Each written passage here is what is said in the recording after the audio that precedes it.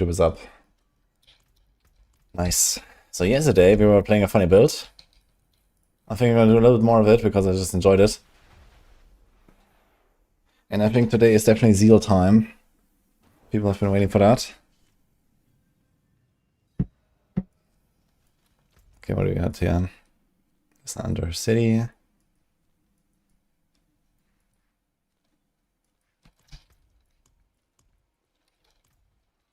can cure what ails you. A potent quantity indeed. Let me do this. Let me do that.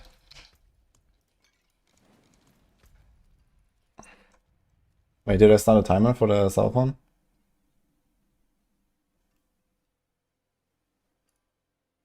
Oh, I think I never paused it, actually.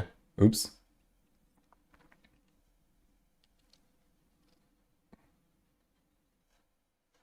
Right, it was just ticking, I think, because... Wait, yesterday, before I went offline, let me double check this. So how long was I away? I think it was like 7.5, right?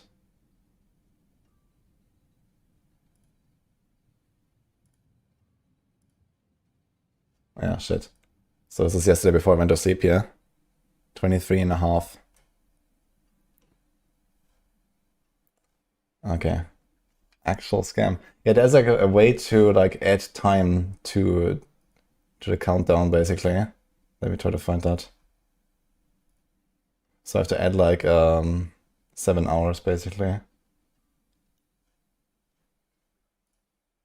But I haven't tried it yet, so I'm not sure how it works.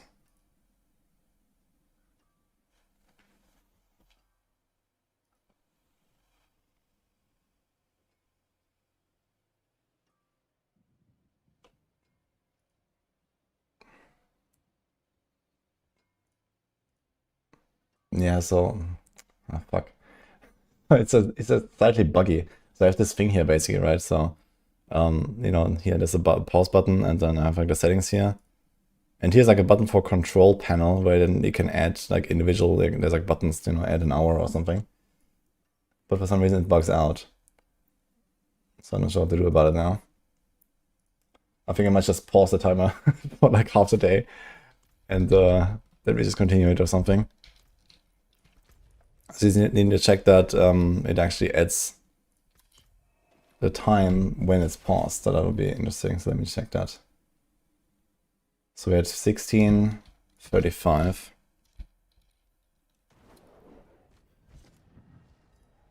Little science.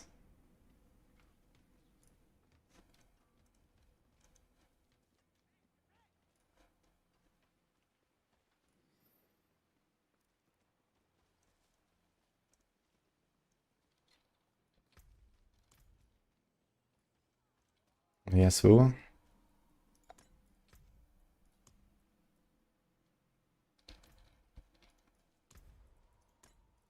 It's kind of... Wait, why can I not choose any other bargains here? What the fuck? Okay, so did it work?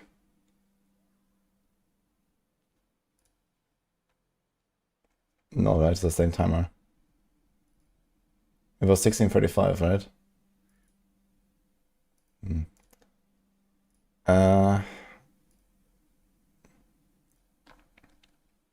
Need to find a solution for this.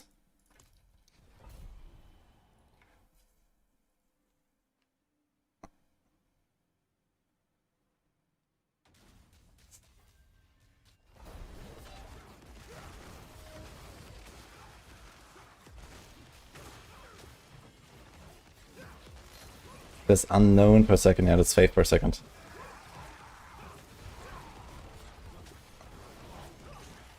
Morning open world lover. Which boss is best for farming XP? I think it's Duriel. It's like pretty close between Duriel, Andariel, and Harbinger. So basically all three of the big ones you want to farm when you have mats. I haven't like benchmarked exactly like okay, how many seconds do you need to run to the boss. I guess Duriel is probably the shortest run if you want to reset stuff.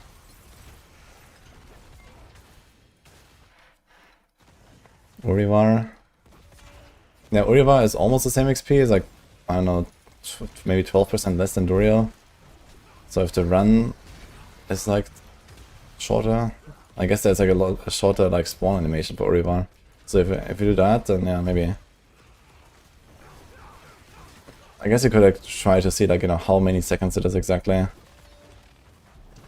I mean, the other thing is that Uriva mats are very easy to farm compared to Duriel mats, right? You just farm under city. And you want to do that anyway for like Titan tributes or whatever.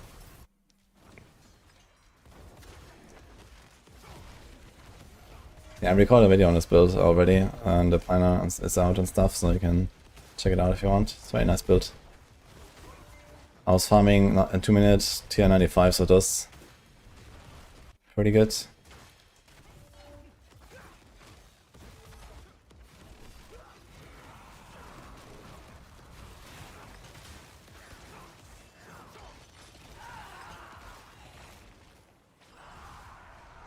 It's also pretty comfy and tanky.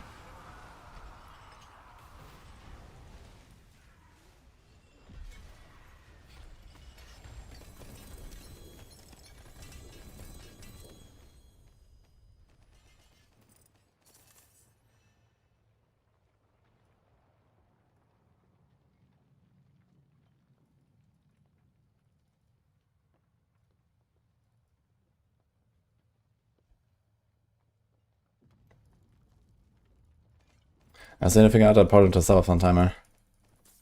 That is, I thought I paused it last time, so maybe it didn't work properly. This whole thing is like a bit buggy, I feel, with the Subathon timer.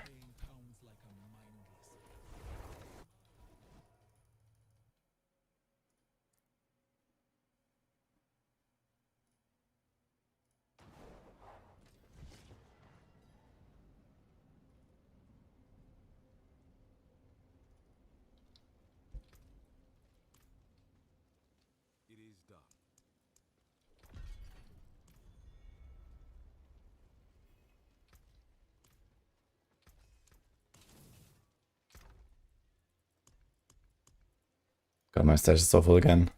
Monk ass.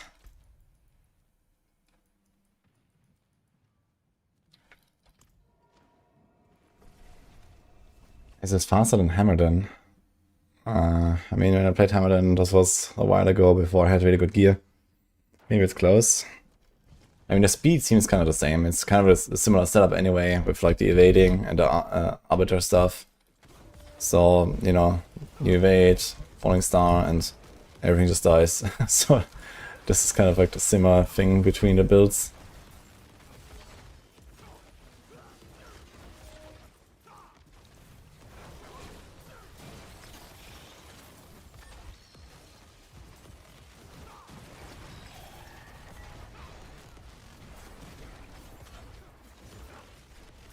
Oh shit, I actually don't have any Heartseeker Oriel. Oops.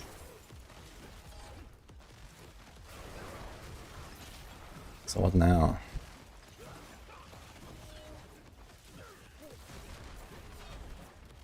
Vashan has very little RP after the first summon. Yeah, the Vashan gives like, I think 3 million XP, and Duria is like 5 million. Uriva is like 4.5 million. So I guess someone can just go and check like, okay, how many seconds is it from like, you know, running in to killing the boss and then repeat, right? And you can find what is like the best XP, I guess, if you don't do it with the mats. And if you have the mats, well, you just use your mats anyway, right? So you just run out of mats at some point. But I guess you can probably still find like, okay, which is the boss that you want to buy the mats for, because it's the fastest. Then you can buy a lot of mats to farm XP.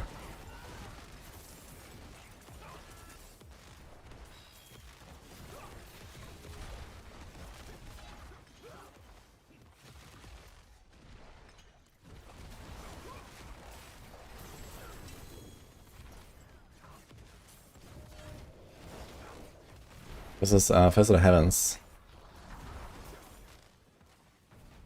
There's a plan in the description on YouTube.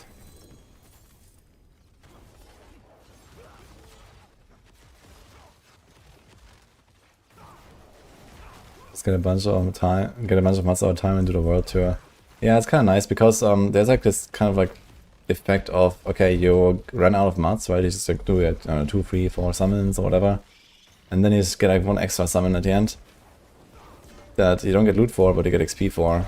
So that kind of makes that somewhat efficient. You just summon the boss one more time, kill it, and you know, get like 4 million XP, and then peace out or something.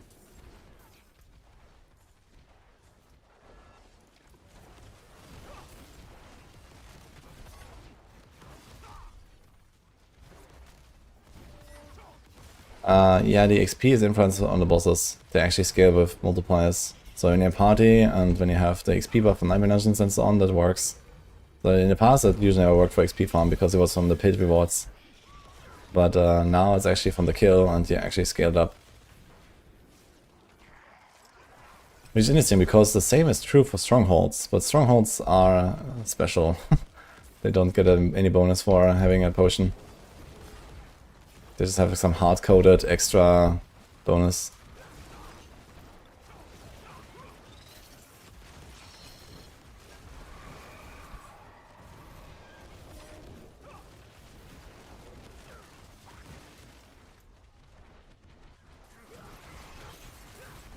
Any tip for finding neat iron? No, actually. World bosses, Bartok, Astaroth, apparently. Yeah, I don't know, I have like 200 of this, but I'm not sure where it's from. I mean, I've done a bunch of hordes, so I guess Bartok might drop them. I haven't done any world bosses. Belial, I haven't done any Belial either.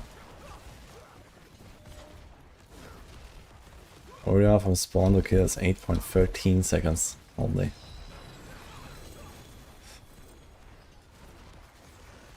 Yeah, I mean, Undercity is really good to farm because you get lots of obos there. And every 4 runs you get an Urivar. And then you can also do the tributes, right? So if you have title tributes and stuff, that's pretty good.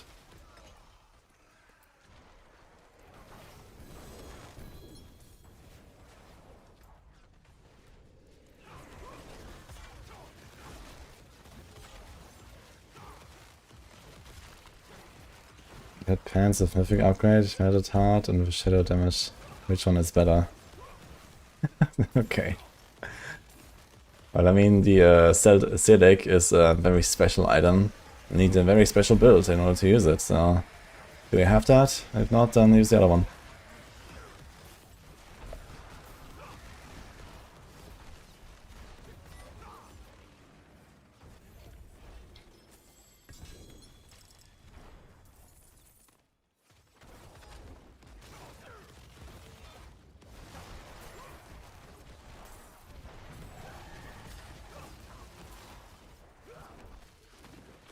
Yeah, Vashan is hot on fire. Summon Duriel, let's go.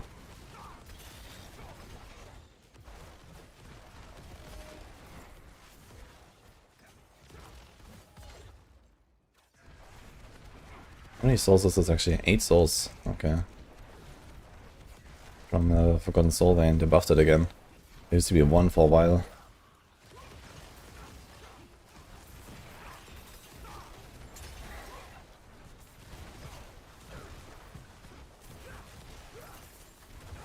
I said earlier, unknown per second is fate per second.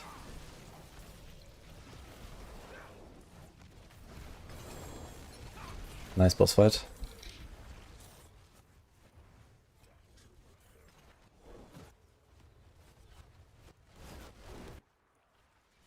I'm playing Paladin in Diablo 4.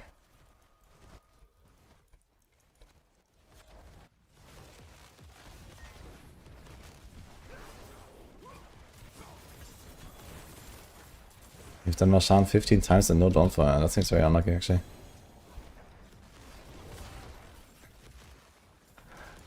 This is his that I haven't built right now.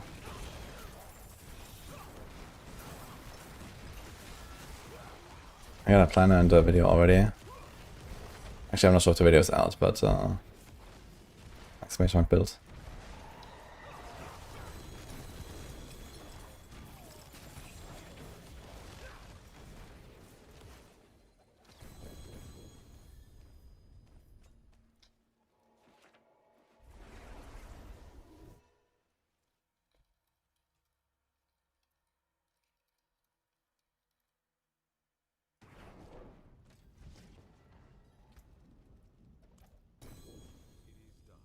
choice. Greater Chaos. DLC is in April, but Paladin is already here.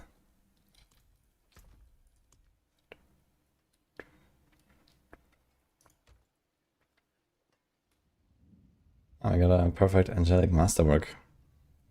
Maybe I'll actually run out on something at some point. Better than starting from nothing.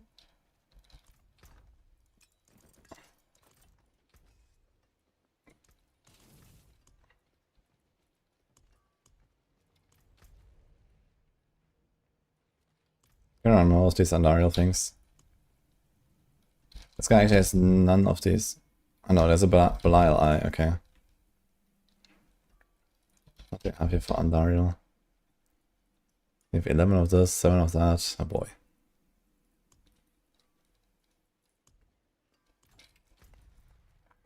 Yeah, this build is kind of fun, so I think I might just do a bit more of it.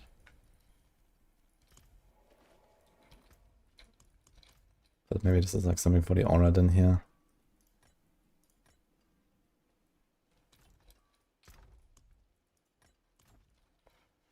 Is this build viable without mythics? Yeah, so yesterday I unequipped every single unique item. And then gambled one 750 item in every slot. Then I removed Preacher. And Shield Bearer. And I was still one-shotting T4, so seems pretty good.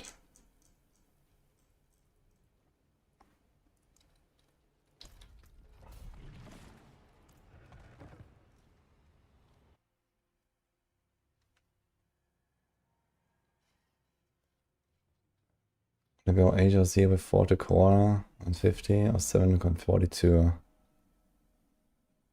Yeah, I mean, you can do the exact math. I don't know exactly now by heart. Gut feeling, I would say you go with the 7. Like the full 50 extra on the Held of Sucker room is roughly a 30% damage multi for your strength and another 30% damage multi for your castle. So it usually Held of Sucker room ends up being something like a 70% buff together from those two things, and then the core ranks. You have like a difference of 4 core ranks, and 4 core ranks are probably in the range of like 10 to 15%.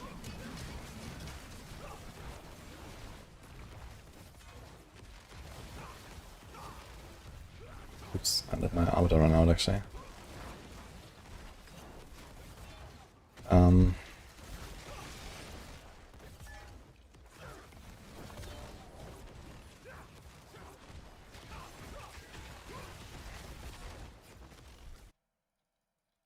So 42 Sucker Room instead of 70% would probably be something like a 60% buff or so.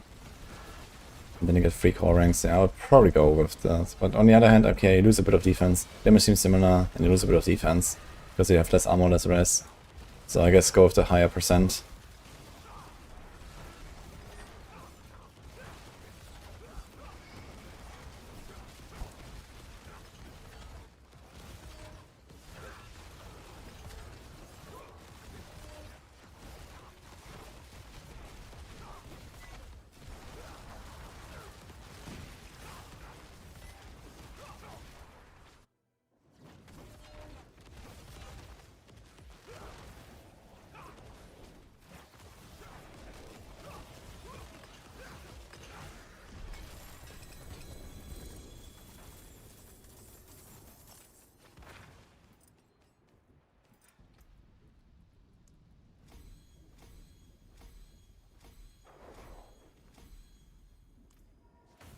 Do I just prefer Diablo over PoE?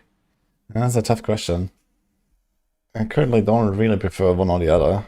I like PoE 2 a lot. PoE 1 not so much, but PoE 2 I like a lot.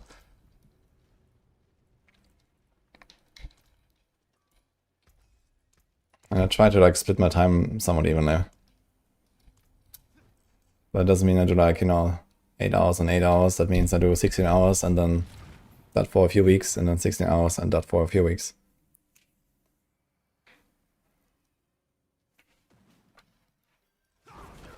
I really need to nerf Castle. No, I think like a 1600% damage multi on one Paragon node is totally fine. What do you mean?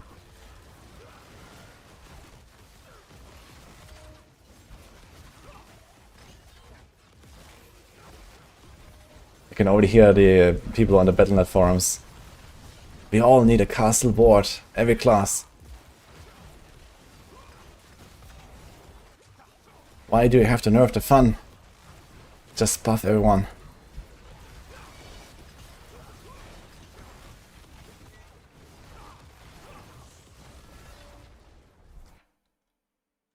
Why on Cracker I use air over Harlequin? That's a lot of damage.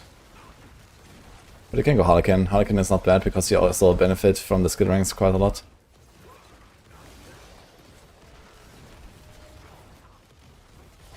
I mean, your main mobility from Teleport Enchant is not affected by cooldown. You know, it can't be changed with cooldown reduction. So Harlequin doesn't really help you to go much faster.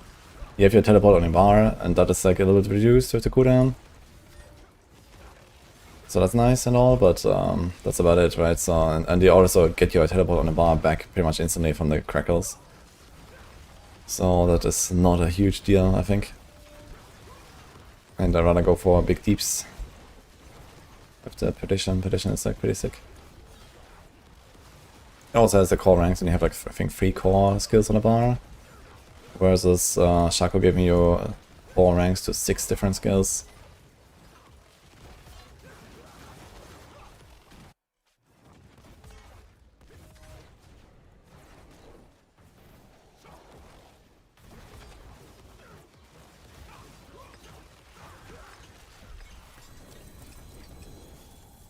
Triple ring.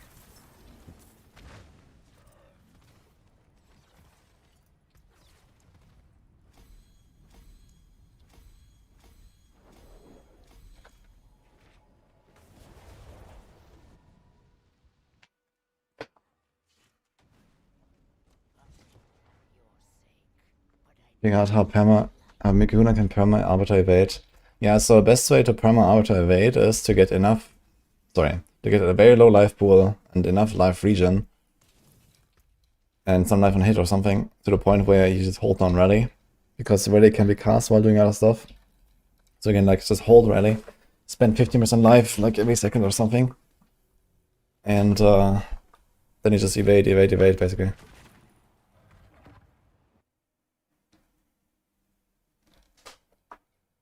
He doesn't run rally, then I have no fucking clue. Ask him, I guess. But yeah, you see, when I hold down evade now, ding, ding, ding. So you can do that. This is definitely the late game version, I guess, where you just like, okay, say screw it. I'm gonna run with like 5k life. And ding, ding, ding, ding, ding, you see?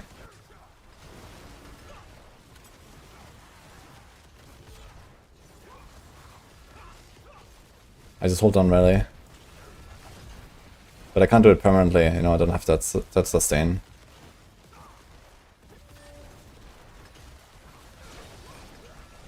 I mean, you can do it with other stuff, right? Like, I don't know, maybe he's macroing his skills or something, right? Maybe he has like some macro and like, okay, you know, every 2 seconds it presses this aura, and then every other 2 seconds it presses the other aura.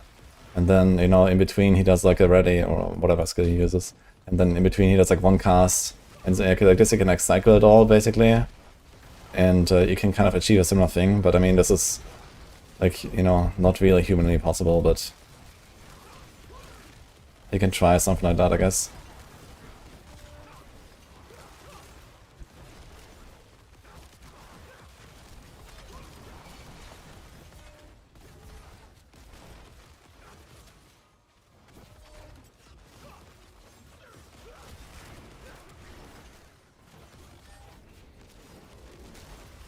Yeah, the real way to do it is just like get enough sustain so that they can hold on rally. And then you just like never stop. You just fly.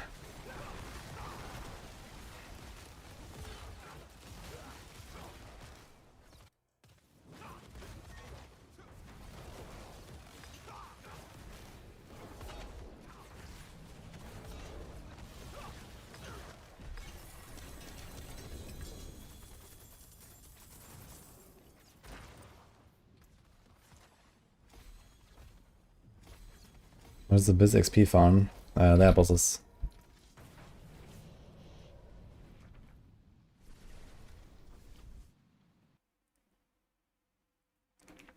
You can perma evade on Blessed Hammer with just attack reduce evade cooldown and arbiter evade boots. Yeah, but when you hammer evade, that's not perma evade, that's hammer evade, you know? There's a cast in between. That's wasting your time. So the point was, how do you perma evade? And I just explained how. Greetings. How shall I guide my hammer?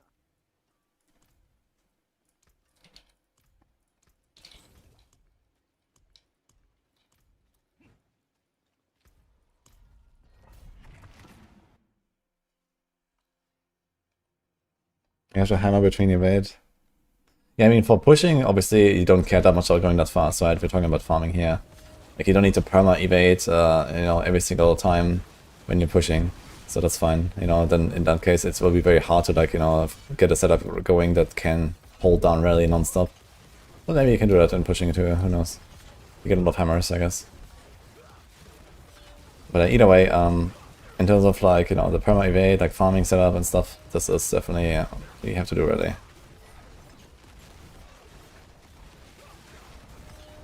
But yeah. Besides that, I mean, it's not a big downside to do like one cast in between and stuff, you know, you kill stuff with that anyway and so on.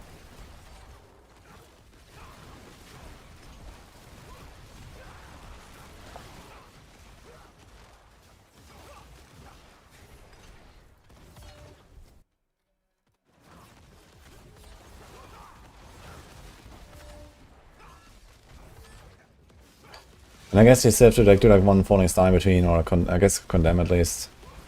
Condemn can be cast for doing other stuff, so this is not really a downside. You can also just like, you know, if you really only want to evade, you can just do the condemn. Because falling star might be a bit of an issue.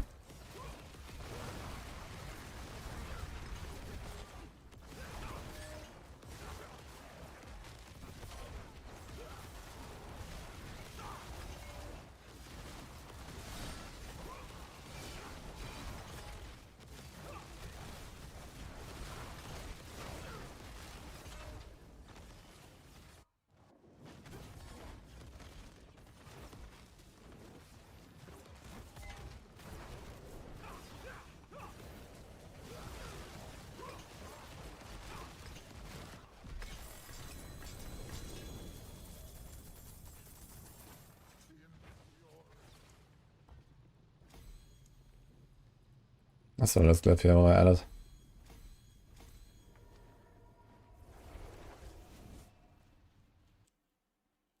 Yeah, the Ancestor Amulet is sanctified, replace one affix. Yeah, on legendaries that was supposed to happen. Sometimes. On uniques it was not supposed to happen, but it does happen.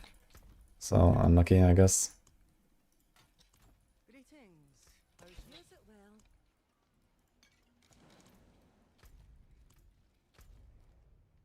Got a creek.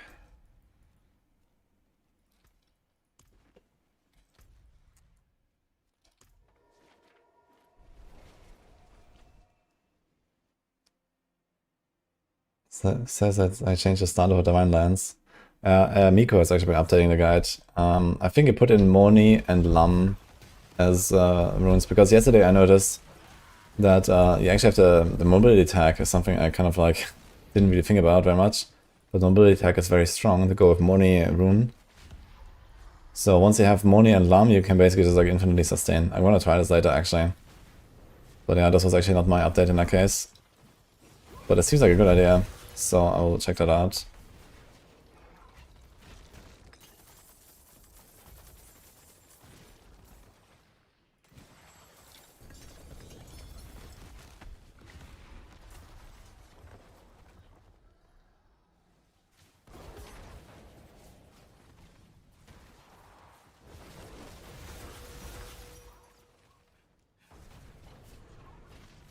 Unknown per second is 5 per second.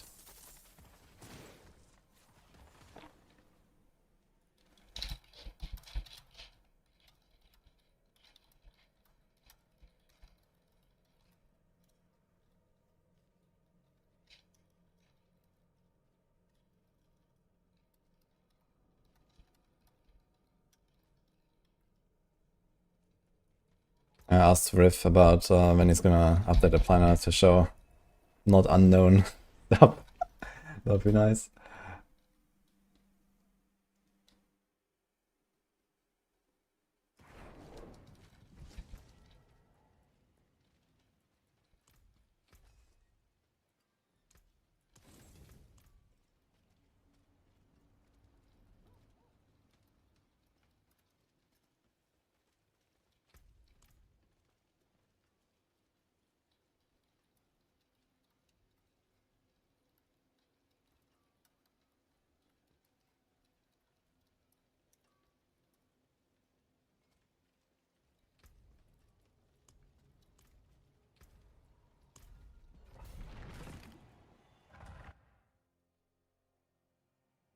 You got a status on your weapon. Yo.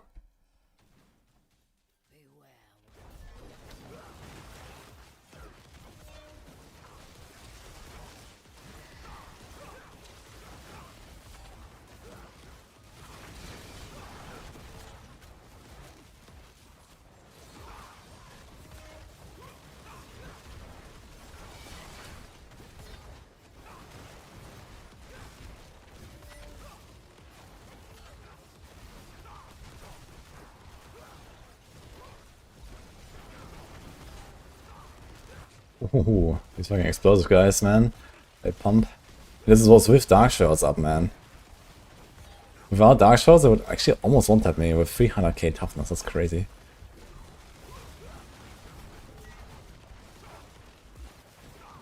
HP moved, man. Monka.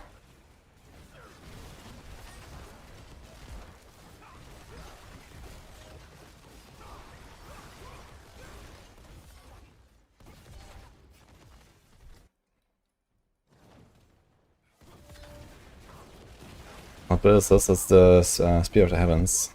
Fist of the Heavens. There's a planner in the description.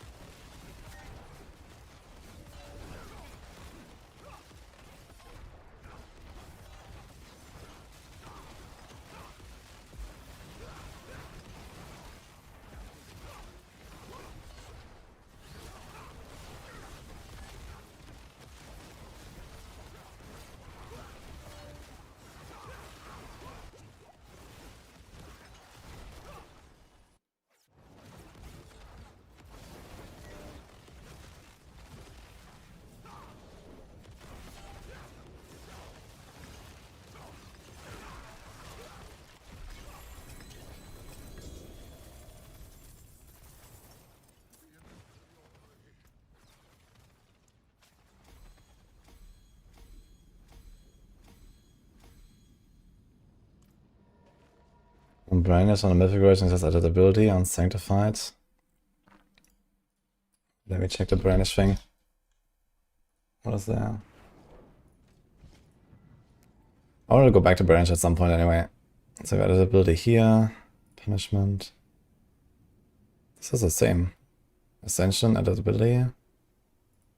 Yeah, for here we put it on the neck as Sanctify. So I expect that ability exists as a Sanctify, because it's pretty generic. So this is the ideal outcome then.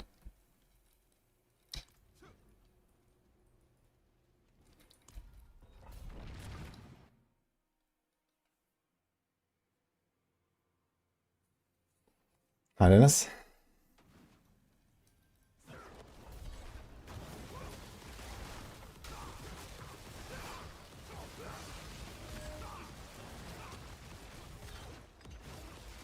I'm gonna take a look at the Divine Lance Guide real quick after this run. Because I know Miko has updated it last night.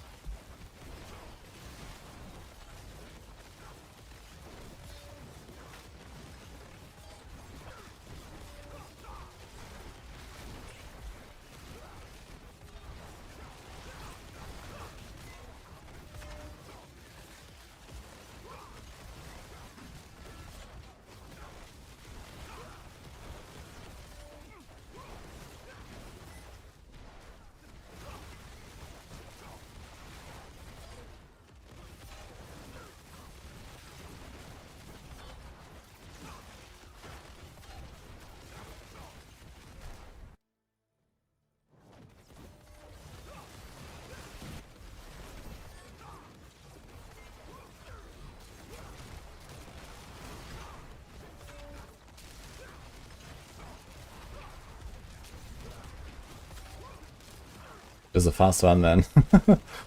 Crazy.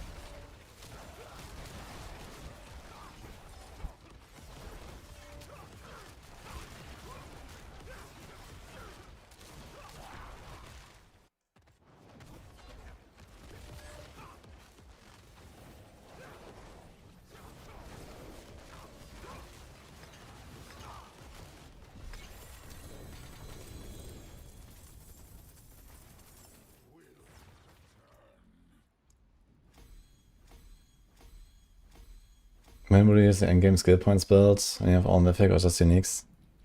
I mean, you can probably even do it from the starter variant. As long as you have enough resources, you know, I just put in the Holy Bolt there, just in case, you know, for people that run out of resources or something. But if you don't run out of resources, you just do this. And when you have Sim Lam, for example, you get a lot of resources back, plus they're ready, so you don't really have to worry much, I think. Here's an Arbiter.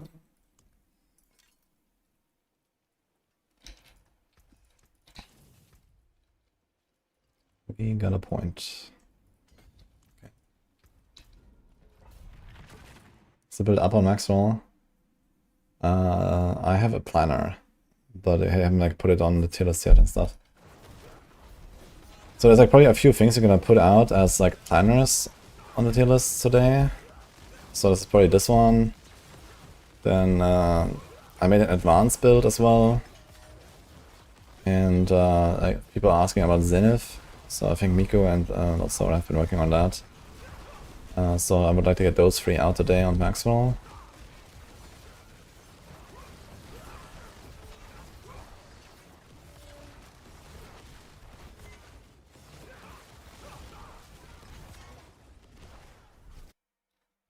Is Shield of Retribution still the best overall build? Yeah, late game it definitely falls off a bit in speed compared to the others. I wonder how high it pushes still. I think it still has like one of the highest pushing potentials. But yeah, it doesn't go as fast as something like this or a Hammer or a Wing Strikes or something.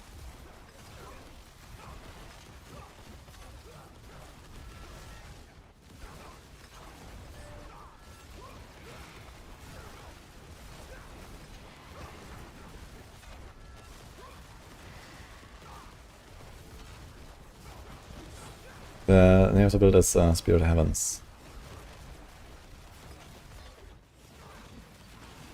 I'm gonna start having build name on screen. I'm gonna pin it actually. I think don't I have it pinned actually? What do I have pinned right now? From yesterday.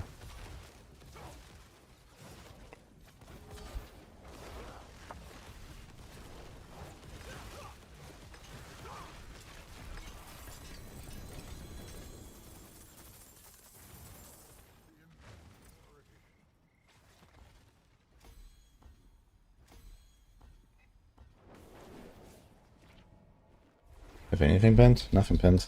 What the fuck? Okay, maybe the pin just falls off after some time. Because I never remove the pin usually.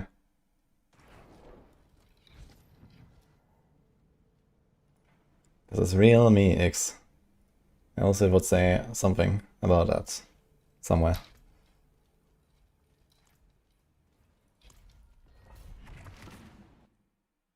Okay, show items or least weapon. Sure. Here is my weapon. A beautiful 75% grizzled.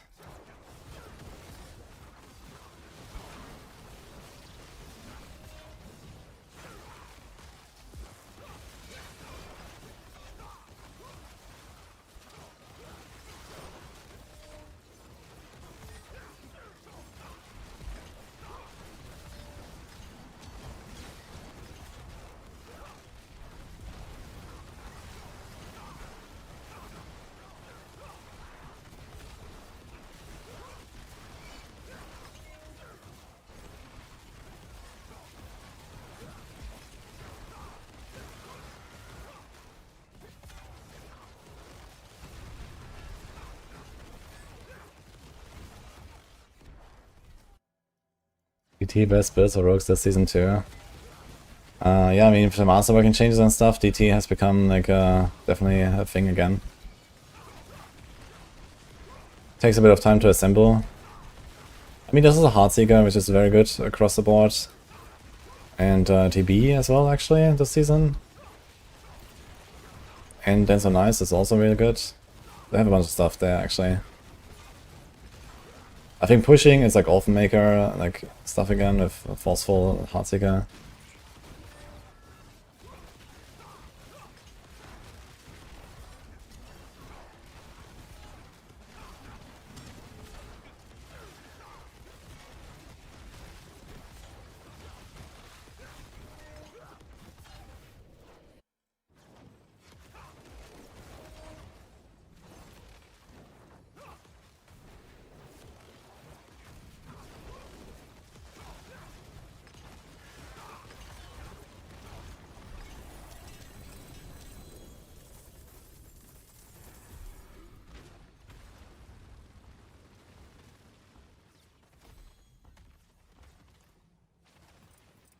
Don't know, those gifts to 100 now. Fuck it. By the way, thanks for the subs earlier. It was a Karapuka man. One was mine, actually. And I were probably some while I was away, so thank you for that as well. And Tara, if you're here, Chian, Trix, hit a few. You're almost at the next goal. Okay. I think we're gonna do another little sub-gift promo today. Wait, how do I set this up again?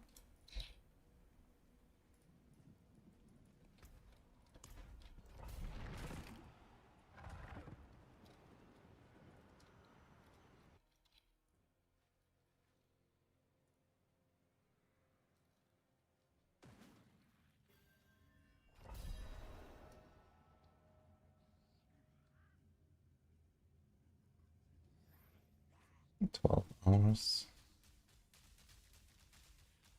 Okay.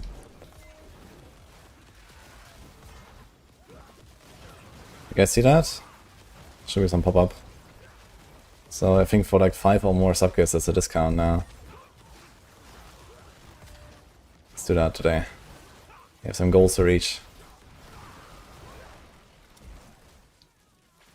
And Merking's just gifted. Wait, I wonder if you got it actually. Timing. 14. Okay, thank you so much, man. Holy shit. Wait, is that a 2K now? Let me check. I guess so. Seems like a very suspicious number. Thank you so much. Evade from the sub. Let's go.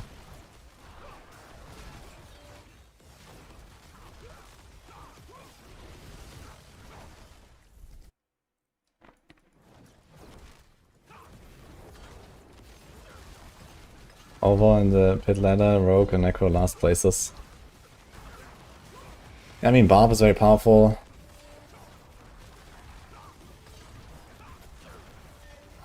Druid? I'm not sure. I guess it's just Polarized. Apparently they fixed all the battle bugs again on Polarized, so I guess that should be pretty good.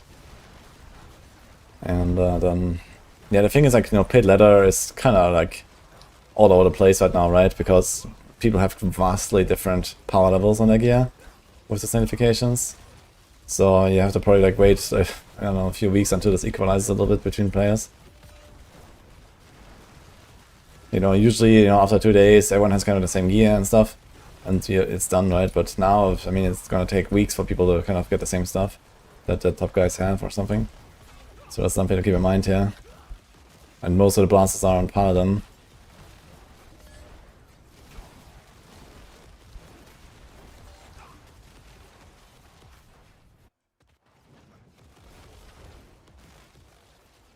Yo, the Incredulous. Hello.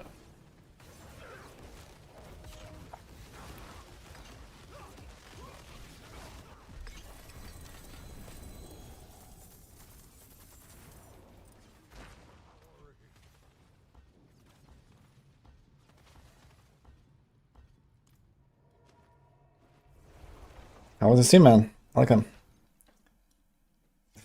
Oh shit. What is happening?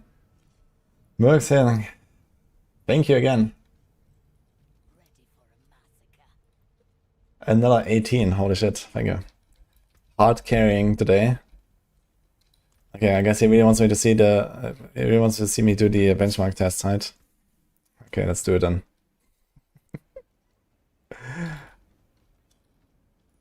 So we had a goal at 2000. We have two things to do actually. So every 500 is a spin the wheel. That's gonna be fun. And then we have this humanbenchmark.com all tests. So you have like these 8 different tests here.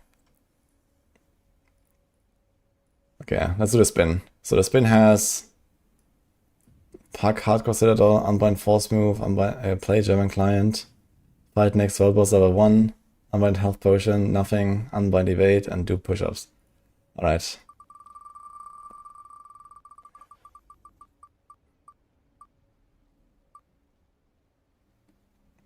Okay, I need to play a different build, guys. Unreal, dude. Okay.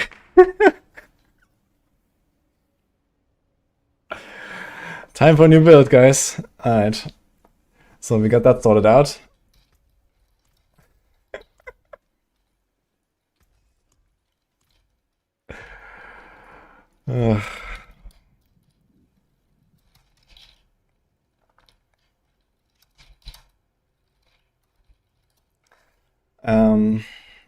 And let's do this, yeah.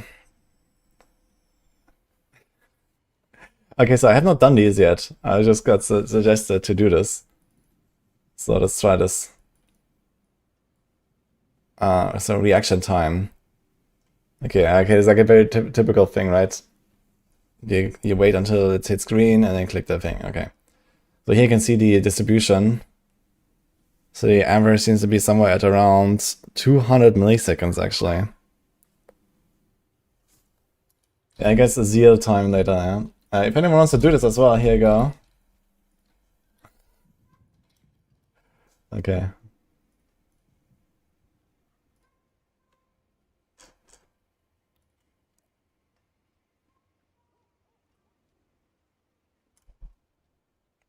Okay.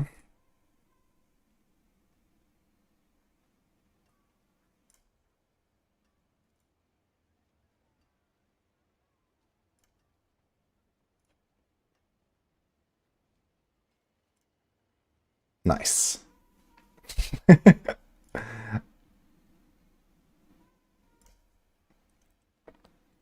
Okay. Does it give me like a comparison now? Save score. Okay, I'm in the 75 percentile. Is that good?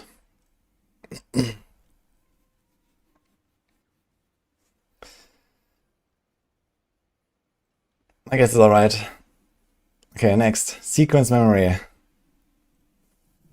Can I move my headphones for this? Not even 1%.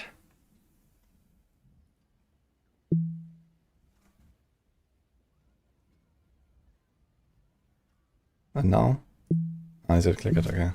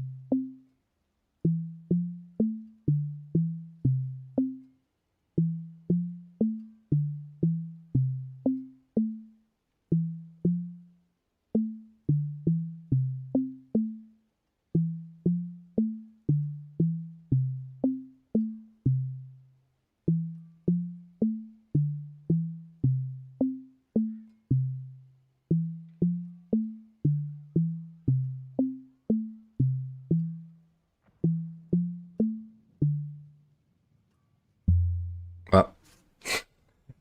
Okay. Try again.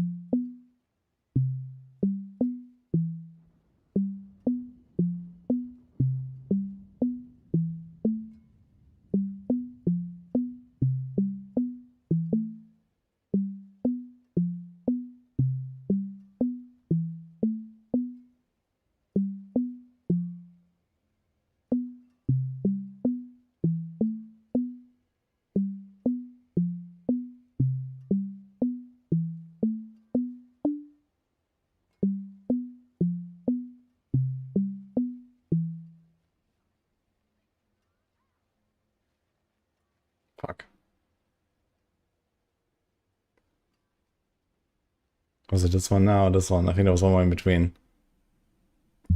Yeah, fuck it. Okay.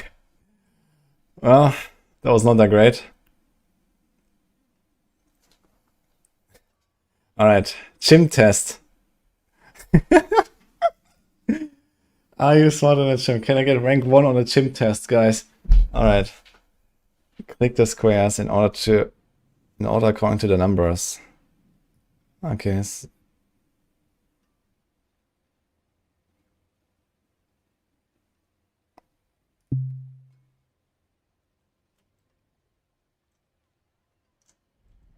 What do we do?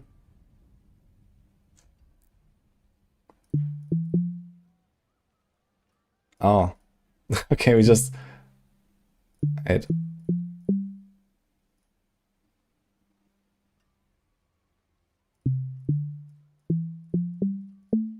Okay.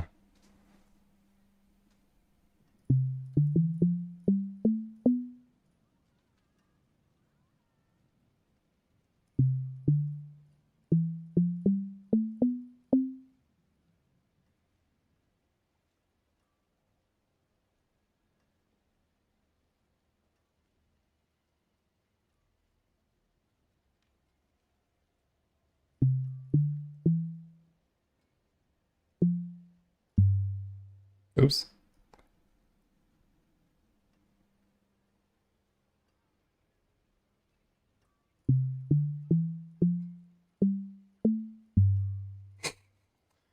Maybe I am a chimp, guys.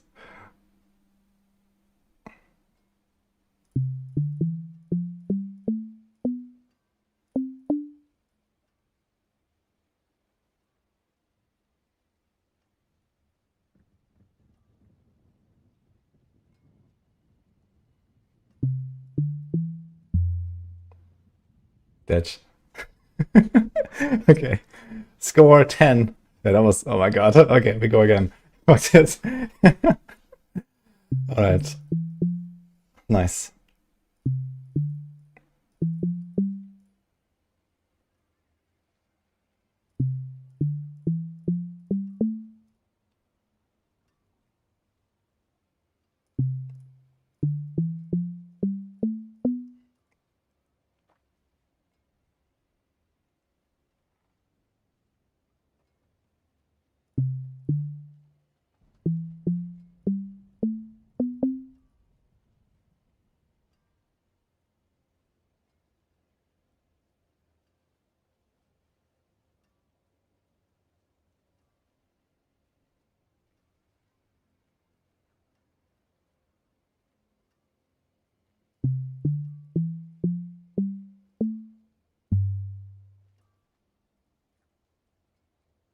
Actually, chimp, guys. Holy.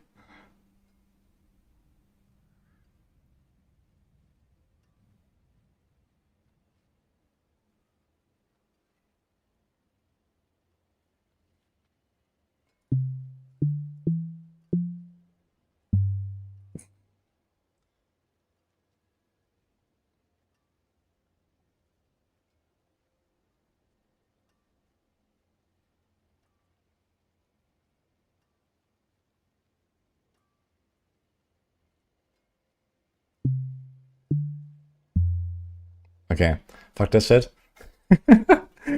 Let's do the next one. Aim trainer. Oh boy. Hit 30 targets as quick as you can. That is gonna be a bit annoying. Okay.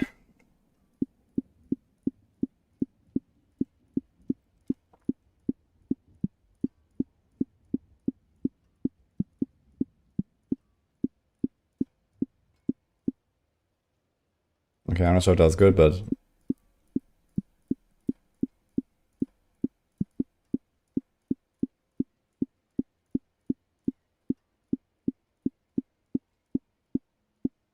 Been a while since I played some shooters.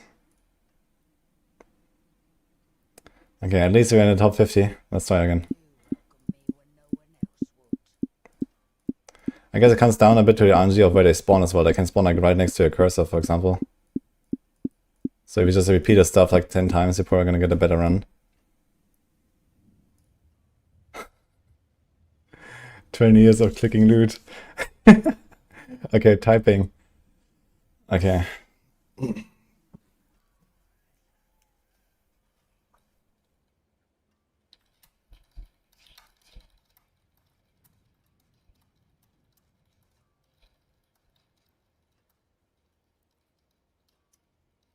God.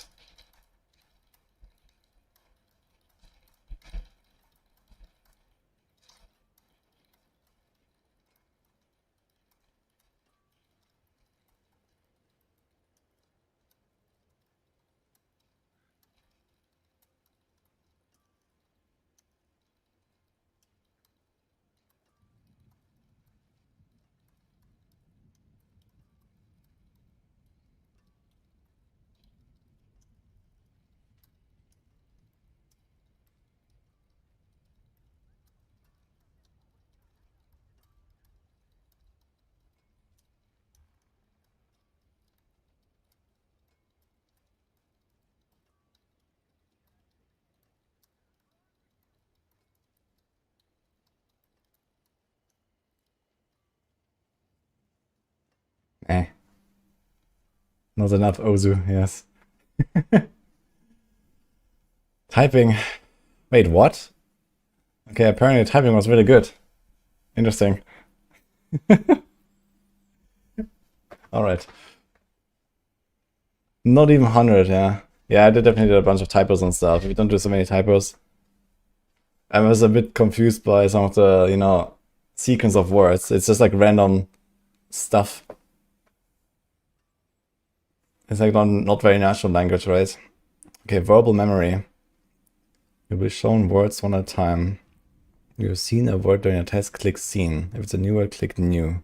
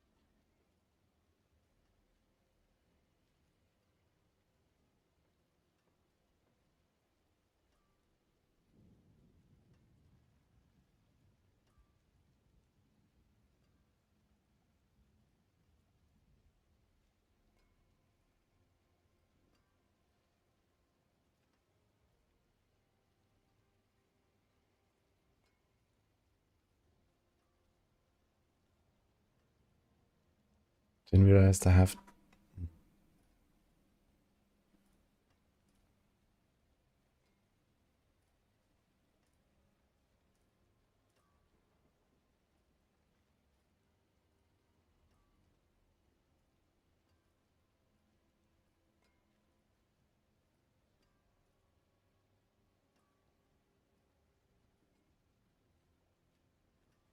What the fuck is that word?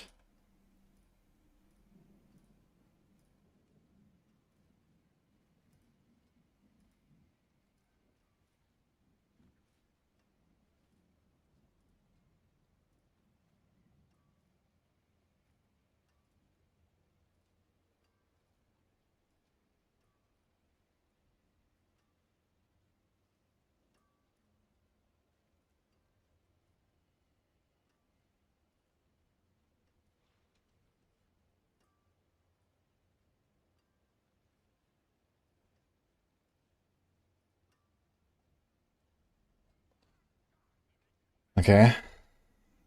How good is that? Oh, very good actually. Nice. Alright. Number memory. What are these words, Ben? Did I just read? I don't know. Okay. You know Shillag from a D&D. What is that? How do you even say that? Shillelagh. Apparently. It's a traditional Irish wooden club or walking stick. Okay. That's what Gemini says. Looks like that. Interesting. Good to know, guys. Number memory. Okay, so how does it work?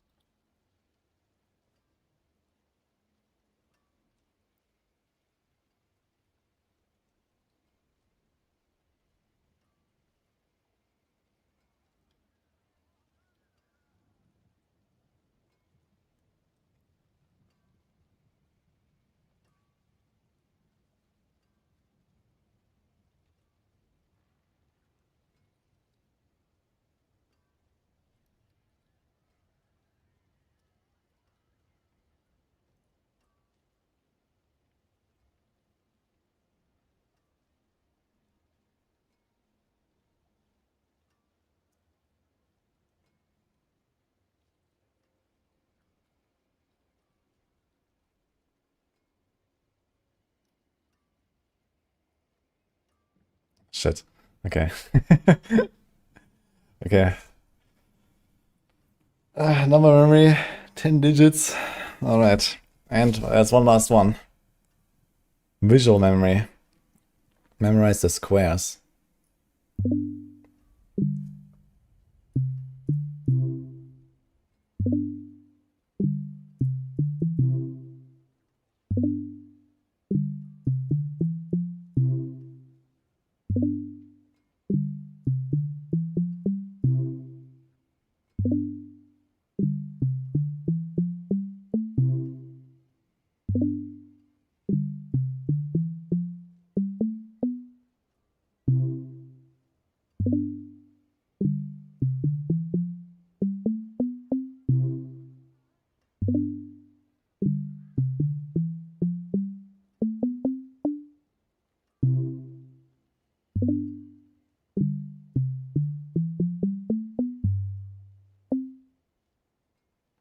Find one of these.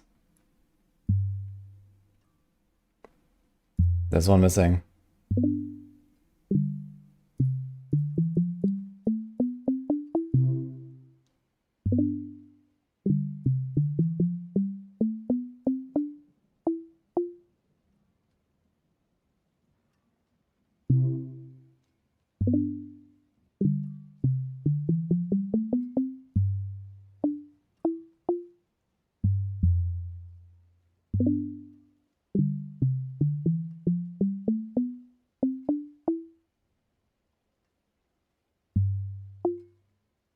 Fuck. What? Another one. I have no idea, man. YOLO. Okay. Okay. Visual memory was really bad. Okay, guys, we have confirmed. I'm really good with words. And I'm a chimp.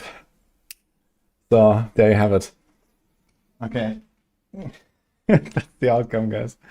If you want to do this yourself, here's a link. And tell us how you do. Oh shit, I closed my tab accidentally here. I'm gonna put a timestamp for this into the Subathon sheet as well, so that people can watch that if they want. Let me just find it.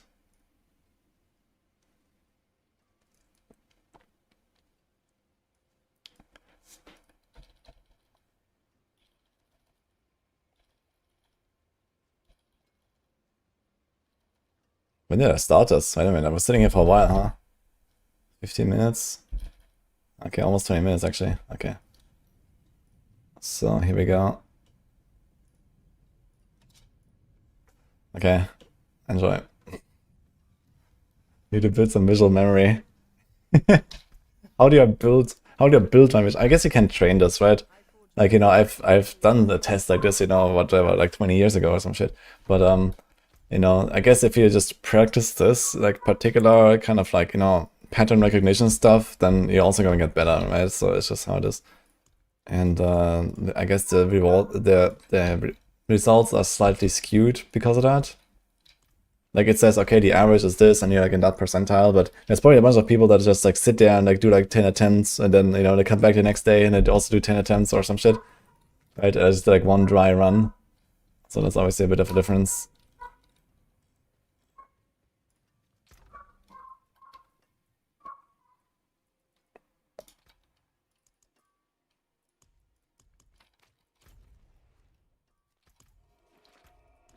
Ah, wait a minute. We had a funny little incident here. So whoever gifted me those subs earlier, Mersing, thank you.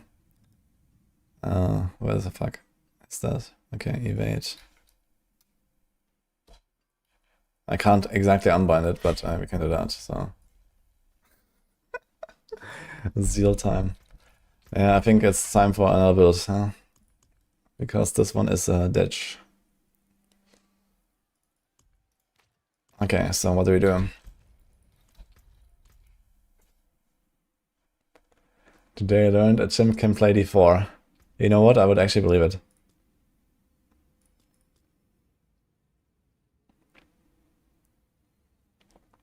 This is my aura guy. This was my lance guy. I think I have to take the ideas a little bit here.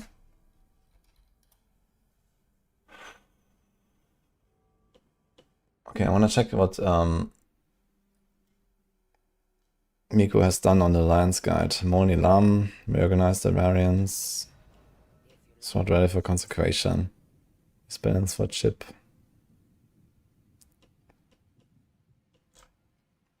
It's gonna be interesting. Actually, no ready.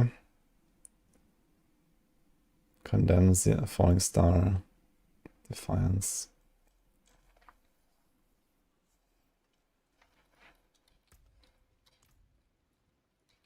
Okay, I don't need that thing.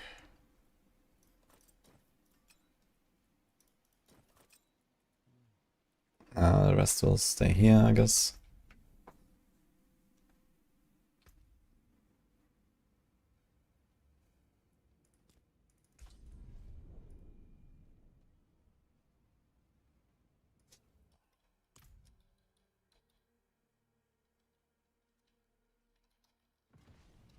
Truth be told, I've never been the sort for towns. What build is the title talking about? This was the Wizard of Heavens build.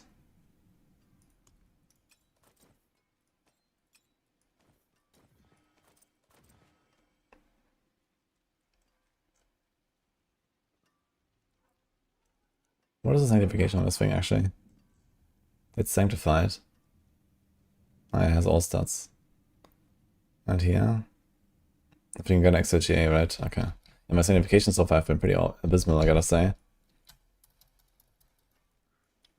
Look, you can click evade now. So you can play Hammerden like that. By clicking on evade. It's gonna be glorious. Okay, this looks all fine.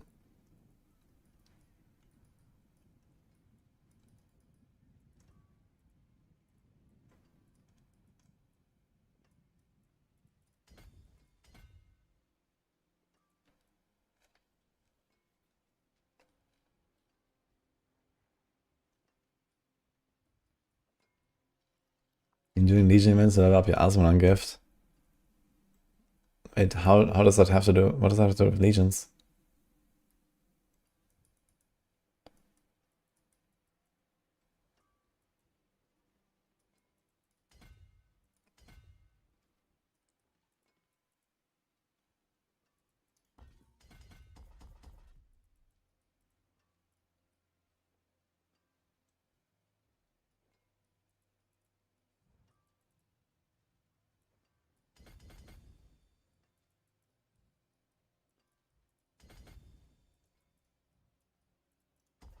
Actually.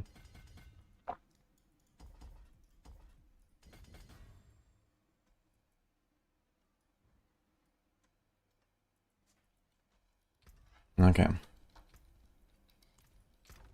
8 pence. These are all world events. Ah, wait, you get like a rep there? I thought it's only world bosses. It says earned by battling Asmodan in the overworld. Like, how do you get the rep?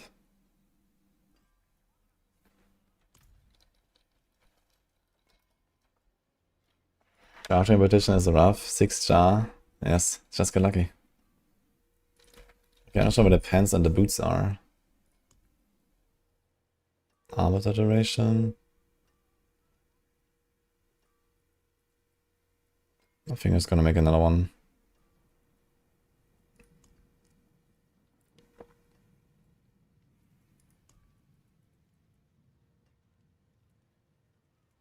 I have 5 to advanced pants there, holy. I also have a lot of Thorns items, I need to make some Thorns builds at some point.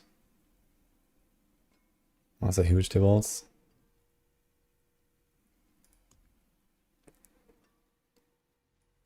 There's Fist Wrestler, I think. Oh, nice. There's a 750 pants for no reason. I forge more than horseshoes and nails. What do you need? Boot. Doesn't matter which boots I use now, actually, because we're not going to play with evade. Okay, wait a minute. Didn't we have like, something with the Divine Lance size already? I'm gonna do a bit more of the Divine Lance before I jump in here. So first of all, we have a big glove that has the Divine Lance size already. But this thing is kinda nuts.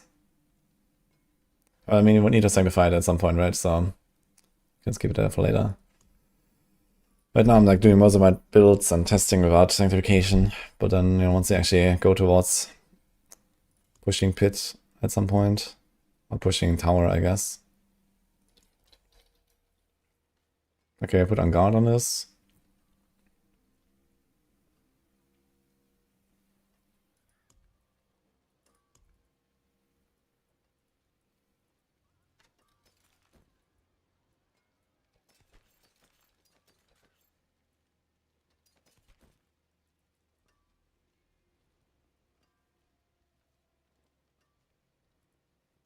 I probably want something that has like GA movement, right? We have 150.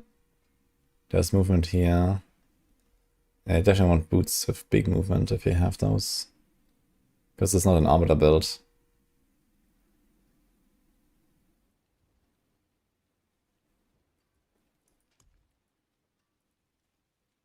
Like that. Okay. What's still got some good in it? 185, that seems good. Deal you need. Okay, we have the land size. We do on guard. And then what do we have as the other utility temple though?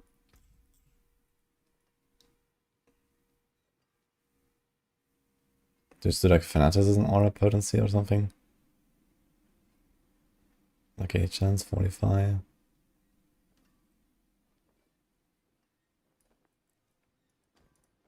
Trying to remember what I had there. Maybe I was running Arcadia actually, right? It could be that I was just doing unique pants. Which is kind of funny because I'm not gonna even like ready at all.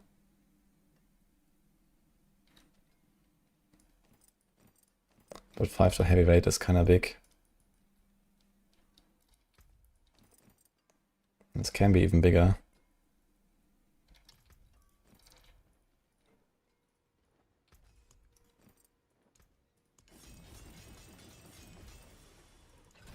Solid bits here. 7 to heavyweight. 66.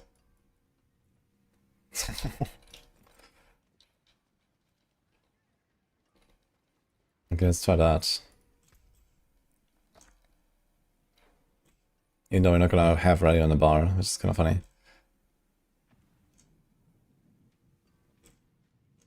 Block chance, 100.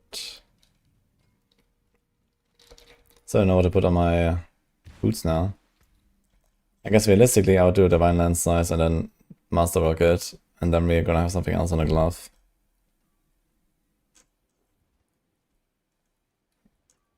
But I think in our case, they might just do it like Violet has an aura.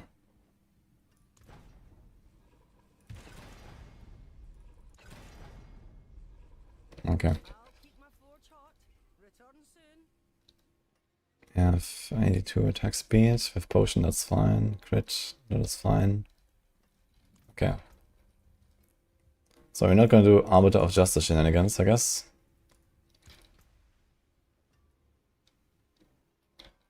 I probably don't need the resource here either.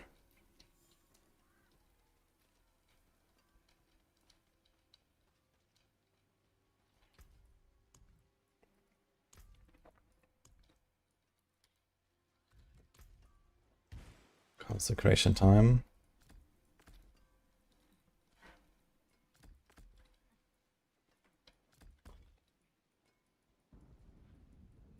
I think it's running Condemn as well, right?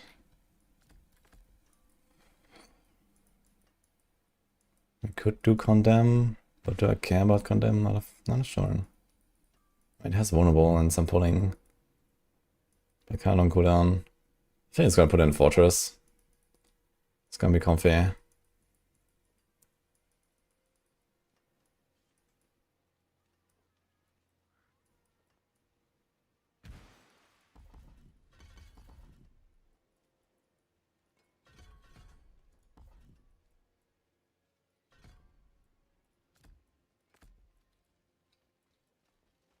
Okay, so something like that.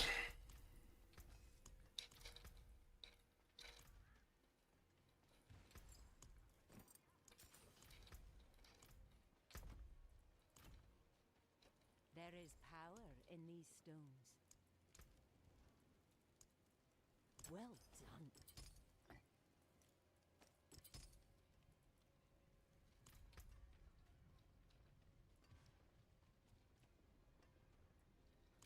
Any upgrades on this?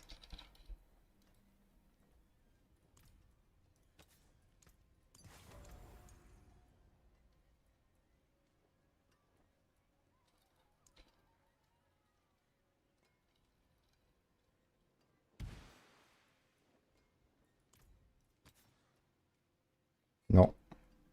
Bright aura. The wonders of Okay, what do we do here? fingertips. I may help you. Maybe don't need a GA movement actually, because you can probably just put like one of these here. Like Unstoppable Force, you just get 20% movement. I don't think that's really anything that I would like to put here. Blocks have a 45% chance to freeze the attacker. Wow. Wild Bolt, maybe. Let's do that. I guess realistically I want a movement thing there.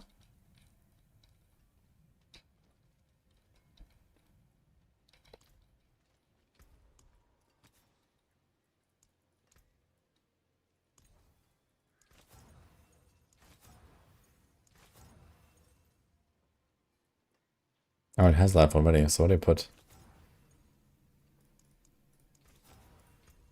Can do faith per second, res. I don't think I need the faith per second. Fizz res. I mean, okay. My magics await your return. Greetings. How shall I guide my hammer? More there than I thought. That's a lot of strength. That's my nice book, by the way. With 125 all-stats, 750. Beautiful item. Okay, so now we change the runes. So we do Moni Lam, which is gonna be easy peasy resource. I wonder if I can just like not press anything else besides my Diamond Lens. That should be fine actually. So every time this triggers, we get 70. Cost 2, get 70. Cost 25. So that actually, okay, so it costs 50, 100. Then you get 75 back, plus the modifier, so you get all back. Yeah, this should like infinitely sustain just from that. I want to check something.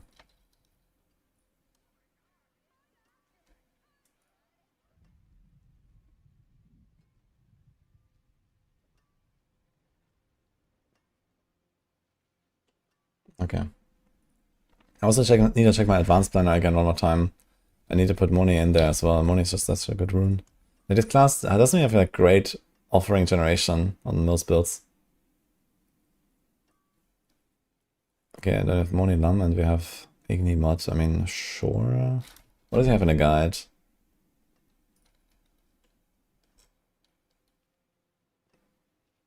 Full. Yeah, okay. Shock, Salad, Revelator, Herald. Okay, so I actually have the same shit and I forgot about Indomitable. Oops. I forgot we have a very funny little Paragon board.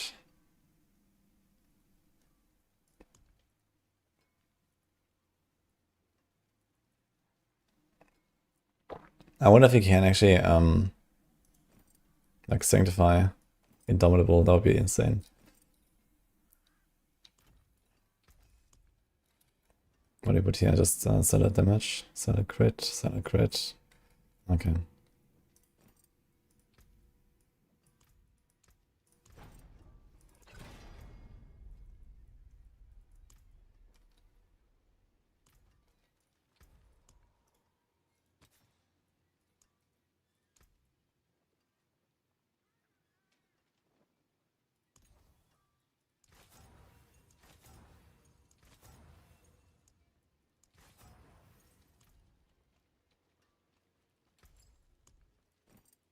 Beware the envious, my See some steel you need?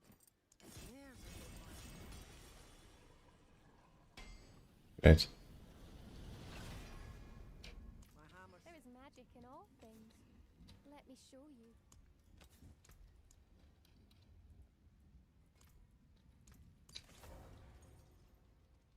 Where the stars around here you are.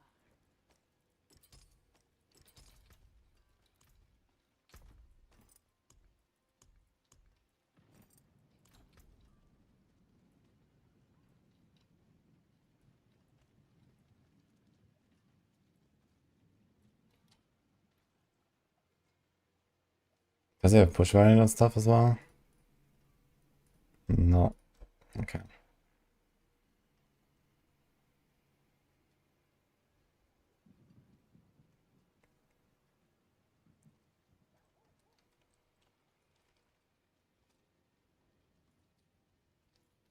Exile is running. This is here. I'd like to get a Vex in here actually. Vex is kinda nice. I think I'll just see a Vex. Oh, my scroll. I get my scroll. 20 waves, a curse stone with Oradan. Yeah. Yeah, that seems to be like the standard for me as well. I just stand there for like 1 minute and get 20 waves. It's pretty good.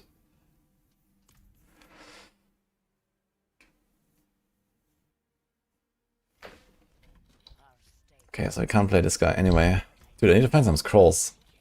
I have 3 in total right now. And one of them died. So I should like juggle my scrolls.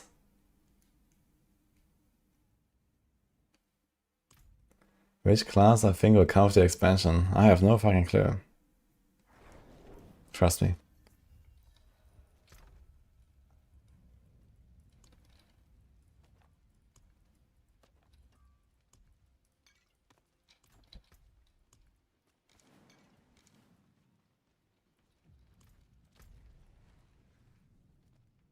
I have another city, we can do that.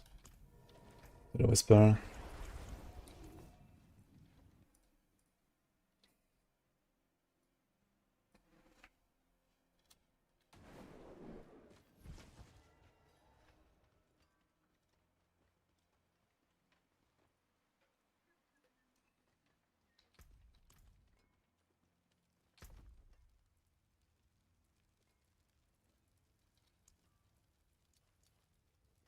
I need to get rid of some items here. I have like too much shit. Actually.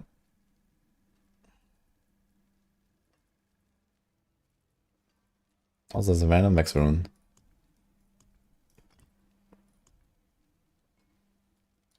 Where are these tributes?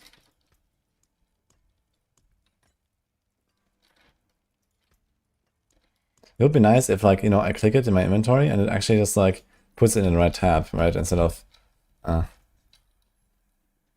Meanwhile, 6-song DLC got announced. Holy, they're on a roll, huh?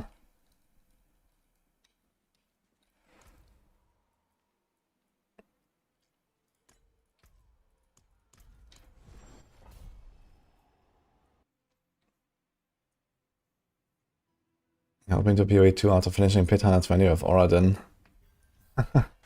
Alright. I mean, 120 is a good goal. Guys, my character's not moving when I press space. Something is wrong.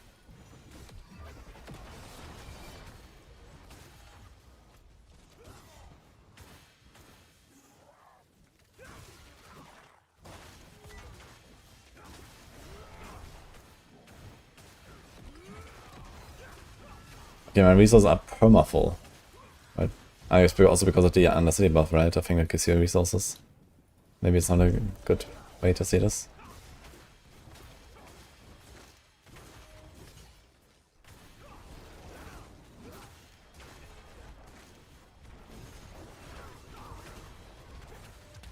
I had to do a free Silksong DLC, interesting.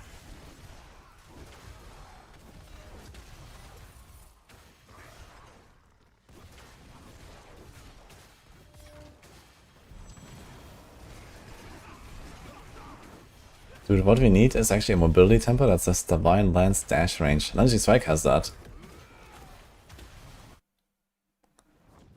That'd be kinda interesting.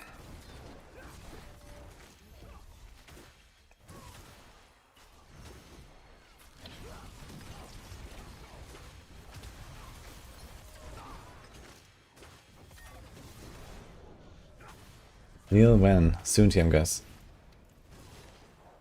Problem is, like, I would like to try to Zeal evade stuff when I play Zeal. At least I want to see it. I'm not sure if I would stick to it, but that'd probably be something. Now it's a bit of a struggle.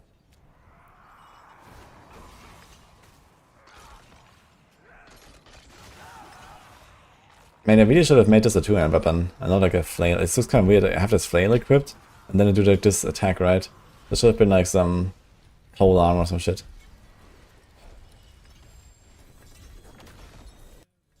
Oh, he wants me to sanctify something. Well.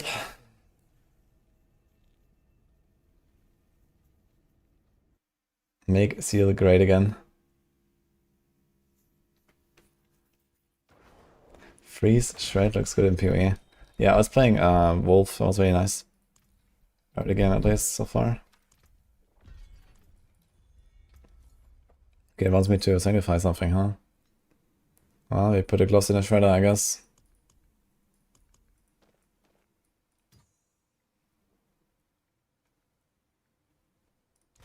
New affix. 14.5 cooldown reduction. Alright, I'll take it.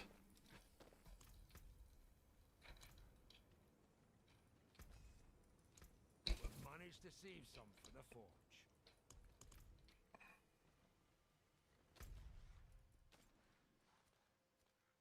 Oh, PP, guys. Incoming.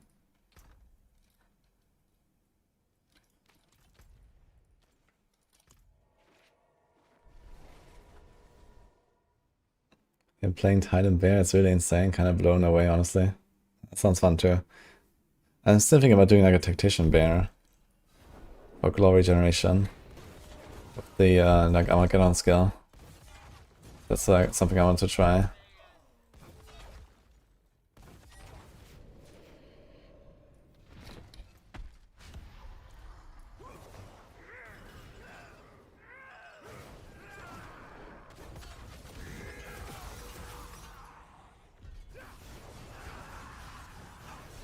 Ah, wait a minute, because in Fortress everything is free to cast, so... No. Yeah, look at the resources, you can just stand there. Nice. That's pretty comfy actually. I think even without the starters. Oh.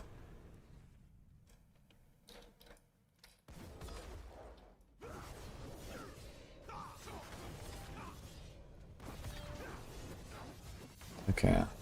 I guess pre-starters you might want to put like a resource cost roll or two. or temper to make it a bit more comfy, because it costs so much when you get started. I have 117 faith, and this costs 48 for a cast.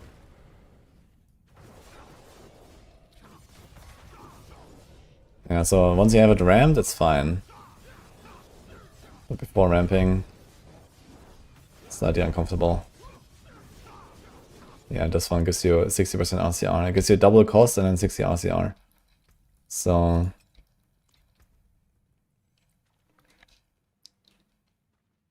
now, fun fact, do we care about that? Actually, I think this is actually just better, right? 115%. So you have no ramping. You don't have this problem. So I guess we just do this. Okay, easy clap. How's this actually? Okay, it's close. It works. But I have a shroud for the extra resource gen.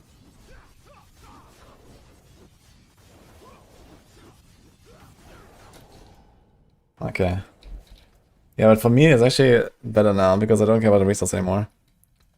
Yeah, but you do like 1 or 2 resource tempers and you're fine, so this works.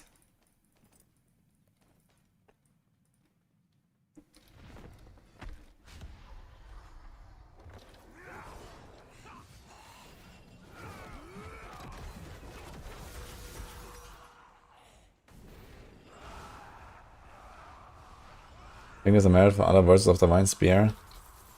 I mean, the Disciple one, not really. I think this one, I mean, it's kind of the same thing, just like in one line instead of in a spread, but you kind of like overlap these anyway, right? So this has better clear, hits the same number of times, and it has all the salad stuff. So is there a reason to play with the Disciple stuff? I mean, maybe actually. So we have the Arbiter stuff here, which is not terrible, 50%. Maybe, actually. And you also have some other, there's like a sovereignty aspect.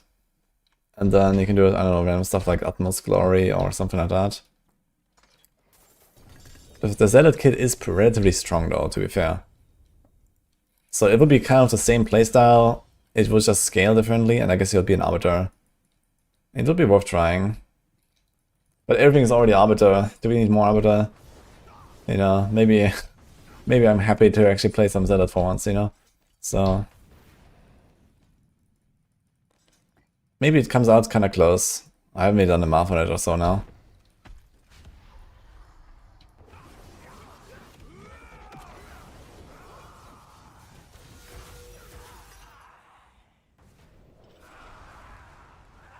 Yo, Joshishi. The throw is a pretty huge number on it. Yeah, the throw, I want to try the throw. But, you know, you need positioning, right? So I need to like falling star in position and then bam, bam, bam, bam, bam. Also, I don't think it works with Light's Rebuke at all, so I need like a different weapon.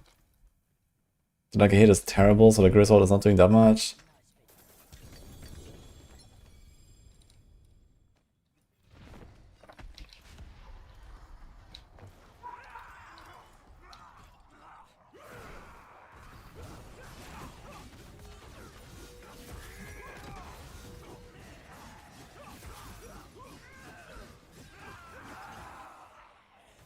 I mean, I didn't change anything else, right? So you have all this other stuff right now. Maybe you can do something with that. But positioning on bosses especially is gonna be a bit of a yikes. Like in AoE this is fine, like it bursts, so when it hits like a pack I think it just bursts, right? But on a boss it doesn't.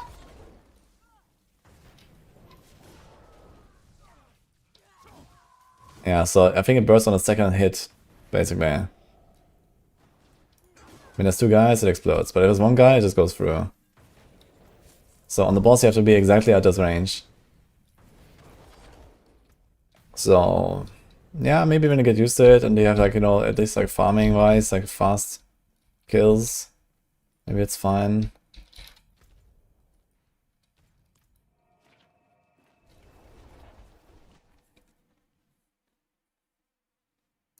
Sanctified Apologetic Fury on a Griswold.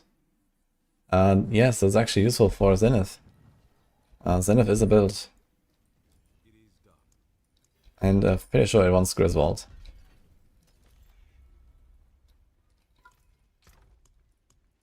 I mean, arguably it's somewhat of a niche build, but it's a build.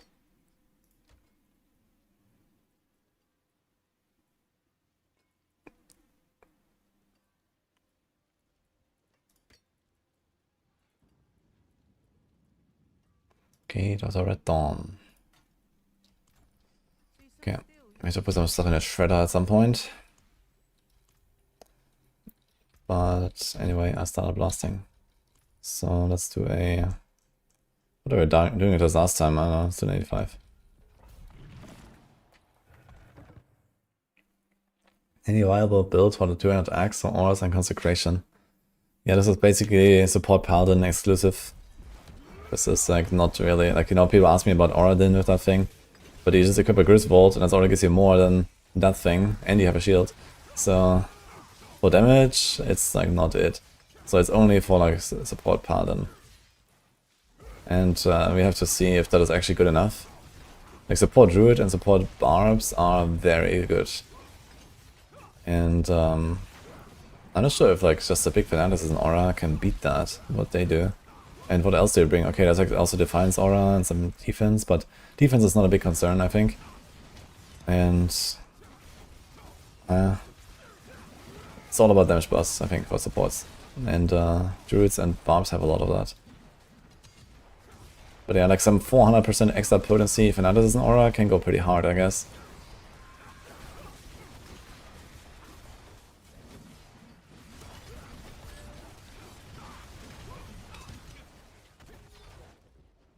I'm just holding down right click and walking forward basically with this build. And that's it, and it seems pretty good actually.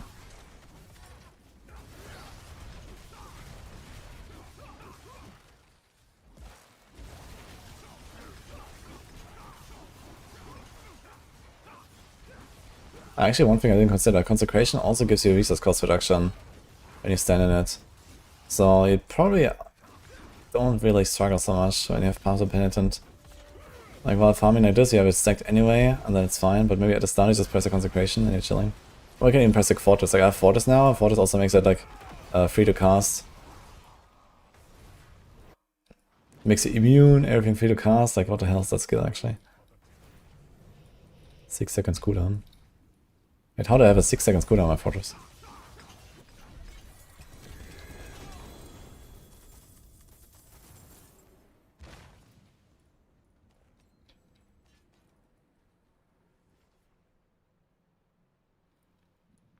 What?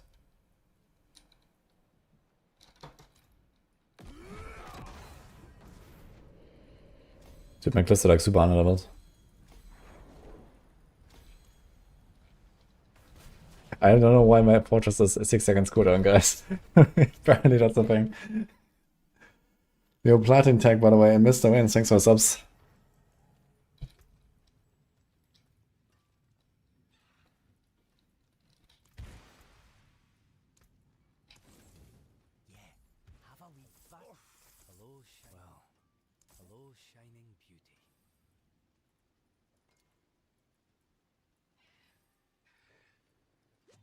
Two to Righteousness. I'm gonna save that back.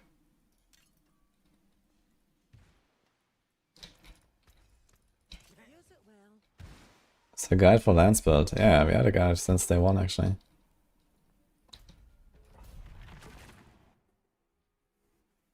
Freeze Call of Escape, 6 second cooldown. Yeah. Mosaic Cake as well, thank you.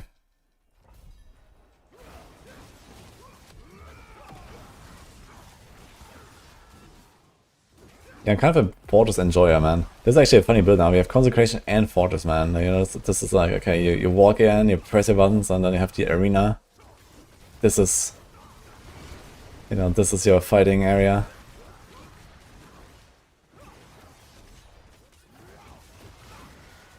Didn't it signify cooldown reduction?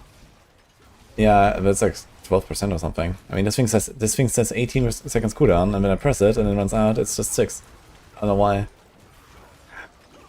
That seems odd. And the cooldown doesn't start until it's over, you see? Because it's an immunity skill. But it just goes on 6-second cooldown. I don't know what the fuck is going on.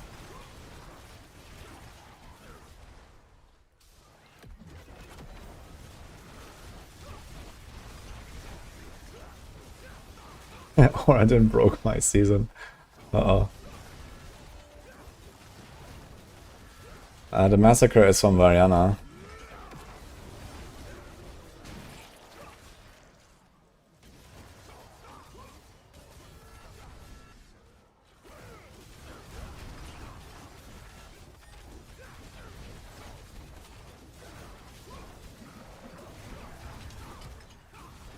This feels a lot like playing like a Spiritborn, because he dashes in all the time, he's, you know, run forward. It's like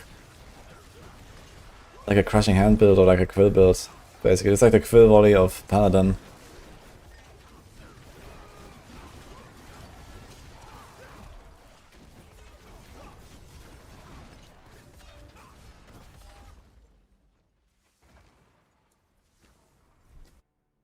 Looks exactly like Heartseeker build. Yeah, exactly. You see all the arrows I'm shooting? And my clone? It's basically the same thing.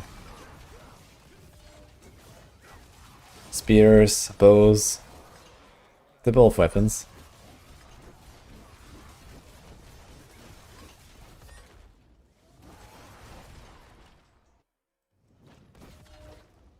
I don't have the cooldown glyph.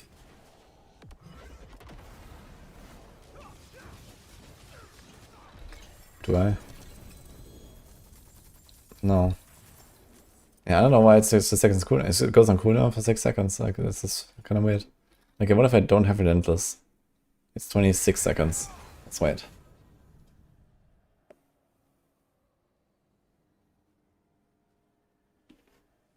12.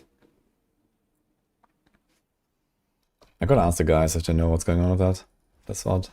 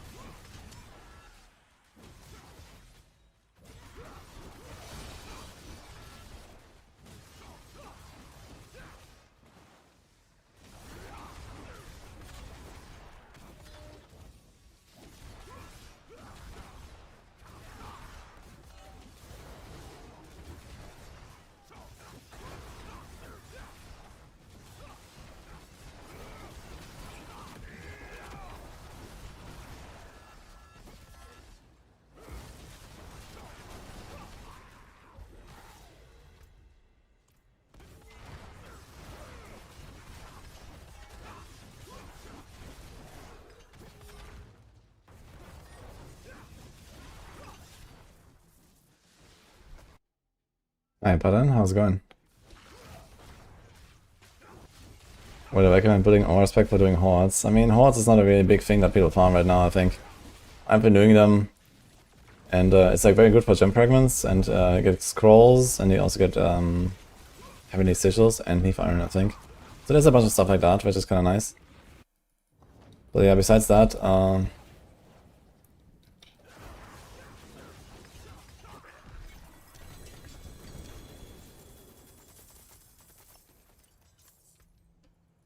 I was doing Hordes with my Aura done a lot because I was cooking planners, and it's like the only con that I can do AFK right now. So that was kind of nice. I mean, I guess on softcore you can probably AFK at Duriel, but in hardcore this is not really a thing. There's not many people there usually.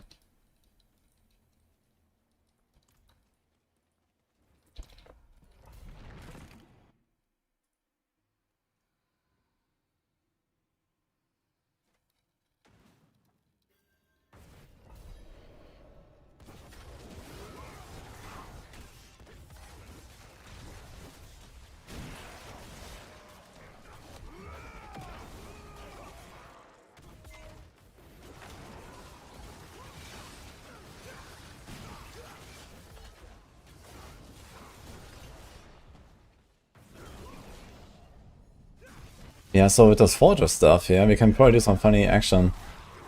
Like, you can just cast Fortress again instantly. It's like a, full immunity skill basically. And then if a bit of a cooldown, or I know, a Flicker Step, you do like 1 evade, you just cast a Fortress again. It's just immune. What the fuck?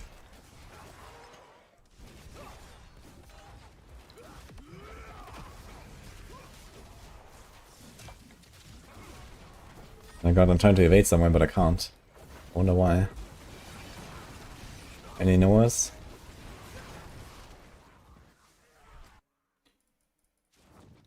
I have a link where you can support me when buying new DLC. Stuff like that doesn't exist, I think, for Blizzard games.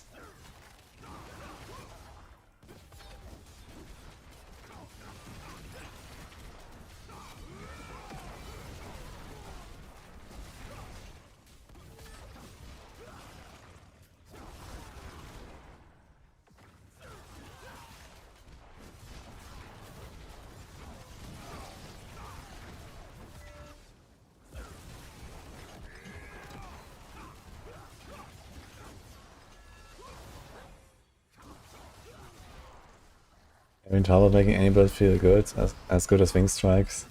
And Wing Strikes is pretty insane, yeah.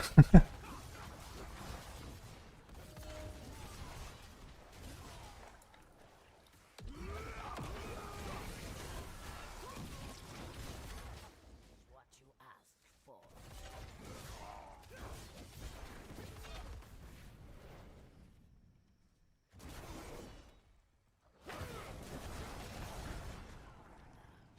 Yeah, that levels good combo for looting XP, better than all-the-time pit.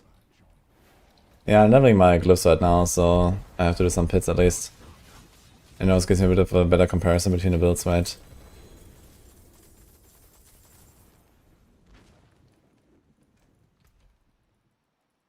So let's do that.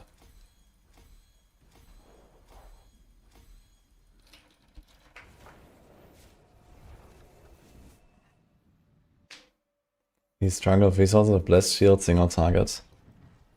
Are you running a rally? Rally can solve that most of the time.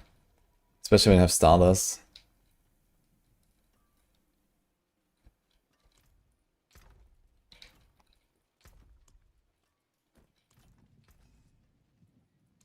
My hammer sings on your return.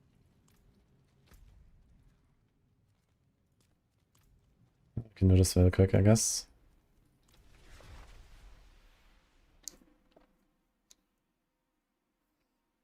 Isn't Duriel AFK scummy? I don't think anyone considers it scummy when Duriel just explodes in like 0.1 second as soon as he spawns.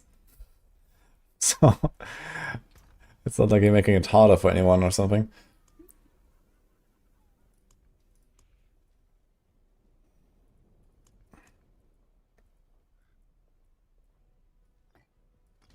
Trust in the merchants and their brave fighters.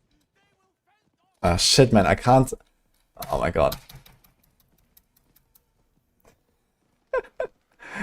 Okay, guys. Wait, can I click on this thing? Wait, how do the speed? Okay, here, spur. Let's go.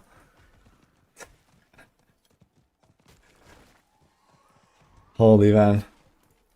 Just press spacebar, guys. Okay. I'll try that.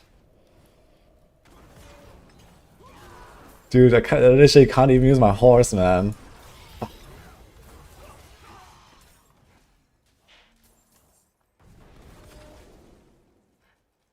This is hardcore, yes. Ziarianian. How is it going, by the way? Oh, we're having a wonderful day.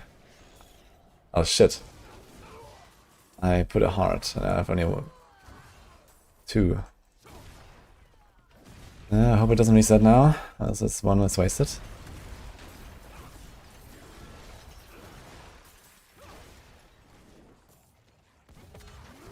But there was a way to make Helltide stronger, that was like season 4.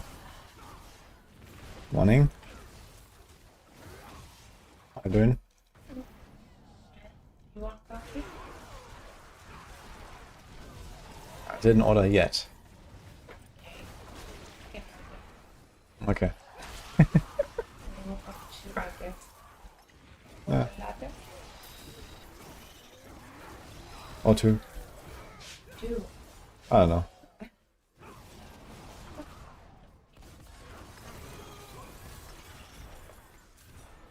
Dog. Hello. He just came here.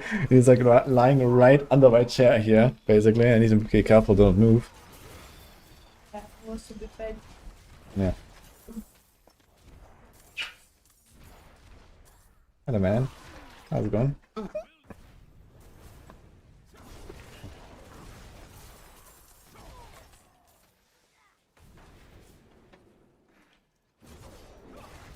Woody making local restaurants around him richer. Yeah, you see, like all your sub money goes to a good cause, you know. I keep the local businesses alive with my cappuccino order.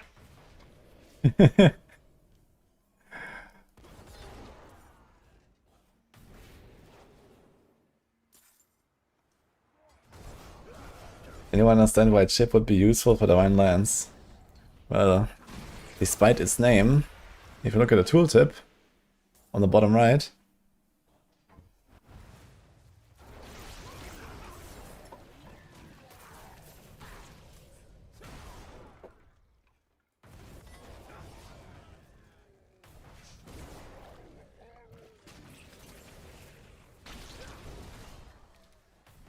Force people, what's the unknown started chest?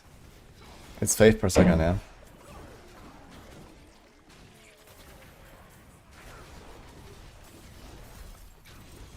Okay, so I think Riff is gonna fix that later today, actually, so with the unknown stats.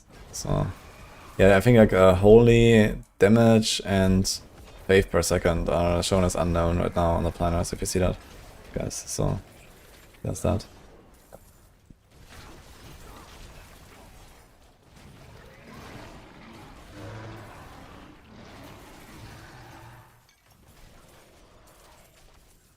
I guess Gemini lied to me. AI is not taking over yet. Yeah, soon TM, guys. But I'm not sure why you asked Gemini about Diablo 4 questions. Instead of just, you know, looking at a tooltip. Or, I don't know, asking me, I guess.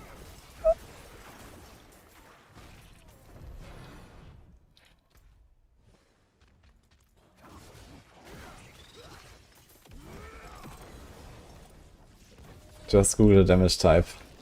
Interesting. Yeah, in general for these kind of things I would not use AI, I think. At least not yet.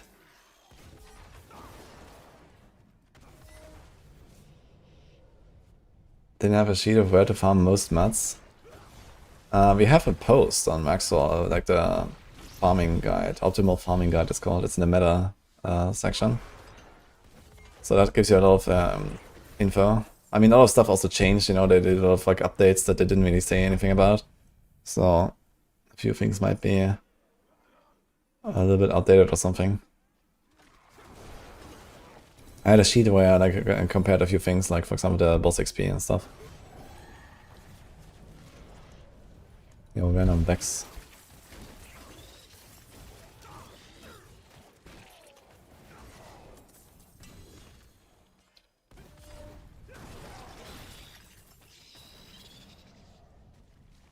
Temper on gloves for the shield distribution pattern is missing. What's the best option? Good question. I guess the worst case just something like physical damage or juggernaut damage.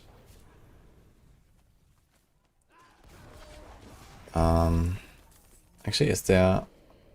No, there's no blessed shield size, right? That's not a thing. So, yeah, I should probably just be an offensive one. I'll check the planner.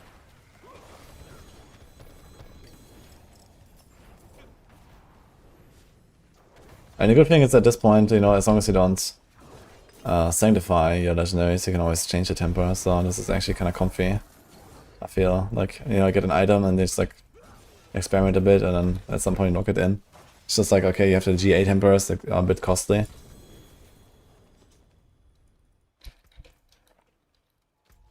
Okay, 3 hearts.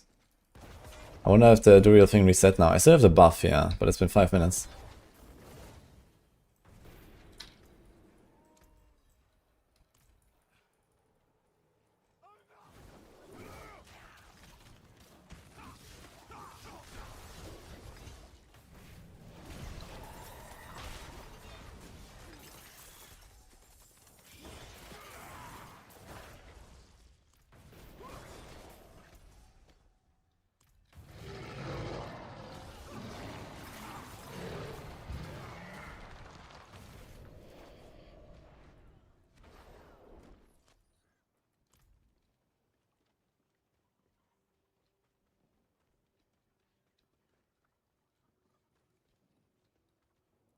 This must have belonged. Poor guy is at it again. That got Yeah, juggernaut damage, physical damage, it's like all the same. Or, you know, they're always the same numbers, so it doesn't really matter which of those you do.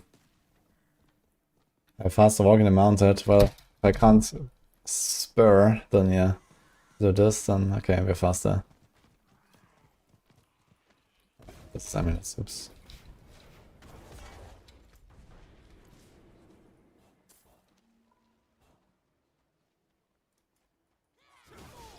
I'm looking at the damage type in a category labels other skills. You mean like the tags? Yeah, the tags are the tags, and then the damage type is always like its own thing on the bottom right. You see this physical damage.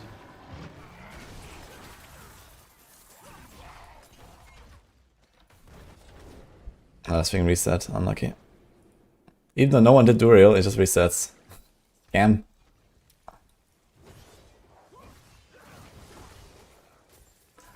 You have to do a class haul for classes. If you've done it before, then it should be saved. It's like a one-time thing now.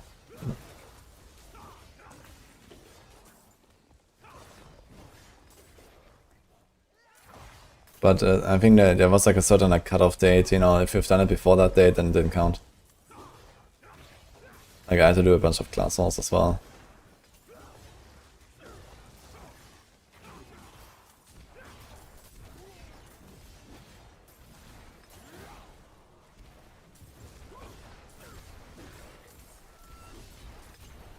We've bought a free scroll G502.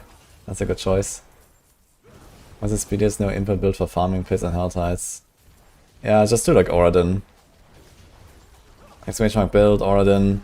You go with that. You literally have 0 inputs. All you do is walk if you want. So that's it. I've been farming that a lot. I've been doing AFK horde farming with that and stuff. Ah, look. Another free sanctification. What is this? Okay, up.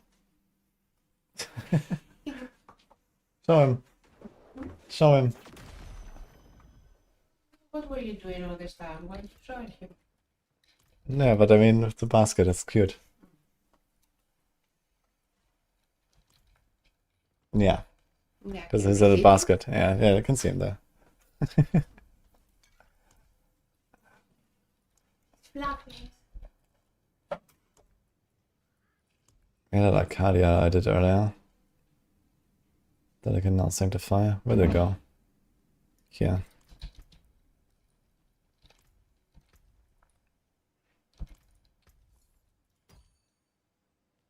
Wait, it still wants me to use a sigil? It's not for free? Item quality increased. Okay. Heavyweight stayed where it was. Okay. It does cost a sigil. Okay, I thought when the portal opens, you get it for free, but this is only when you're leveling, I guess. Scammed. So what does he want from me?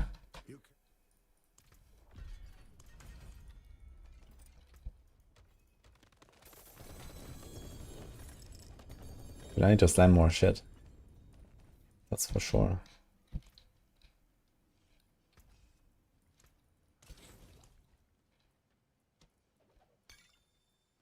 Ah, Purified Horn of Duriel. Look at that. Also, it just like froze you in there, and now you can't go back to where you came from.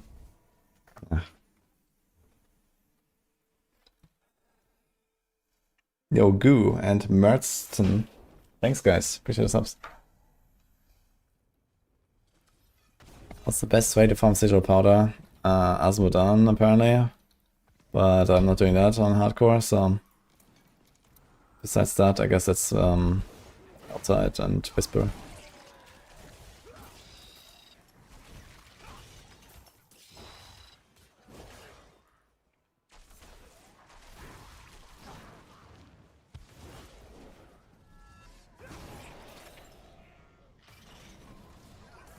You can also combine Paladin and Divine Lance into one build. Yeah, I mean, okay, there is a thing you can do. Which is... You give up a little bit of damage for your Divine Lance and equip it on fire. That's it. So, I mean, you, like, at a late game, you could probably like take any build and just slap a fucking Dawnfire on it and it kills T4. So this is basically where we're at right now. But I mean, yeah, it's gonna be kind of have to scale both. You know, there's not really a lot of synergy there.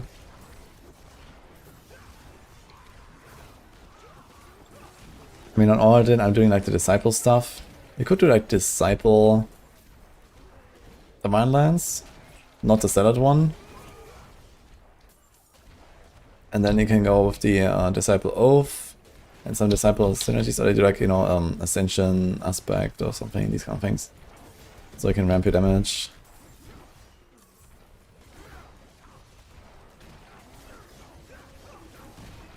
They nerfed the Helltide Altar rewards. Helltide Altar, you mean like the Duriel thing? You have to like contribute a heart to get more loot.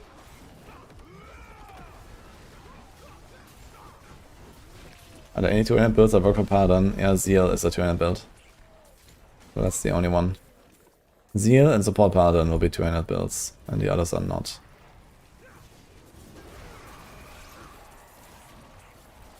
Wait, do I have a pet or something?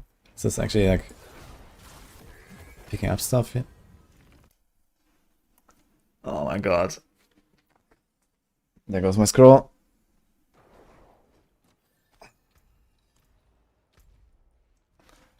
I pressed the wrong keybind. F1 is a scroll, but in D3, F1 opens the wardrobe. I do have a pet art actually, so it was all for nothing. Okay, let's hope I don't DC in the next like 2 minutes. Because I want to finish this Helltide and then have to get my other scroll. Oh, we also lost the maggot.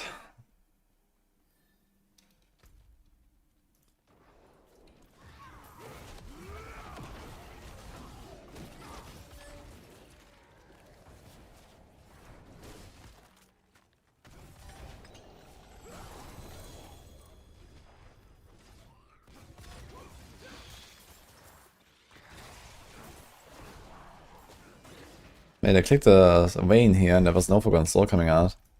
What's happening?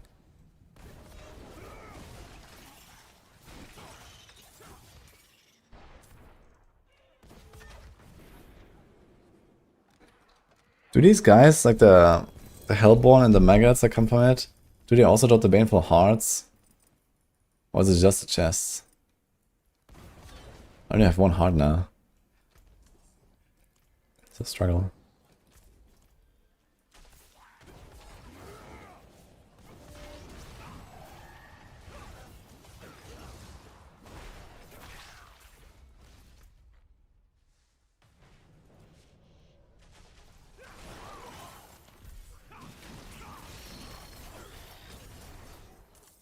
I gotta check the latest version. Hi Chronix. I saw your message. Let me take a look.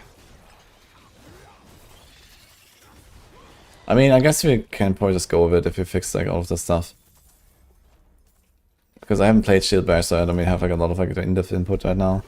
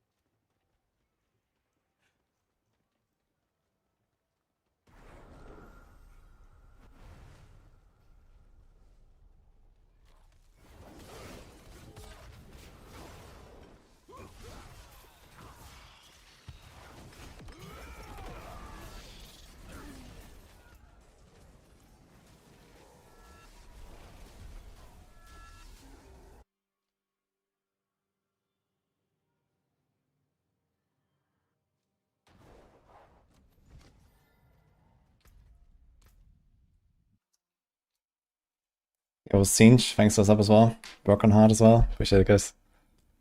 Okay, I think it's my last scroll of escape, man. Ugh. On this guy.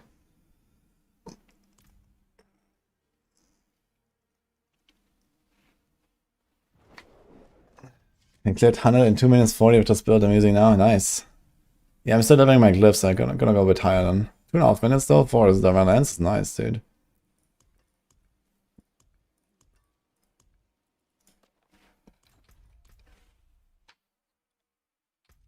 I don't even want to do like a push now. I mean, I don't have evade on my bar. So today is a bit scuffed.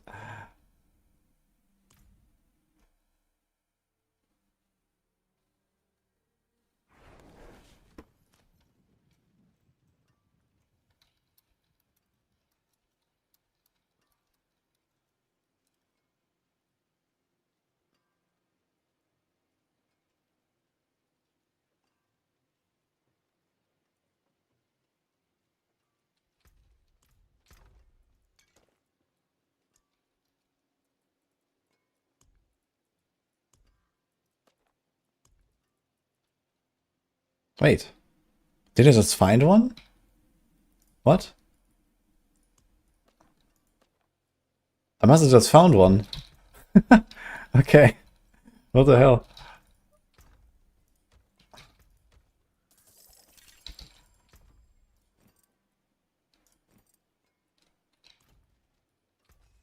What's still got some good in it?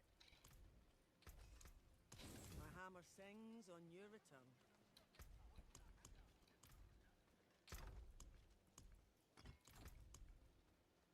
I'm going to sanctify the rest of my equipment. Yeah, I'm a bit hesitant to do it on Legendary sometimes, but I should, yeah, at some point. I've been like doing a lot of build testing and stuff without sanctification mostly. Like, okay, the uniques are sanctified, but none of them really have anything going for them anyway. So, very mild sanctification so far. But it gives me like a better idea of where the builds actually land, which is also good, I think. You know, there's not really a reason like for me to get stronger or something right now anyway, right? We're like destroying everything. So who really cares? You just YOLO sanctified all yesterday. Yeah. I mean, realistically, there's not really enough downside to not sanctify. You should just always sanctify. But in my case, since I'm experimenting a lot, I feel like it's nice.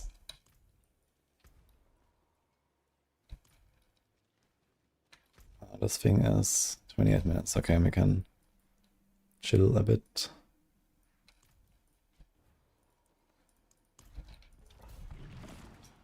Yeah, I'm taking a look right now, Chronix. Let's give it like 5 minutes. I'm checking the shield badge guide one more time.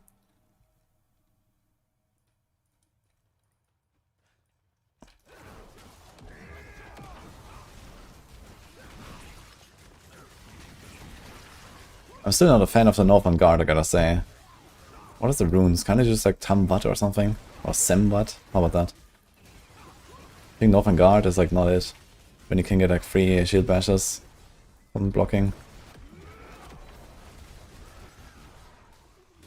What do you have there? You have the Sun.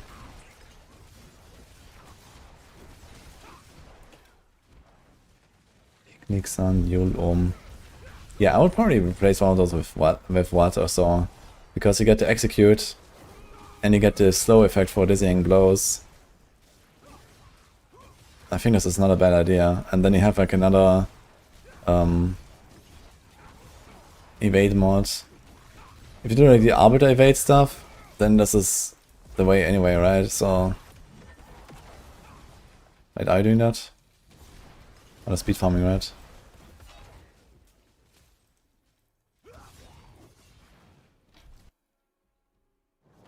At least I would like check out if that's maybe an option. Like even with just Shroudicate to get 7% with Dizzying Blow, it's pretty good. It's pretty strong passive. Maybe you can even put points in there.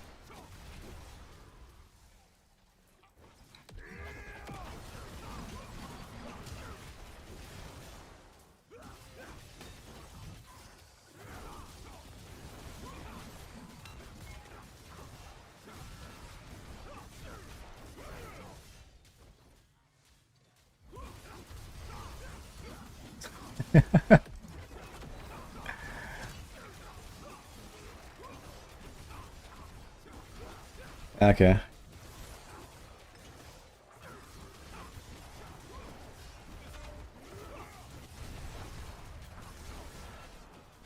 I'm gonna have a read for the guide real quick, Chronix, and then I'll tell you if there's anything else.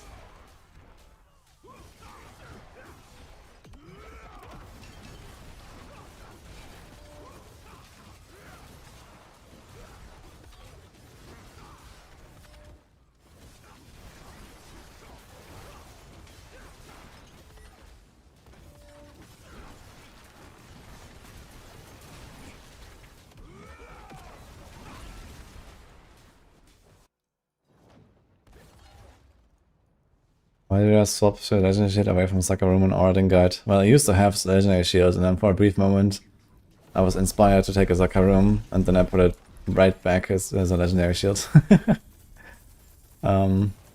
It's relatively close, to be fair.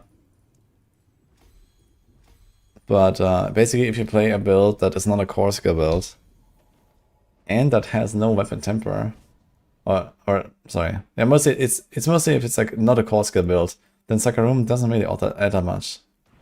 Or like Retribution or core skill, I guess, since there's 2 effects like that. And in the case of Aura, then you can actually put the Aura potency in there, which is kind of a nice upgrade, and you have pretty strong aspects. So it's generally kind of strong to have Legendary Shields.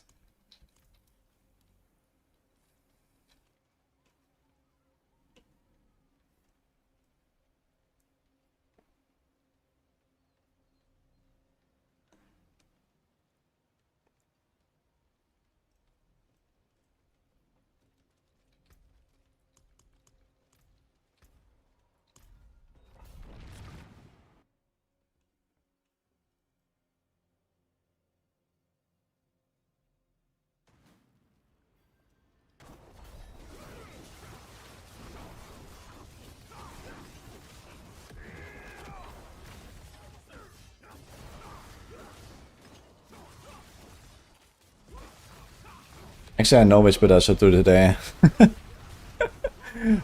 With no evade. There's one build.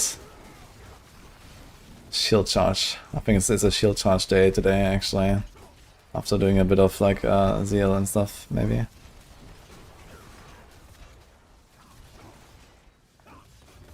Because this is annoying. Even on a build like this here, like I feel like I just want to do some random evade sometimes and I can't.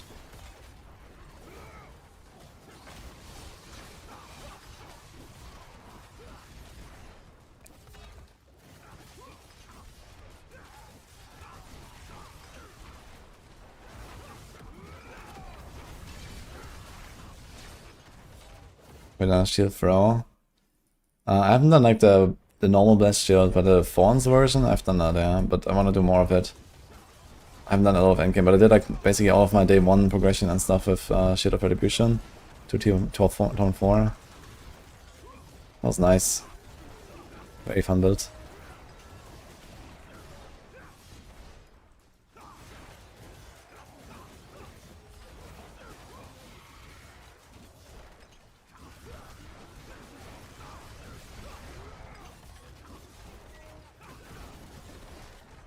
Yeah, I wanted to play a bit more Fist of the Heavens, Nini. But then my spin the wheel rolled you cannot evade for a day. And here we are.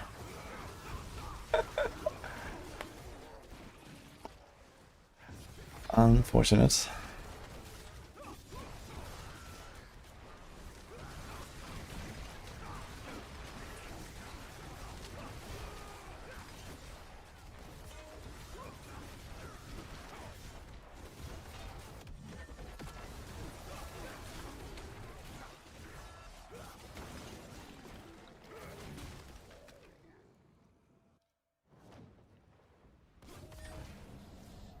Strongest build to push at the moment. I think it's like Judgement and Wing Strikes that are the 2 strongest. Or maybe Blessed Hammer as well. I wonder if this Fist of the Heavens would also be up there actually. I mean, I am cruising with this. It's kind of hard to say what is the strongest build, because, you know, everyone has a completely different gear. So, like my gear, for example, is very low quality. And I imagine like some of the guys that are doing like 120 or some shit, they have like some ridiculous sanctifications.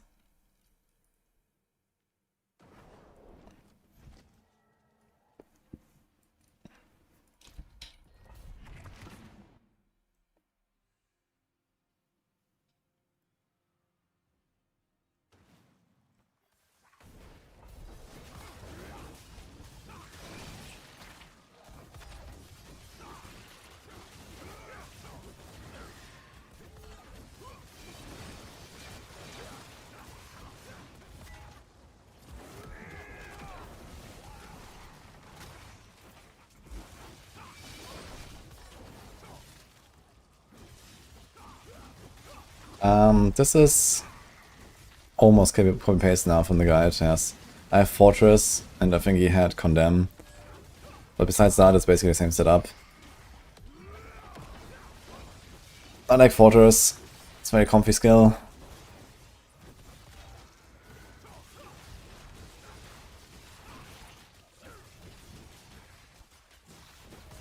And yeah, besides that, I mean, yeah, pretty much the same stuff.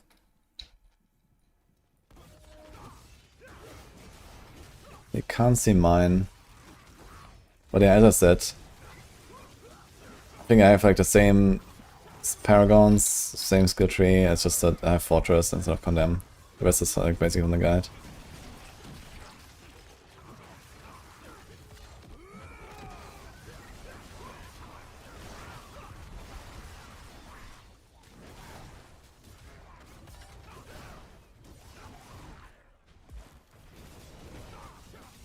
Aura and Consecration build.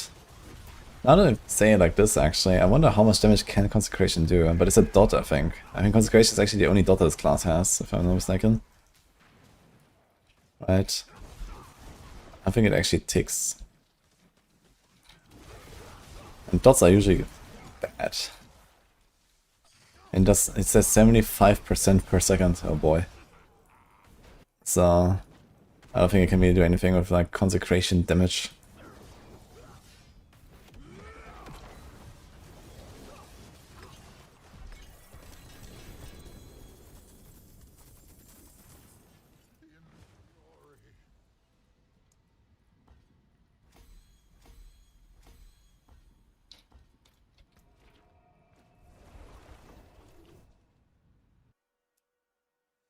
Good luck, Singe, with the Prankster. Which panel bit is the most fun? Yes. For me, my favorites are Brandish, Shield of Attribution,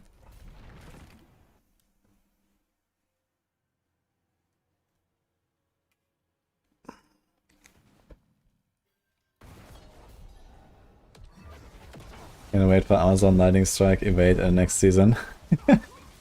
Holy. Dude, Lightning Fury is sorely missing in this game, I gotta say. When do we get Lightning Fury?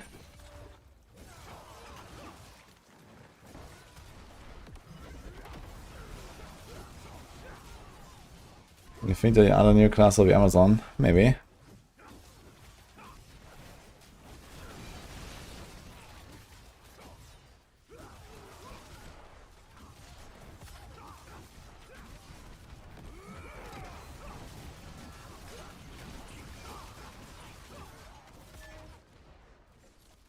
Thunder Fury, not Lightning Fury. That's a different thing. But I'll take it.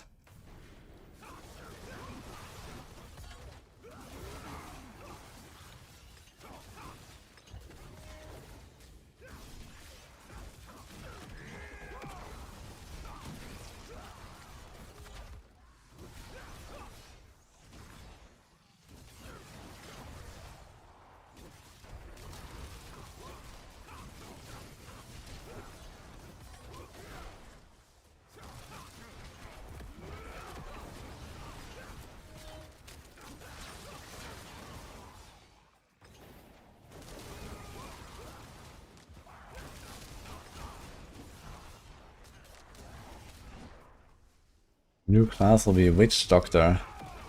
So many people are hoping for Witch Doctor, it's kind of funny actually. People keep saying Witch Doctor all the time.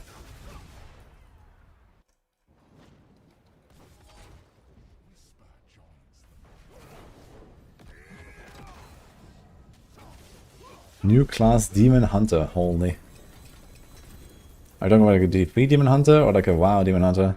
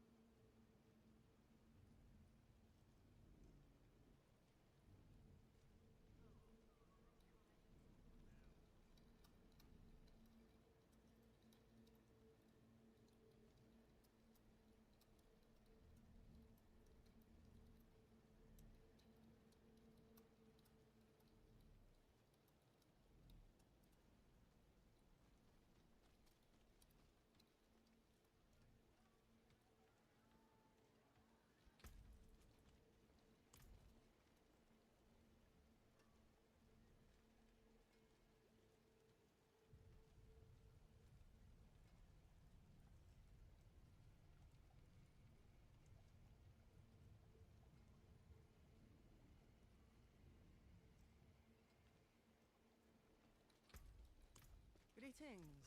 How shall I guide my hammer?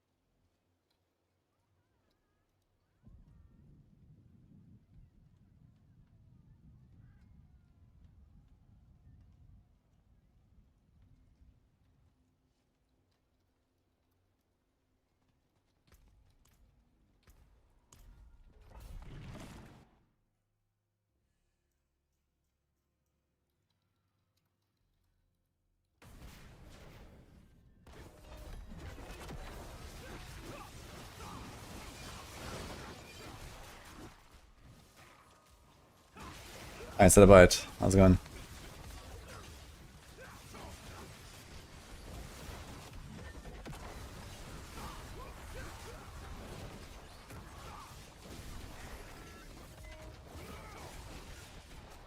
Some kind of Warlock spellcaster we find, range, poison, chaos caster.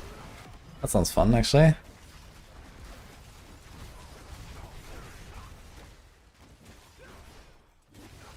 Going meow-tastic.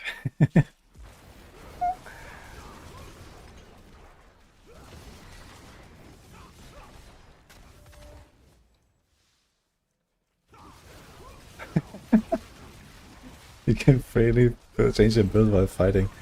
Wait, I don't remember what we... what do you mean exactly? Which occasion?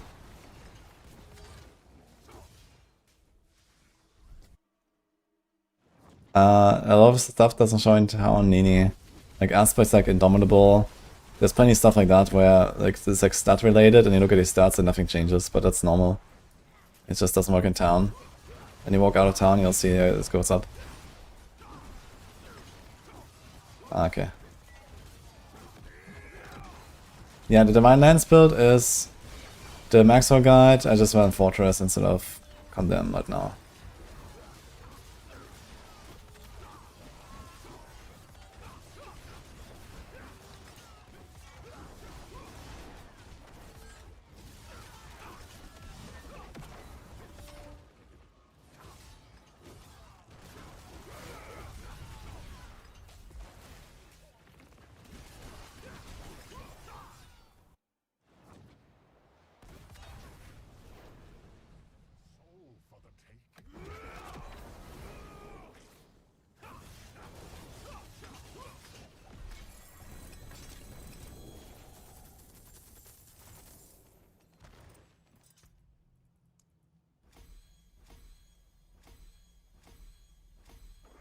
%100% Amazon since the new zone is Scovers only.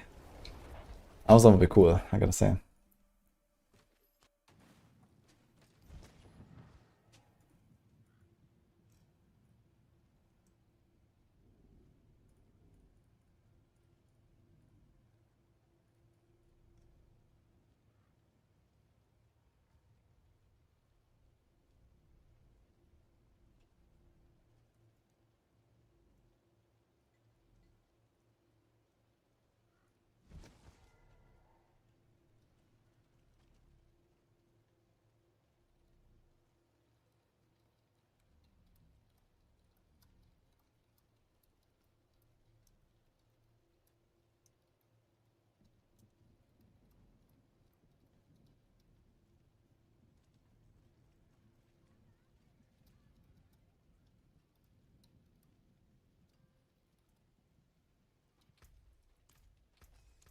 Better than starting from nothing.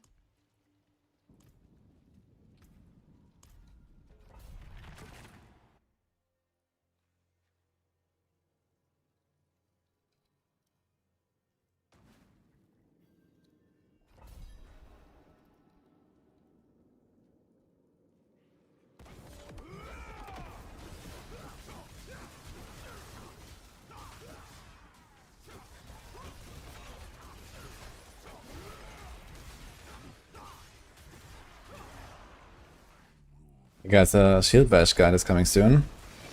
So just check it out. I think Codex is about to publish it.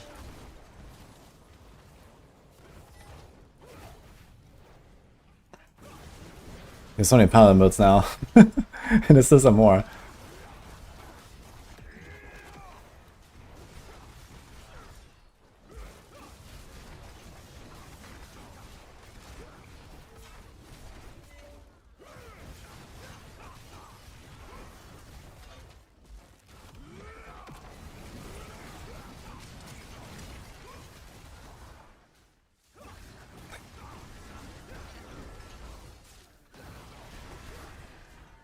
Go for dinner today.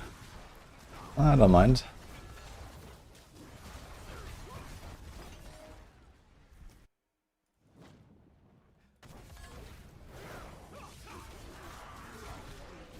We've got to get some text-to-speech in here. I have text-to-speech on donations and bits.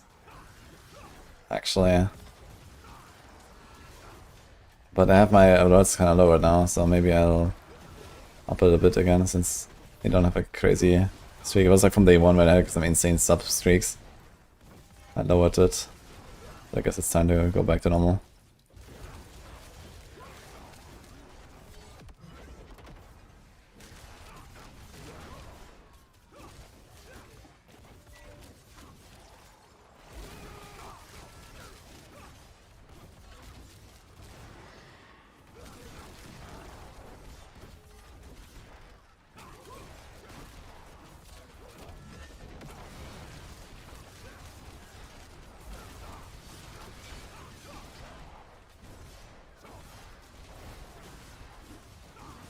Yeah, good luck, Pato. What are you playing now? Okay, chat, actually, I'm curious, like everyone, what build are you playing currently? What, like, doesn't matter what class, just like, what build?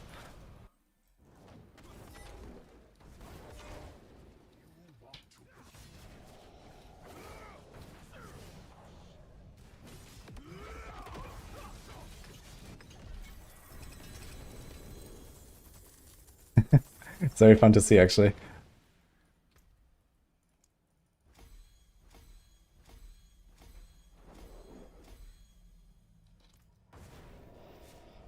Lots of crackles, actually. Rentnerdin.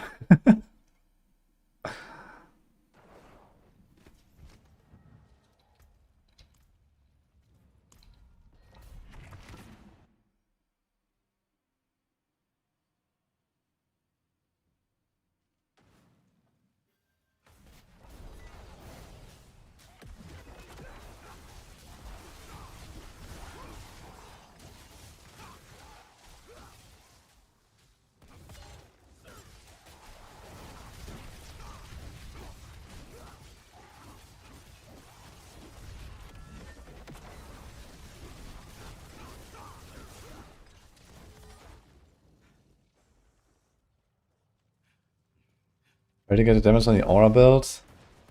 You have the exact same setup and you can't one-shot mobs until tier 55. That seems like you're missing something large. Like, number 1, do you have the castle board? Maybe. Number 2, do you actually have Holy Light Aura on your bar and a Dawnfire equipped? And even then, I added Wing Strikes to that build, so the Wing Strikes should kill everything too. And they can do that all the way to like, I don't know, pit 90 or something.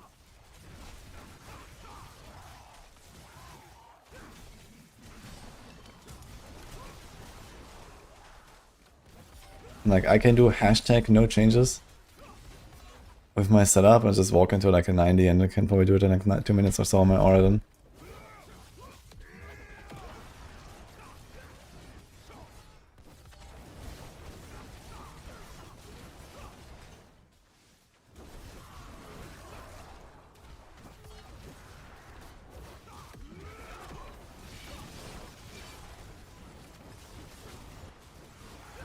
Playing Zeal, Red Salmon until I got hard stuck. I think Zeal is actually pretty good. But I think I will have to try the evade stuff a bit. And I can't do evade today. Because I have no evade button.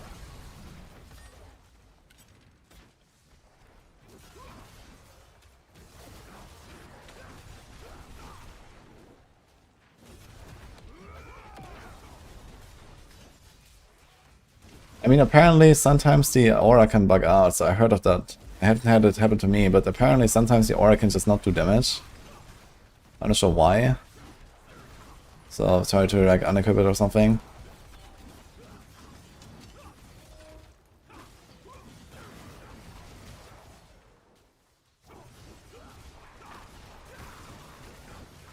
Get a Forge A Razor Blade, nice.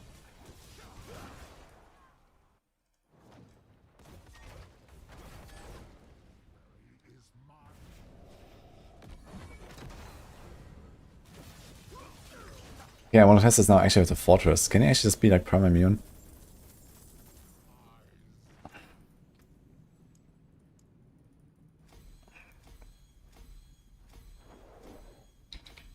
Need to go to kill a shot.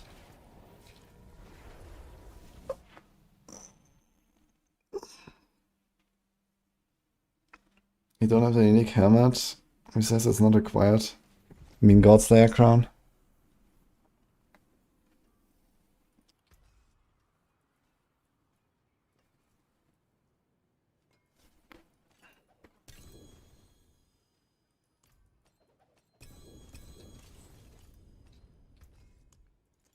Okay, let's see.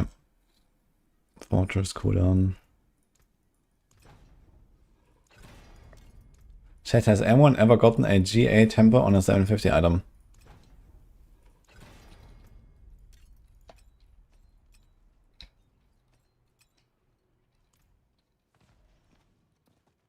My god, I can't spur. Okay. So what's my cooldown now? 16 seconds. I get a flicker step. You have. Okay. Yeah, I was wondering if like GA tempers are disabled on lower level items, but apparently they exist. Okay. So this was a question about the amulets because looking at 750 amulets is actually really valuable. The only difference if you look for passives is you have a bit of less auras. It's like 4% toughness between like a 750 and an 800 neck. If you don't have other stats like life, strength, whatever, and you just want to go for passives, 750 necks are good then. And you can actually GA temper.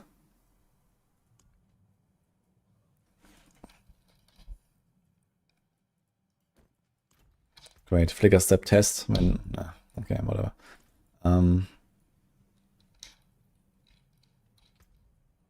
So my cooldown is 15, so that seems to be the minimum.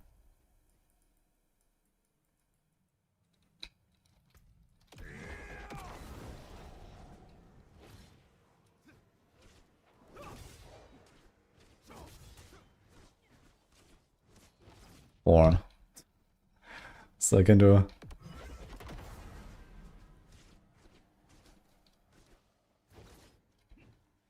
Oops. I mean, it's not exactly perma, but it's not far off, man. Look at this.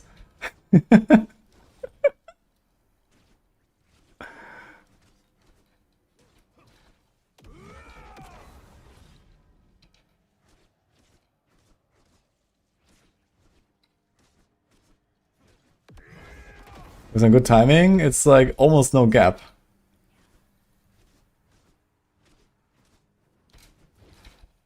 Oops.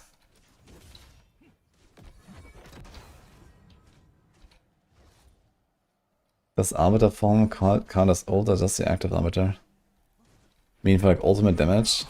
I actually haven't checked that if ultimate damage increases wing strike damage.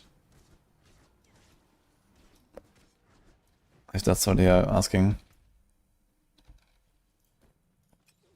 Okay, we don't really have like a good use case of this fortress stuff. But it is crazy, to be honest.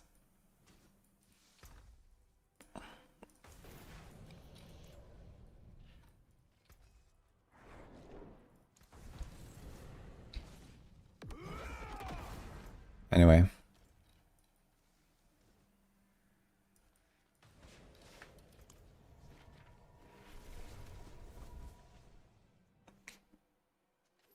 Hornglyph is actually pretty good at keeping faith up with hammer. It gives 1 faith per crit. I think these glyphs are 1 faith maximum per skill use though. So it's not like per crit. Otherwise your resource would go whoop.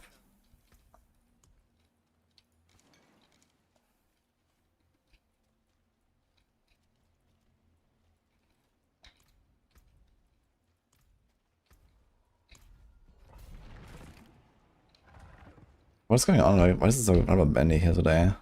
See this?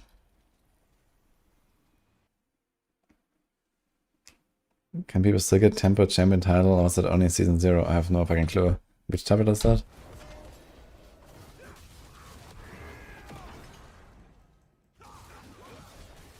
I mean, there's definitely season specific titles that you can't get anymore.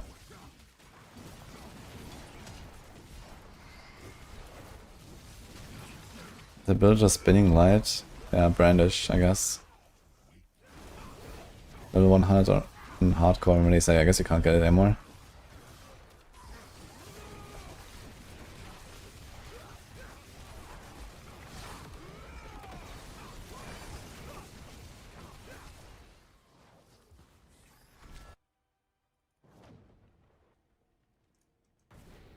If you can get a castle cooldown solo, they can almost perma immune. Yeah, that's what I was just trying. So, you cannot go below 15 seconds cooldown, because I think adding skill ranks does not lower the cooldown, like, you know, many other skills. You can get up to 40% cooldown of the base value when you have up to rank 20. And then the cooldown reduction you can get from CDR is 75. So the base cooldown is 1 minute, it doesn't reduce by skill ranks, so you can get down to 15 seconds. But the cooldown actually runs in the background while it's active. So you have like this 8-second zone, and then there's a 7-second downtime. And yeah, if you do flicker step, it was even less for some reason actually. With the flicker step, for some reason I did one flicker step on one target and I could reset it instantly. So I was able to get it. Wait, how the fuck do I go down now? I can do this. I can't climb the fucking ladder, man. Unlucky.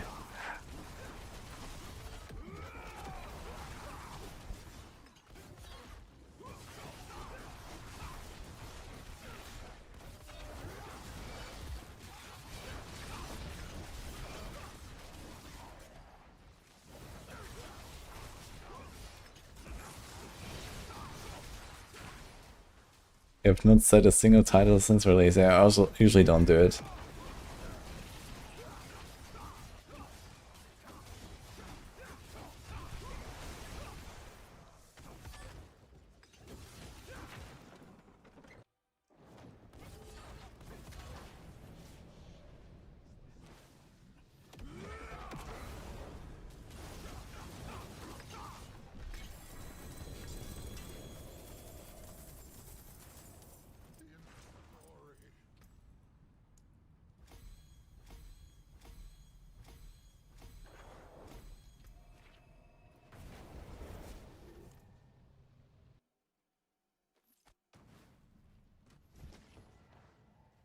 Okay, maybe it's 1 faith per each new enemy. This would be interesting. Because I'm pretty sure that other glyphs like that don't work this way.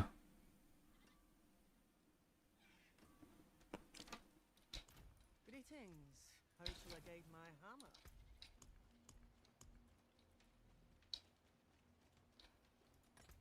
So quick nomination.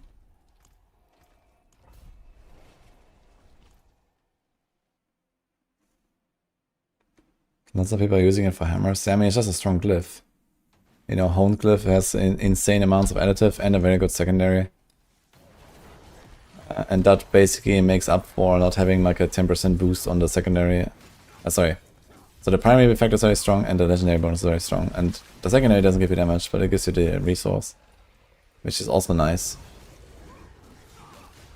But the thing is, the resources also need to be good on the boss, right? So you can't rely on it multi-procking in AoE. Unless you kill the boss in like, you know, a few hits or something. Then it's fine.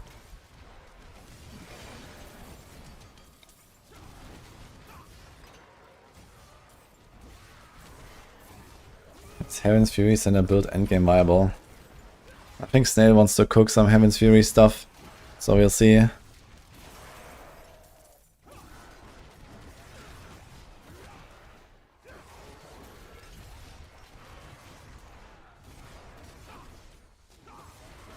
I'm in the kitchen. Okay, let's see them. Yeah, keep me updated. I definitely want to try to make a build with like Walk of the Light.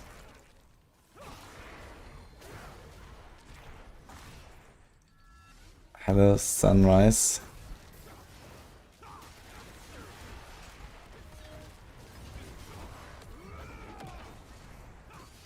Yeah, the spiraling thing, that's Heaven's Fury, I guess. Maybe they're not talking about Brandish.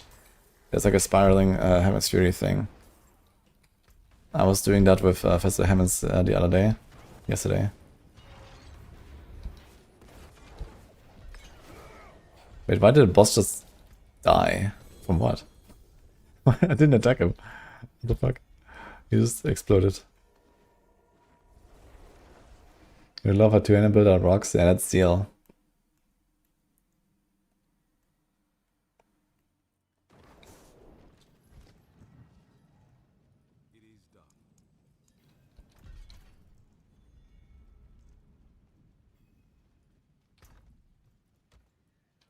Greetings. How shall I guide my hammer?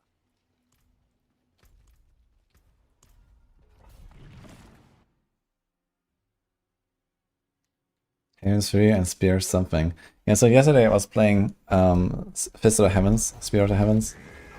And I used Heaven's Fury to apply Judgments. But later I made it into like a Disciple build with Arbiter Evade stuff. That was better. And exclamation mark build, there it is.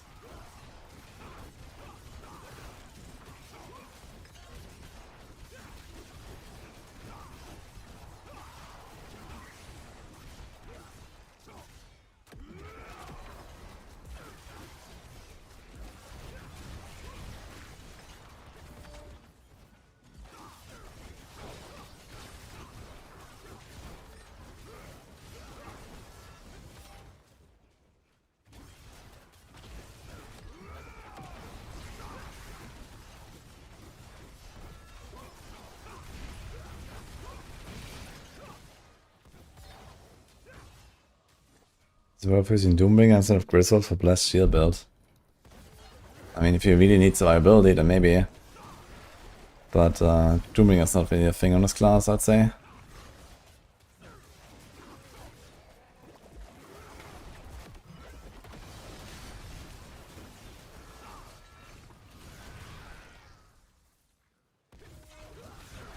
There is a seal guide, yeah.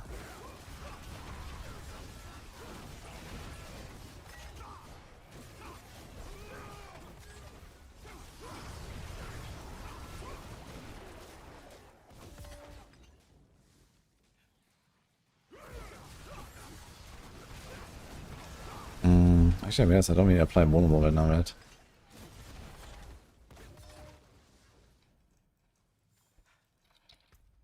Can I get away with like a just woolen roll on the ring or something?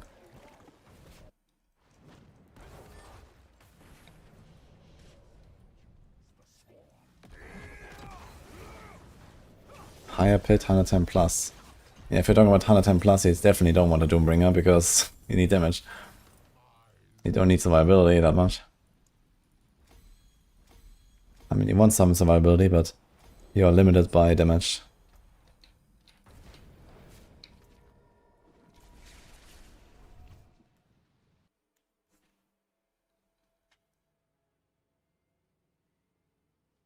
If only Naman is built on the boss, you're going to 0 resource.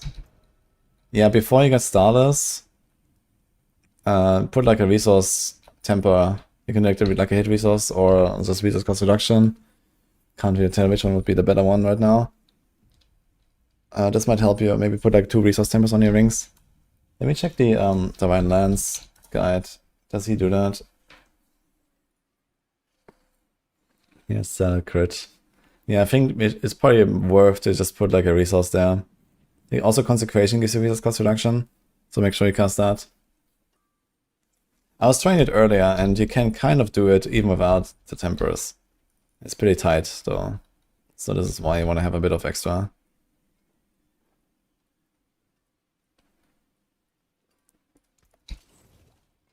We have Starless. Okay, with Starless, it's absolutely no problem for me. Like, I can like just infinitely cast into nowhere. Like, even with this aspect here, right? Like here, okay, you get the double cost. You can also try to go Coat of Arms. I feel like Coat of Arms a little bit. But I mean, even this. Yeah, okay, it's a bit tight. And to get started, the problem is that to get started is tough, right? And then you can just spam. Because there's a double cost at the start. And the double cost again, basically.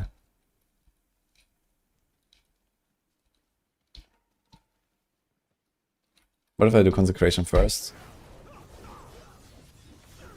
With Consecration first it works. It's a 15 RCR.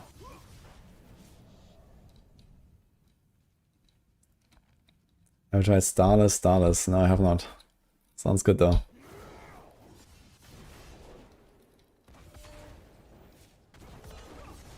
Yeah.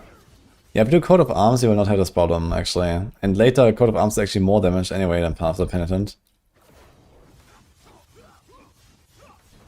Because you have consistent, like not that super high cost at the start.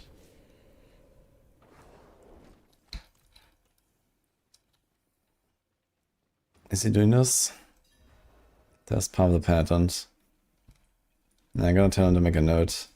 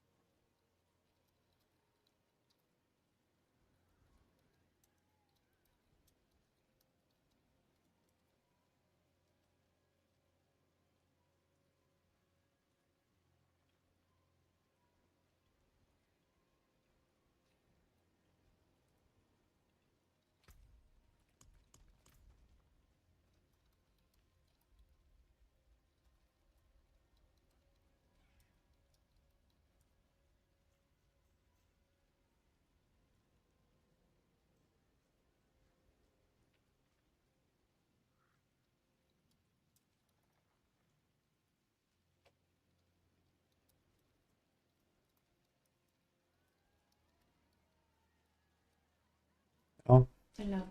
what's up? Until you to take a shower, will you be able to take the order when they arrive? Okay, when are they coming? About 10 minutes or so. Okay. What do you use instead of rally? Yeah, rally is not really needed after you get some resources going from the runes. You use runes to get resources. So there's consecration now. But if you're really struggling with resources, you can do rally. Hey, where can I see your build? Yeah, this is the Divine Lance. This is almost what you have in Maxroll. It's almost. Almost. I did make my own planner now. I did the original leveling guide planner, but I did make the endgame one for this. So Yeah, I saw your. so take It's similar to what I was playing. yeah. So I guess you don't have a status, right? I don't have what? You don't have status yet. Started. No, started. Yes. Yeah, so basically something that I just told to Miko is just put some resource tempers on your rings until then. You can do resource cost reduction or like this lucky hit resource. I'm not 100% sure which one will be better. And that should kind of do the trick. And then you can do exactly the setup as well. In the guide, the endgame guide, he says to stack cooldown reduction. Yeah, you just kind of... For what? so you can spam your consecration and your aura and stuff like that, so... Yeah, I think that's bullshit, honestly. You don't really need cooldown, but it's... Resource reduction is much better. That's why I want to see your build. I don't have resource cost reduction. I don't have resource cost reduction. Huh?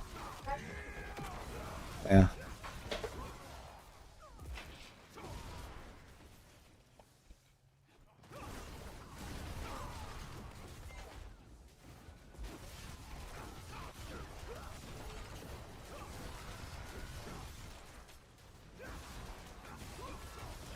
Why does Wing Strike use a basic skill? I could read the guide to find out. But the answer is probably it's Clash to get Resolve. To get a 10% damage buff on the Defiance Aura, which gives you damage when you get Resolve. If I had to guess. I think Seal is from Greek War Arcana.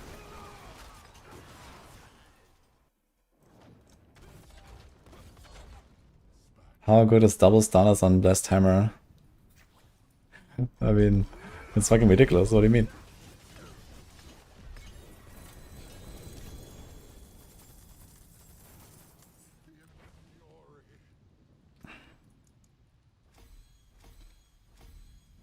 Grigor, I think, has the second trumpet.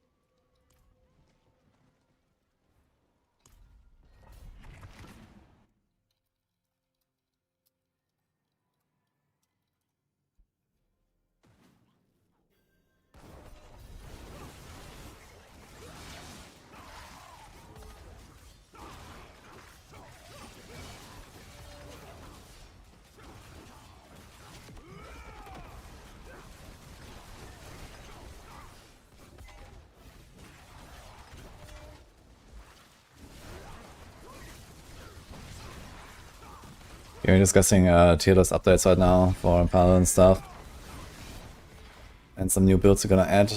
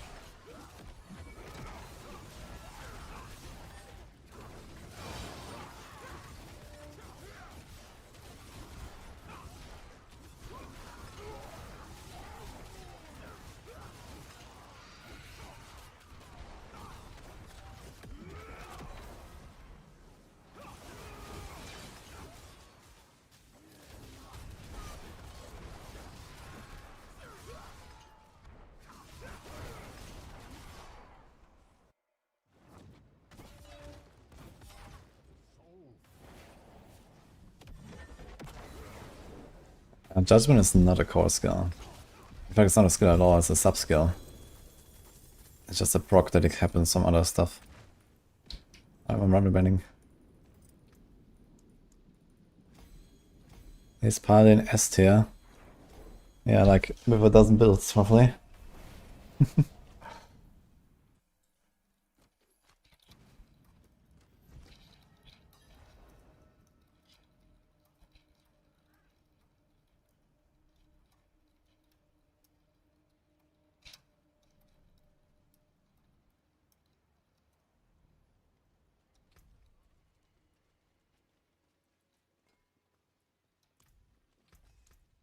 Okay, let me see the Wing Strike build real quick. Return soon.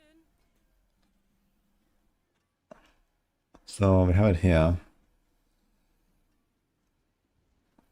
Yeah, it runs Clash. When Clash gives you Resolve, which is nice for the DR. I mean, realistically, you don't really do that very much, right? You just kind of like fly around. But whenever there's a moment where you don't fly around, I guess you Clash, and then you get this buff from getting the Resolve stack here. 10% damage buff from the Defiance Aura, plus, yeah, lots of Resolve generation, right? So you actually don't lose it.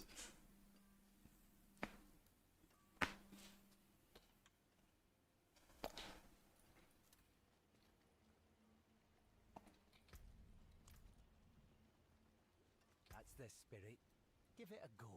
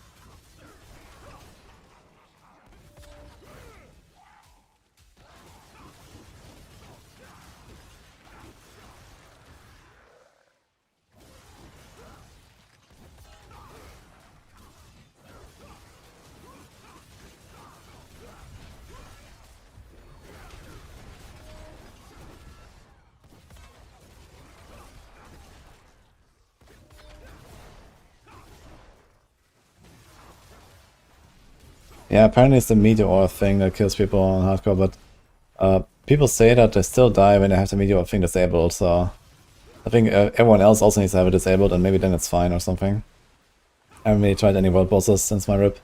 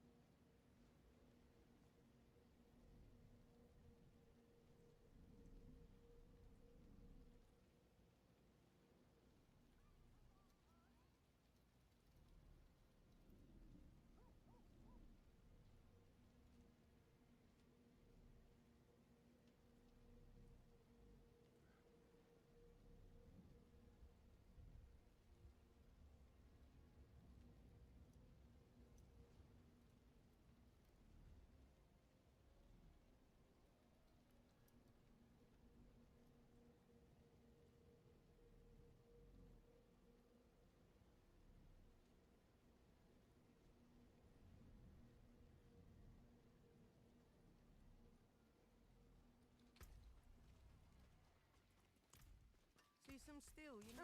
What's left, you ask?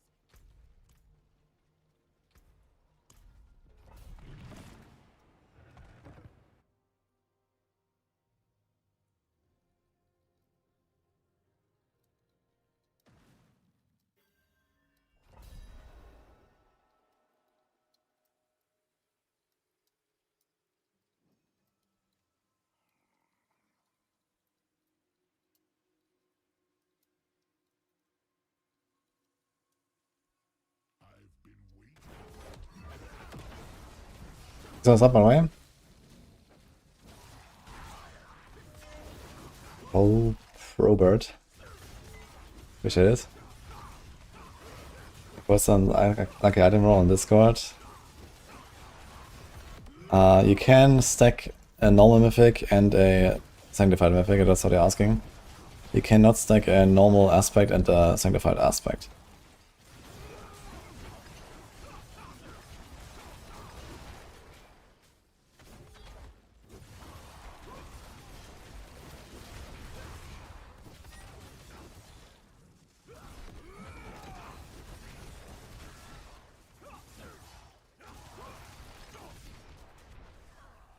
I prefer method outside farming. You can do strong rooms or treasure breach dungeons in Rota.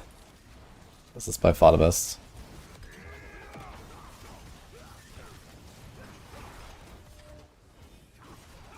You can beat everything, you beat Pit 100, you have all your gears.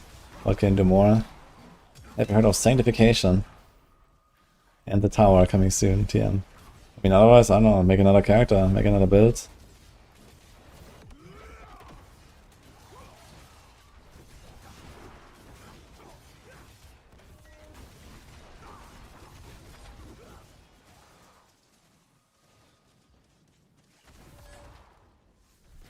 Where can you find brothers? Trade chat, I guess.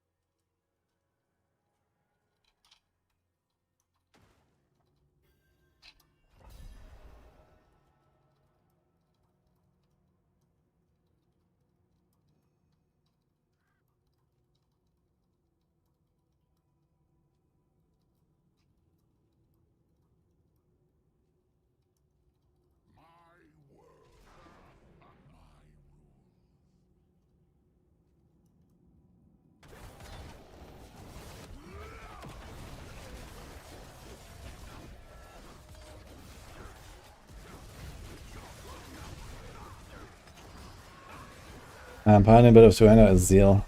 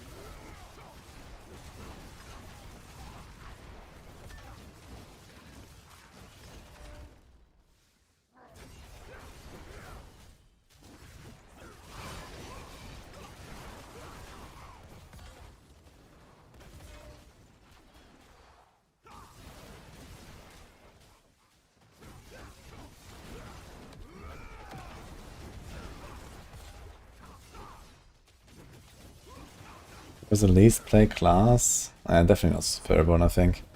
I think Spiritborn is actually relatively popular. And obviously most people are Paladin right now, but... outside of that, I mean, Necro is probably pretty unpopular, I guess. And then Druid, I guess. And then, yeah, Rogue is probably somewhere in the middle. Sorg is probably pretty popular. Spiritborn is probably somewhere in the middle. And Paladin is, Barb is probably also relatively popular this season, I imagine.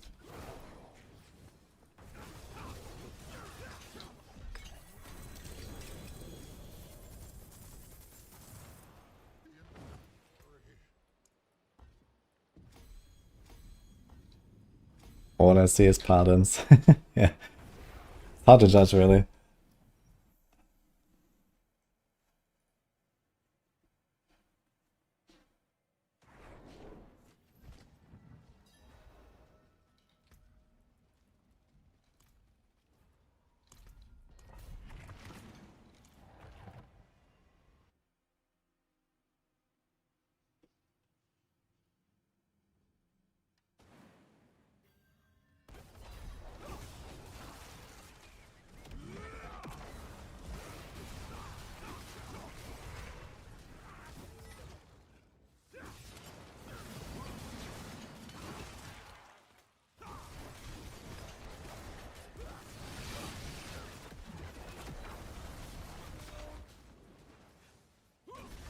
Das ist aber ein 9-Split right now.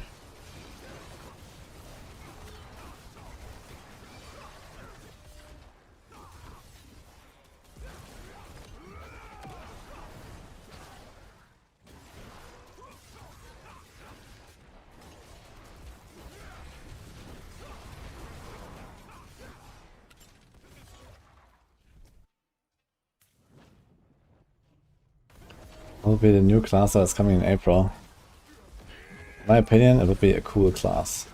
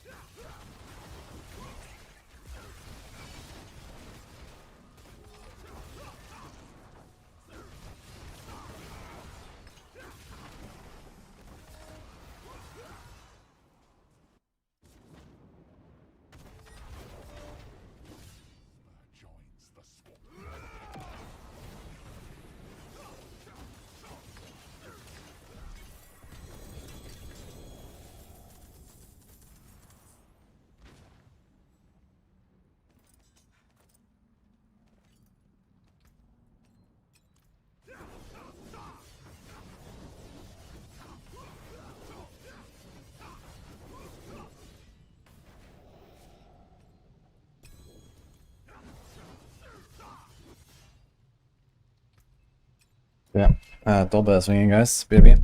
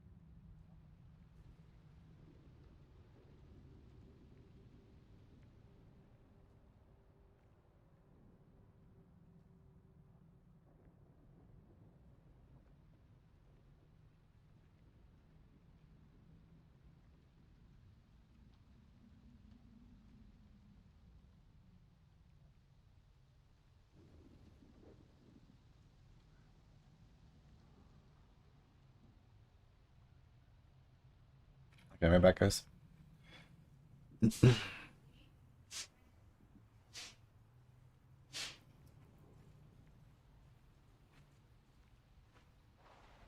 Okay.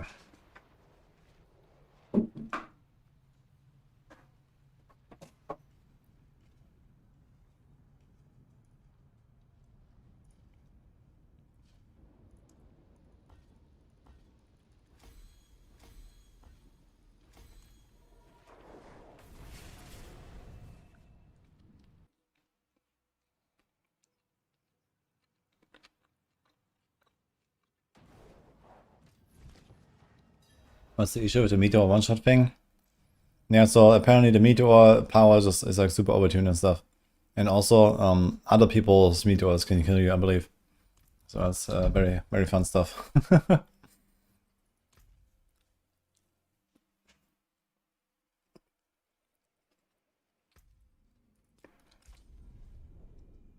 I have to eat a little bit.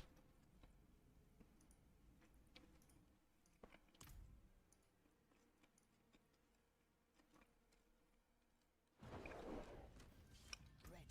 massacre.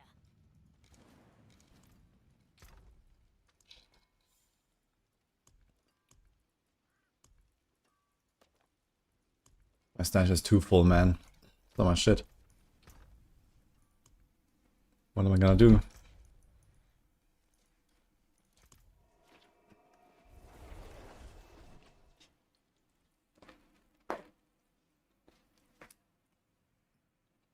Mr. Heavens is out, yeah. We're gonna put it on the tier list as well soon. I think it's like similar to like Blessed Hammer also in power. It's pretty good.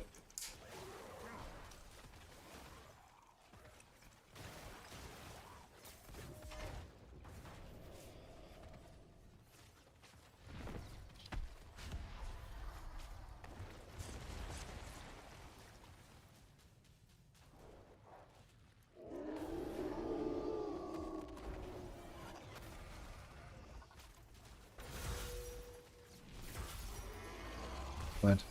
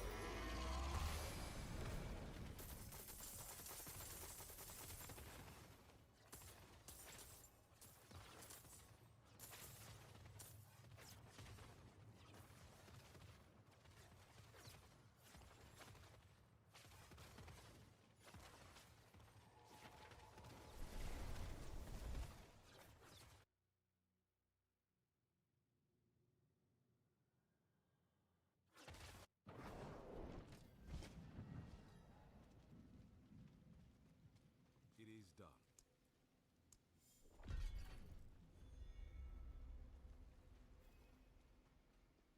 I'll do my order real quick while I'm eating. So, gonna do a horde or something. Do we have a horde? Yes, one.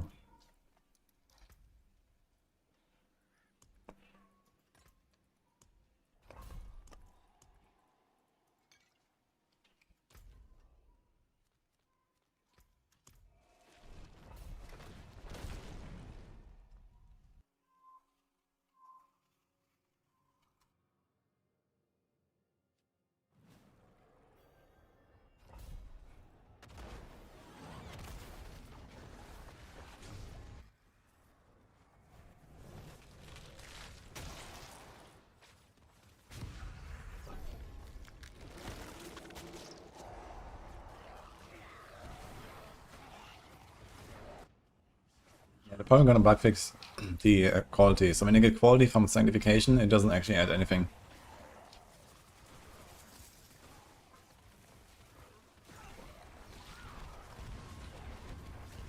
He started a diesel champion and says you need to slay a blood maiden. Oof. No, that does not exist this season actually. That's kind of funny. Hey guys, not only do we have a nice club sandwich, but we also have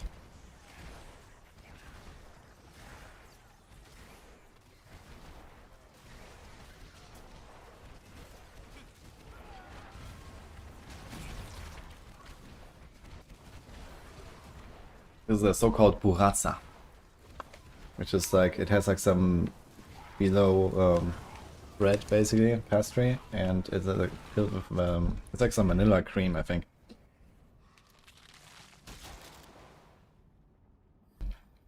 And it's warm.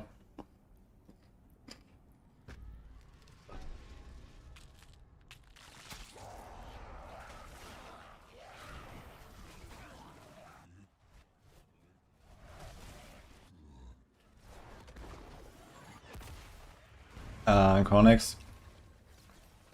And just add a new line that is not under the last one, you know, just in the middle, basically.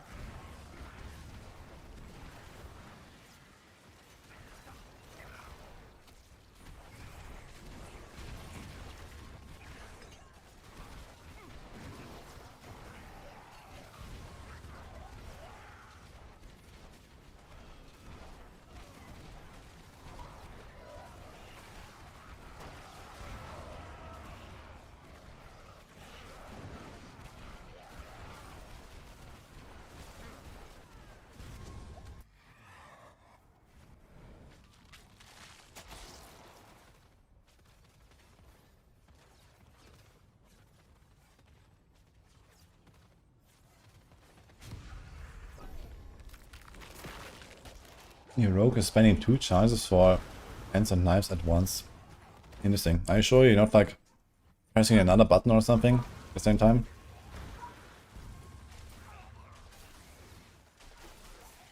I haven't heard of that bug yet. Why do you need so much attack speed for Visitor Heaven's Evade? It's because of the Preacher Paragon bot. And I mean, you know, you also still attack. You don't just evade. You still attack anyway. So it's nice. But also, Preacher scales up with attack speed. So attack speed, even on a build that doesn't actually attack, is a pretty good stat. Most of the time.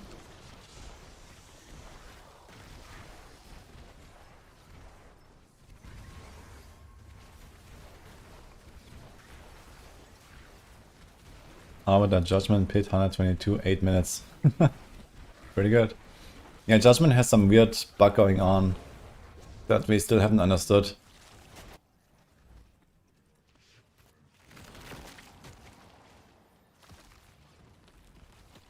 I'm not sure if like anyone has figured it out exactly how it works.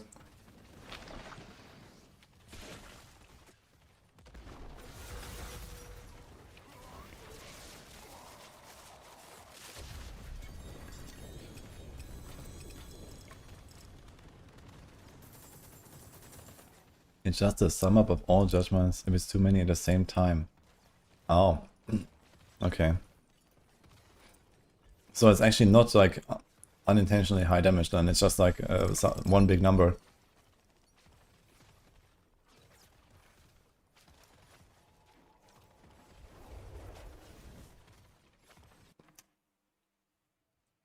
Interesting.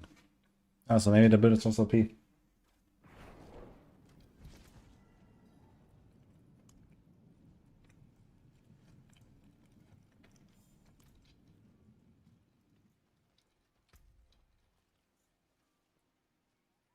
I'm gonna make a note to Ava about this Dance of Knives to check out. Sounds like there's a bug there. Shit.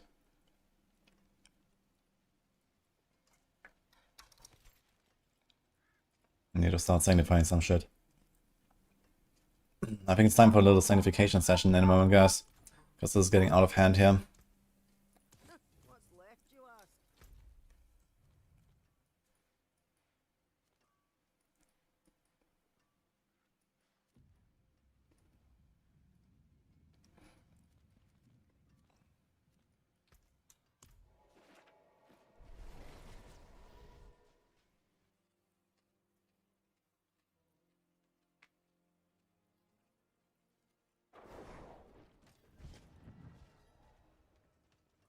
On boss, max hit is 100 billion, on trash it's 600 billion.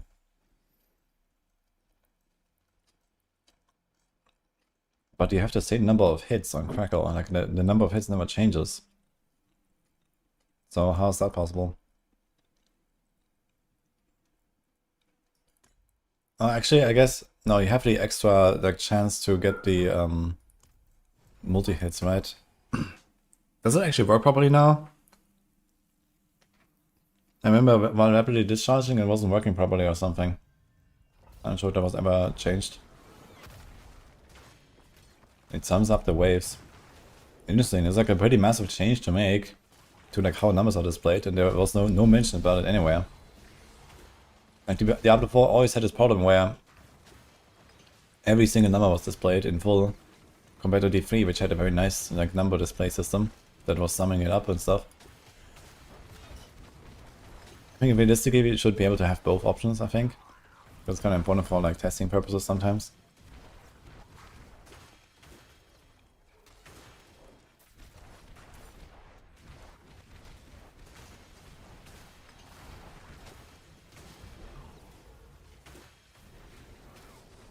Only content and hammer do not work. Okay.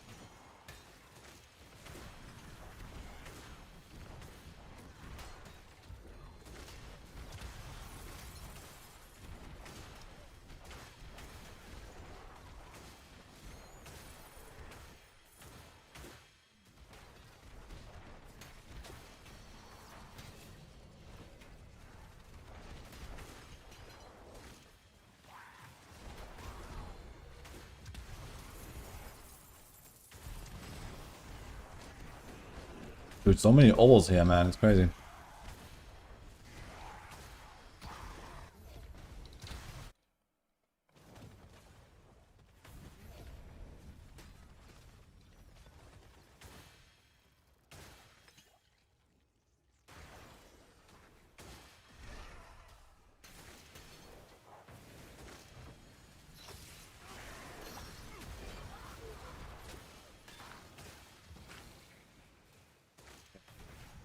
I'm done with this here.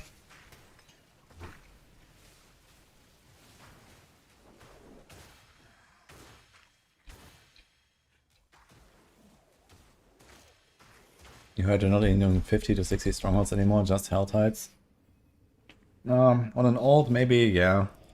But on a main character, I would say you definitely want to do the stronghold.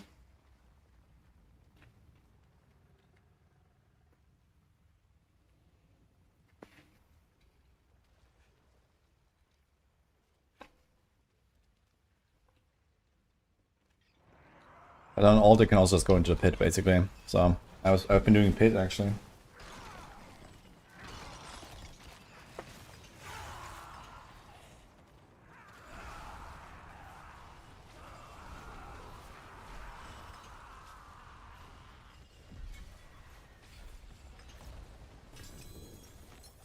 Okay.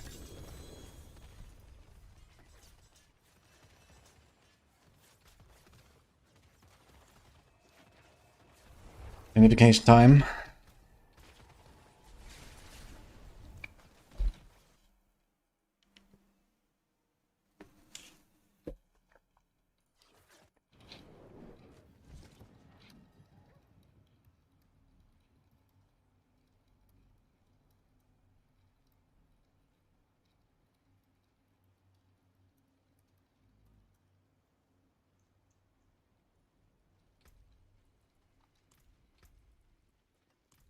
Greetings.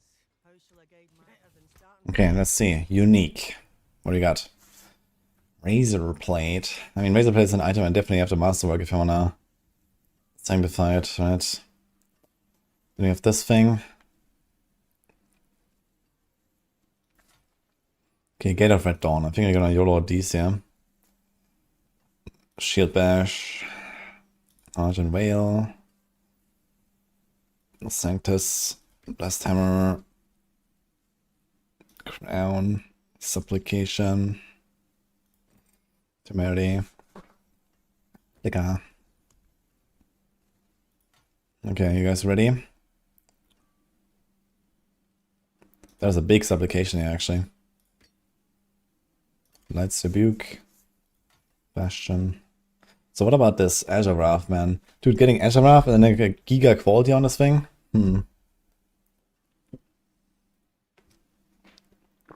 I'm gonna try.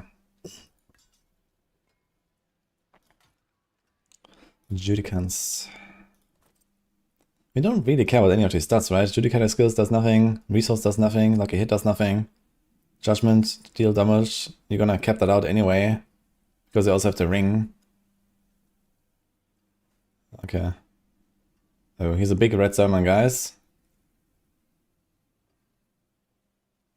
Arcadia, sure.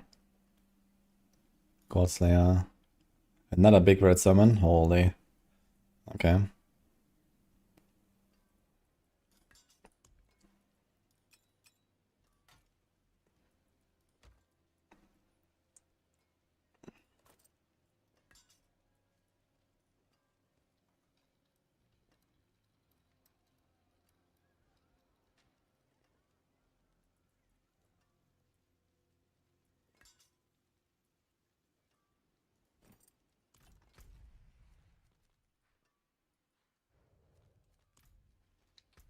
Okay, these are 33, right?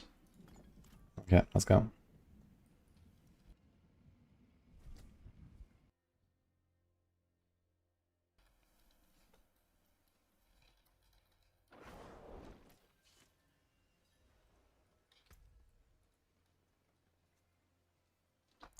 I think some of these we wanna party quality a little bit at least. So let's see. And also we have to do these sockets, I guess. Some solid bits here.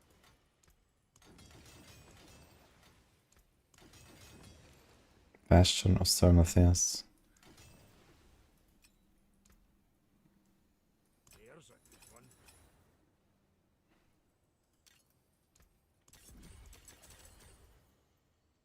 Does that 3 go to 4 at some point? Yeah, I think it's 17 quality.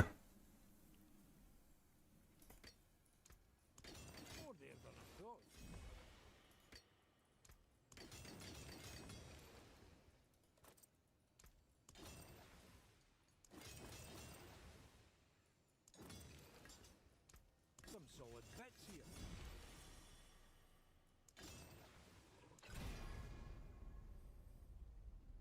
99.8%.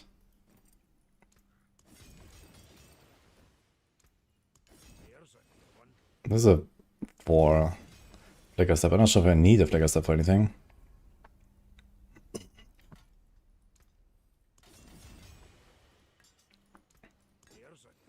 That's a pretty good Brandish Sword. That's why I hit a double basic attack speed. What do I have in a Brandish Guide? I think we just have Herald of Sakarum there, right?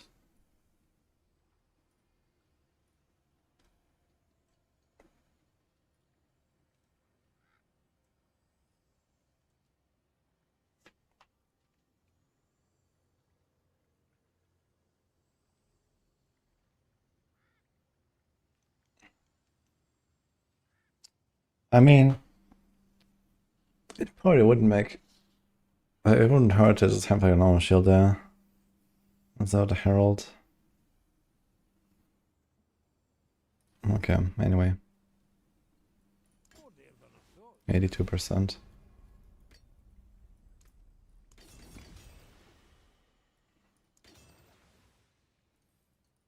Does the 2 go to 3 at some point?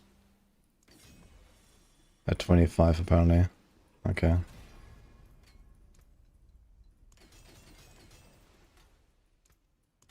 Some solid bits here. Okay, there's Azeroth I'm gonna try.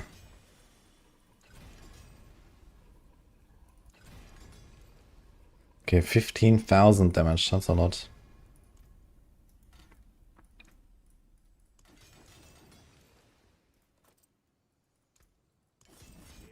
Can I get rid of this pop-up, man?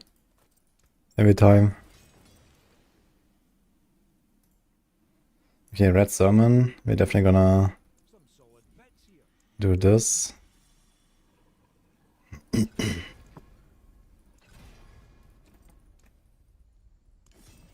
there than I thought.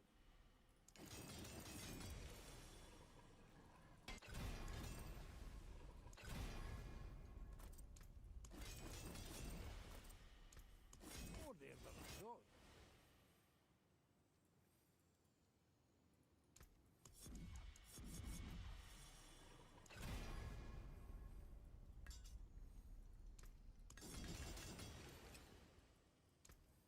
There's a good one.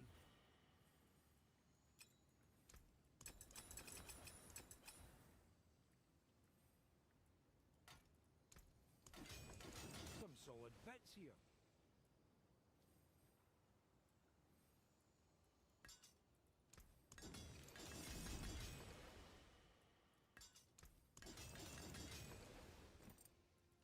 Let's do a full one here. Crit max resource. Not sure where I'll use it. Maybe on a barb or maybe on the rogue or something, right? Yeah, but I probably want basic attack stuff. Okay, don't forget the sockets.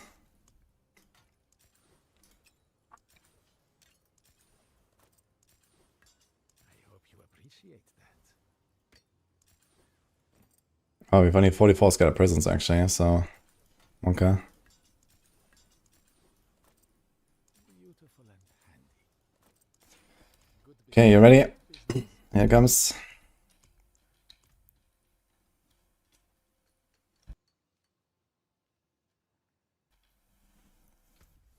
YOLO.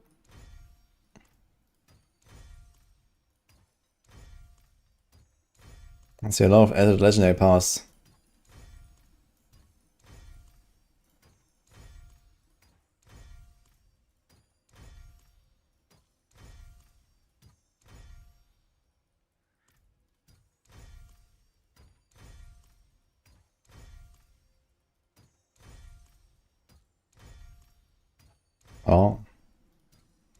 the neck, huh?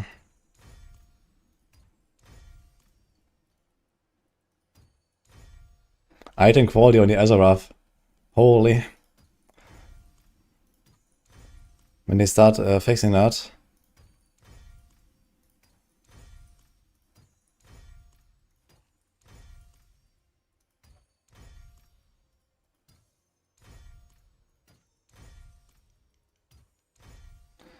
Okay. 10% armor. Oh shit. Oh shit. Okay. You got a big seal weapon, I think. Alright. Good thing I called it this. Okay, we have each sack of fur. Dude, look at that. With temerity as well. That's actually a really good combo. Like, temerity is actually not a bad pair of pants for a zeal build even. So, huh. You welcome me when no one else would. There's a GA. Here's a GA. 4.5 life. Quality. Chance to heal for 1% of your missing life. 20. Okay. Lucky hit. 20% chance to heal for 1% of your missing life. Sick, dude. Okay.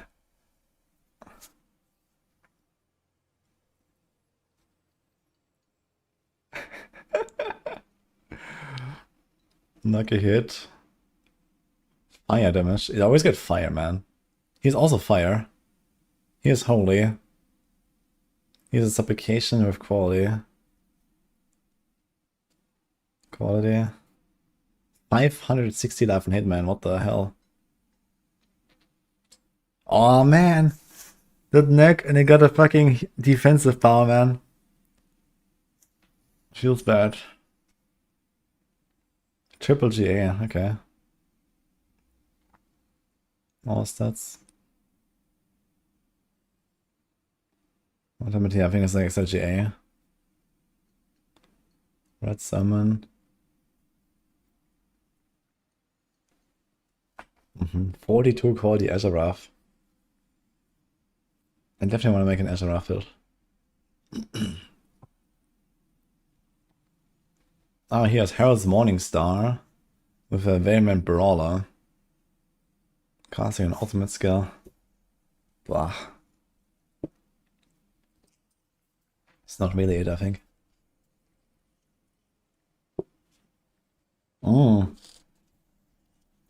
Wait, with core skills. Oh shit. Dude, it's like also such a nice roll, man. And we get the thing accelerating on that. Can I do this somehow?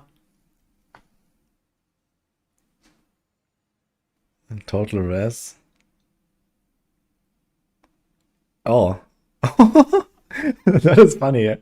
What the hell? Hectic on flicker step, man. That's cool. If you really need that cooldown, guys.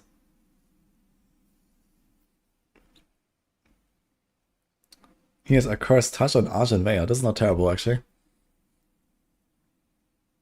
+2 to Vader skills.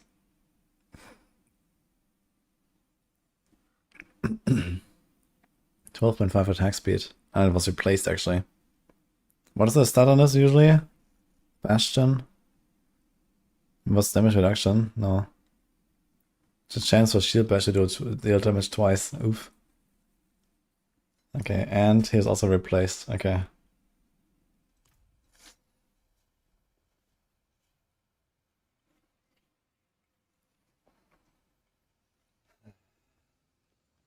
Do the other chests have the same loot of the respective their bosses? Yes. Alright. Well, we got a really big red server, man. This is insane.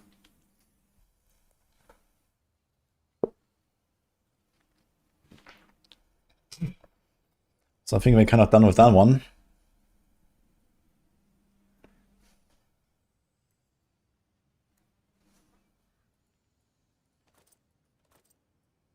Okay, I guess we're gonna try to save the best, like, strongest ones, and the rest we're just gonna throw, right? So, here's a good brandish. 500 life on it is kind of funny, I have to say. Yeah, man, the supplication is sad. So we got accelerating on the supplication. And it's like the best one. I wonder if we can somehow trigger this. But what do you have for core skills? That's not really anything. And you have to do it every 5 seconds, so...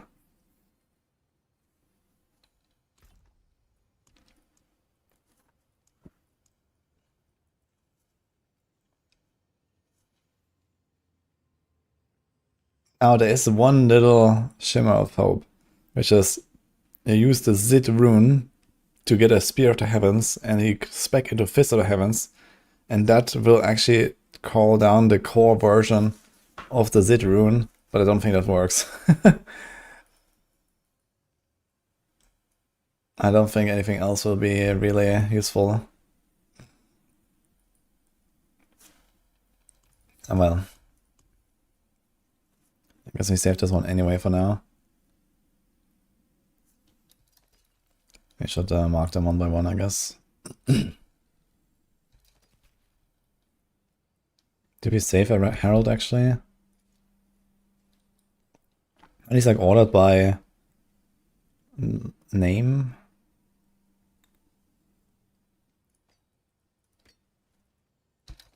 So here's a big Azarath. I need to try that at some point.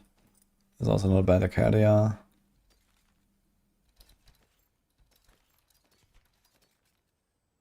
Lucky hit chance. I mean, okay, I'm just gonna keep that. What about our Gate of the Red Dawn? Kinda trash, I guess. Shield bash, deal double damage.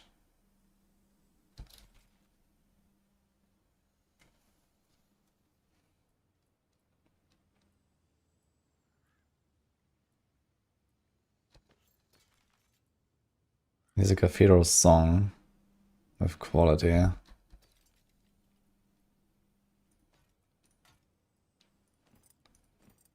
So this one is interesting, man. Each stack of Hero grants you 19.5% bonus healing received. Unfortunately, this temerity only goes to 82% barrier, but either way, it's kind of insane.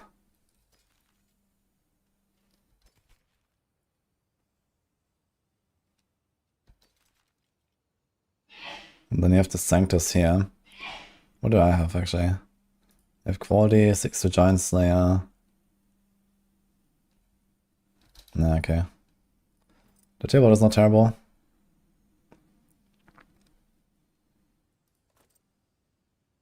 This one is just a worse. Wait, did I sanctify this? What did we get?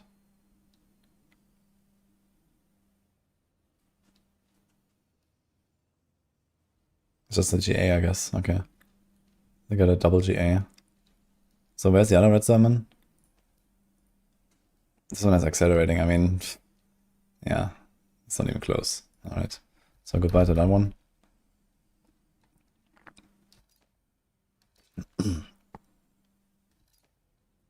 +2 to Valor skills. I mean, yeah, nothing matters there, I guess.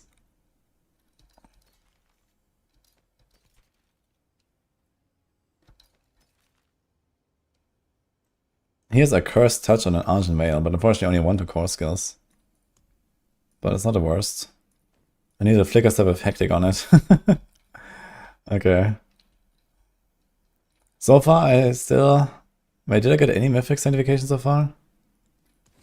I got a Doombringer, right? On my starters. I got a Doombringer on my starters at some point.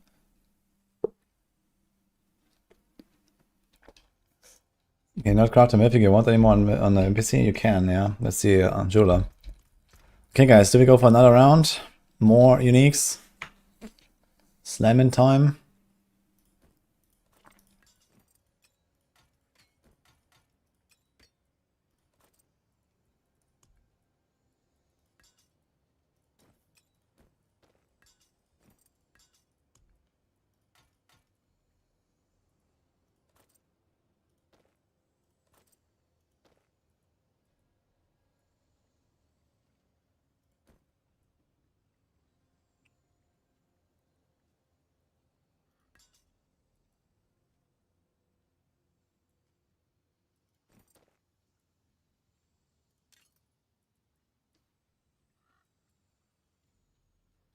That's kind of bad though, you want to salvage this.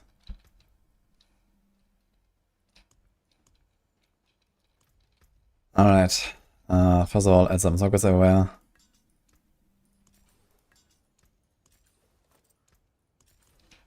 I'm the only merchant with jewels like these. Akarat's blessing on that one.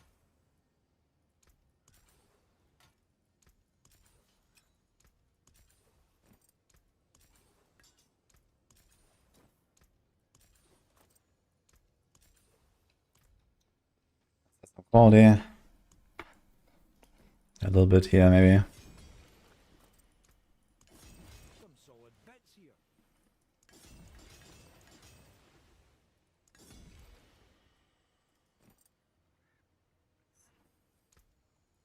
There's a good one.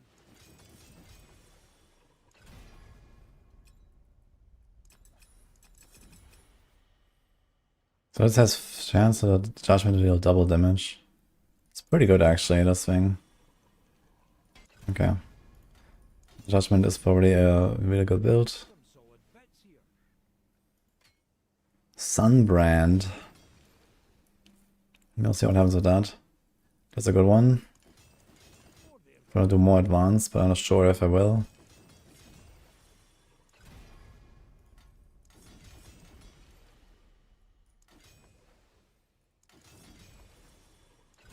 Okay. There's a good one.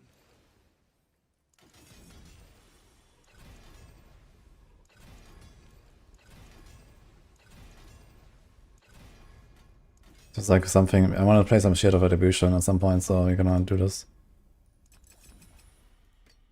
Okay. Some solid bits here.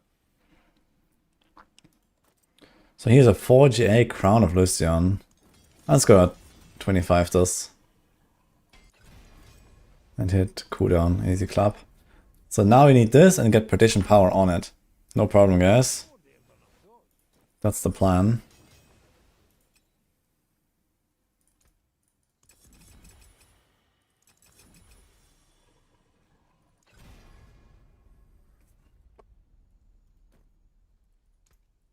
It's a pretty good flicker step. With big movement. That's a pretty decent one here. We kind of have to go for the basic. But it started with 3, so it only went to 5. Okay, that's a good Arcadia. Some solid bits here. 7 to heavyweight. On your pants, that sounds pretty useful. So here's an Ancient Herald of Sakarum. Okay. Okay. You get the life. Let's go with that for now. We could do core skills as well. Core skills is also pretty universal, I think.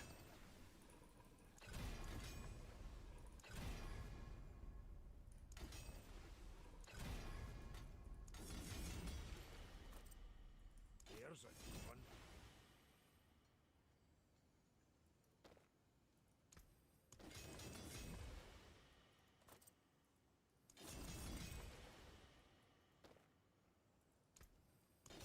More there than I thought.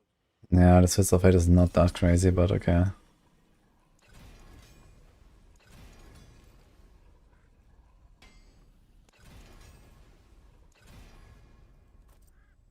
Do people even run this Judican's Helm at this point? Or did it actually just go Perdition? So that's 25 quality, this is 25 quality, this is 25 quality. This is 25 quality. They actually run Perdition. Yeah, so the Judicans is just worthless, huh? Why am I even doing this? Just get Judicans with Perdition, I guess. It's kind of interesting though, because I figured that this would be kind of OP. No other people I'd rather break bread with. Okay. Anyway, send it. To remove is new from all Paladin build guides. Nah, I keep the new for now, Chronics. Okay, let's just double check. Sockets are all done. Best way to get Obos is in a city.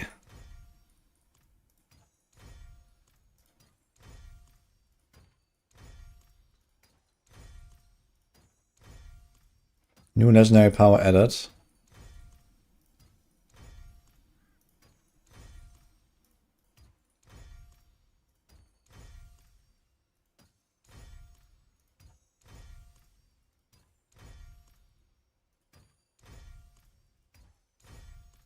New legendary power added.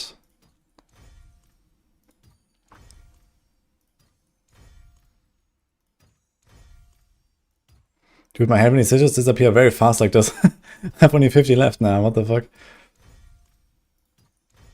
You get them so slowly actually, when you YOLO like this.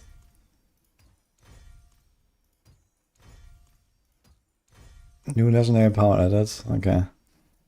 Here it comes. Total resistance. That's kind of crappy. This thing got replaced that. It has double lucky hit. Attack speed on a Griswold. That's not terrible. For something like Shield of Attribution, this is actually nice. Okay, here's a bit of quality. Not that crazy, I think. 3 to heavyweight, okay. This thing.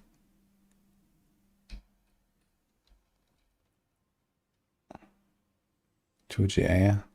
That's fine, I guess. Okay, here is an accelerating on our Herald of Sakarum. That is not bad. But it only has 2 core ranks. Here's an all stats. Wait a minute, why is this all stats? Like, it's an extra stat, but it's like somewhere in the middle. Kinda weird. 1 to aura skills.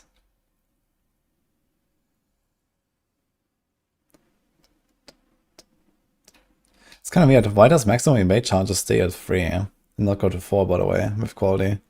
But attack reduce evade cooldown does scale with quality.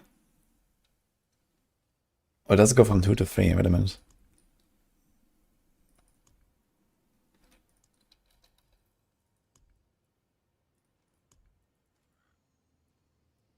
No, it's 3.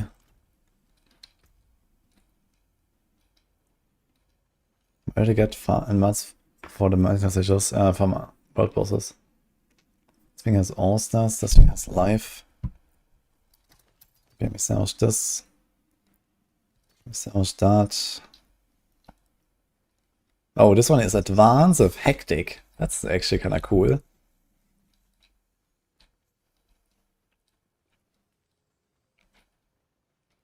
Here's a vehement brawler, Fist of Fate. Unfortunately, not a GA or not like a hit. There's a lot of GAs here, holy. You can salvage this. Salvage this. Here's a lot of quality. Here's a lot of quality. Here's a double lucky hit on the Crown of Lucian.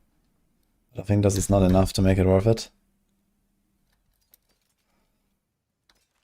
Force and Thistles, fire damage.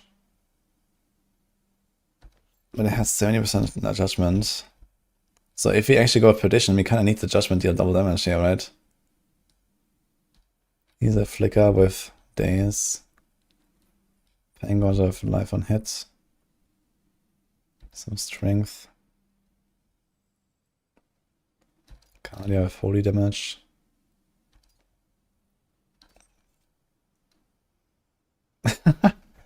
Oh, interesting. 3 to basic skills on our Herald of Sakarum.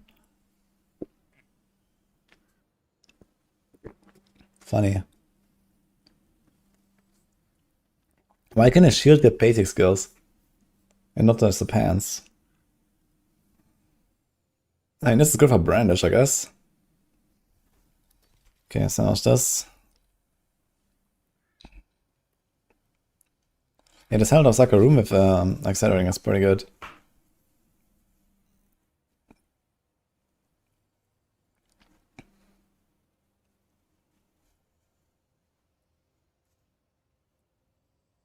There's holy damage on Shard.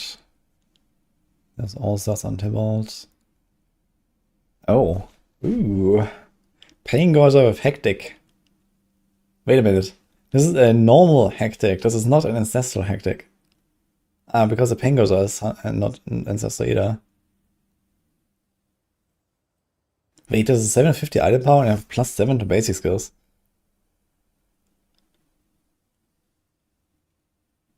Huh. Okay. 470 life on hit.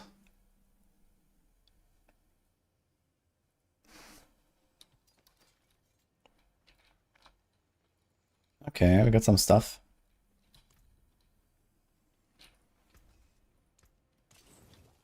We also kept a lot, holy shit.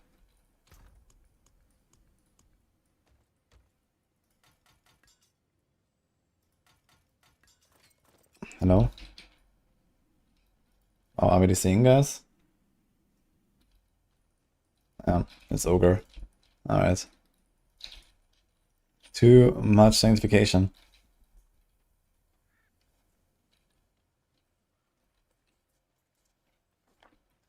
Has there been any talk of the new class? Well, in chat there has been, yes. Are you guys crashing as well, guys?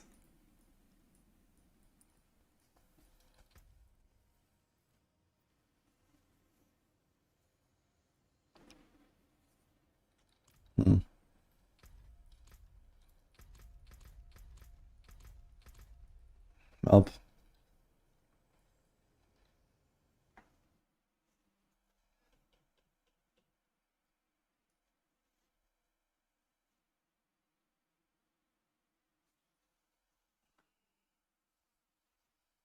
I know why you always crash and I close the game.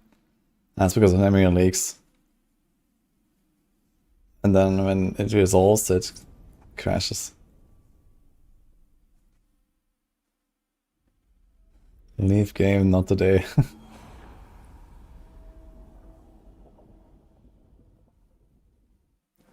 Should we break down all these issues and remake them until I get Treasure Breach and Strong Room? Yeah, but there's also a few more. There's Wild Splendor for gold. There's, I think, Hidden Armory it's called, for legendary loot. And then there's the Mythic Prankster. So there's like 5 types of sigils they care about, I'd say. And maybe Material Reserve is not bad. And sometimes Forgotten Wisdom if you want to do like an XP session.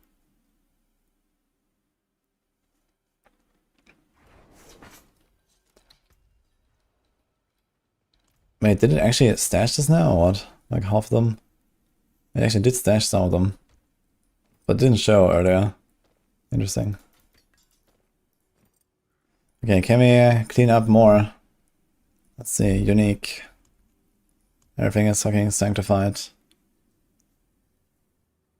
This one sucks anyway. And then we have a lot of these. Not sure if I will do anything with a razor plate, but this is a good razor plate, so I was gonna send it.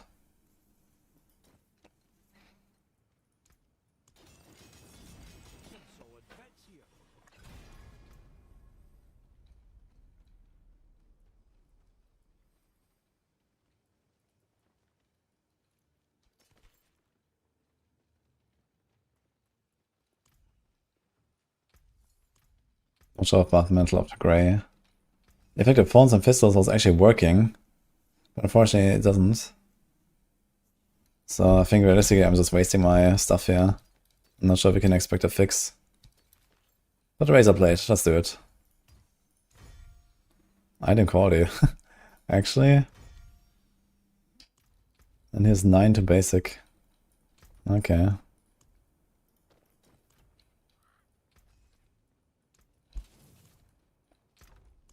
At least have a bit of space.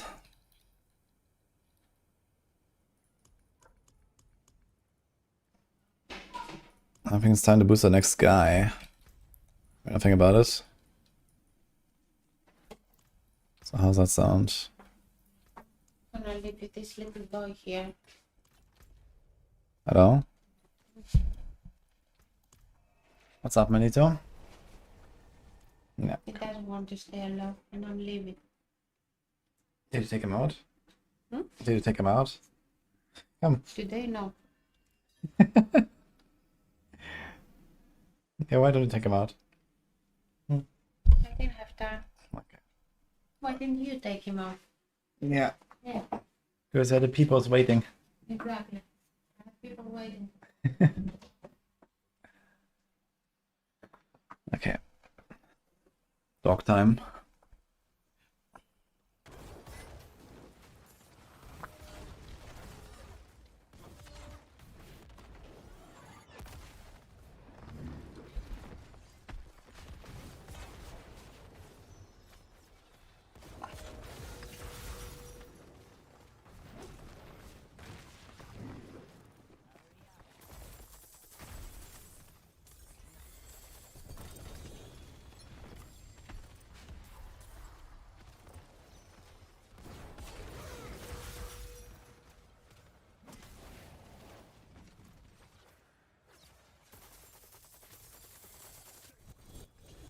Niall.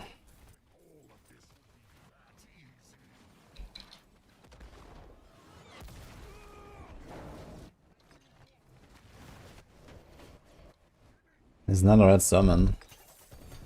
But we need some pretty sick sanctification if I want to beat my current red summon. So I don't think that's actually gonna happen.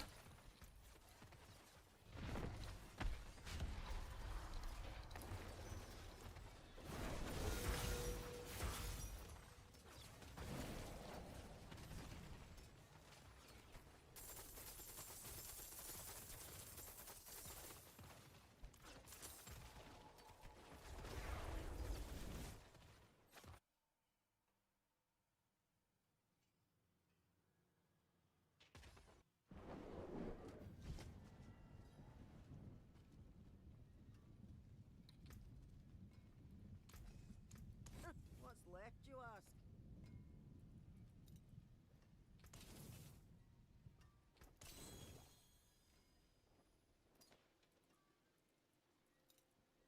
What's still got some good in it?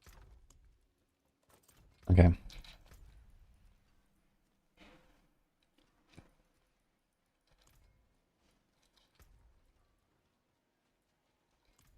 Okay guys, since we have this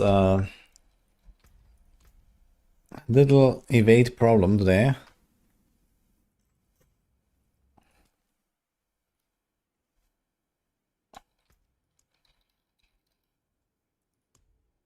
We're gonna make a fresh guy and do a shield charge.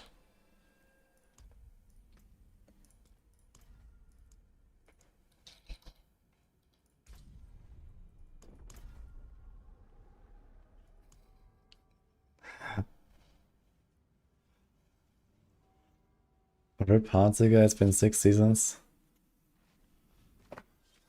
Yeah, Heartseeker is just a really nice build, I agree. I probably need to get my mythics here. Do I just equip a grandfather? Wait a minute, you can't do grandfather, right? I just realized. Do we have a Doomy? We have a Doom. Okay. Father bless. What do you need? Unexpected.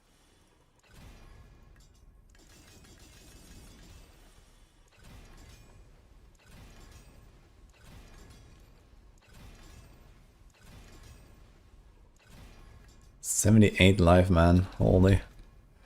Oh, that's a lot of life. So we can do this. I guess starters actually still works. Corner. Let's just take that, it's fine. Okay. And then we're probably gonna go Harley or Perdition. Harley can give us a lot of life. We don't have any other like flat life otherwise, because we can't do grandfather for this. And the Shroud, okay. So let me get the 2 things. Oh, I know Sakarumi and Oradin guide. Yeah, no shield is just like better basically. Sakarumi is good when you have a core skill build. But it's not a core skill build. And we have plenty of good aspects to put down.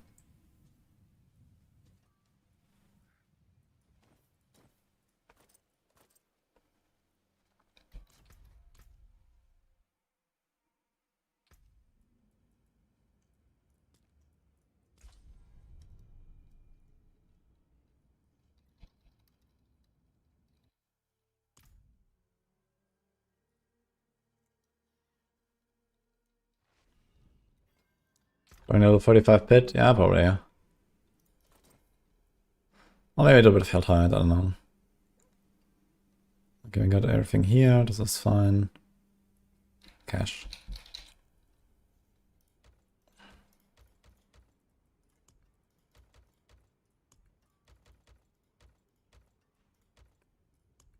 Yeah, a lot of caches. Got it pretty close actually, I think. Just on this.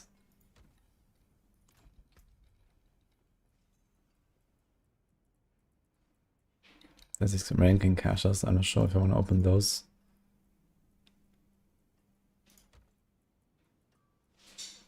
Keep forgetting to open them.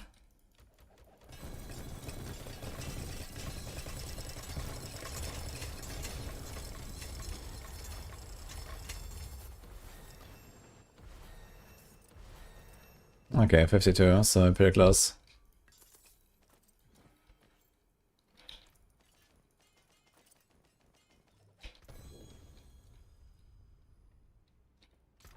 Yen's Blessing. Is there a chance you wanna do something that trigger non-mobility, non-ultimate skill that's currently on cooldown? Every 8 seconds. I mean, you can get like a random aura procs like this, right? That's actually not that terrible. With a good signification, could be something. That's kinda good.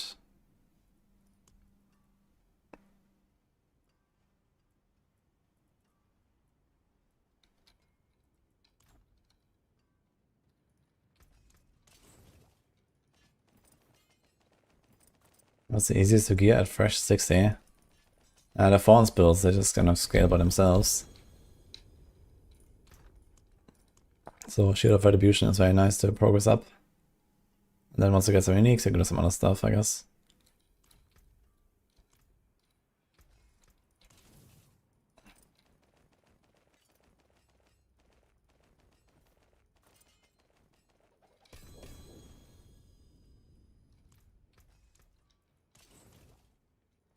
That's a lot of legendaries, man, what the fuck? How many caches?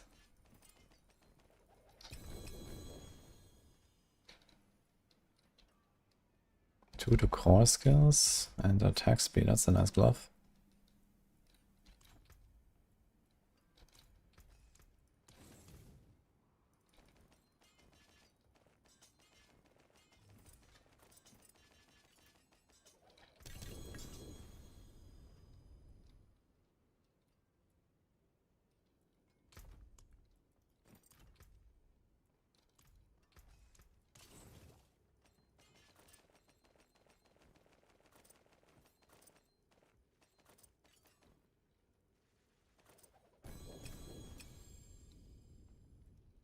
Need something for it?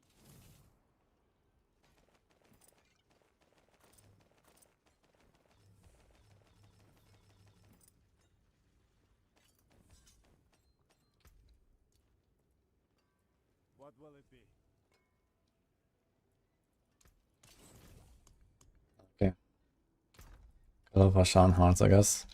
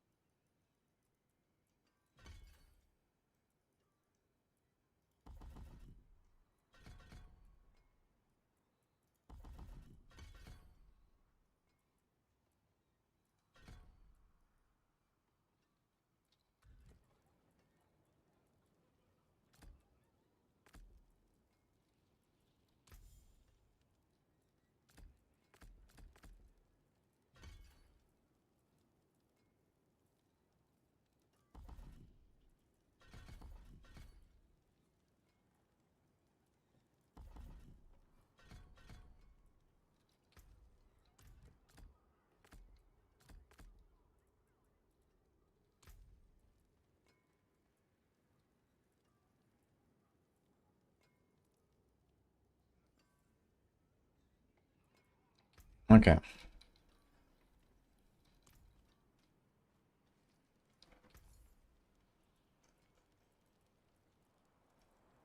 Fair bit of magic in that. Oh, bad luck. Very nice. Not much. Fair bit of magic in that one.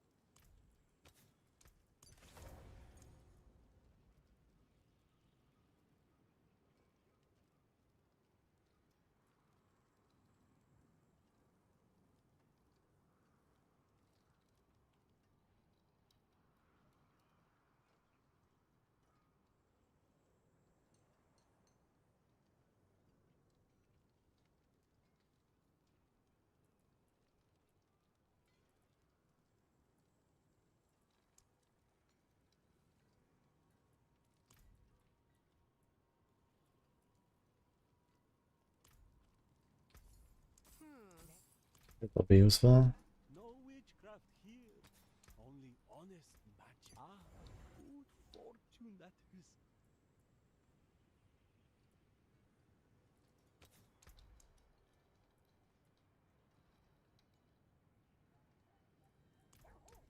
Oh, That's my great chance, yeah. rare one. Not the greatest.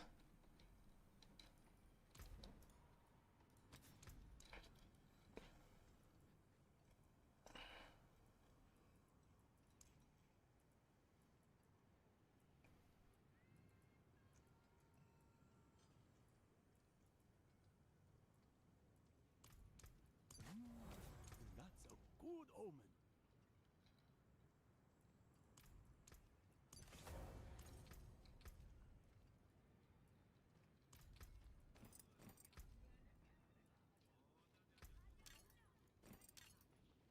Father bless you. What do you need?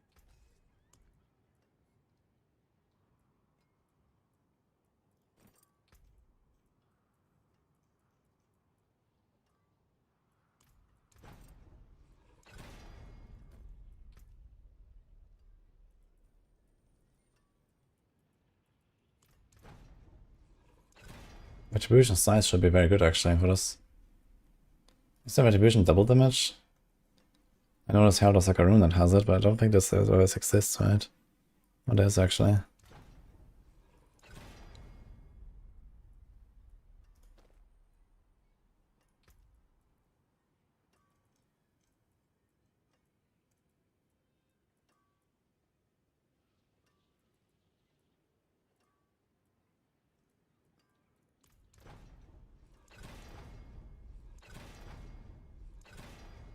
Okay, so this is fine. Maybe do some resource cost reduction or something. Advance. Zenith. I guess it's probably just damage.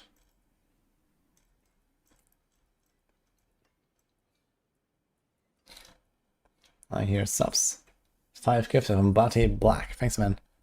Appreciate that. And damage XP. Thanks as well.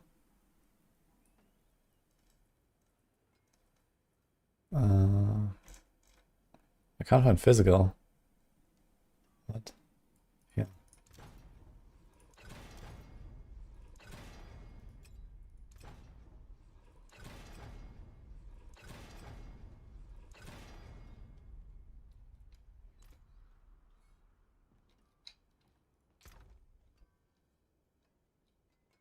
Never trust a streamer. Can confirm. What?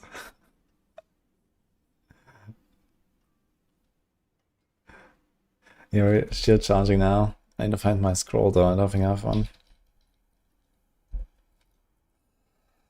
Okay.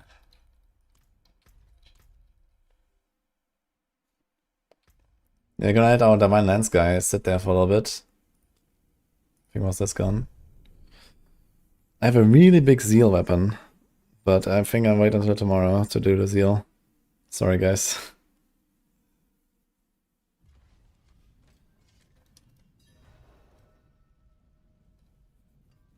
What the fuck is syncing all tier lists?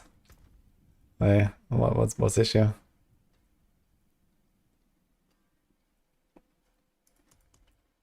Wait, there's no... Where's my scroll?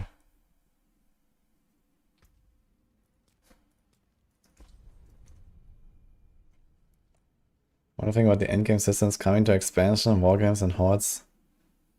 I mean, the war games, it says war plans, right? Sounds interesting. I mean, I've been waiting for some sort of, you know, meta progression or something like that for a while. So, I guess this is hopefully what this is.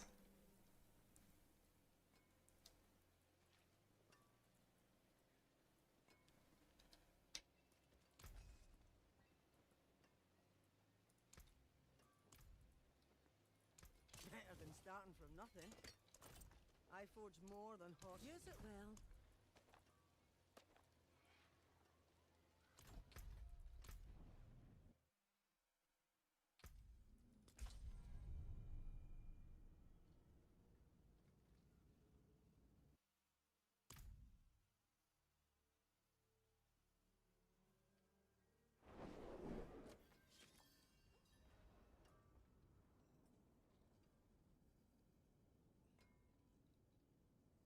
The FOH panic guide on Maxroll looks super scuffed.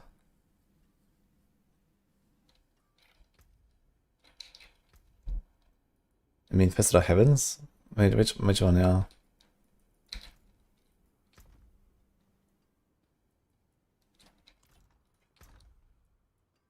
You mean my planner or what?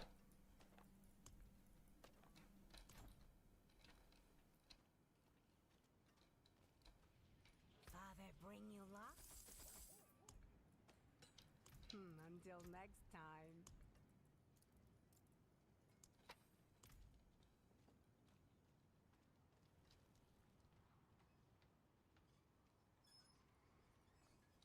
If you've got the makings, I can mix it. Do we do Iron Barbs at Exile? 500 armor and 250 thorns. That's a lot of thorns, actually.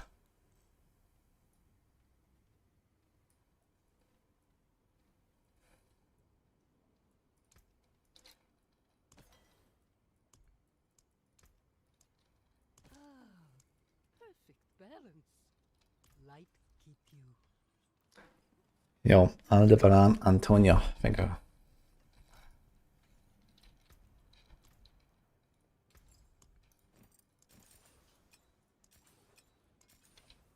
I think it's not even quality, right? You just have a random status here. With core skills. Do I have another status? There's this one too. Lucky hit. Core skills is definitely not something we care about. Not bad.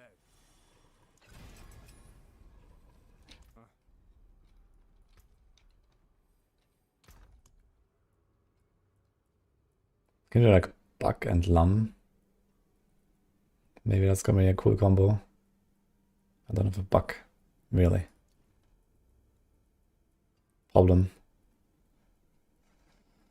Alright then, in the case, we're gonna do something else.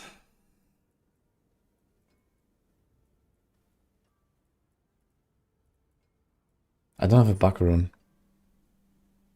That is actually nuts.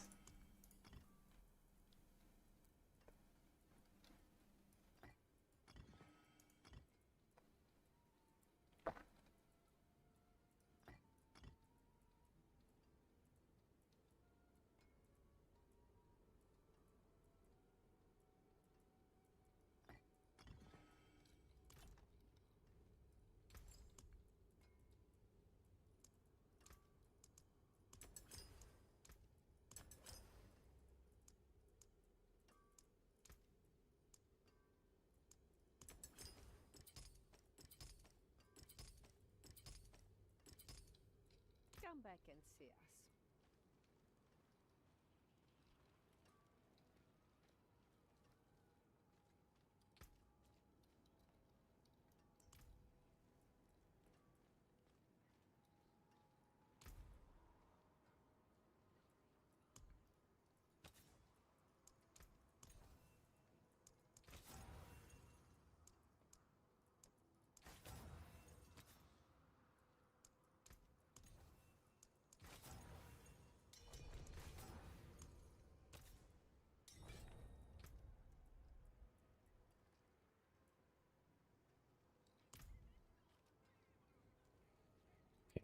Eon. Let's do it. You're doing shield charge, yes. 211 cauldrons. 55, 54. I'm gonna keep the healing received and try to get some crit on this or something. Cooldown is also not the worst. How much crit can we get? 6. Okay, thank you. Backward, Soul, Lam, that should be kinda comfy. Appreciate that.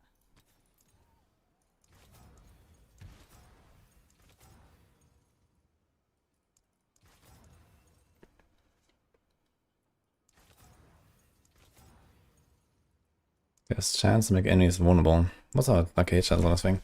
Relatively good actually. But I think we care mostly about just like one-shotting everything, right? So I don't think there's a lot of like vulnerable going on here.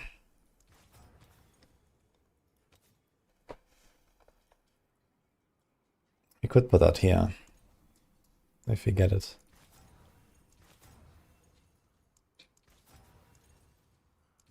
I don't think I want to try hard too much on this.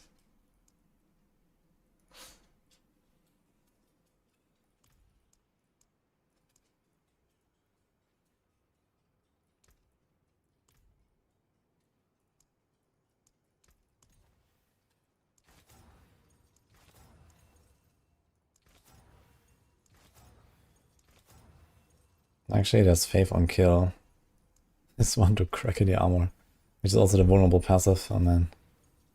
Let's take the crit, yeah.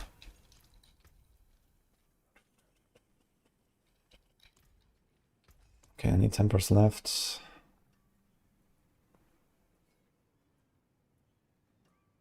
Okay, we're good, I think. Juggernaut. Let's get our guy.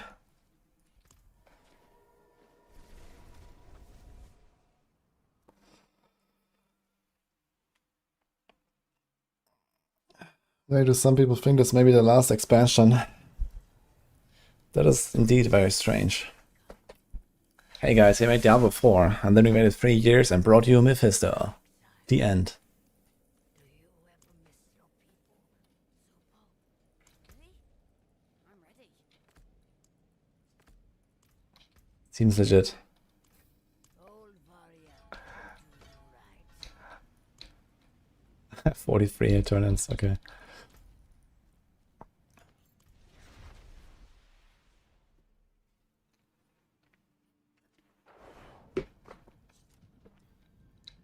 Tempered an item low, then master it to max. After retempering, the start rolled extremely low. It won't increase. I think it's just unlucky.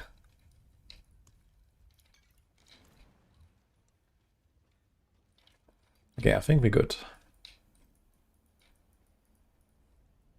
Anything I'm missing?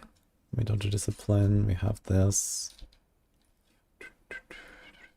Yeah, it's gonna be slightly scuffed until I get to level 60 and we get our Herald. And once we have Herald, we are blasting.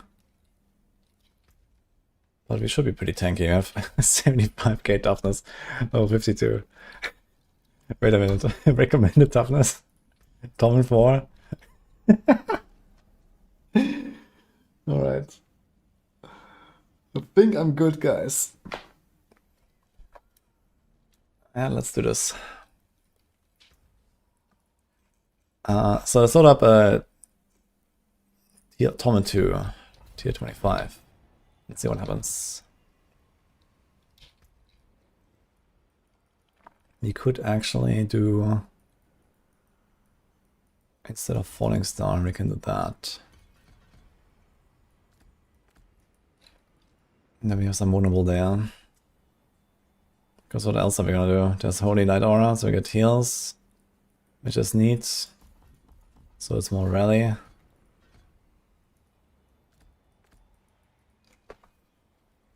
But that's about it.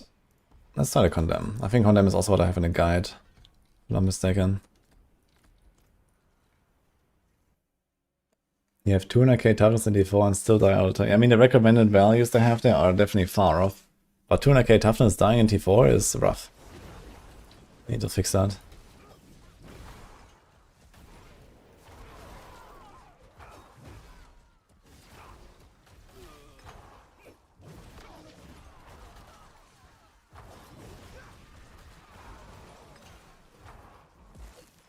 Okay, these guys don't hurt me. It's basically just rarely that removes my life here.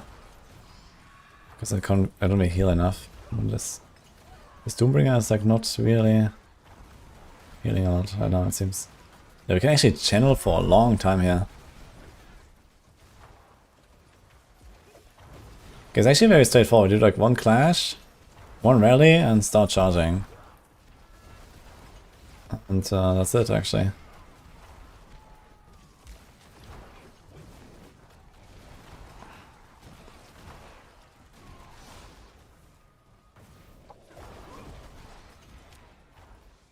Dude, is there clash duration? I want a clash duration temper actually. I need to check that.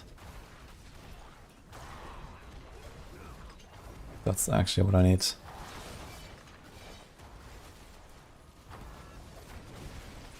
Yeah, this whole condemn action is not it, I think, for this kind of speedrunning. He probably is gonna go Holy Light Aura.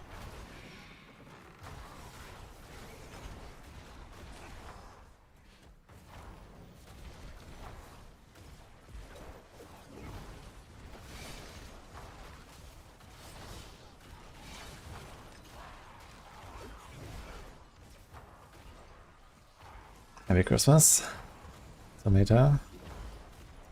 Did I die my first Paladin? I did die my first Paladin. But then I created 4 more, and this is the 4th extra Paladin now.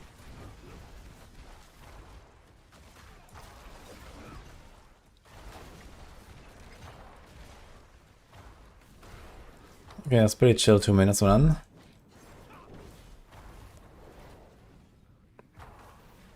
I have to do the quest actually for the season stuff.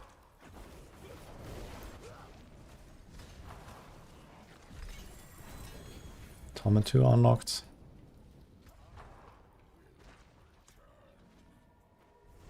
Why make more?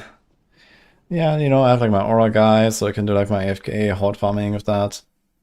And you know, I have like my Zealot guy now for like Zeal and Divine Lance and so on. So I just kind of like distribute a little bit between new characters, and I get to see like a little bit of the progression with other builds and so on, instead of just like jumping in with like a fully decked out gear. Okay, I mean I have a lot of twink gear and stuff, right? But I still get to see a little bit.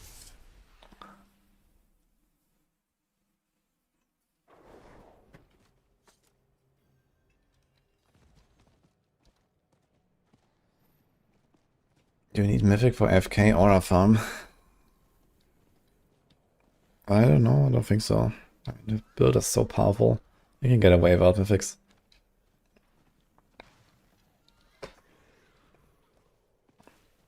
We have Arsenal now, and the Arsenal holds 5 builds, and there's like 20 builds I'm gonna do on Paladin, so...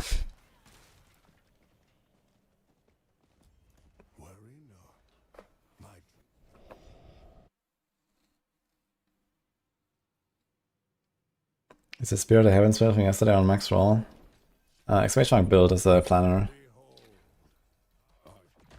I also recorded a video on it.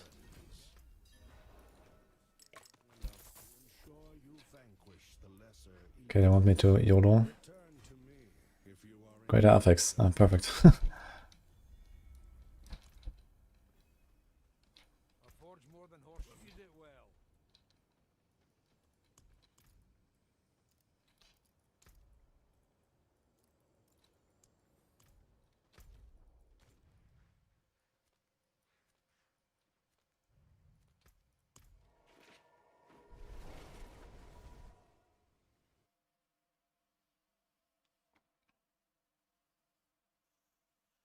Condemn Paladin in D4 like Crusader.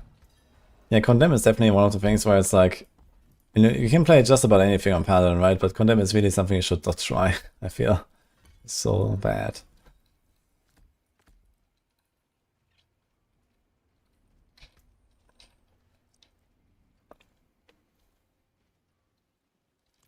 Okay, so let's see. Is there a clash to temper? Outer duration. Rally duration.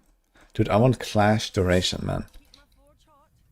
I want to get like a 20 seconds clash and hold down shield charge. How about that? I need to write an angry note to the devs.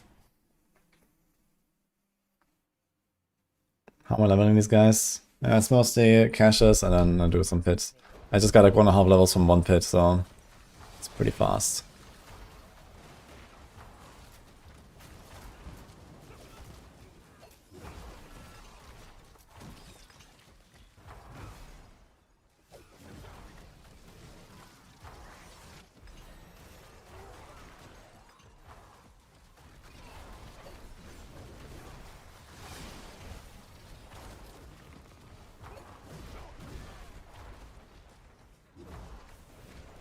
As man is coming up, is it worth doing the world boss? Yeah, but remove your meteor gift. And don't do it on hardcore.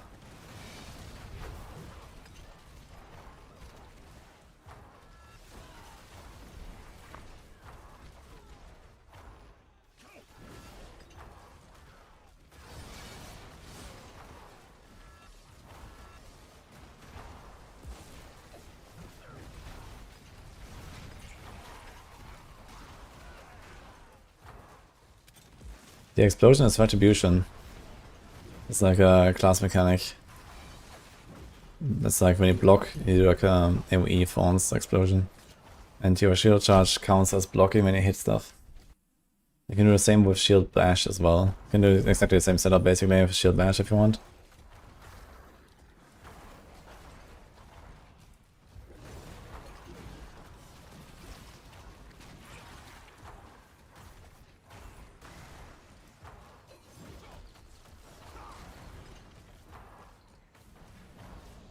The Holy Light Ore actually is relatively useful for getting the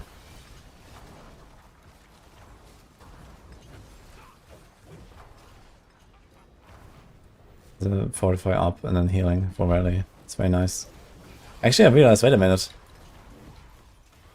No, we can't do a two-handed starless for this.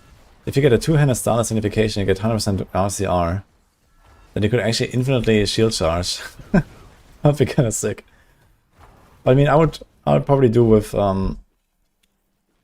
just 2 starlesses, you know, you can shield charge for like half a minute at a time or something.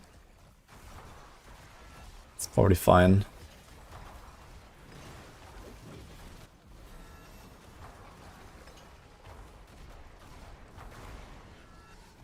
What was shield bash proc from shield unique? No, we don't have unique right now here.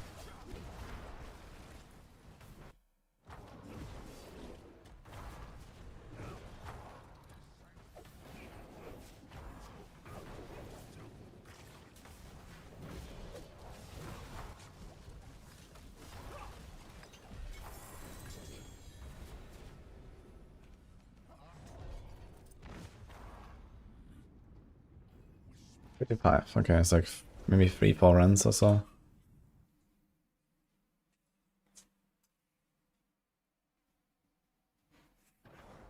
Looks like I could easily get 200% chance of retribution. Yeah, but 100 is the max.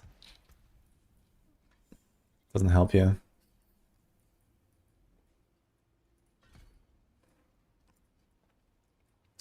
Okay, so we got this. Yo, Aro Kiri. Thank you so much, by the way.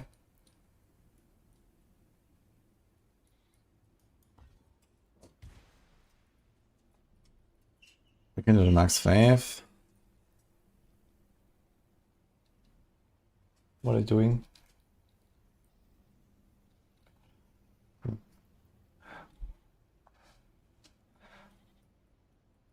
Okay, the longevity.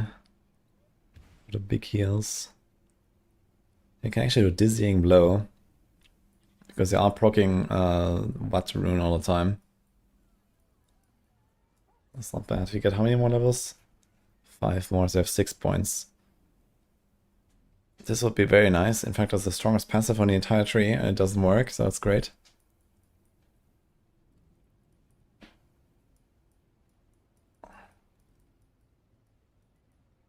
Just put more points into the auras maybe.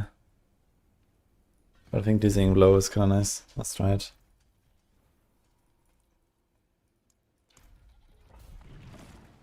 World boss are still bugged. What's the best build this season? You're having a hard time with Flurry. I recommend Heartseeker, but you need like a few uniques.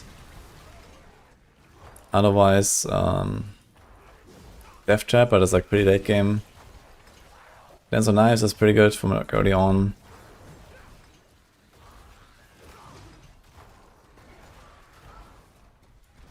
Yeah, those are mostly the 3 builds, I would say. Thorns and Thistles passive does not work. It's a Thorns passive.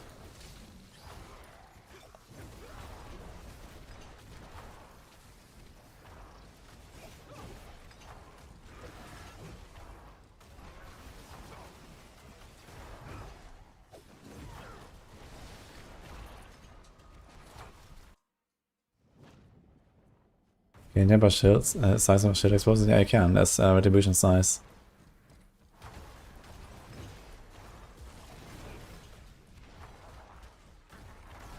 They're usually a bit smaller, it seems.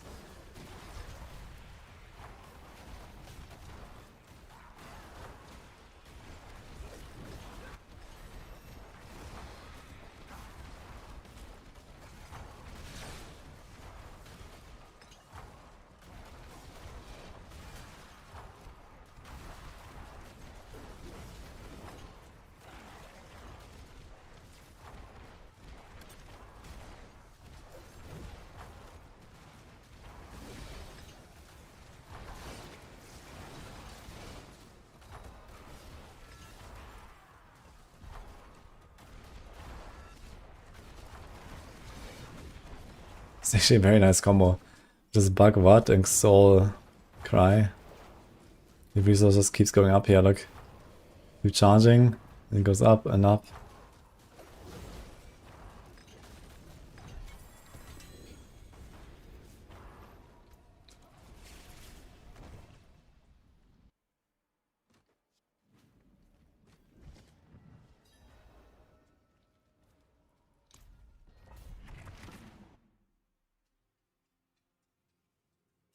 Yeah, Paragon 140 and nothing is working. You don't have to make a new character, I mean, just, you know, imprint some other stuff and you can try to play either the Dance of Knives or you can try to play a Heartseeker.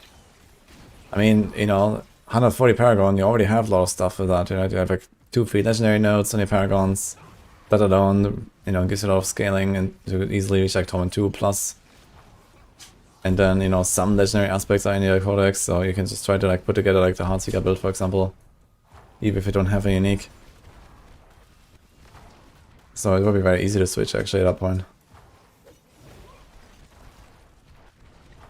I just try to get some suggestions of builds you should go for.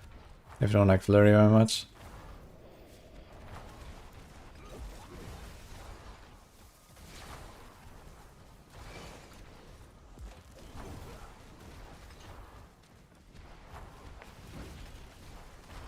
Rogue fell off the season. I mean, Flurry in particular is much weaker than last season. But Rogue is actually overall pretty good.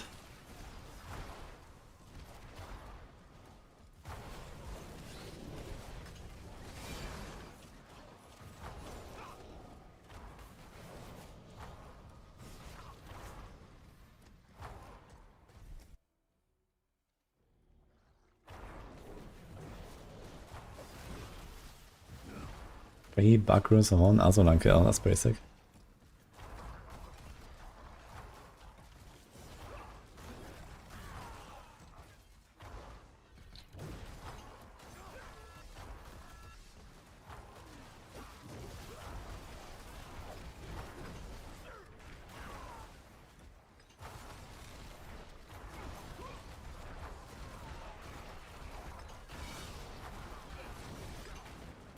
It's hard to go sub 2 minutes though on this build.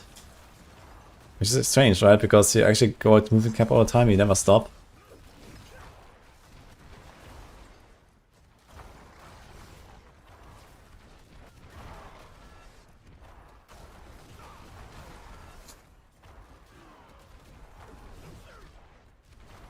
Does sometimes do a clash or something.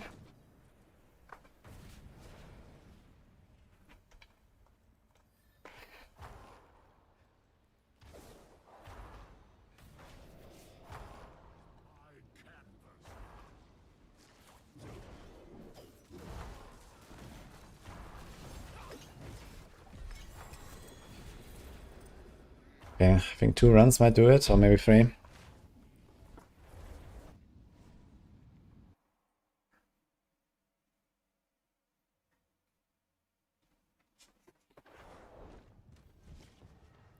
What's the attack speed cap? Oh, it's complicated. But the short answer is there are 2 caps of plus 100%.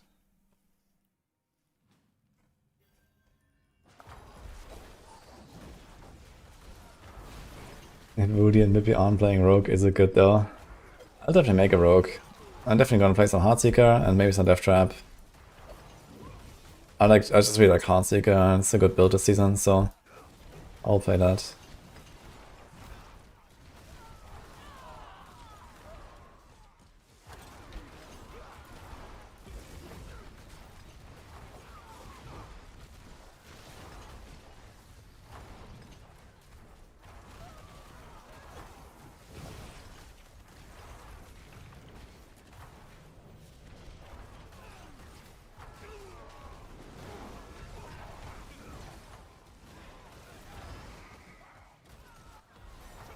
What else is looking good? Also Paladin.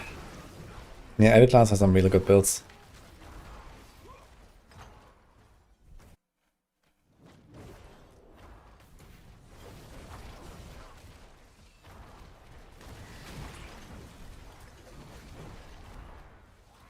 Ow. Baron is eating my foot. He's trying to steal my... Yeah, look at that. Look at that guy. What are you doing, man?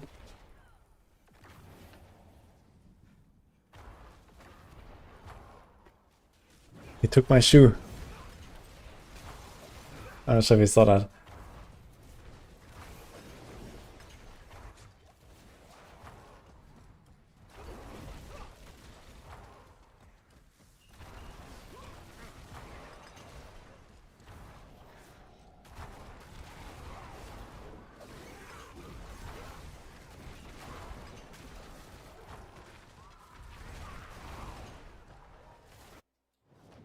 Was it really my shoe? Yeah.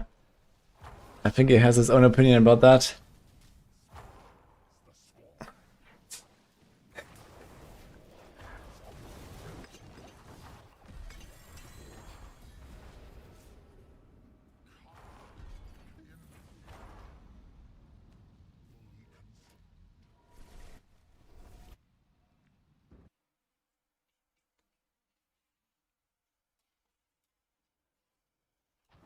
Bigger things to worry about. Like what? Need to keep my dog entertained.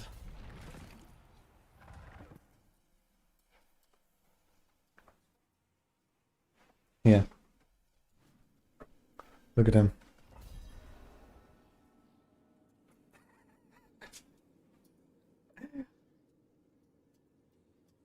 Ah!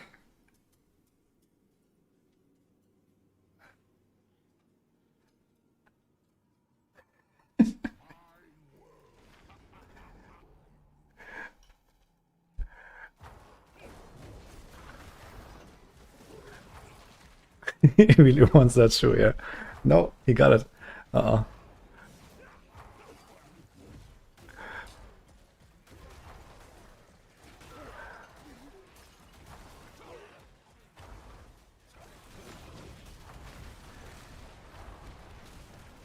Okay. So we're doing tug of war right now while I'm doing shield charging.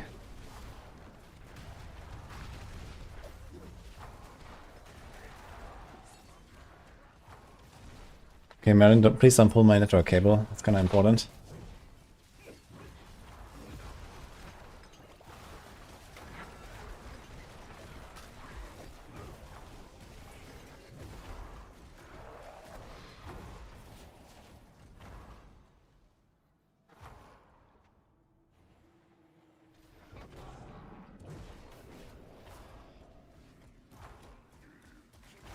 Can you hear him?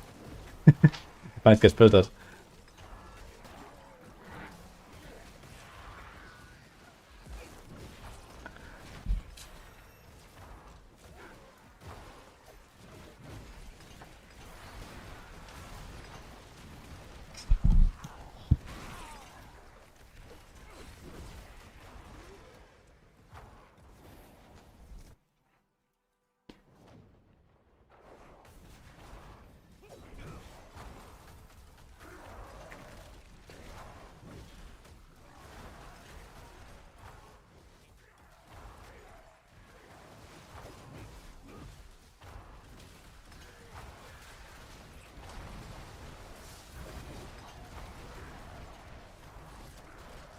I'm shooting toys, so treats will fix that. Yeah, I don't know. These treats are usually devoured in seconds, and its shooting toys don't live for long, so I'm not sure. But one thing definitely lives on forever. His desire for slippers.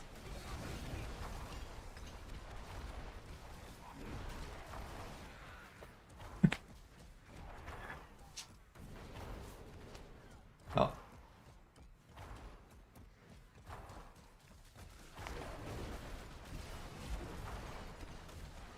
He wants to be on stream.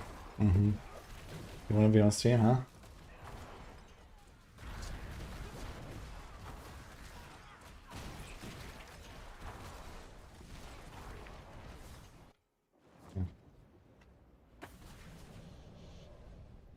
He's very good at standing on 2 feet, by the way. Huh? No, he doesn't want to anymore. Like a humanoid. Sorry. What are these explosions here?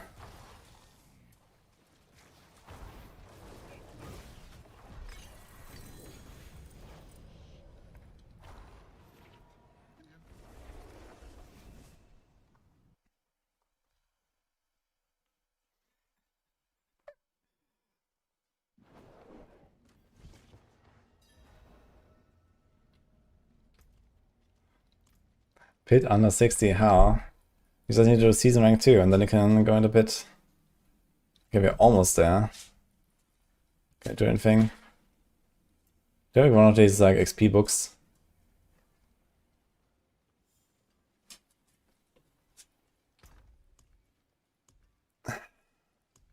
Soon, Money Night.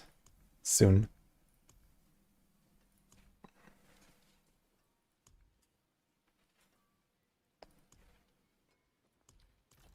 Okay, we just do another run, that's fine.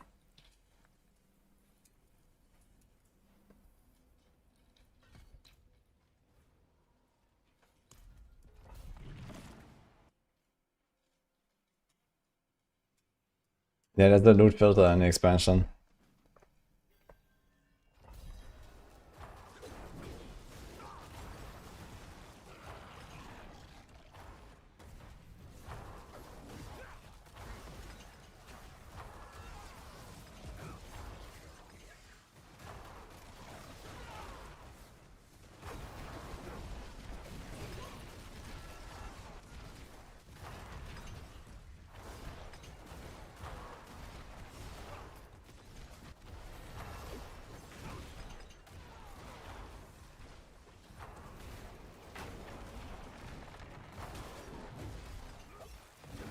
I didn't say what the loot filter will have, but I said there is a loot filter, so we'll see.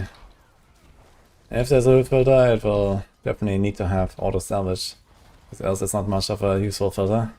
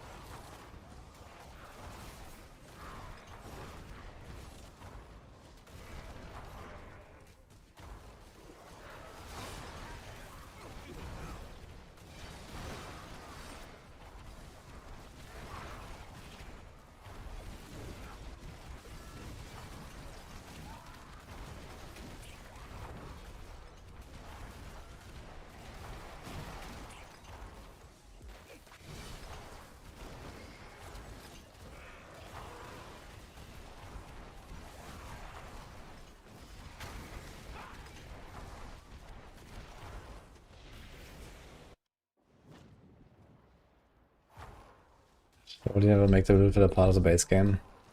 Yeah, I think so. That should be a base feature.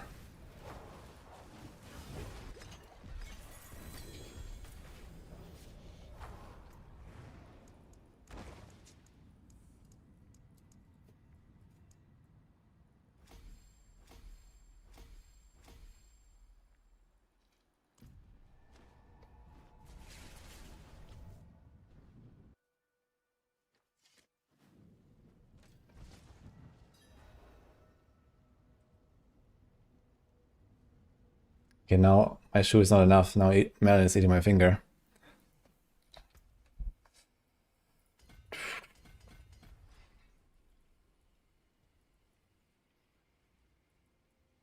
I got all the glyphs already. Chip, Outmatch, Spirit, missing Hound, I guess.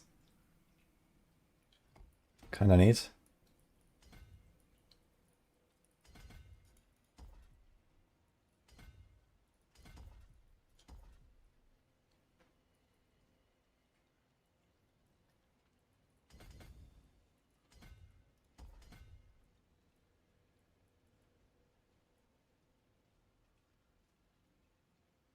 If Ludwig is a thing, there should be crafting expansion.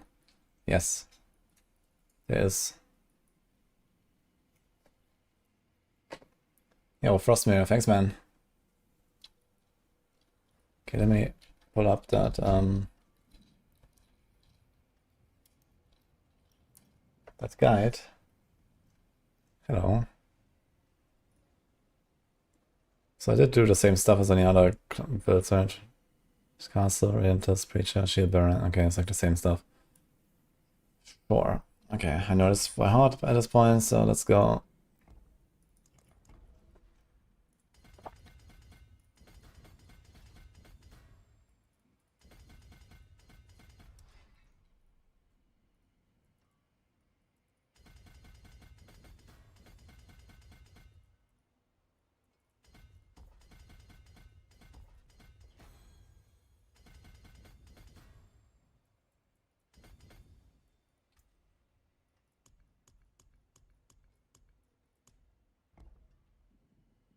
I've seen Fafgun's Poison Ranger build, pretty insane.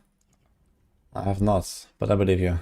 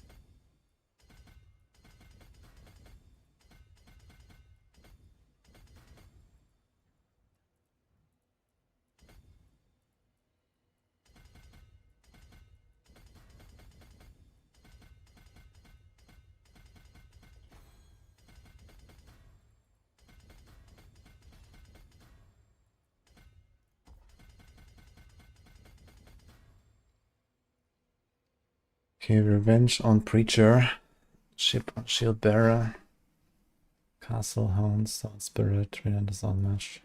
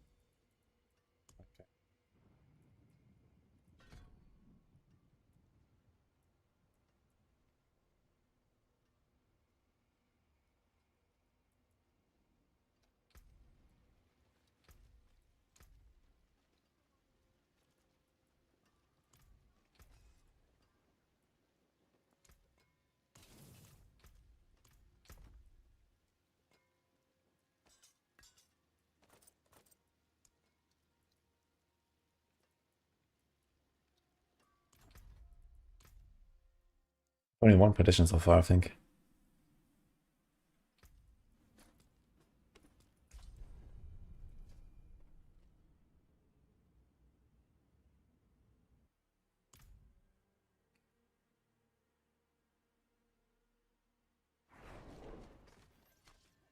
Ready for a massacre.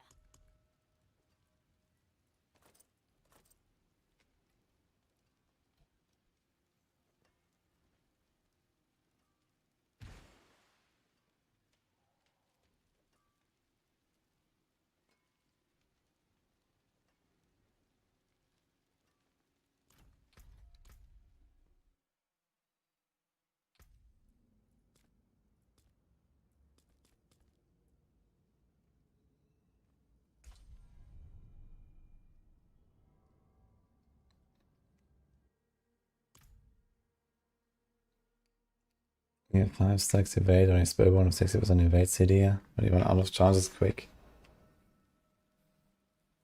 How did he count your 60% evade CD exactly?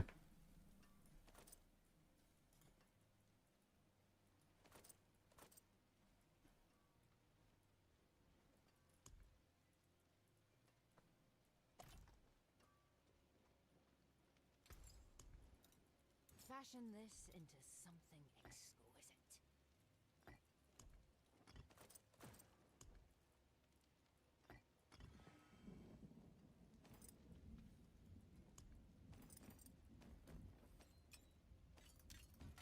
Beware the envious, my friend.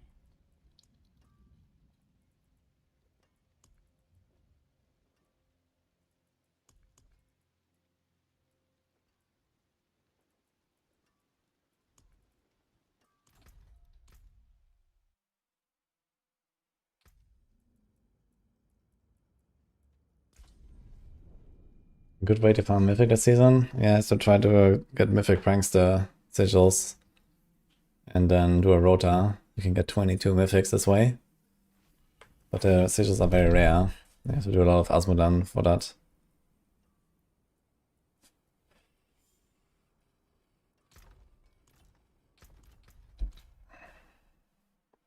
Okay, seems like we don't actually have a Herald of Sakarum that has like a GA on the retribution.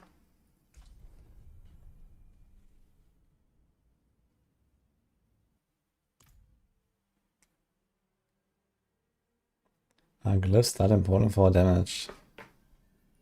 I mean, glyphs are a lot of DPS, yeah, especially after 46, yeah, they had to scale them in 2 separate ways.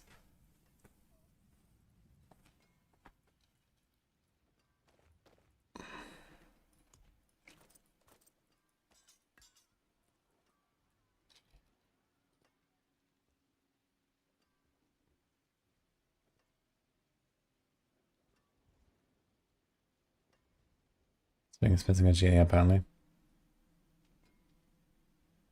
Resolve generated.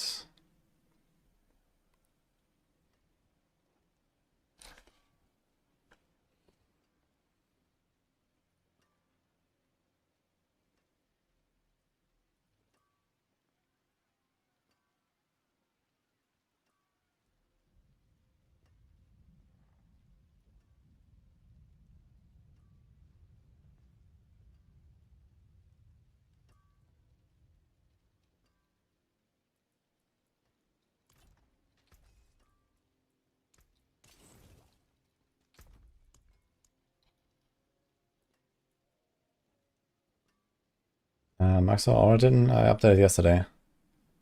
I think that is still up to date.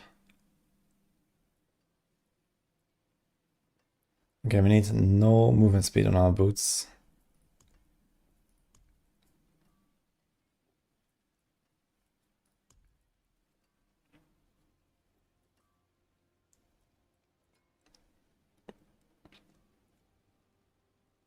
But all of them have it.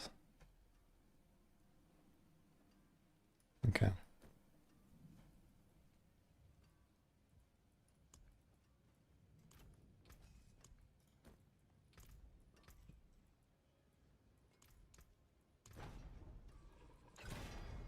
Use it well.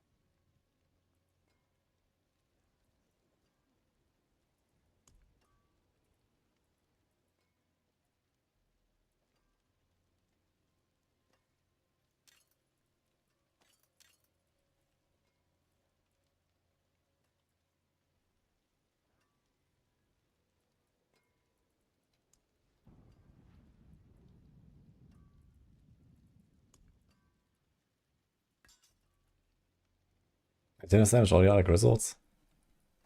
Attack speed is like the one thing I don't actually care about, yeah, but okay. Greetings. How shall I guide my hammer?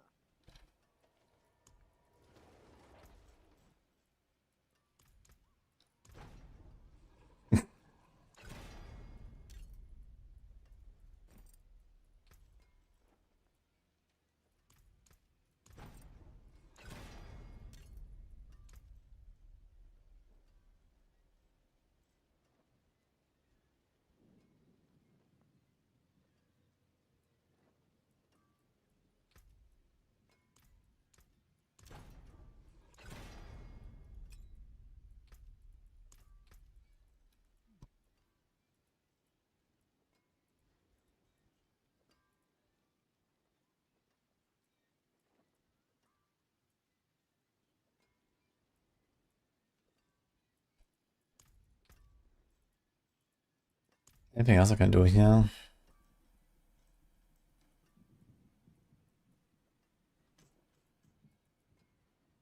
Mm-mm.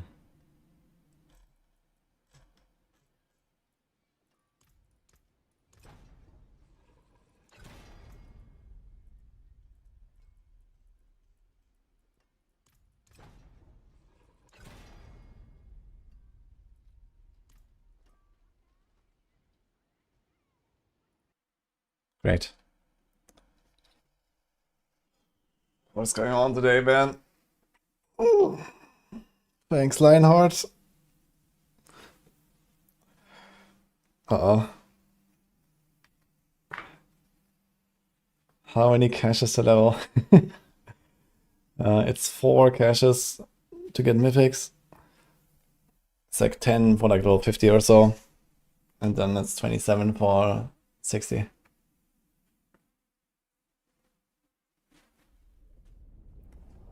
Now that expansion information has come out, can I talk about the experience in LA testing and what has changed since? No, I cannot tell you, like, you know, the details of, you know, what I saw and what changed since then or something like that. I mean, I can tell you I've played Paladin and I get feedback and stuff has changed for the better, I would say. But, yeah. Besides that, I cannot really tell you much. So.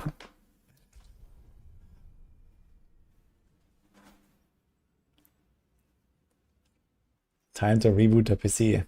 No.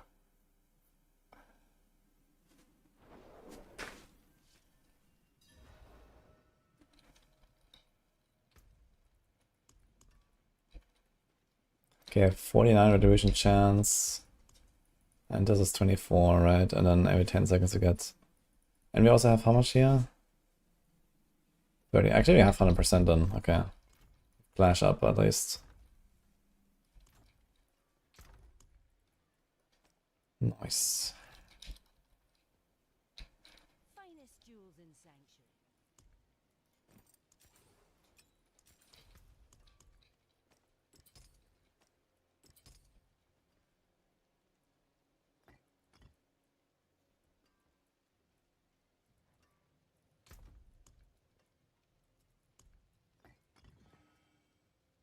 Yo, a Smitty boy with the 5 subs. Thanks, man. Shit out as well. Okay, guys, I think we're kind of set up here. I kind of like how much faster you can actually like make your gear these days with the temperers and, you know, that kind of stuff. The masterworking, it definitely helped, I would say, with the changes.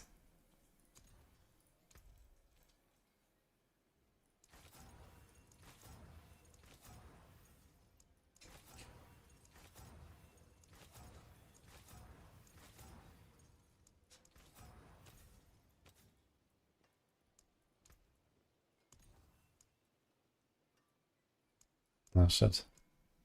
I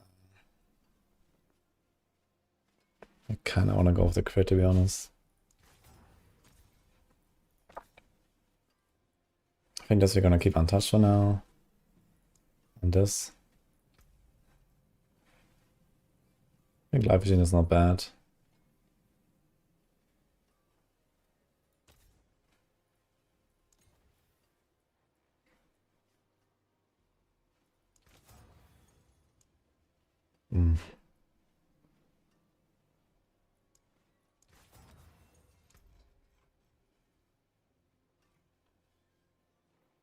Okay. It's a bit of attack speed, but otherwise this is good. I need to get a GA petition. And then there another petition on it. I think that's the strat here.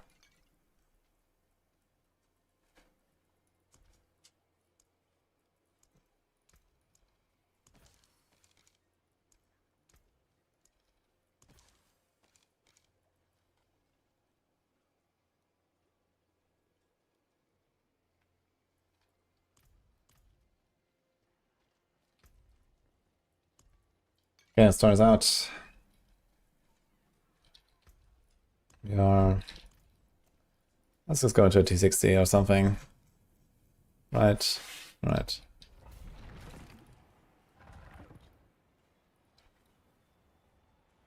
So here I had Fortress instead of the Holy Light Aura. I might do the same. Take 500% of your performance damage per second. Let's try it actually.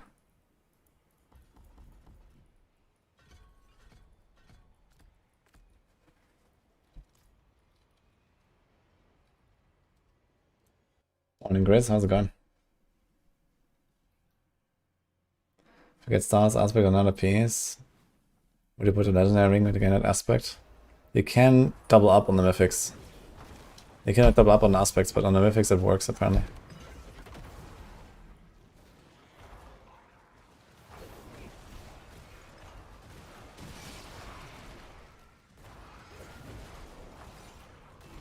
Did I imprint my items? I don't think I imprinted anything. Oops.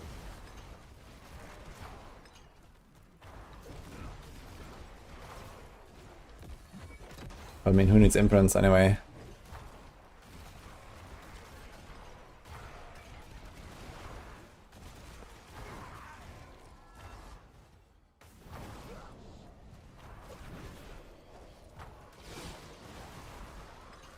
Then you're finally using Held of Sakarum the way God intended. Look at this. Beautiful.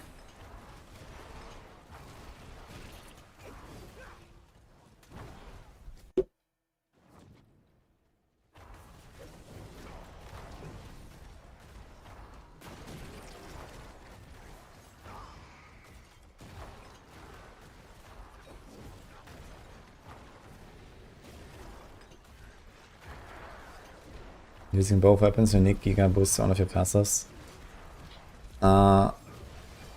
You only need one of the two. You don't need both, as far as I know. I'll be surprised if both counts. But this build, you know, this is the build that this shield was made for, so...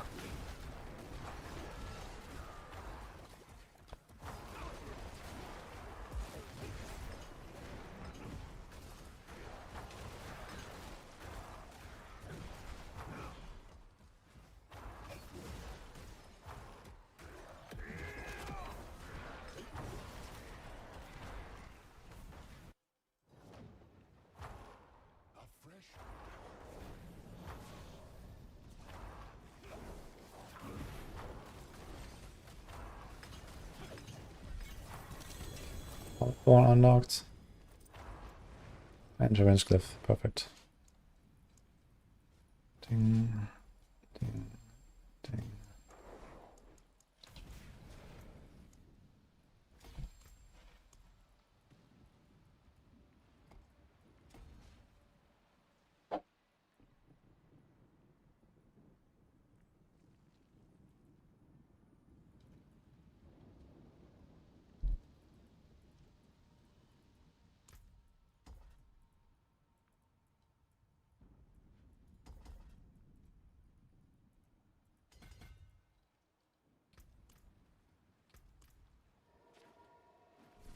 I'm gonna be a bee in like a minute.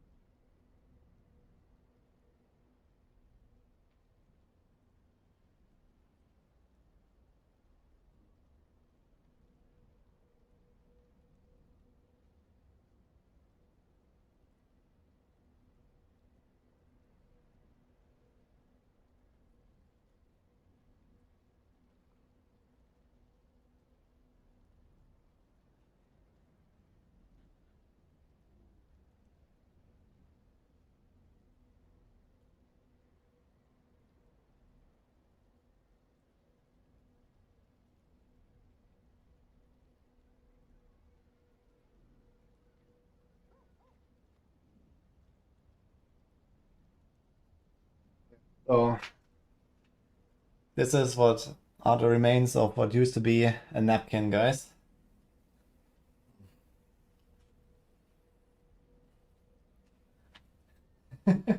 One second.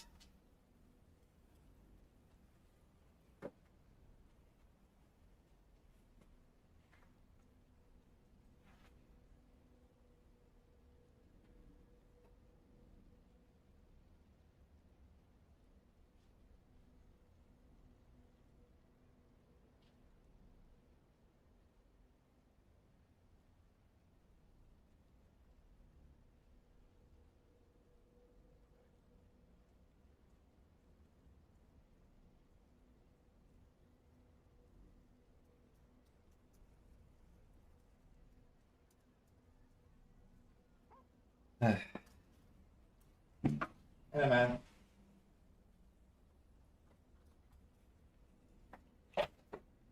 Okay.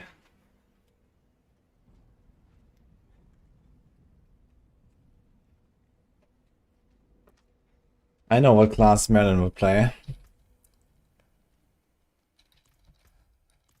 I forge more than horseshoes and nails. What do you need? Okay, let's imprint something that's actually useful, for example.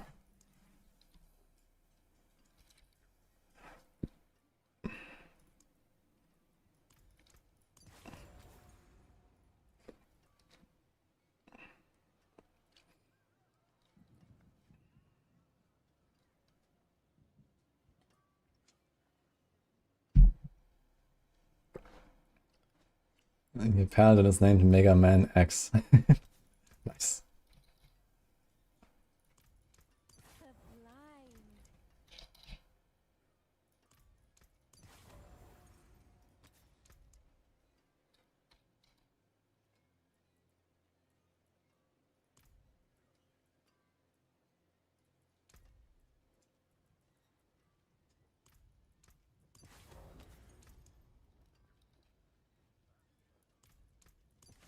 Yeah, that should cover it.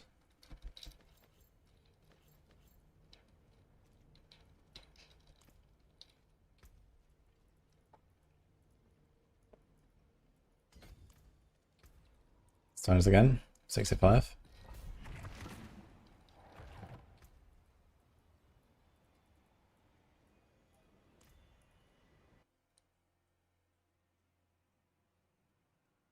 The armor stack in Paragon node will stay the same, I think. I don't think they're gonna like nerf this or something anytime soon. 1500% by the way. Okay, now we have aspects. It's pretty useful, guys. Trust. Do I have life per hit? No.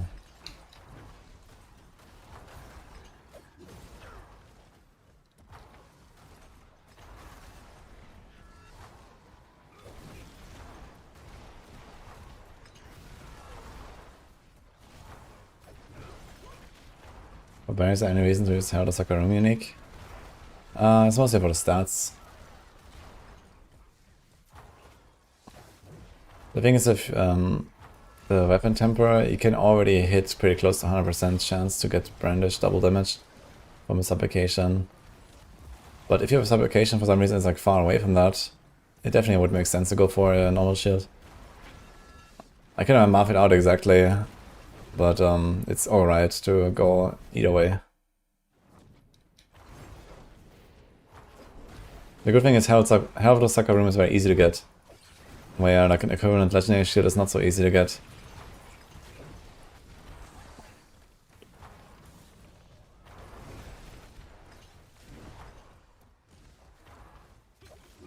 We have life per kill right now because everything dies in 2 hits or less. Yeah, life per kill for speed farming is actually not that bad.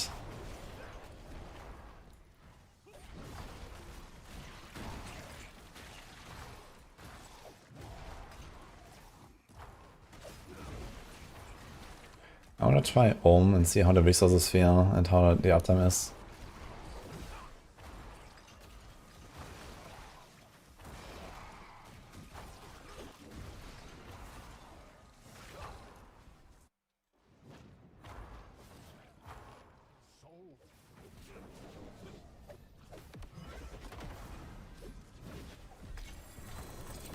Tough, okay.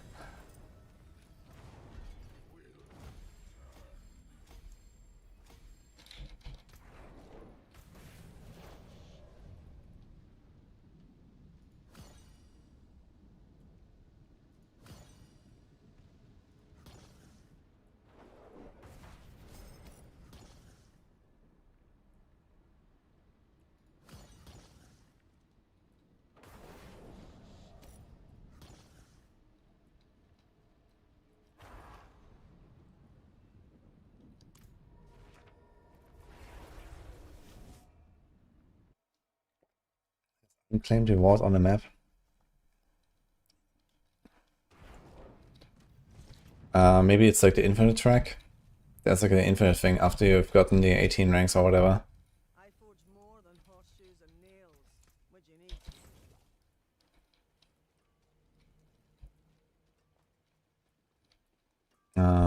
I mean, where can I put knife in there? We can probably try here. Knife on kill. Knife region. Wait a minute. Why is the knife region so much higher on a glove compared to the pants? It's like double.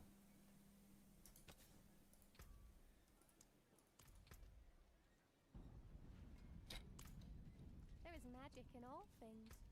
Let me show you. Interesting. Your road be filled with wonders.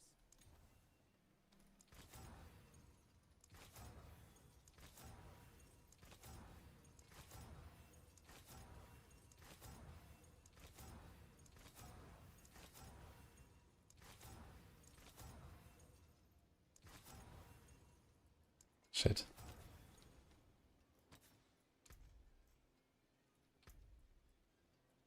And 59 knife on hit. Not 59, so that's the same.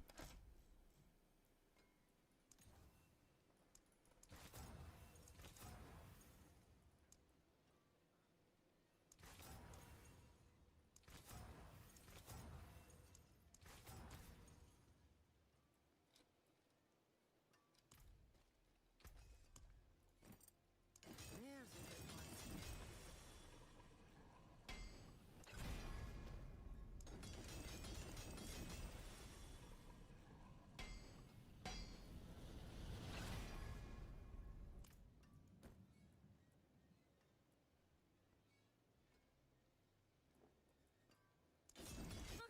More there than I thought.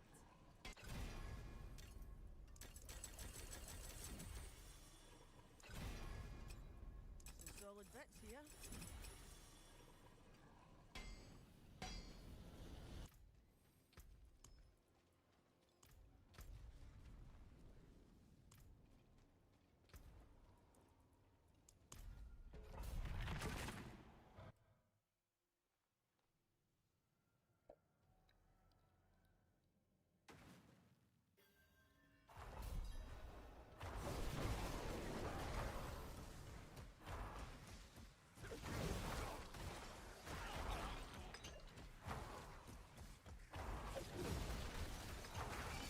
Definitely much comfier with some knife on hit here.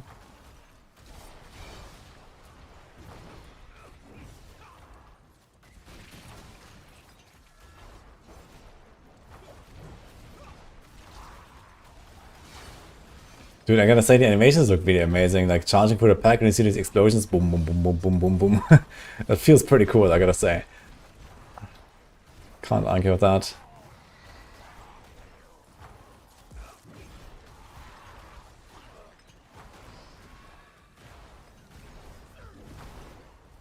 Okay, so apparently this is a bug there with the claiming. Oops.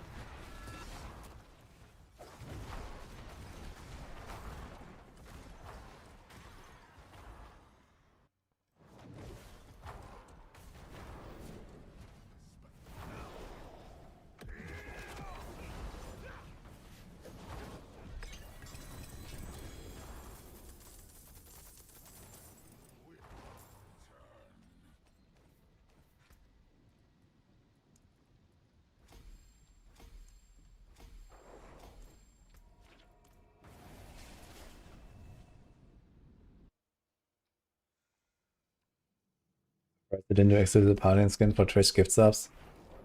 Yeah.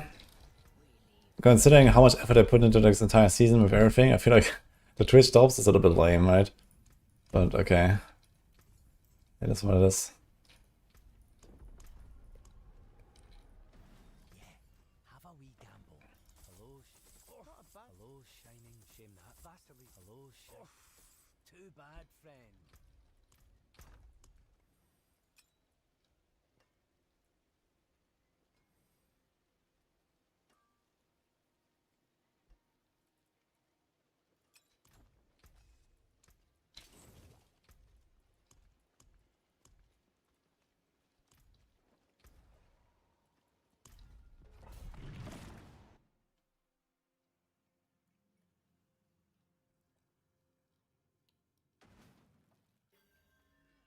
Two sub free dragon mount. Holy. New new Lambo.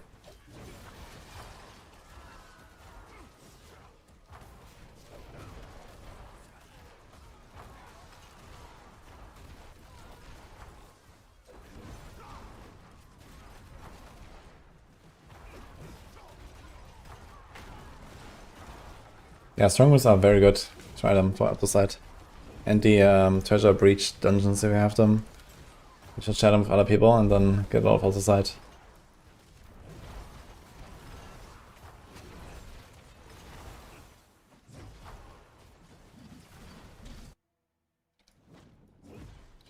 Didn't get any one shot from Mercs on bosses. Dude, I have 670k toughness, what the fuck?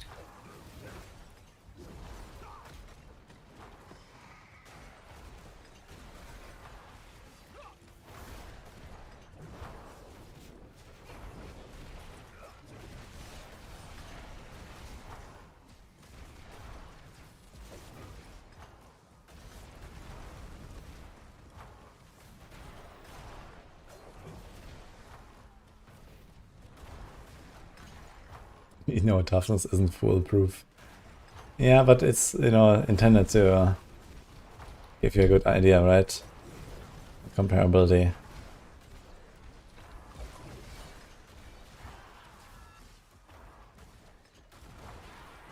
Yo, Vanenzo, fix us up, man.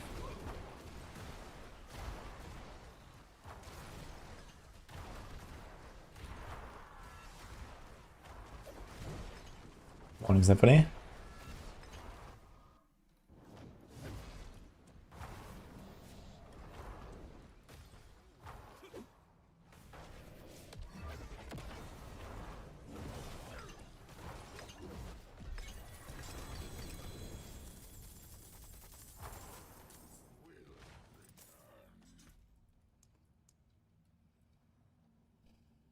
Also, this here, Sentinel. Increase damage per stack of resolve. Maybe I'll put that. Scans of strength. Might be better than Kenny.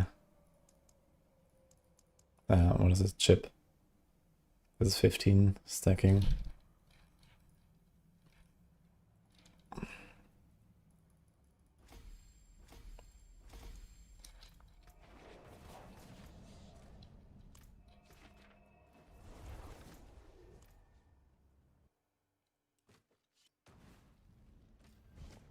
Brandish to 120. Boah. I don't know. I haven't seen much of like Brandish pushing. It's pretty strong. I think I ever reworked PvP in D4. Maybe. But it's like really the lowest priority, I think. I would like to see a Battle Royale though in D4. That would be cool.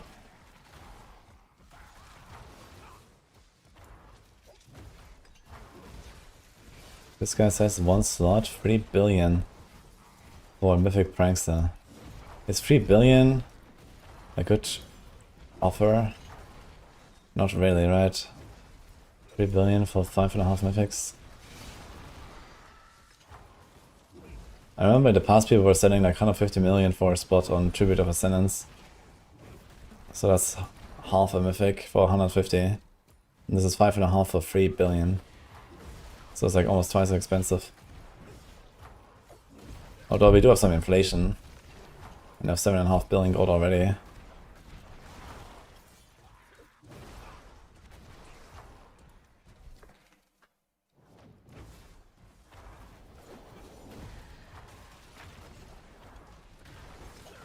Exile keys are 2 to 10 billion on softcore. Yeah, exactly. So 3 billion on hardcore is rough. I would consider it though for less. Maybe for half, like 1.5 billion. I would pay that, I think, for a prankster.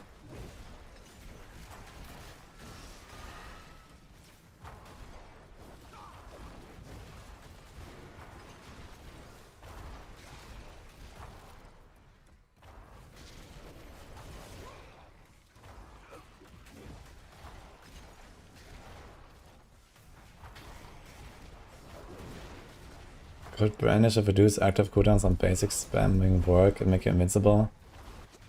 It doesn't seem like he can trigger it while it's active. So it basically shows as ready. It's kind of weird, like Fortis has a weird mechanic. So the cooldown goes on in the background, kind of, while it's showing. Like, you see now when I press it, like the cooldown doesn't go down, right? It's just like active and full. And then once the immunity phase ends, it goes on cooldown.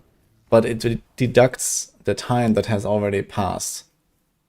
So I don't think you can reset it. Like I tried with Figure Step earlier and I couldn't reset it while it was active. But then I came out of Fortress and it was only 4 seconds cooldown.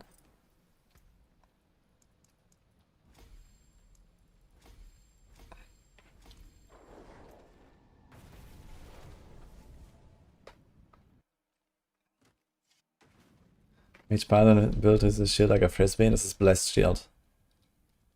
Actually, there's 2 builds you have. There's Blessed Shield and a Shield of Retribution.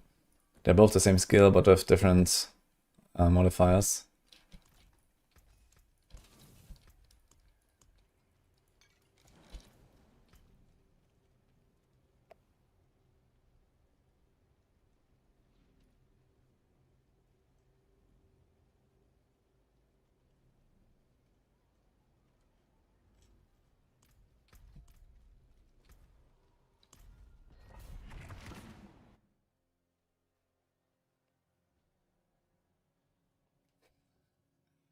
Yo, Samage.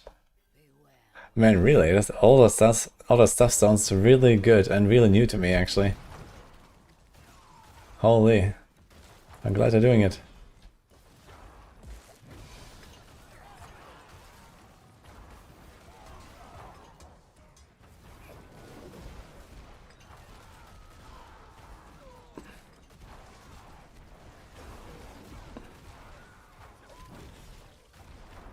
How does the out of 4 feel now compared to launch? Is PoE2 still better?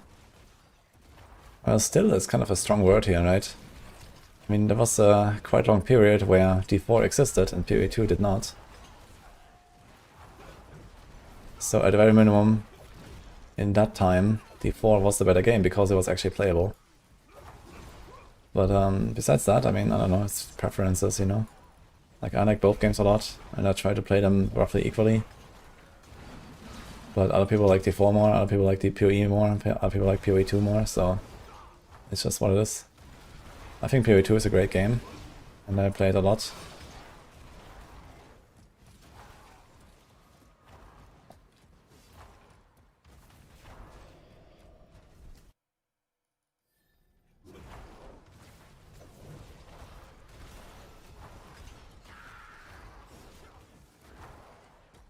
I need to answer that dropped command, actually.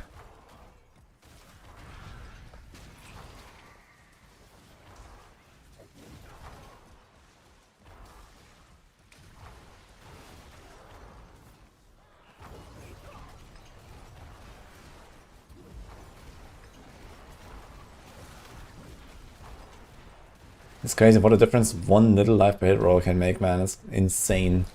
And I have 14,000 life. I have a really high life pool. But I charge into a pack and boom, boom, boom, I'm full. Yeah, look, let me spam ready. Right, like this. And let's watch.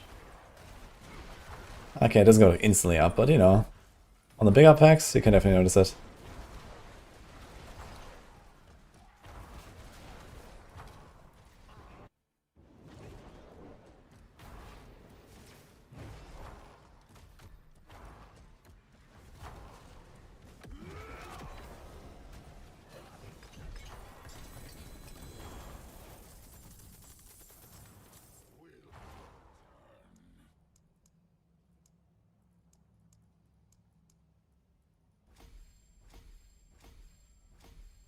Can we do Sentinel? How many? How much strength is there on this board? Shipbearer has 115 strength. That's pretty good. So if I do this, 115 strength, definitely gonna get more than this chip.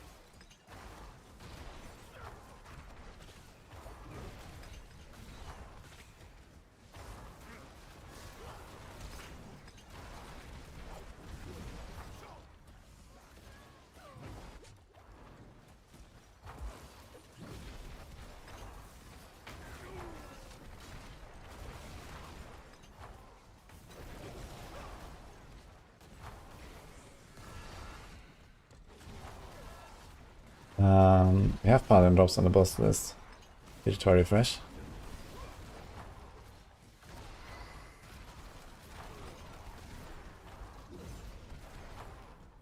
Good afternoon, Sophie.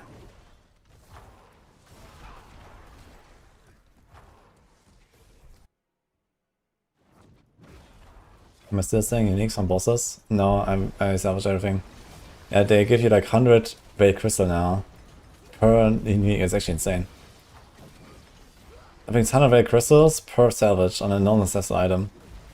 And then you can do 10 to 1 into Forgotten Souls. So you get 10 Forgotten Souls per non-ancestral unique. Yeah, they nerfed the gold as well, so you don't get much anymore.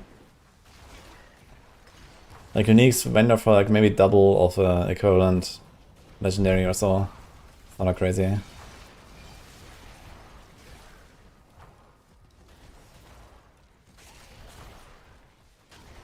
Ah, the bosses also give you gold now? I didn't actually pay attention to that. Interesting.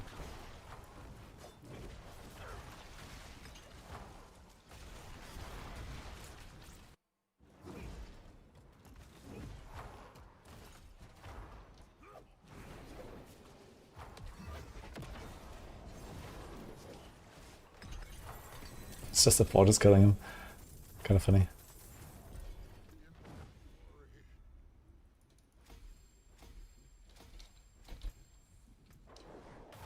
Okay, here we go.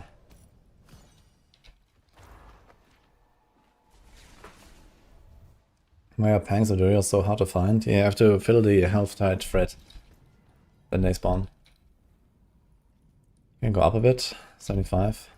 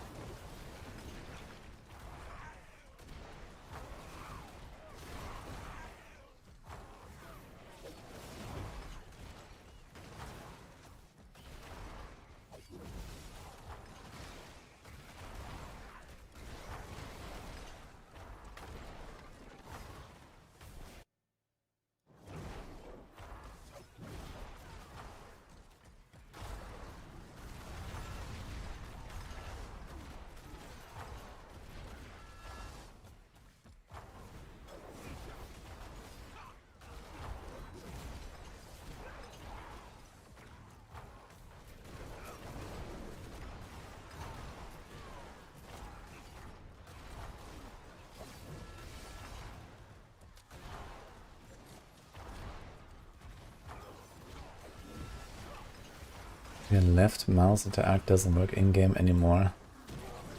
Check your control settings. See that you actually have it properly set up. There's also like some checkbox for left mouse click interact, like combine or something.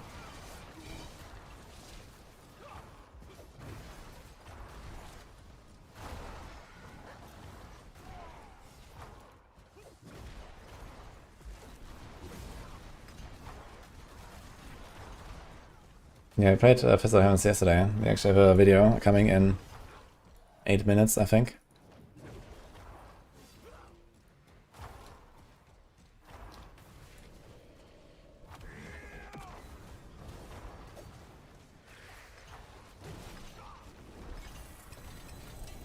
Yeah, das Wort des Spawns thing doesn't seem that crazy actually.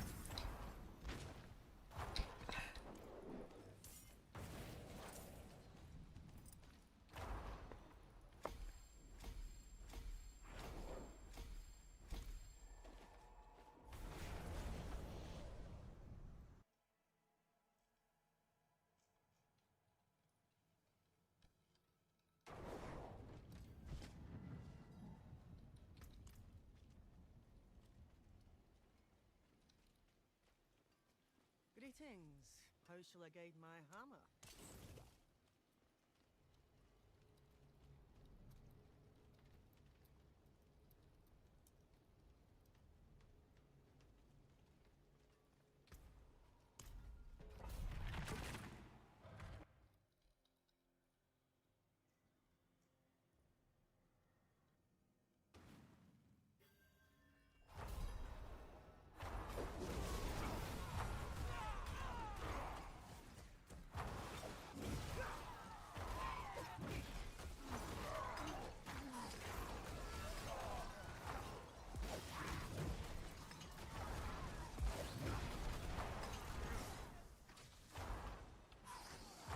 Wait a second.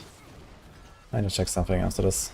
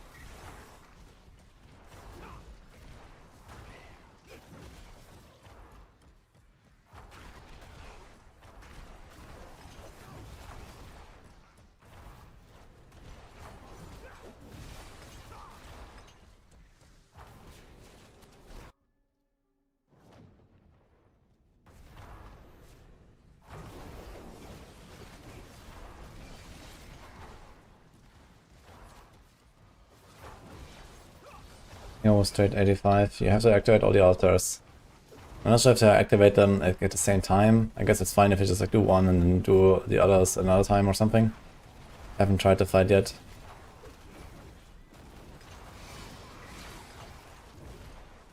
I'm just hoping they will fix the world bosses at some point and then I'll do it. Oh, okay, it will take a while to actually get the things, right? I have like a few pieces distributed between my characters. And you can't share them, so one character has to find them all, basically.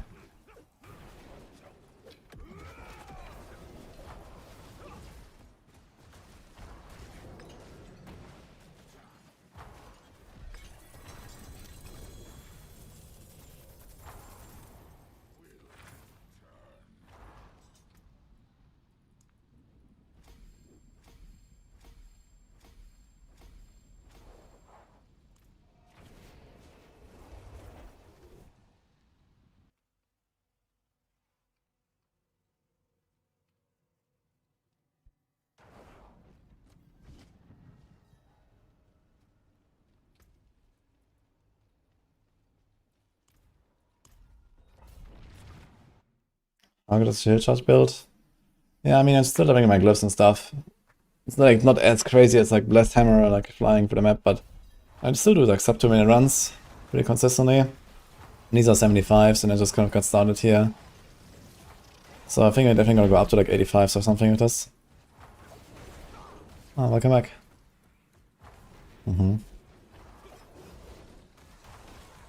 Did you have a good time? Yeah. Thank you. You great? I didn't rip, no. Recharging. Did you ask Blizzard when they're gonna fix the bug? Yeah, I told her to hurry up. What did they say? I hear you.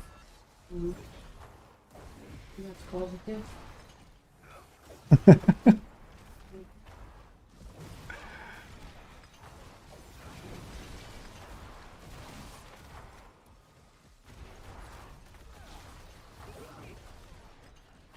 Hi, Boiler. Else is here. Did you We have a lot of fun, people, yeah. Marlin? Yeah, I had a lot of fun. Eating my shoe, eating my foot, eating a napkin that was somehow he found somewhere. Yeah, I wonder how. Chewing on just about all the things that he can chew on. Is she a D4 enjoyer? Are you a D4 enjoyer? Yeah, Yeah? yeah. What are you playing? I'm playing a Paladin. Dude, I have so many multipliers that my fucking artillery trying to actually kills everything. Look at this. If I just like tap, he just murders everything. What the fuck? Look at this. Wait, Gatling gun. what is the spirit you're playing now?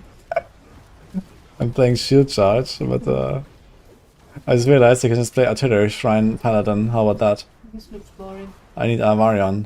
Need to sanctify Alvarion now on my gear somewhere. It's just What tier is this? it's 75.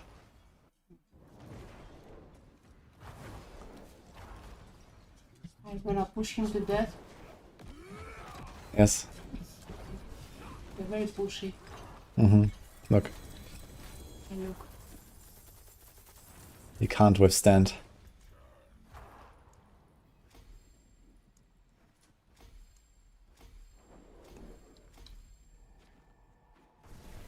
Any update on the secret Ur bosses? Yeah, I made a video about it. You can check it out. I haven't like done the fight myself, but you get all 4 and then you can do the fight. It's pretty tough apparently though, so wanna be strong. Hello, Wonka. Are you playing PoE2 or D4? I think you're playing PoE2, right? What?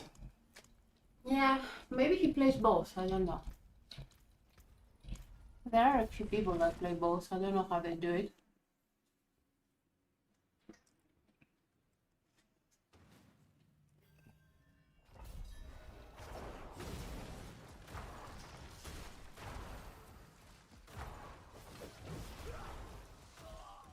Is there any build, Paladin build that uses Doombringer?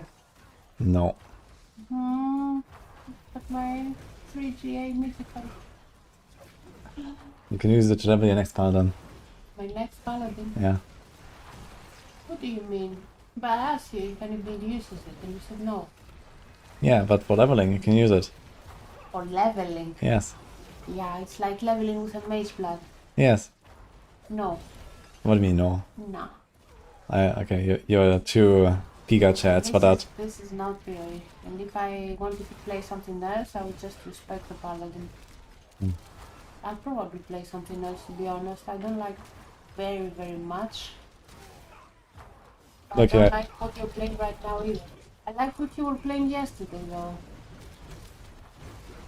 Yes, the artillery shrine again. Ding ding ding ding ding. What was the name of it? What were you playing? Yesterday, Fist of the Heavens. Mm-hmm. Yes. Are you gonna make this again? Yeah, but I can't do it today. Why? Because I rolled, I have to unbind my evade button for 1 day. Ah. And so we're shield charging now. You're sneaky. Unlucky. Yeah.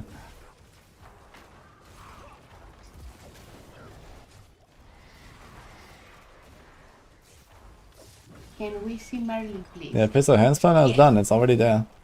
People ask to see Marilyn. Marilyn, come here.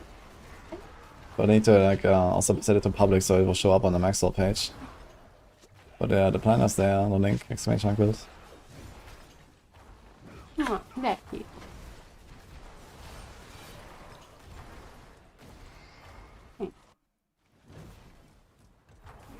He's so cute. Yeah. He's the cutest little boy. Whee!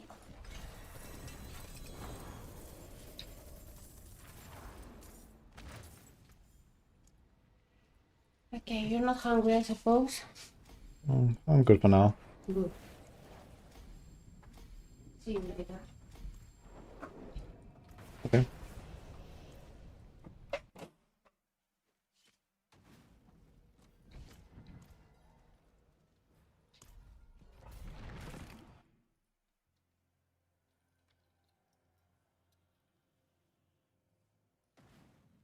I don't like this place.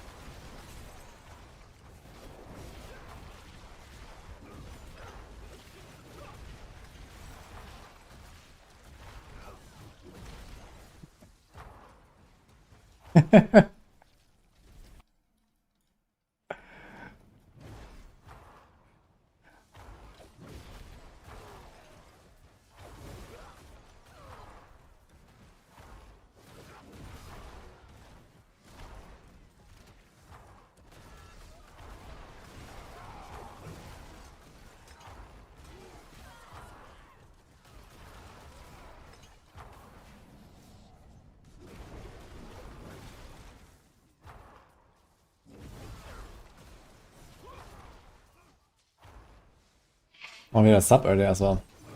Biofur. Thanks, man.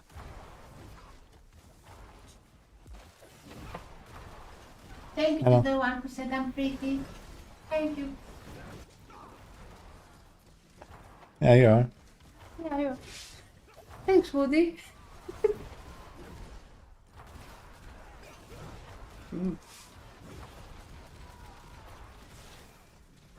You're not that bad yourself.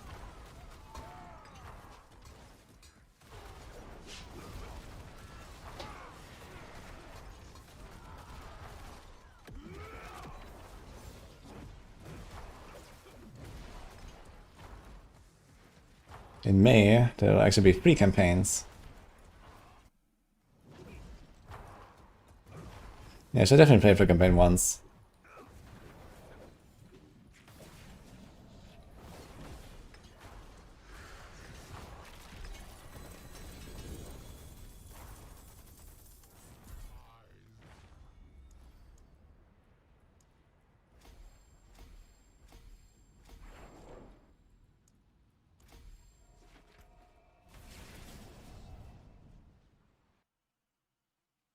I'm playing shield charge right now.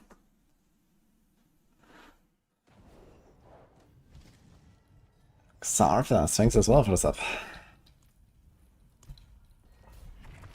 I have to go to a dummy room after this run. I have to check something.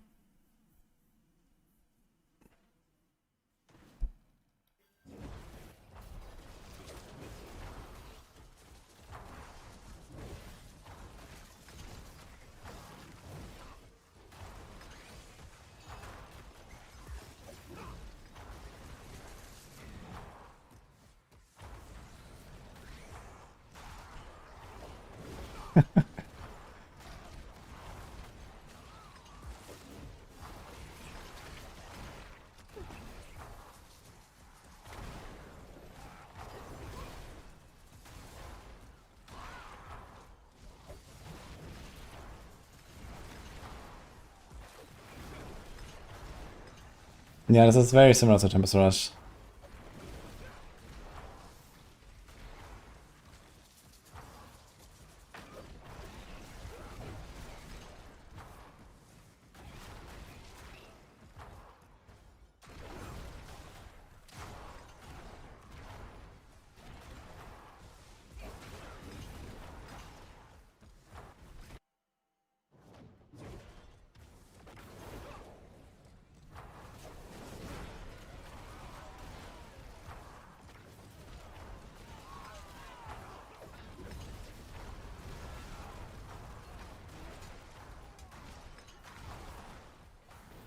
Could this be on Maxroll as well? Yeah, we had this on Maxroll since like day one actually.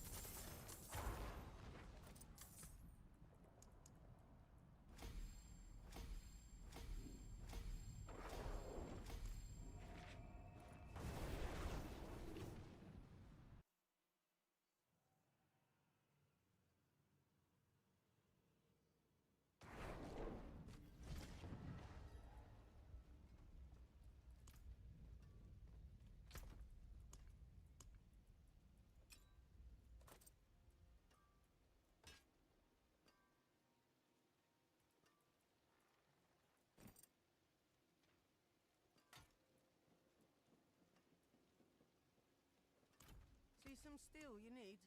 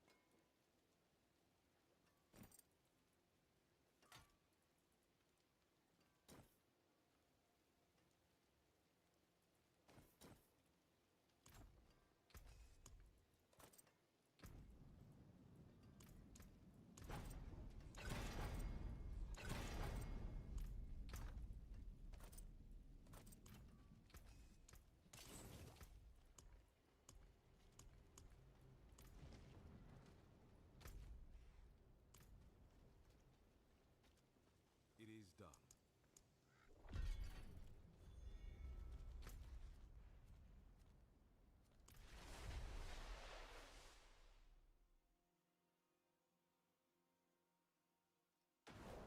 Like it's a hand clap for that one. Yeah, it's a little bit like the fear too.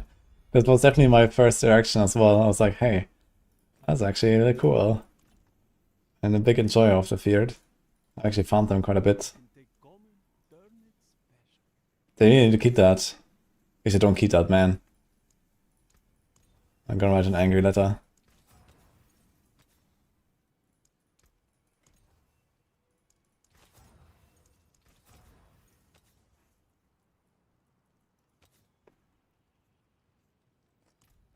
Okay, I have to do a bit of science.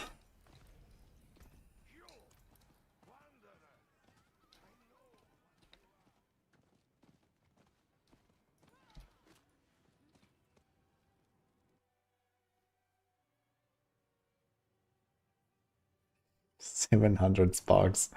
What the fuck is happening? Alright. Gold cap is 100 billion, right? And you can craft 20 with 1 billion.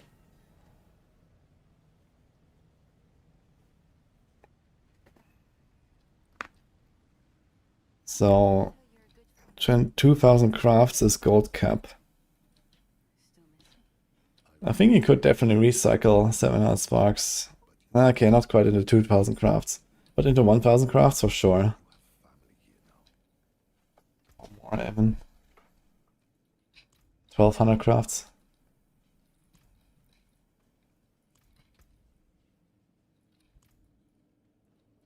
Picked Mariana right out, did you?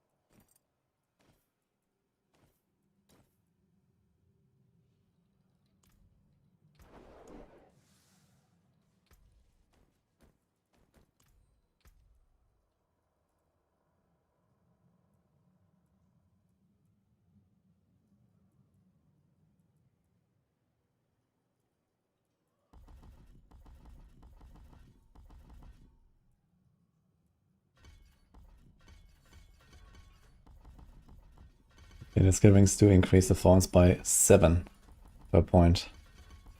Incredible. Okay.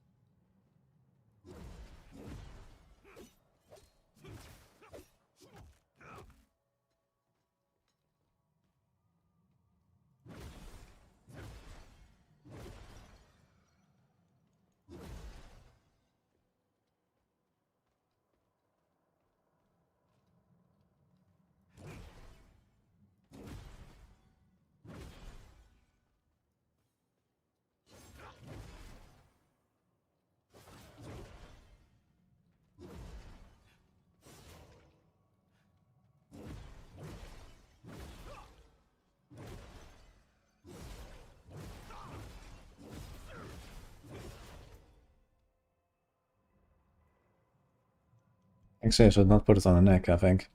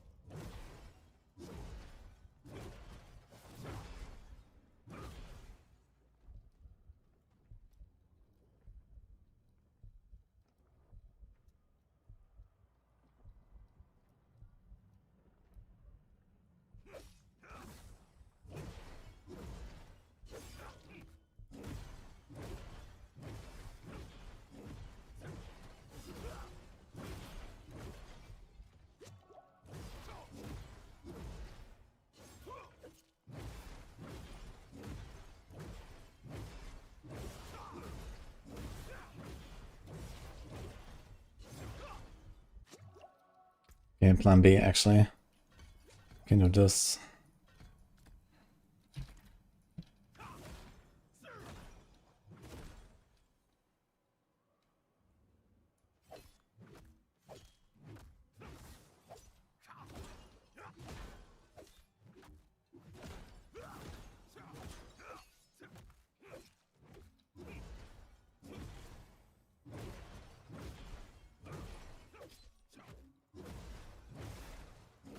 Wait, why are the numbers different? What?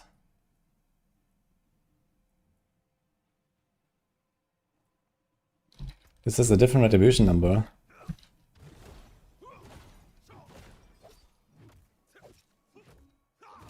For no reason whatsoever.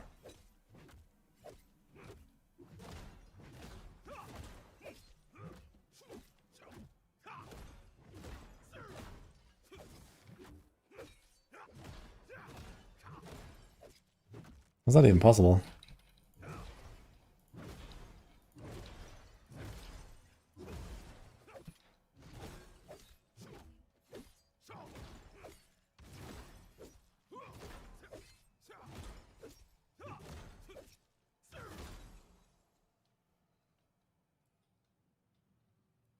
Also, there's no timer.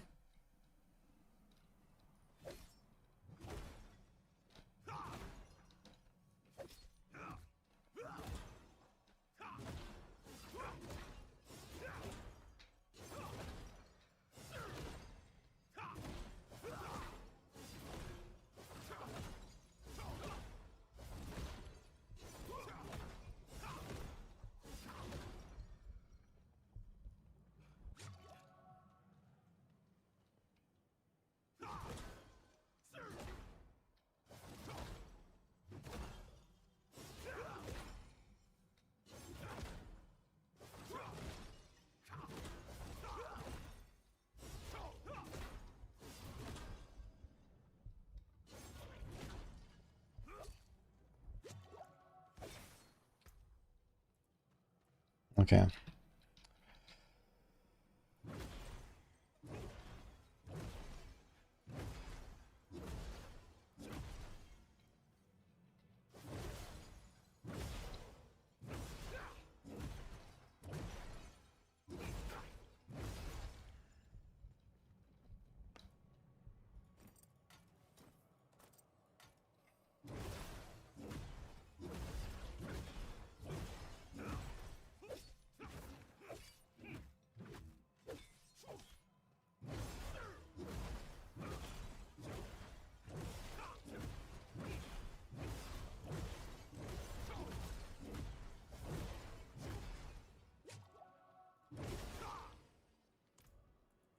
Actually, I have a better idea.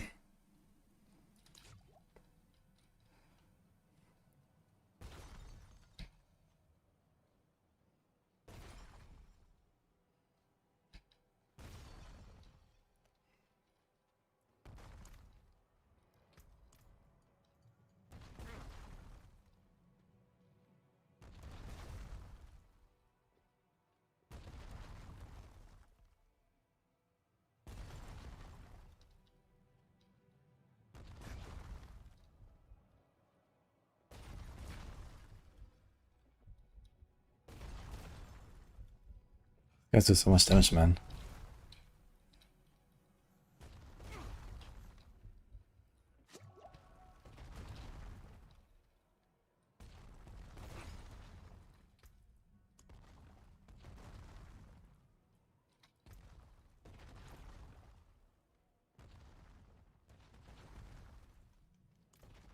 This is why I had some Marians actually earlier. No, I just forgot it actually. Okay. Something appealing.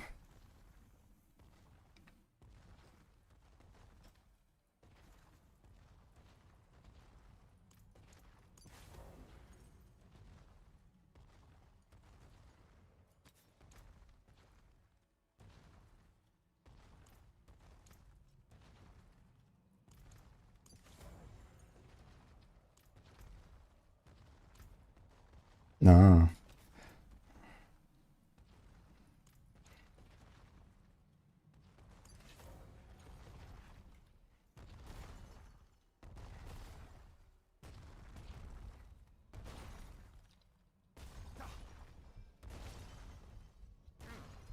Why do they have different values?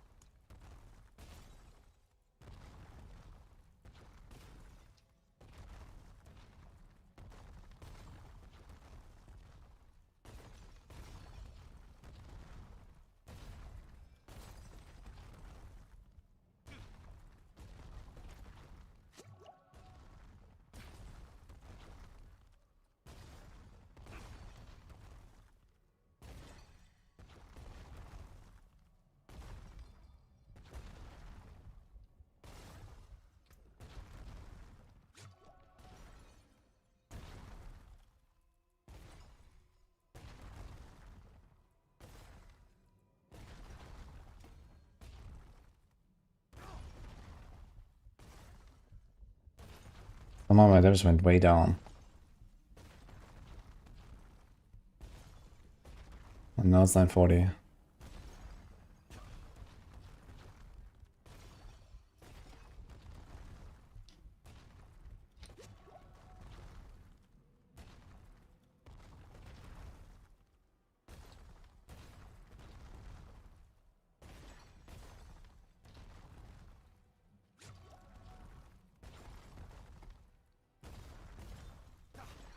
Okay, seriously, what up?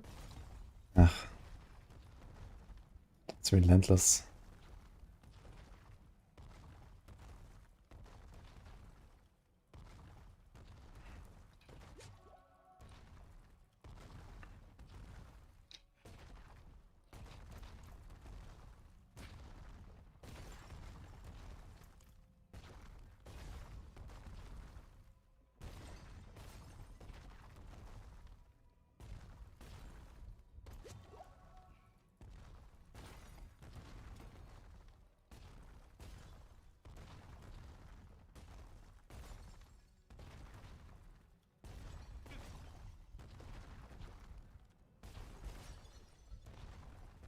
This is 9% more.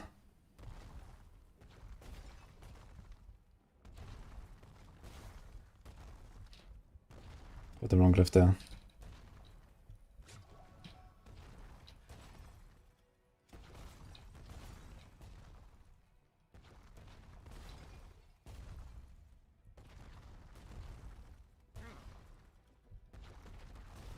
Okay, here we go, 32% more.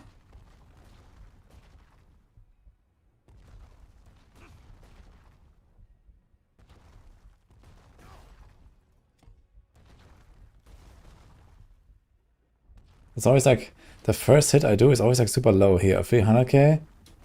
And then it just seems to go back to normal. I don't know why. Yeah, 727 now. Is it just a double damage? It might be the double damage actually. Okay.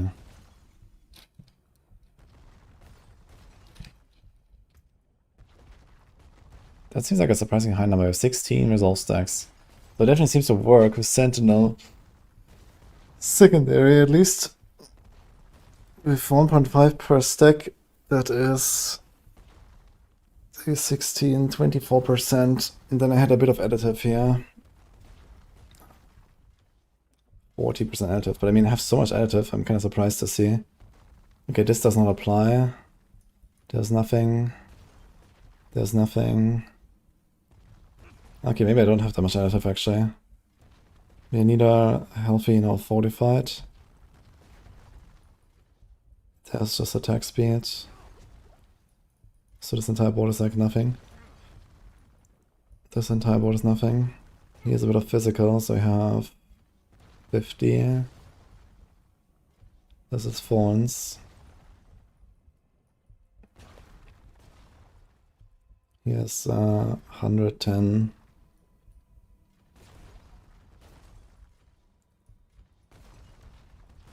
This is armor. Here's 150, 80. These are not the leads. 90, 220, 30, 40, 50, 60, 300. Plus baseline, that's 400. And then when I get the Sentinel, that's 40%, so it should go up like another 10%. And we said it was 34% higher. So from just the resolve stacks I get 24%. And then roughly the additive from the... Yeah, so this actually checks out. Okay, so Sentinel actually works for everything on Retribution. So I think we put Sentinel in the planner. Okay, one other test.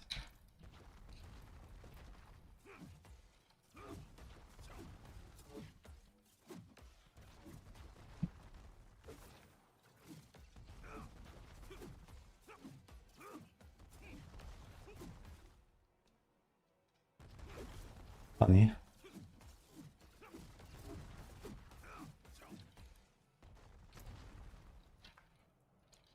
Okay, one other test. Shit, I savaged all the mantles.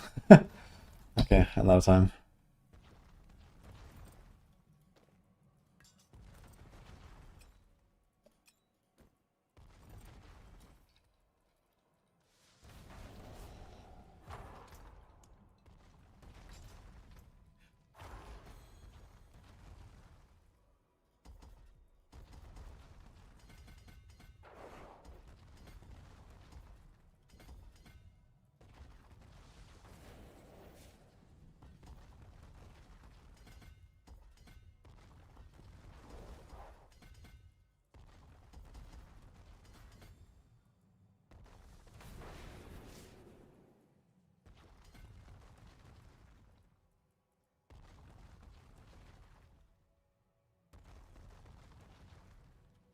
So if I get a G8 Temper, I can get +4 resolve stacks into 6%.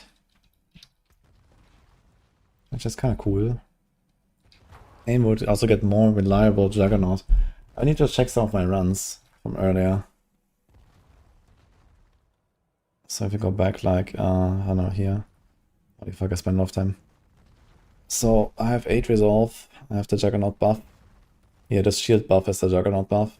These are the fist are the resolve stacks.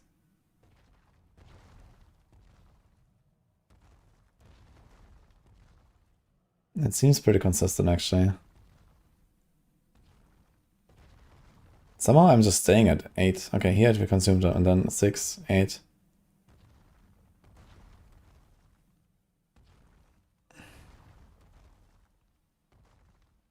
Okay, it seems like we are actually doing fine, but we do have one of the resolve generated, right?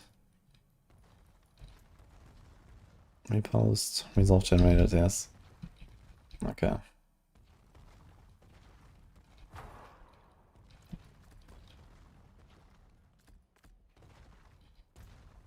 Okay, I have to fix this shit again.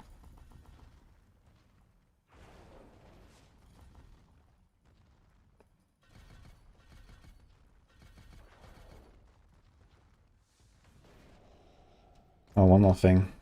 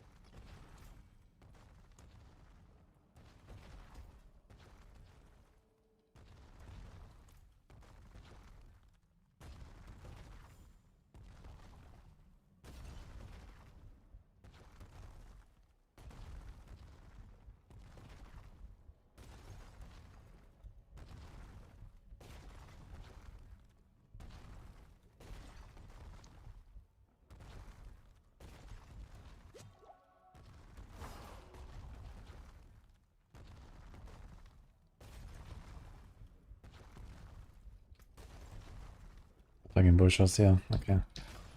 That's again.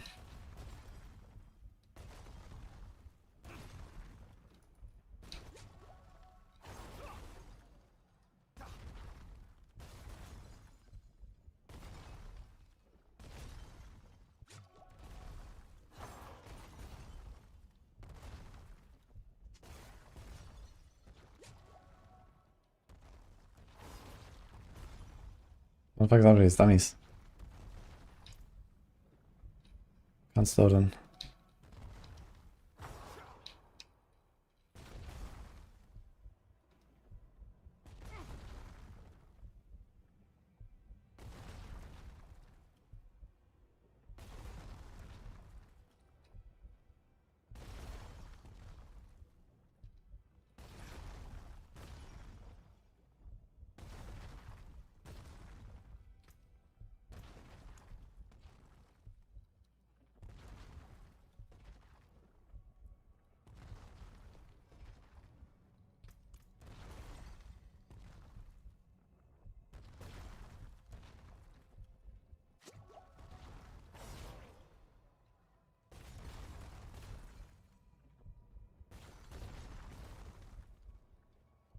Okay, so dizzying blood also works.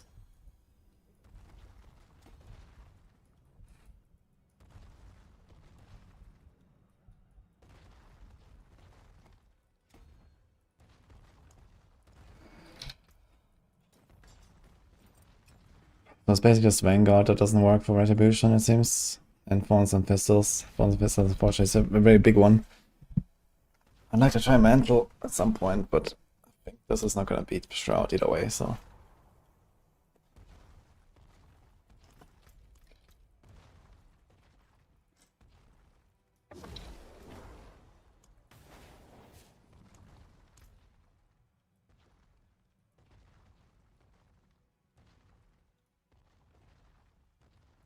Dude, I have 12 ranks in shield charge for no reason.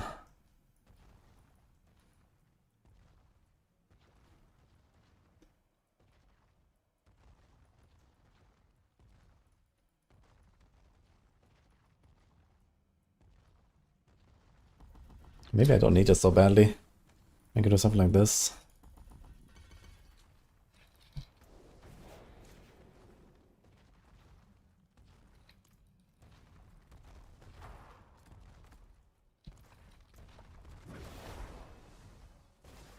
Actually, I have enough crit chances, realized. So we can either roll this off and get I don't know what, or we can roll this off and get something better. I think that sounds pretty good, actually.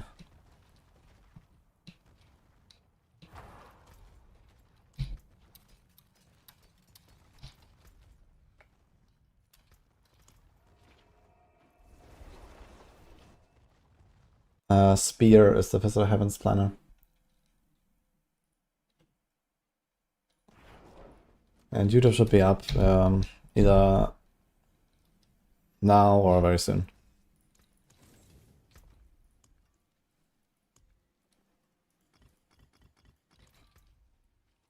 Yeah, I'm gonna play this a bit longer, and I'm gonna think about some other adjustments, and I'm gonna do some tweaks on Shield of Retribution, and not Shield of, on the Shield Charge. And then we're gonna check out about the public planners, so I can like put them all up publicly. Like Fists of the Heavens, and I did the advanced build, and some stuff like that.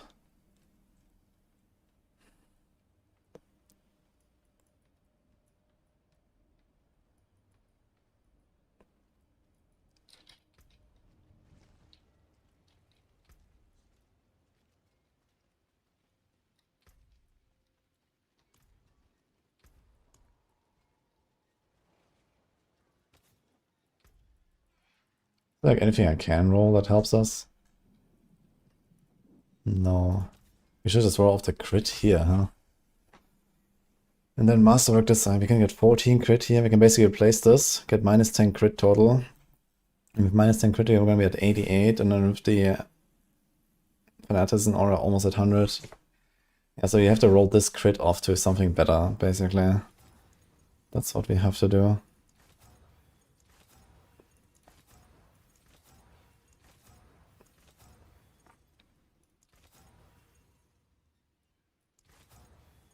Should be probably some good passive. Or some attack speeds.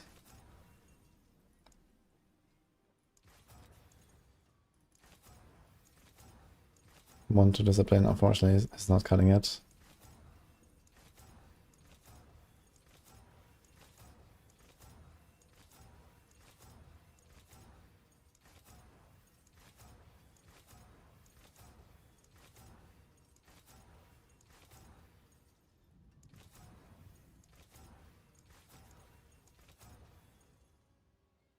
Fuck. Righteousness. That's the holy and fire damage.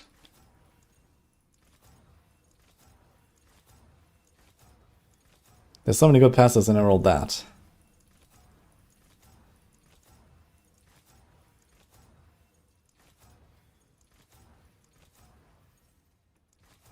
There's one to the best offense, which is a good one. One to heavyweight. Oh, god damn it.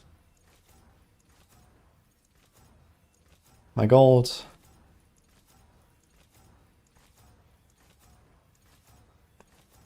Can't be that hard to roll any of the good passes. There's so many. Iron sharpens iron. And that is crit damage. Okay, I guess that works. Nice that this one says plus and this one says X. But okay. Greetings. How shall I guide my hammer? Some solid bits here.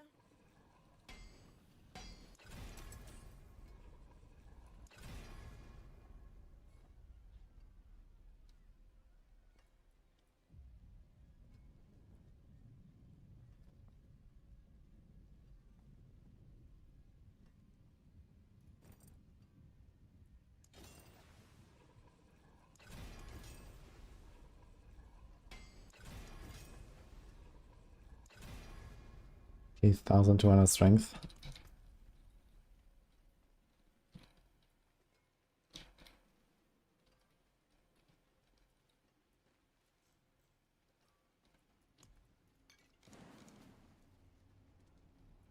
Yeah, we need one more attack speed roll.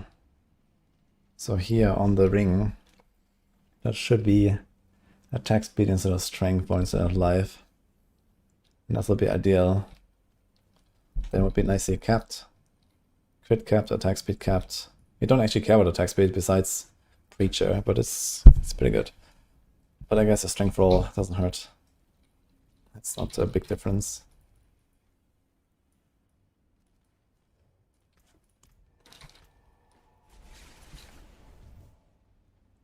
Bug fix for World Boss PK rolling out in the next patch. Holy.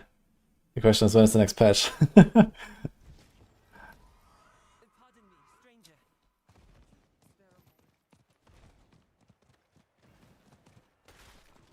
Will be at a disadvantage if you plan to play this new season without the new expansion. Yeah, I mean, you're disadvantaged in the sense that you can't play the Paladin, but everything else is there. For all the other classes, you're fully there. Paladin is relatively OP right now, but there's plenty of good builds on other classes.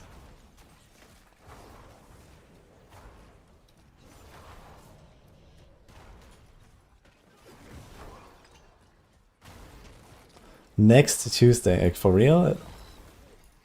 You have to wait a week for the bug fix?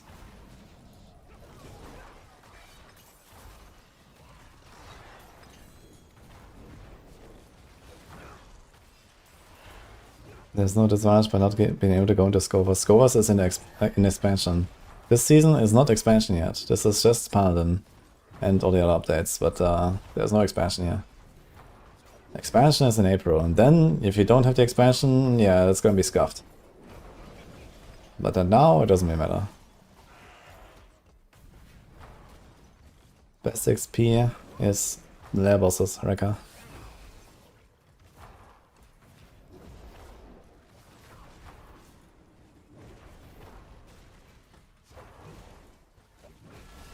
Lair bosses.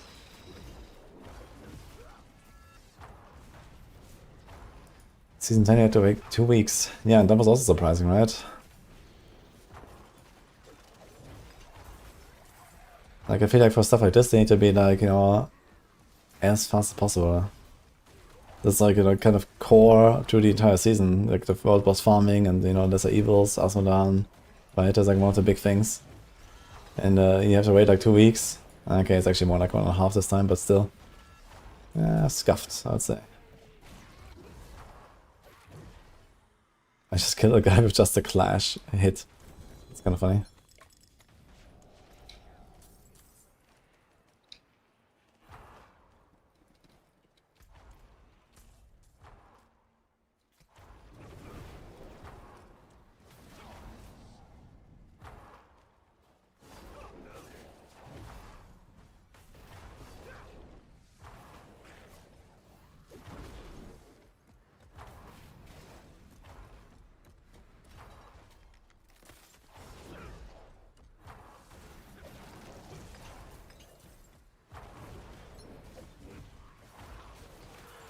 Yeah, apparently people stop dying when you remove the meteors, but it doesn't seem consistent.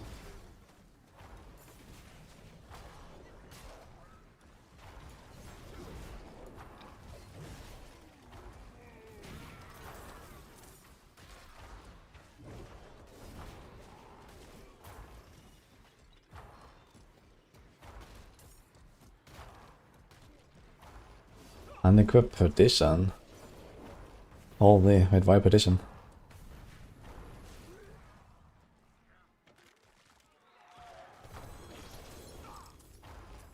Did like 30 and it didn't die once. Yeah, I don't trust it. I'll wait.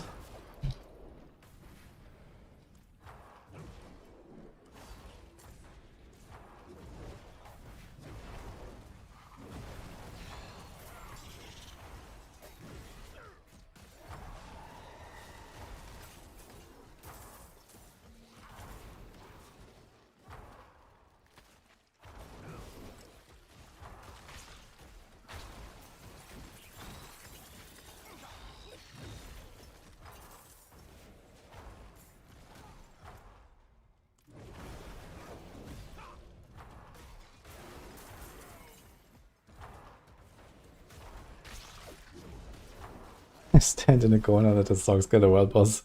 Nice. I wonder if the Sogs are gonna push higher than the Paladins actually, or the Barbs maybe. It's hard to beat the Paladin, but who knows. Or the, I guess, Payback. Oh, interesting, his Hellspire with a Siphon. Yo. That is funny. I haven't seen that before. Easy event.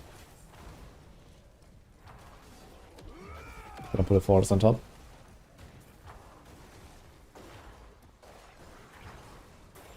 Give me that Cinder.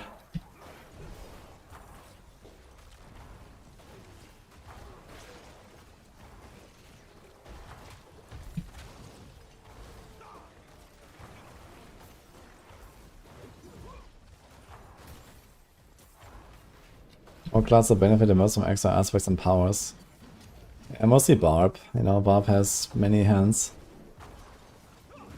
Like when we made the tier list originally pre-launch, we gave the Barbs a bit of a bonus because of that, and the Rogues as well. Because they have the extra weapon slots.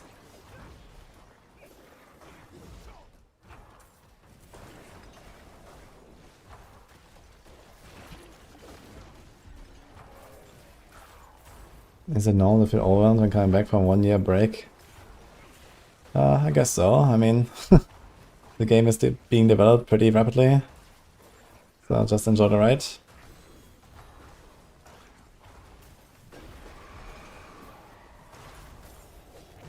And now we have the Hellborn as well. Oh.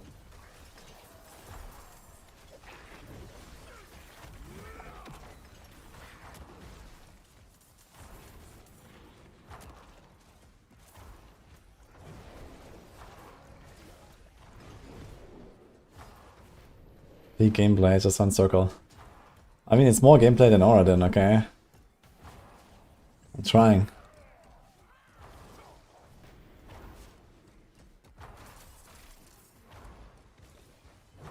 Yeah, I feel like they need to make something like Dawnfire like a mythic unique or something.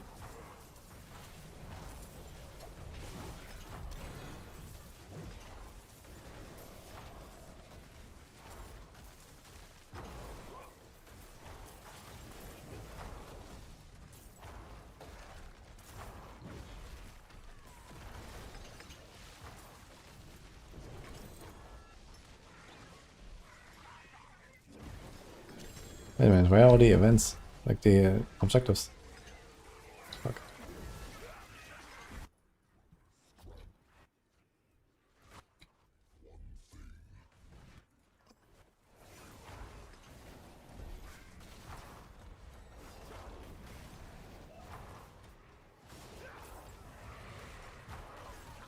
The start of 22 quality, it does not give +2 passives. Yeah, it rounds with normal rounding rules. So you need 50% quality to go to 1.5 and then to 2. But right now, the sanctified quality is actually just bugged and doesn't apply anything at all. So even if you have a shard +2, it's actually +1.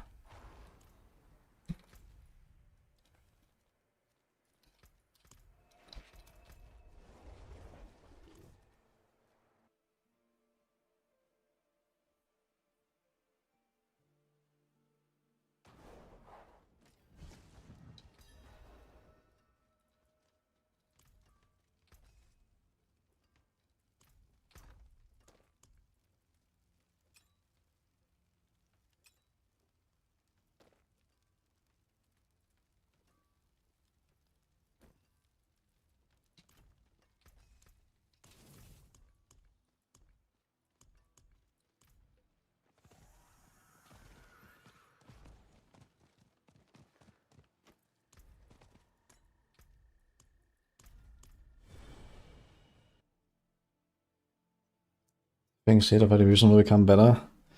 I mean, Shade of Retribution is suffering from some pretty bad bug. And if they fix that, it's gonna be noticeably stronger. And it's already very strong.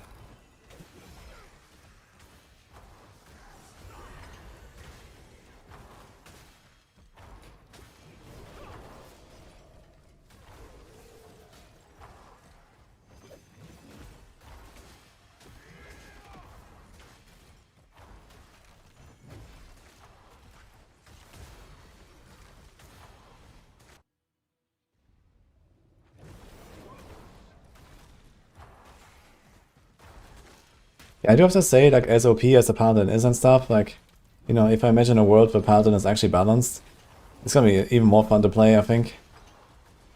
Because there's like so much fun stuff on this class.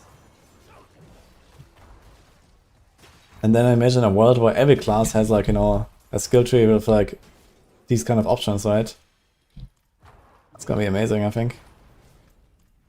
And even more customization, right? Like the skill tree is gonna have even more stuff.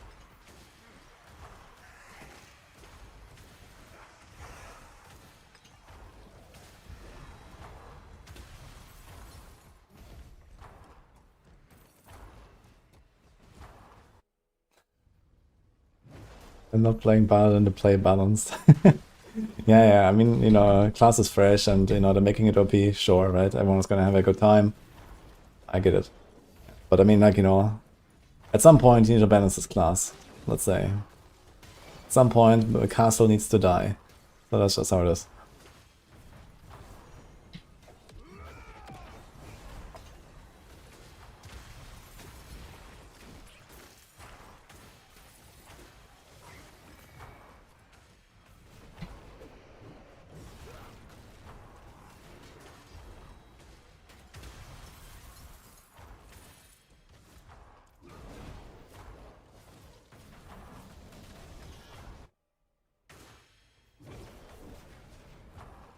At some point in 2027, castle can die. Holy.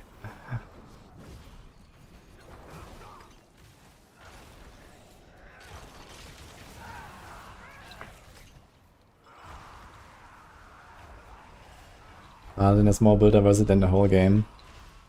Yeah, I mean, everything is like super OP right now, so that helps, but yeah, the builds also, they have like a lot of different varieties, right? Even though you generally use like the same base kit, right? So they made it really nice where you have like pretty similar like generic multis and whatever, right? So very often you don't really switch a lot of items or something. And you even have like, you know, the aura and the other aura and maybe the rally or whatever, but you know, there's like still some difference with like which utility skills you use, and then the skills themselves just feel very different. And that's really nicely done, I think.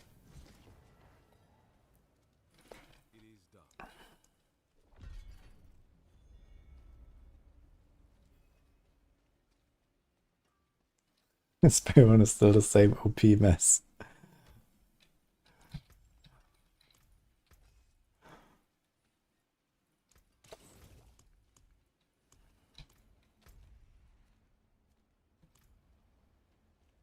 Guys, castle is fine. Yeah, exactly. Fine, guys.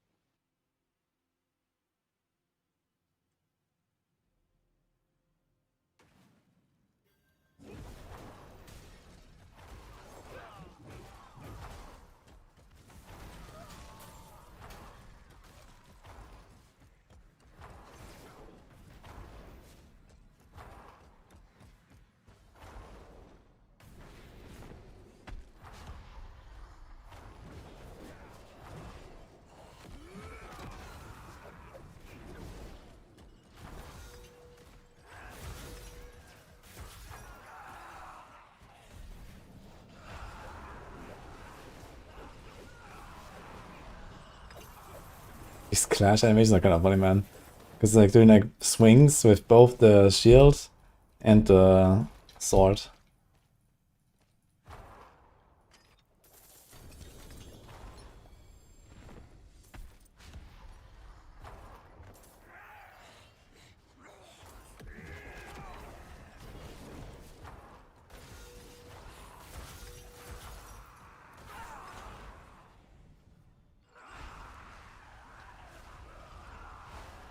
Where do you see the ain't 80 bit damage, yeah. Like Relentless by itself could be like 3 separate Paragon nodes, right? It could be like a 30 CDR node, a 40 damage node, and another 40 damage node for other classes. Yeah. Good class, guys. This Paladin.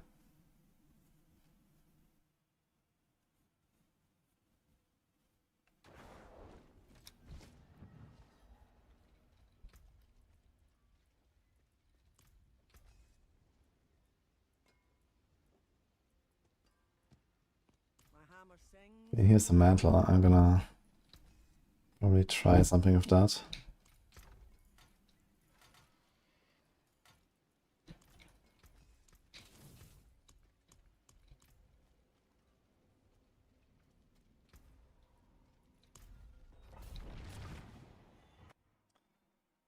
Jo, ST's Team, vad är det du säger?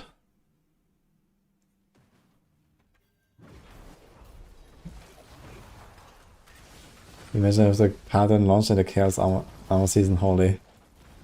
That'll be completely wild, right? Because then suddenly you have like all this crazy shit going on.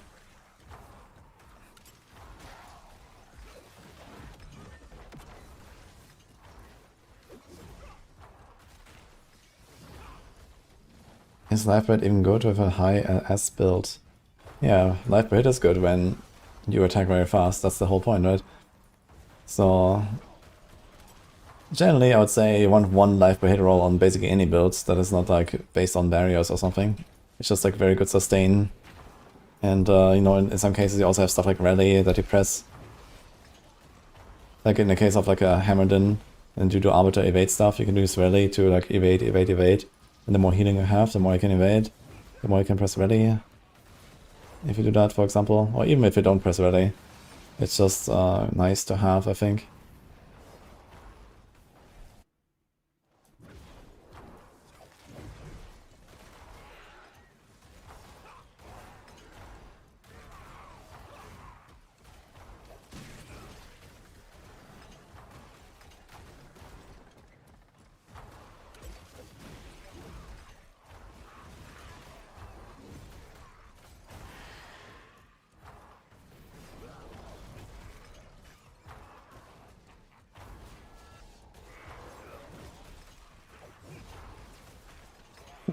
He sneezes on T4 the diff and she dies. Yep.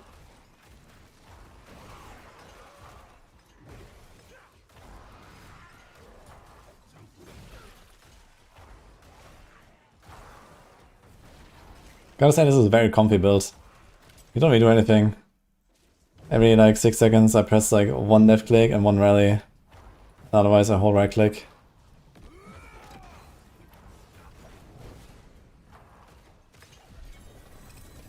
Purified Eye of Belial. Look at that. So we have like, I think I have one of those Belial eyes on like every character now. It's always one.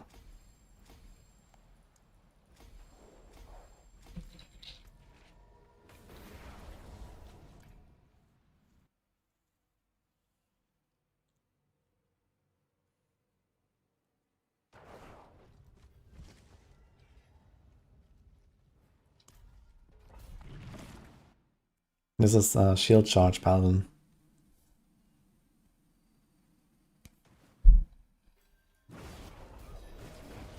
You have 4.2k strength, that's kinda nice.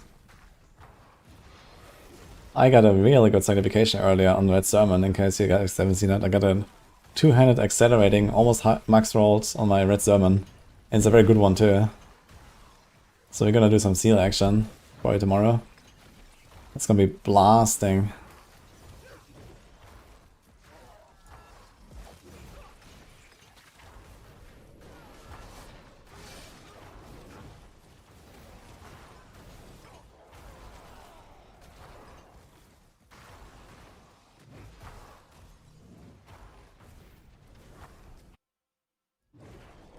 Got grandfather on your petition.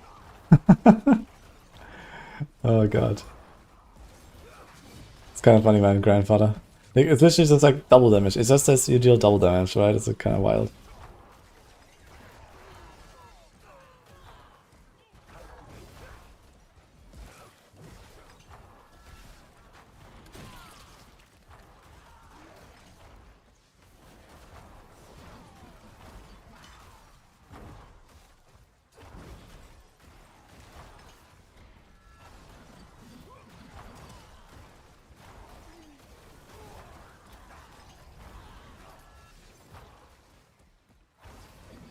Deal tomorrow, Death Inc. I don't think it's gonna be that bad. But yeah, it's definitely gonna be like the squishiest out of all these, I guess.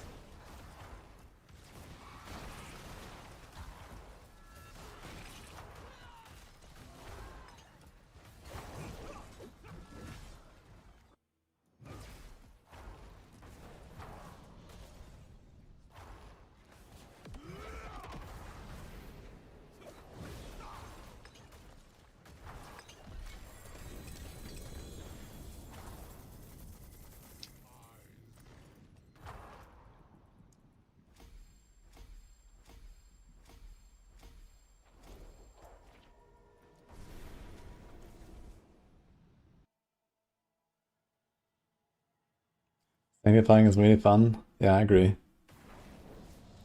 I like the system a lot. I mean, it's a bit too cracked, you know, but it's fine for a season. What part of the build is doing all the damage? So we're doing shield charge, and shield charge can actively block. And when you block, you can trigger retributions, which are these white explosions.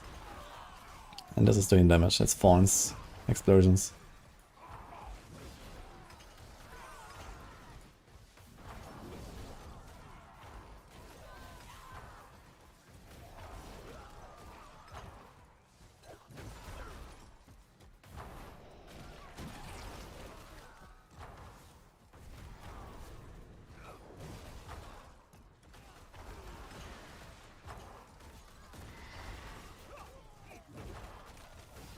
Which boss stops Heart of Sakarum? It's a Andariel, guys, right?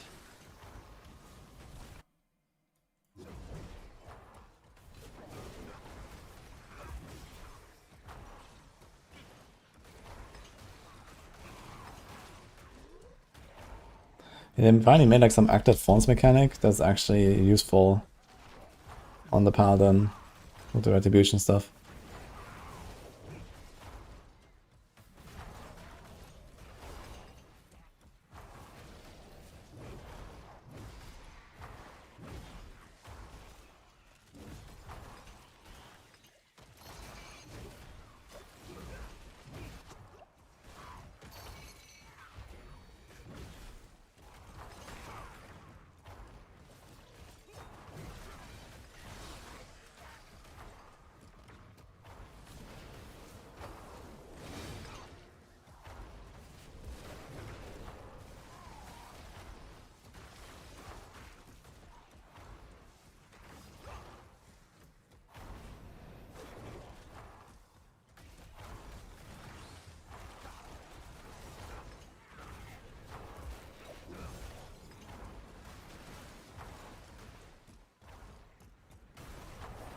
Which build is overall best of Paladin?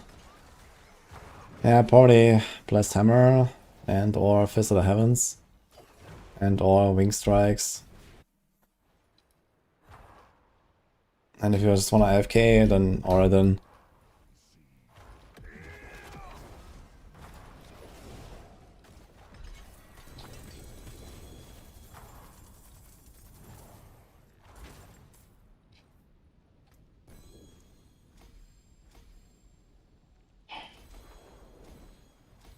We got Legendary Eclipse.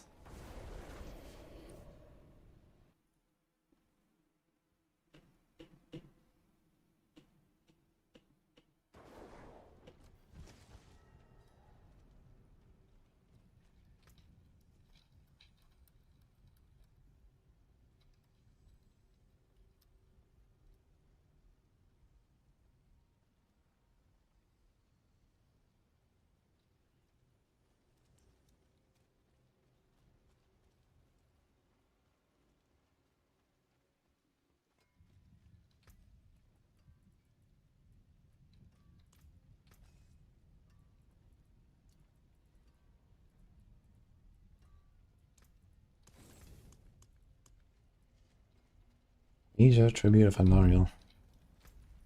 The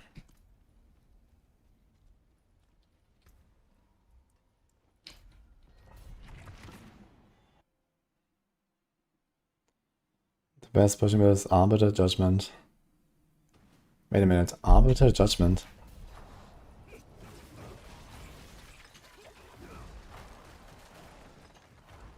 Okay, they do. You mean you use the ultimate Arbiter, I guess? And then Judgment with Judicator Oath or what?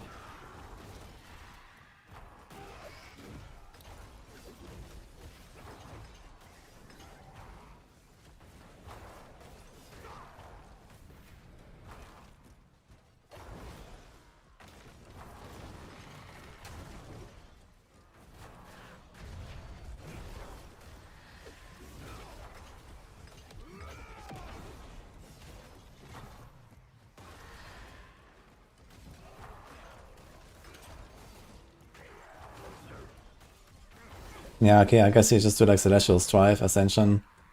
Okay, Ascension you can't do without... Ascension you can do, but you can only ramp it very slowly. But they have Celestial Strife, I guess, which is a very strong aspect. And then the Judgment stuff.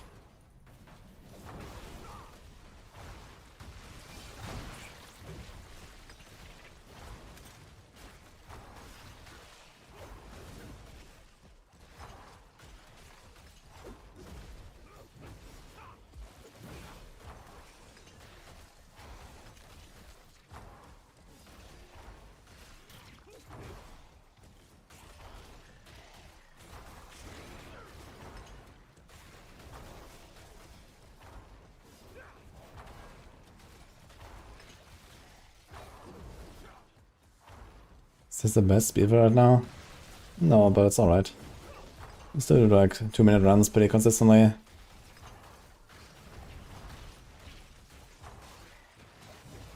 Can definitely go faster, like around 90 seconds or 80 seconds or so I can do in some builds. Is Paladin my new favorite class? I don't know. I mean, the freshness definitely helps and there's a lot of different things to play that are fun. But you know, when the expansion comes, every class is gonna be like this. And more, so you'll see then.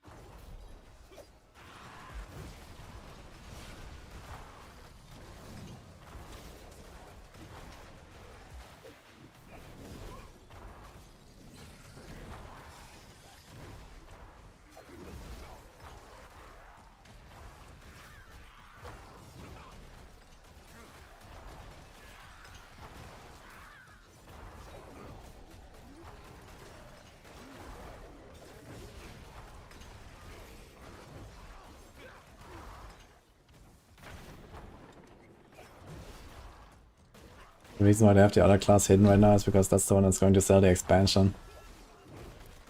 Yeah, Paladin was nothing. Second class. Everyone's gonna log in. Holy.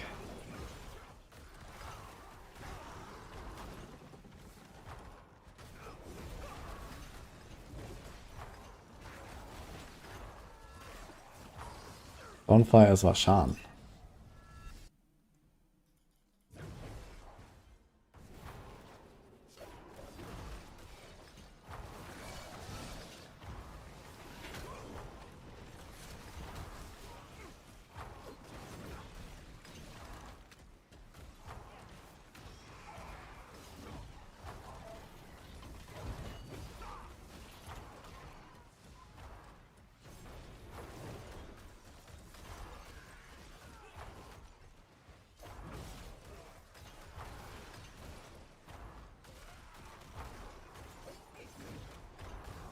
Demon Hunter.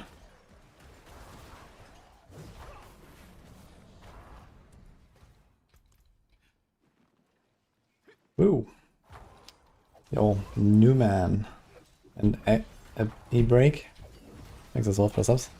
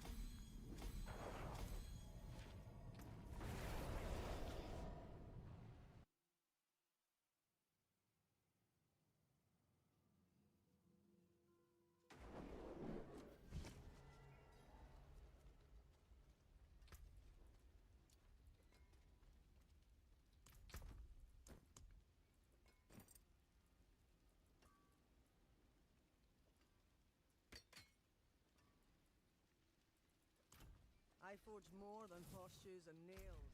What do you need?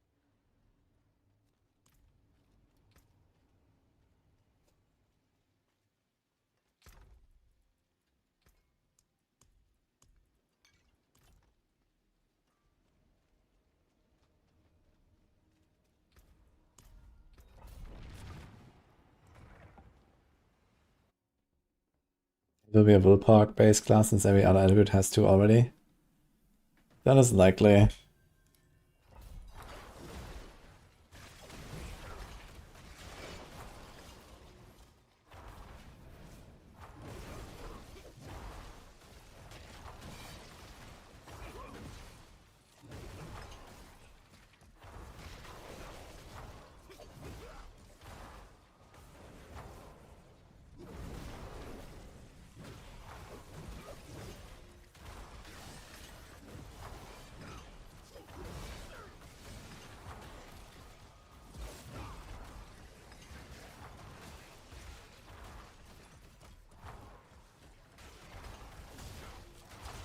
Don't think Blitz balance is based on main stat.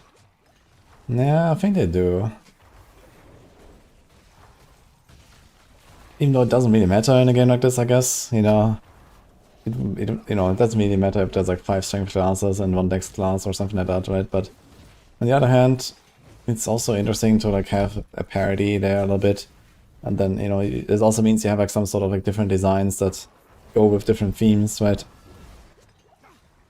So if everything is strength, then yeah, most likely there's gonna be a lot of like very similar overlapping concepts, right? Just from like the kind of like RP design philosophy of it.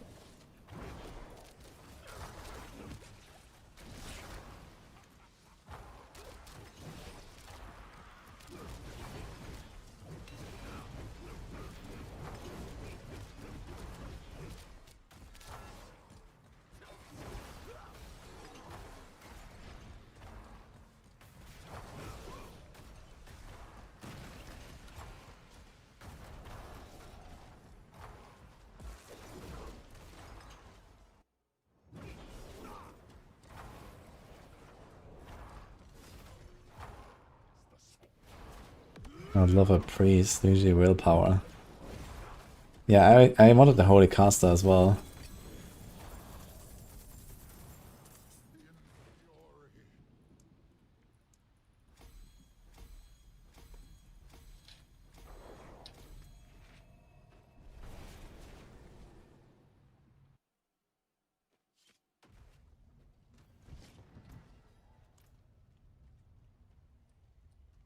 That's the spirit. Not a low that's a low shining. Shame that. All finished, are you?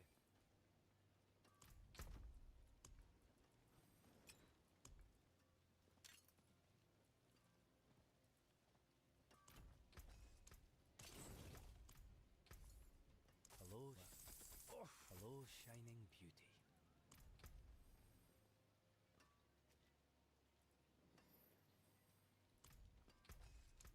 I'll keep my forge hot. Return soon.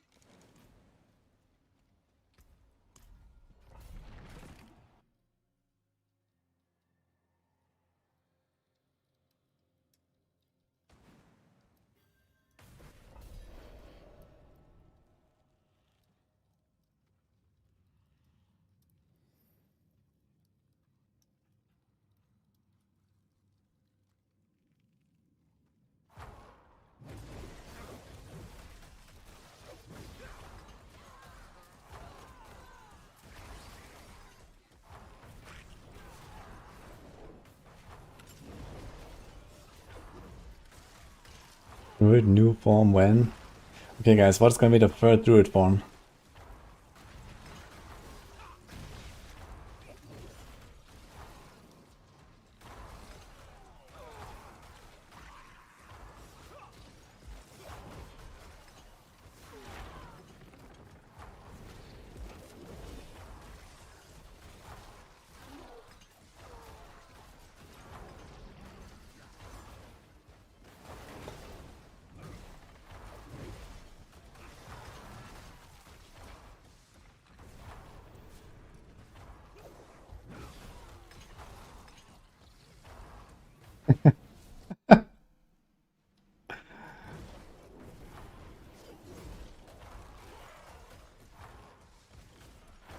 Very nice answers. I like turtle. A rare turtle, actually. It's gonna be like a What's it called? A Teenage Ninja Mutant Turtle, whatever. Kicking ass like a monk.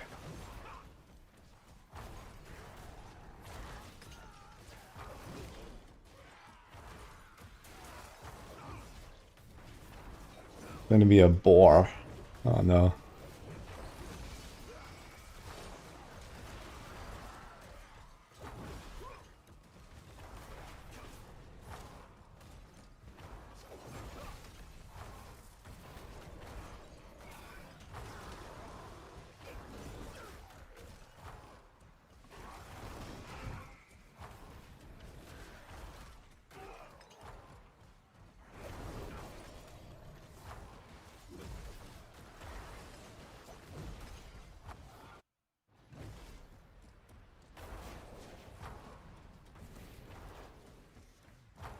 A spider.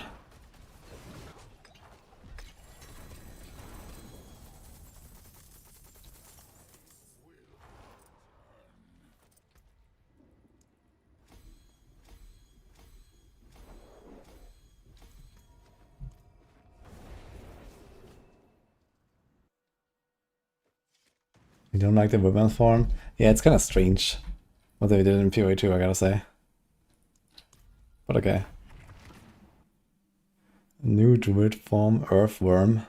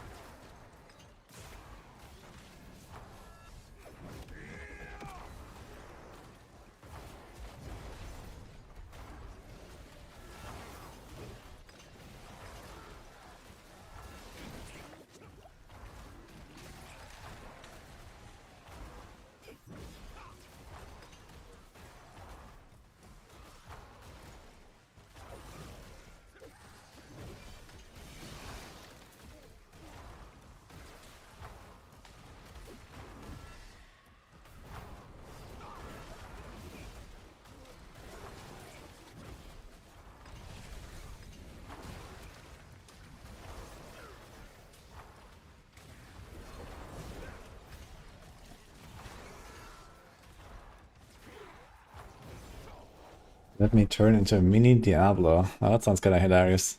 Want a druid though?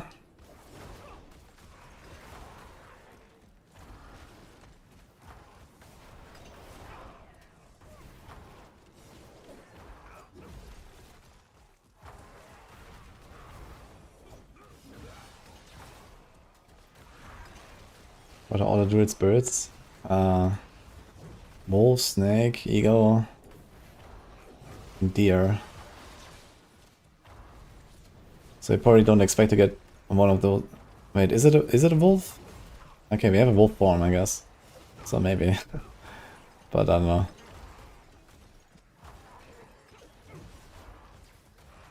Maybe a snake form could go kind of hard, I think.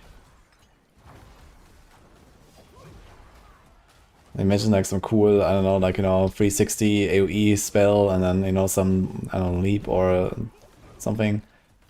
We could do some funny stuff, I guess. Maybe some poison stuff.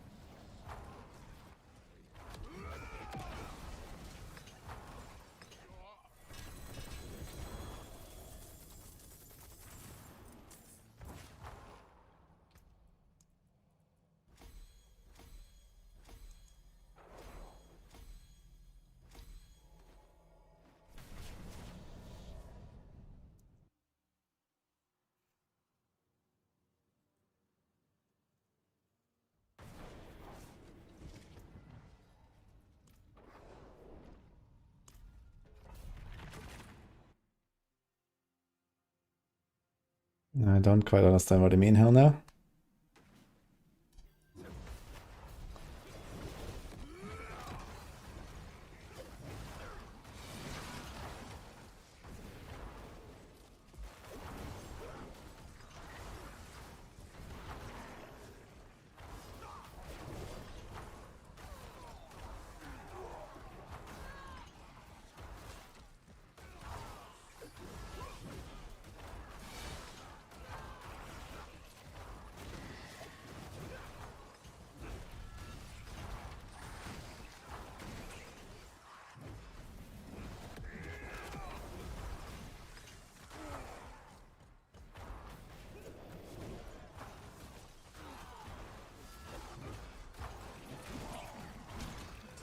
Yeah, they've had not a very good track record with dots and being viable in this game, that's for sure. The only thing that has kind of like held up like the entire time was Twisting Blades, right? Twisting Blades like the only dot build that has been consistently successful. Besides that, like what else?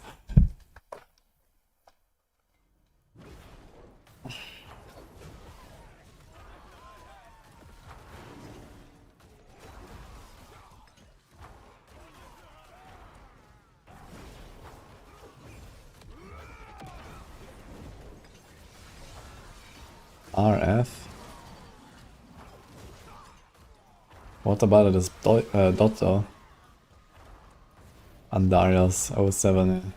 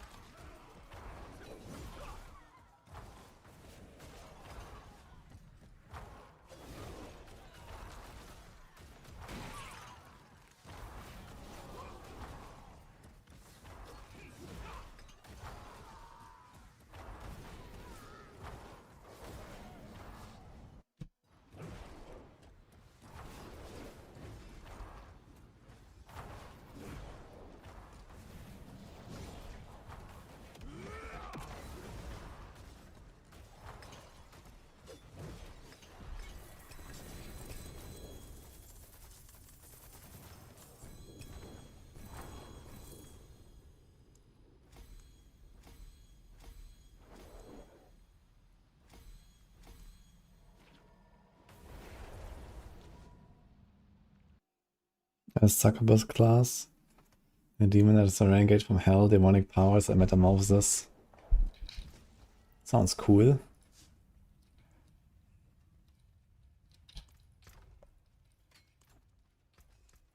My hammer sings on your return. I wonder if they got nerfed Griswold's Opus. Like even on builds where I have no lucky hit, like this build cannot trigger the second part of this effect. Because Retribution doesn't have lucky hit. And even here I still want to use this weapon. It's kinda wild.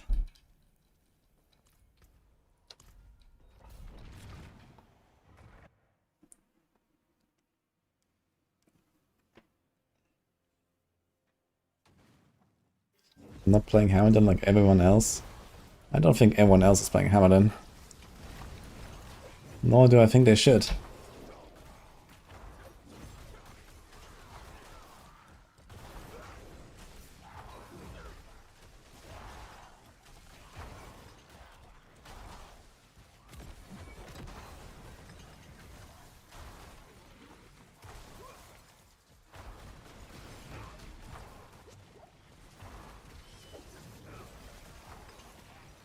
Pretty different ones.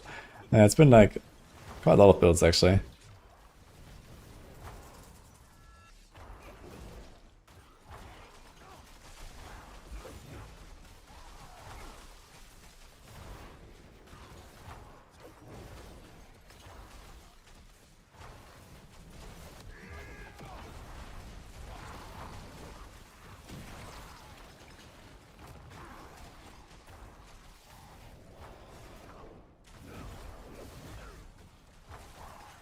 What's the best DPS build?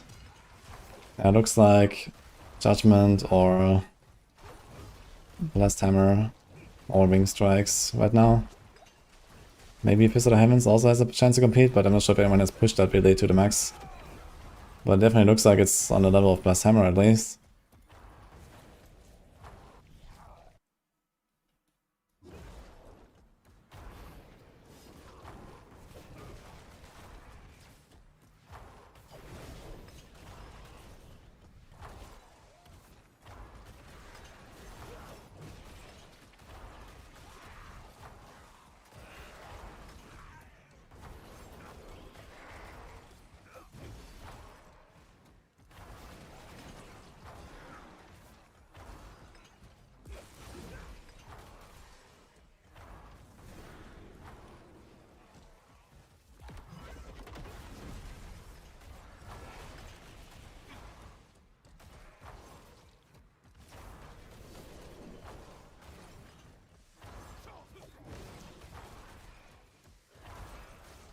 New class Terminator. Okay.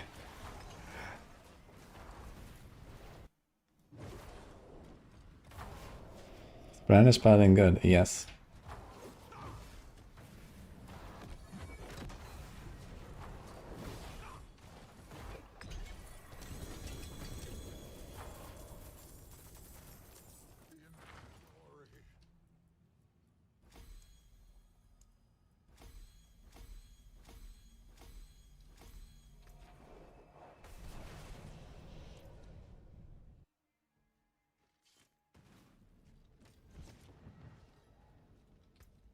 Every single Spiritborn is just pushing away, no one is playing the strong builds. Funny. But it makes sense, right? We're still like in the early stages of the season. No one is really seriously pushing. No one even has the gear to do like a serious push at this point with the Sanctification, so yeah, what are we expecting? So it's just the same as in D3, right? Where, you know, the first week you see like Gold Demon Hunter rank 1 on Demon Hunter boards, like what the fuck, you know? There just needs to be like one guy who loads out Natalia and clears like 10 tiers above those. In like 5 keys. It's the same thing. Is Seal any good? Yes.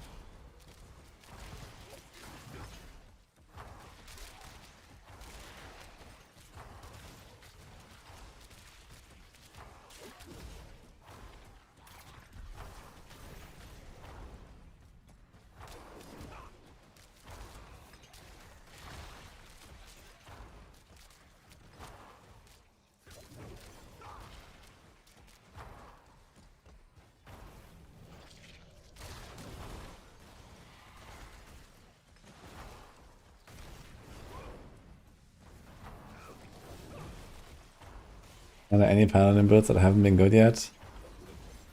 I mean, Condemn is certainly the most meme you can do, I think. I mean, there's other stuff, I guess. You can do some weird, like, I don't know, Holy Bolt, cooldown, action. I don't know what the fuck that is gonna be, but there's that. Basically has the same problem that Condemn has.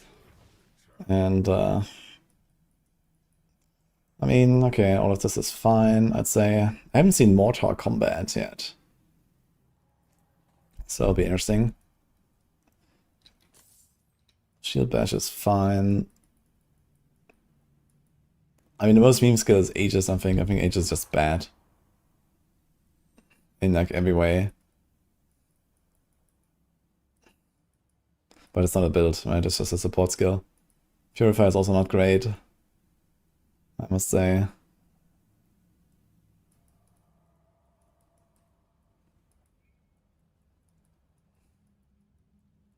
Yeah, I mean, otherwise...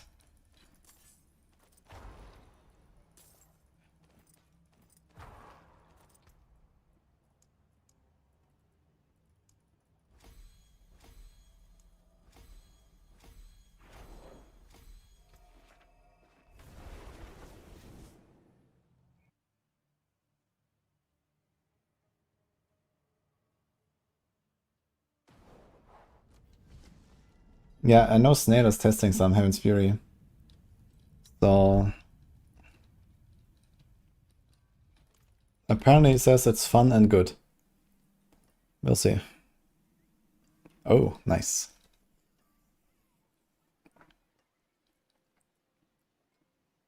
I'll keep my forge hot. Return soon. See some steel you need.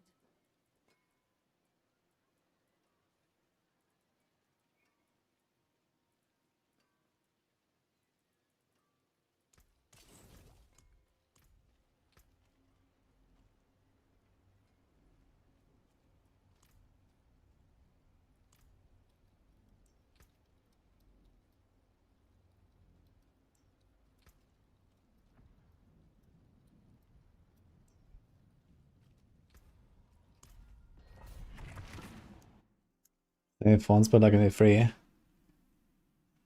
I wouldn't call it like in D3, but I am playing a phone split right now.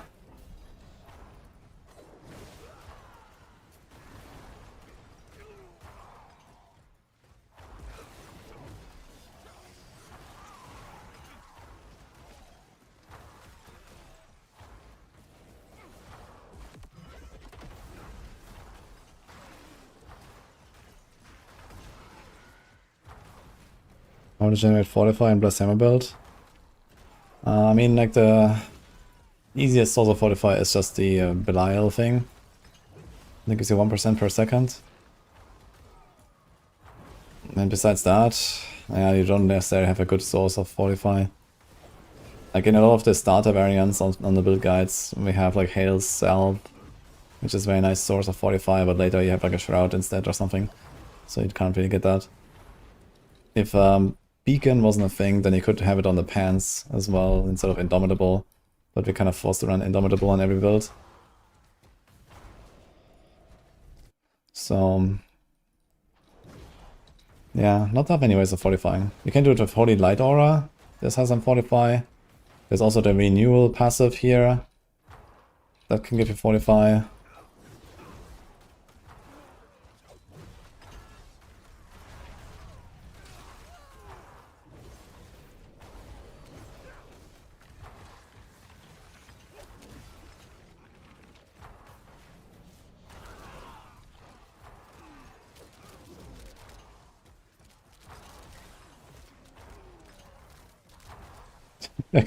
Dude, this artillery shrine is nuts. Has anyone gotten a Havarion Mythic Sanctify? I've only seen like a Grandfather and like Starless and stuff. I've not seen Havarion yet. But getting like shrines every 20 seconds sounds kind of nice in some cases. Also gonna be a lot of gold actually. Are the 4 purified drops really low percentage? Yeah, they're really rare.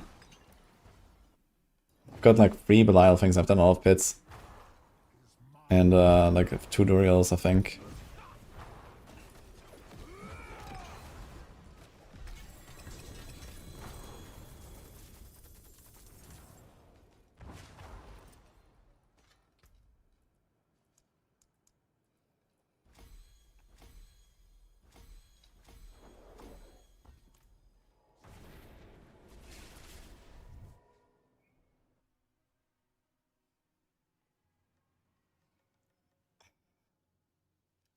We're doing is a 4-hour dance.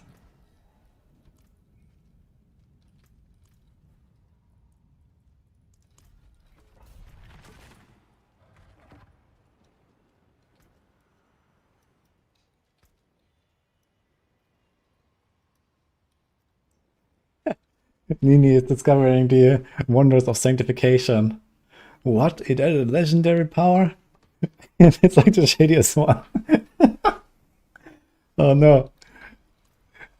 Calm, guys. Very good on a Paladin. 5%. Hey.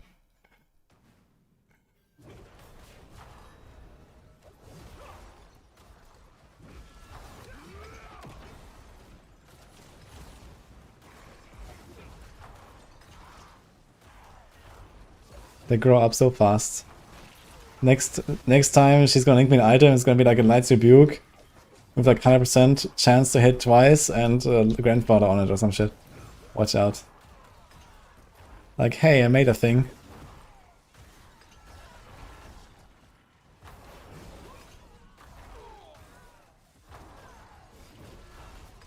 It's good for Oradin standing, yeah, true. In a call it's good for Oradin if you're AFK.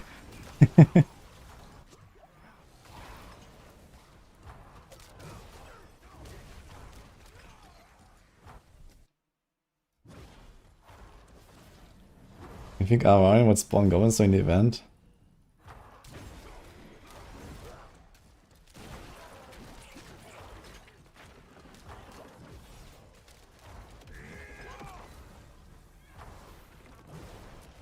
$600 life on hit. Holy. And 66 and 4.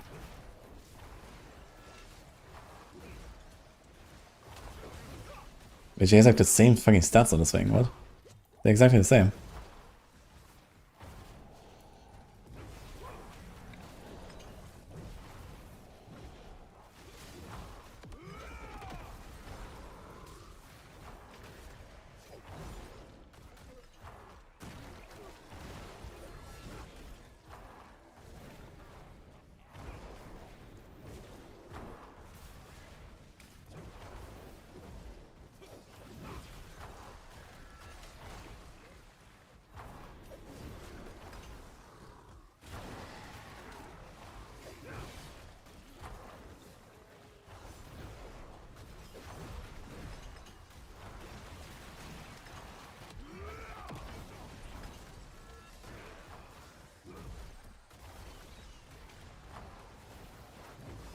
Dude, I gotta say, I love playing with Fortress so much.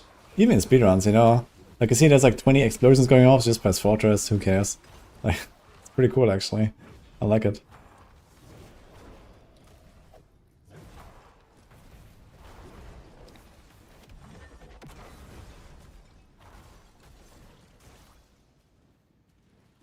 I'm stuck. What happened here?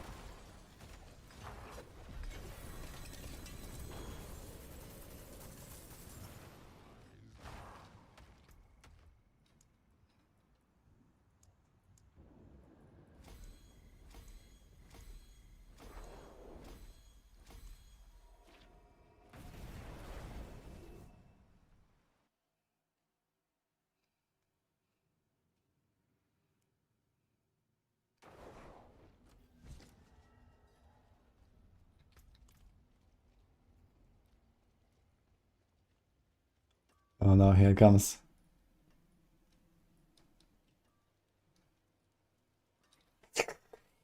Look at that guy, man. Holy shit.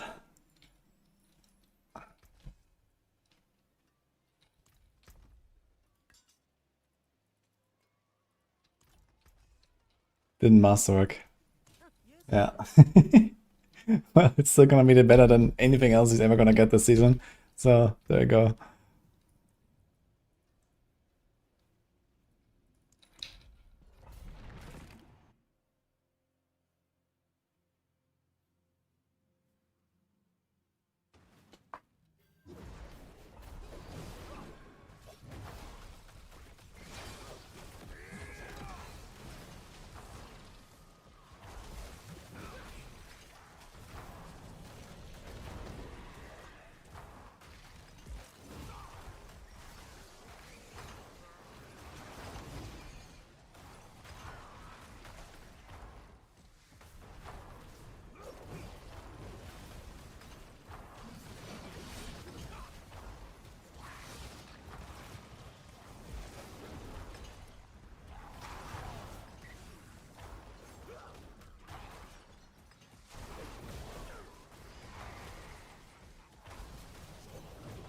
have played the advanced build and made a planner.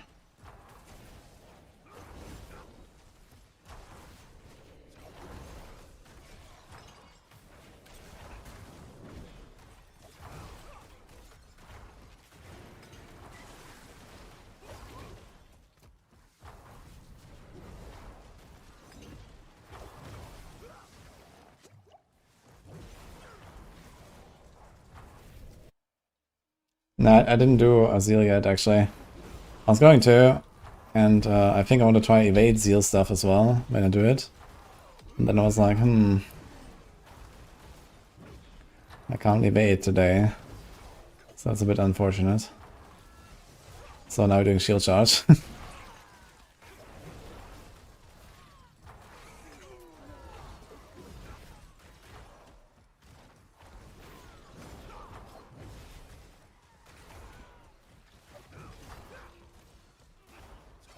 This guy has 750k toughness, by the way. Seems good.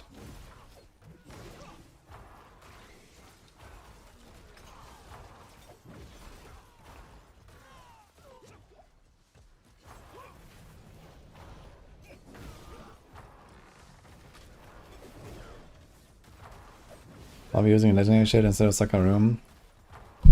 Well, because Marth mostly, but it's kind of close, so you can use either. I think I'm also running a Sucker Room on mine right now because I just didn't want to make a shield, so I just equipped the Sucker Room and called it a day. But I think it's actually like slightly stronger to go with normal shield. You get pretty similar defense, thanks to like GA damage reduction mod, for example. And then yeah, you can put like another aspect, and that aspect is roughly the same as the armor beacon value and the strength value that you get from the Herald. So then you have, you know, potentially other stats on it, and you also have temper, and that temper can be like Holy Light or Potency, for example. So in that case, your aura gets a lot stronger, because that's basically a multiplier to the entire damage of your aura.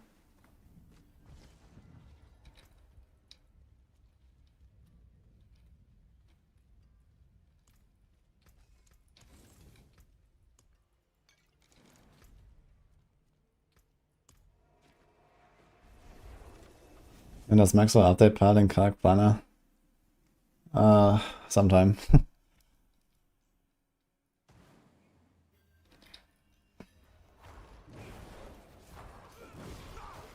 Okay, chat. I'm being asked, is there any other big issues, bugs, annoying problems or something with the game besides like the world boss stuff that needs like immediate dev attention?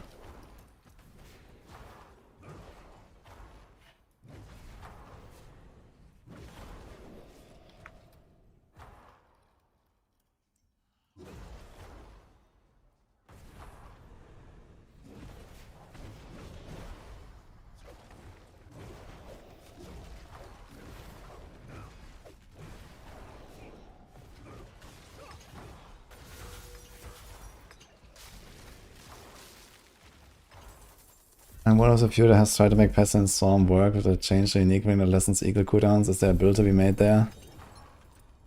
Well, actually this season we archived the Stinger guide. It's just, like, if anything, it's just better to play with Kepeleke these days.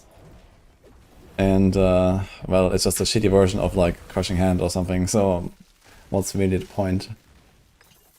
So we just didn't even update it, and, you know, I was busy preparing for this anyway, so yeah, we have to wait for something big to turn around the swarm stuff for the Spiritborn, I think.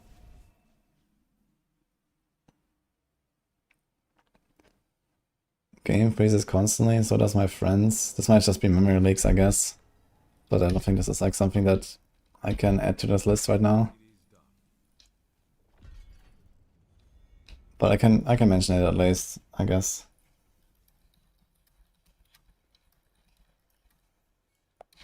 Okay. Stinger is awesome. Yeah, I mean, I love the build, and I mean, the power crept us enough so that he can kind of get away playing it. But yeah, it's not like a, you know, it's effectively just a C tier build or so. So it's very weak comparatively.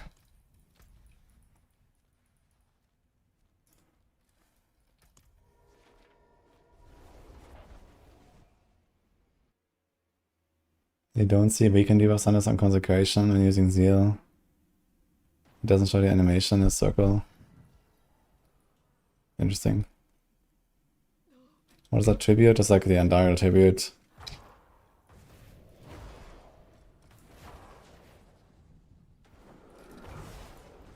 If you not doing strong rooms or treasure breach nominations, auto side is crazy to get. Yeah, I think they wanted it to be harder, you know, like similar to the low values we see in like hordes and whatever. But I think that is probably like too little.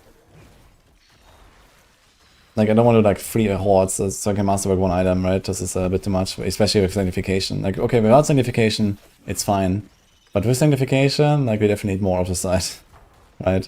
So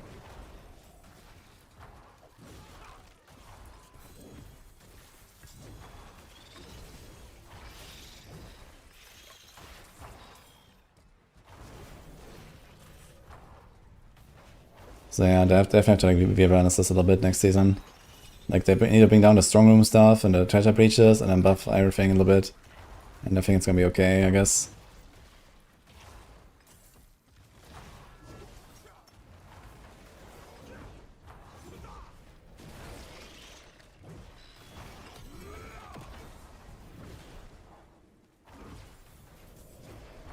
And Dire 2 drops anything valuable.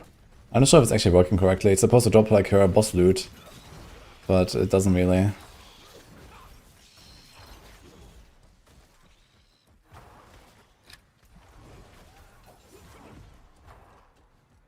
Is it going to be patched today? Apparently not.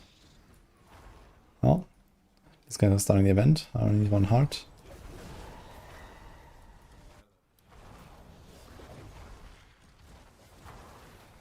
Okay, so what else? Performance. Okay, I'm gonna mention performance, black screens, and memory leaks. Anything else in terms of like bug fixes or something that's important?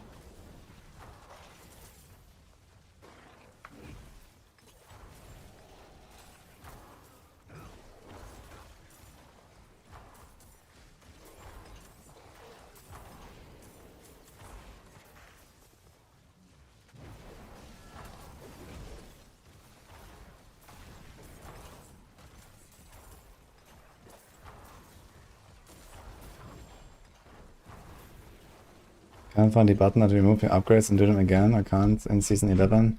If you're talking about masterworking, you can't reset your masterworking. But you can change the capstone bonus to another stat, which is now how the system works. You only go up, and then you get 1 stat upgraded, and you choose which one.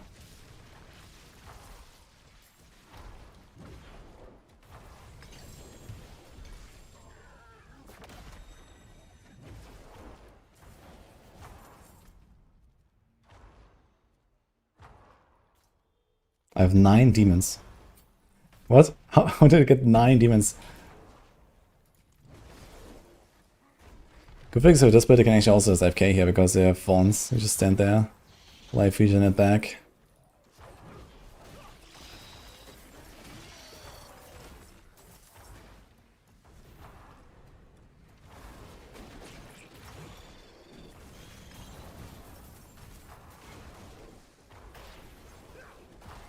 Why is there non-ancestral legendary chest in a Zero Maxroll guide?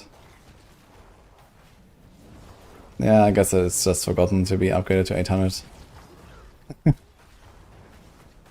I can tell Miko.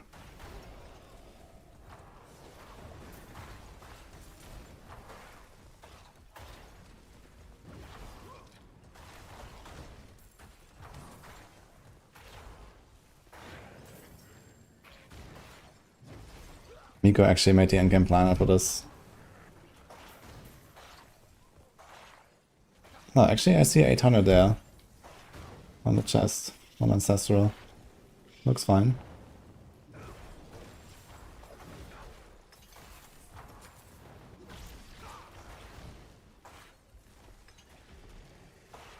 Thanks for the sub. Wonkas, actually. Holy.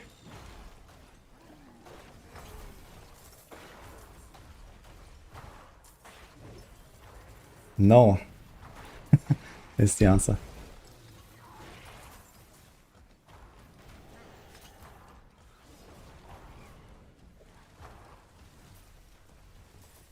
Holy.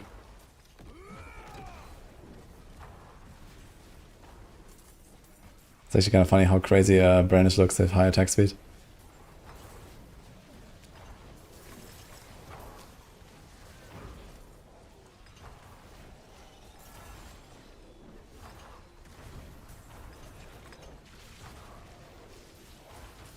Good fight.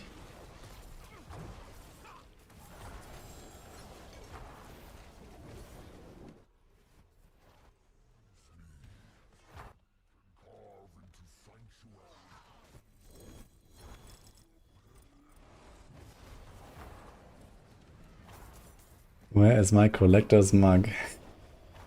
Actually, I realized 2 years, tier 2. Holy shit, thanks man.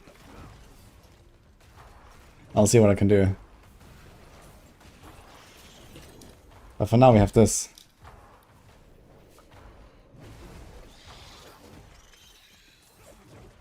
I need to get some for myself and then I'm gonna show them off. And see how they turn out actually.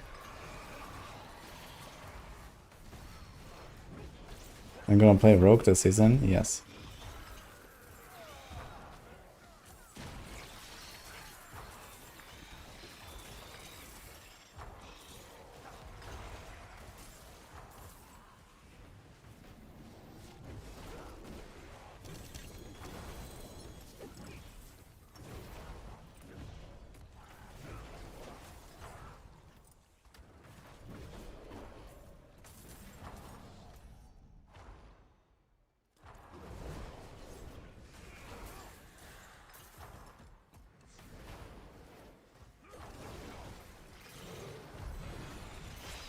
The endgame is now crafting items and climbing that at a month when it's out. Yeah, it's gonna be kind of scuffed in this season with the towers. Also like the insane vacation differences, right? They're gonna have such insane gaps between the power level of players. Just like one signification, you know, can make the difference of like a 1 or 2 or 3 tiers by itself.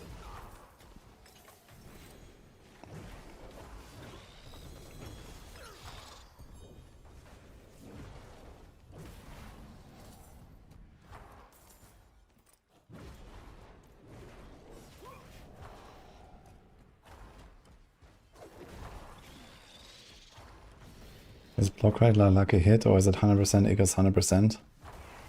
It's 100%. Yeah. When you have 100%, you block everything. Besides unblockable things. There are some unblockable attacks.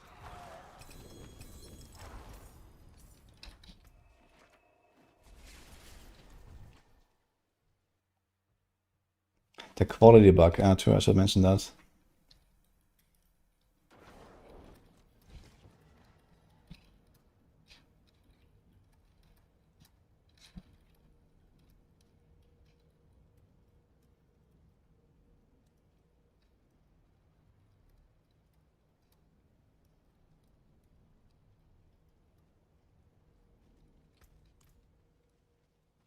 It is done.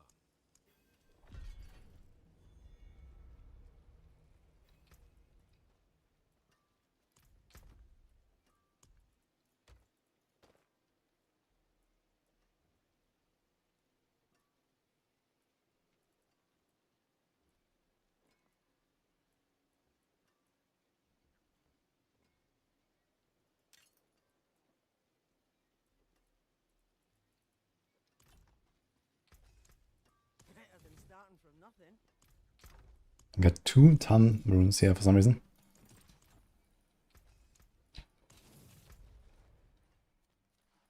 World boss PvP soon, guys. Get ready.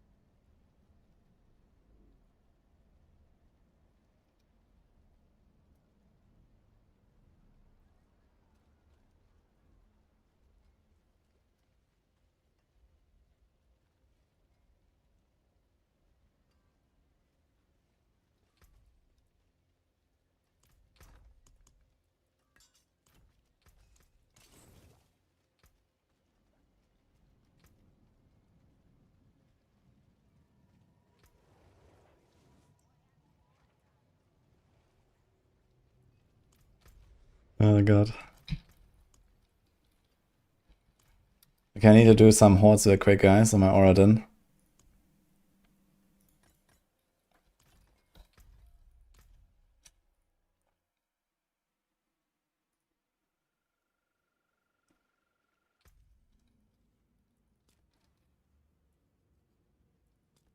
Which one was it? This one, I think. I'm mildly distracted for a second. I'm checking the tier lists right now because we're doing some updates on the tier lists.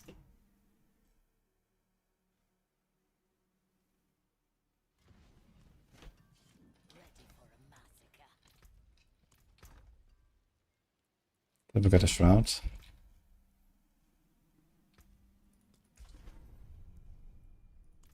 Does one of the others have a shroud? Yeah.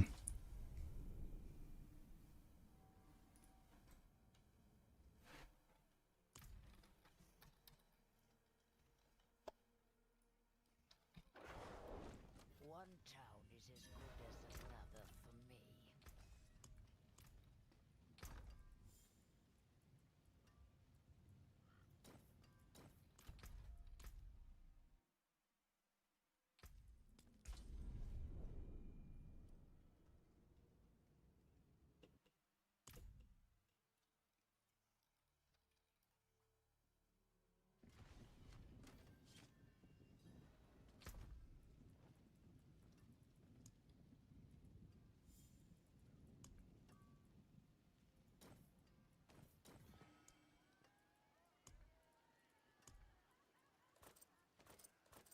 What was I using here? I think it was like live. Oh, here, live Q. Serum mod.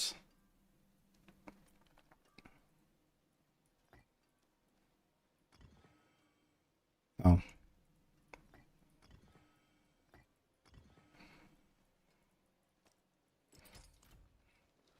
Wear the stars around your neck. Well done.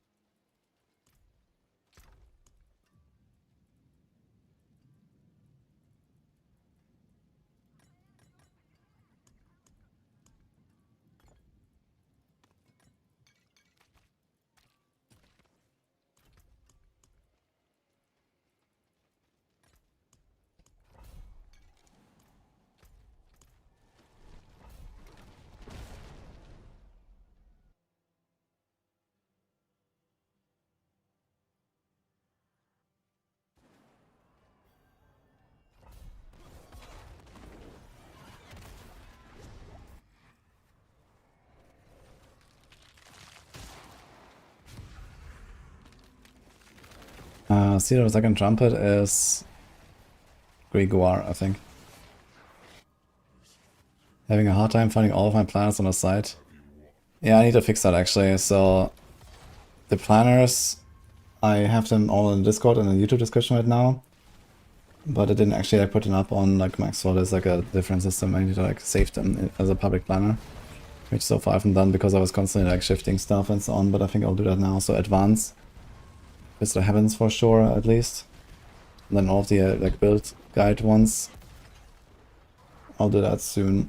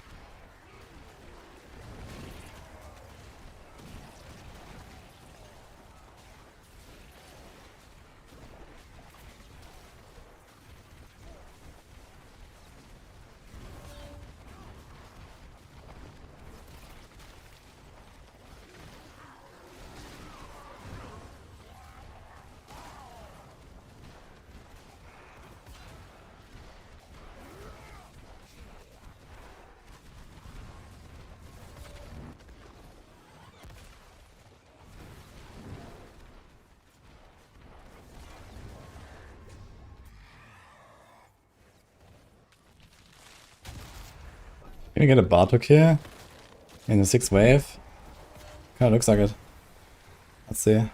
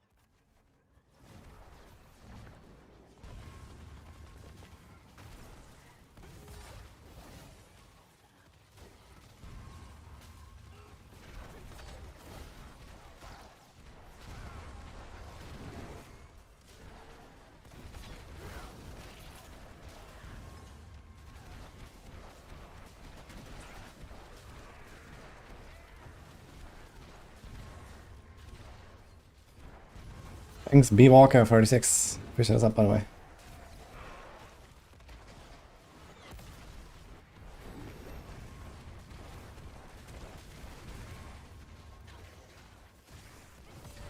Let's see, we might actually get to 666. I'm gonna run around a little bit.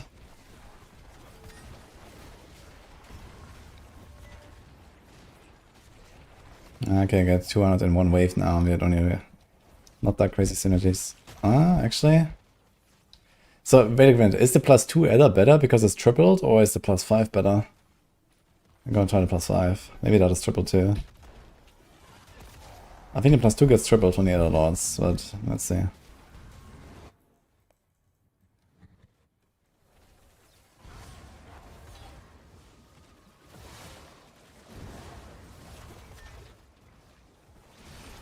Yeah, it looks like a lot, so I think this works actually.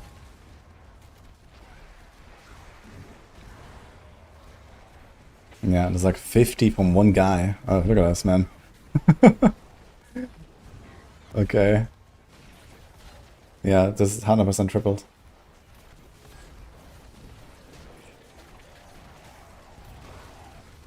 Banish might be better for AFK hordes, yeah, but you still have to press the button, right? So that's the problem. Not that you have to press 2 buttons, right? But can you just press brandish into nowhere without pressing shift? I should deliver it for you. Uh-oh. Yes, sir. What's that? Mm-hmm. Mm-hmm. You want to play? Yeah.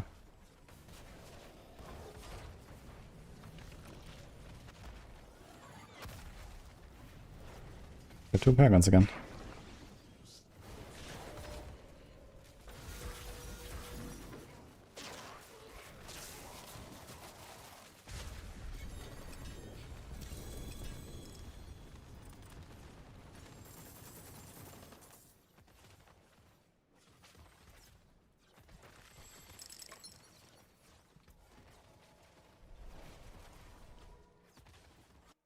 Is that trick of control setup so you don't have to hold shift? What's that? Ooh. Ooh, okay. I'll take that.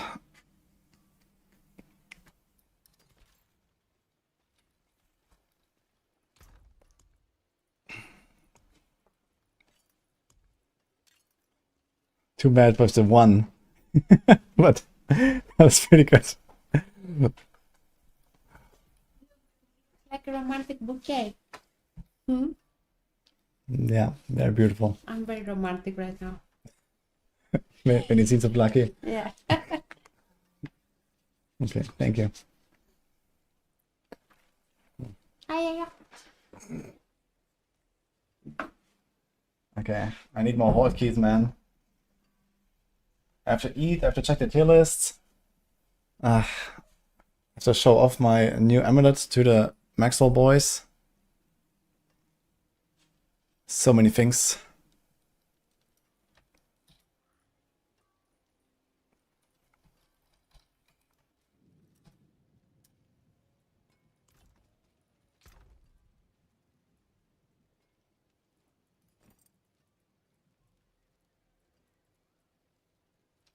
Greetings.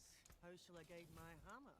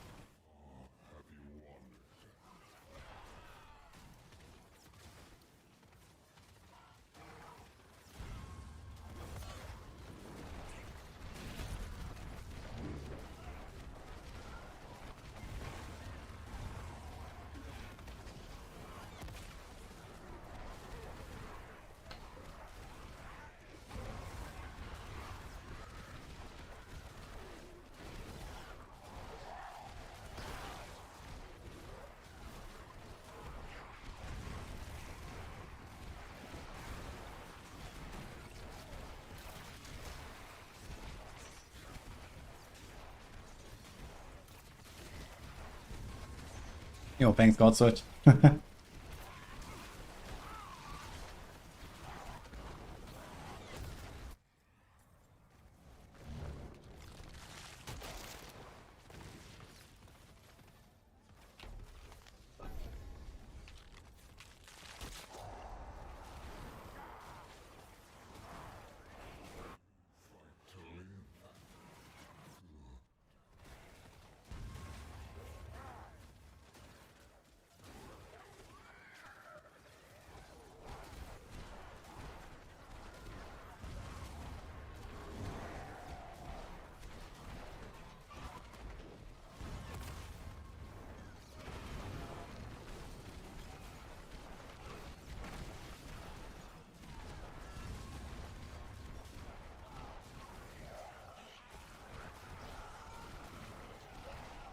Sun at Night is only really good for support Paladin.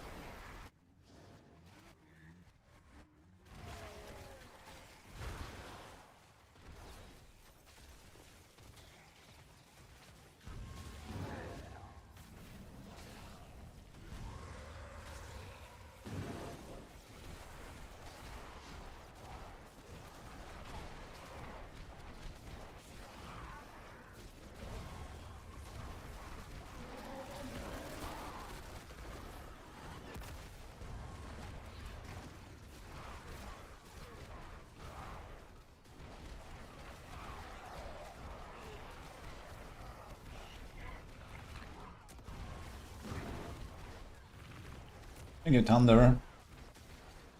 Buff Divine Gift Reputation. Oh, I gotta put this on the list for the patch notes, yeah.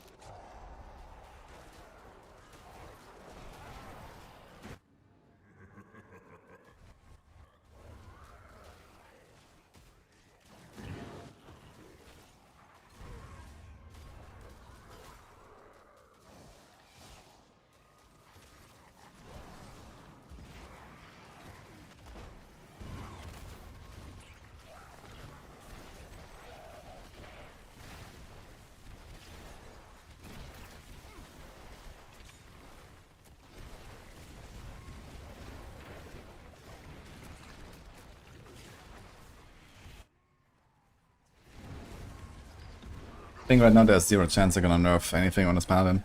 If anything, they're probably gonna bug fix a bunch of the stuff that is not working. But I don't think they're gonna like do something that will nerf the class in this season, so... I mean, Castle is technically not bugged, and it's like the biggest problem. There are some bugs that make the class a little bit better, and some classes make the class a little bit worse in some occasions. And Castle is just OP. But it's working as intended, so... Yeah, the open world PvP stuff, that is certainly gonna get fixed in the patch. That's like #1 priority, I guess. Yeah, just checking if I should write anything else. Any other suggestions, guys? So I have memory leaks, black screens, crashes, open the world bosses, the Azumodan reputation. Someone mentioned Deeds of a Champion that you cannot complete right now. If you ran the Vessel of Hate campaign, you're fucked. Quality from Sanctification. Okay, anything else?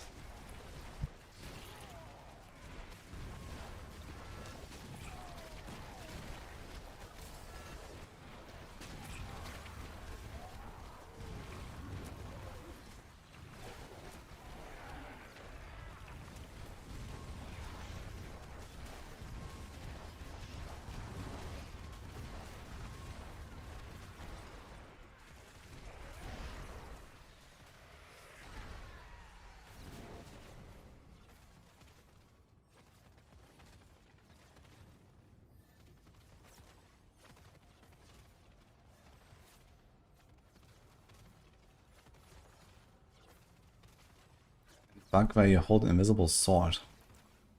What? I haven't seen that yet.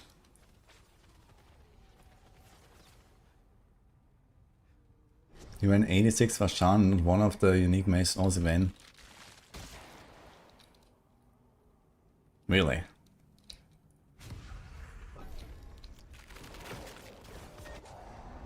But I'm not giving XP. Yeah, maybe that's intended, I don't know.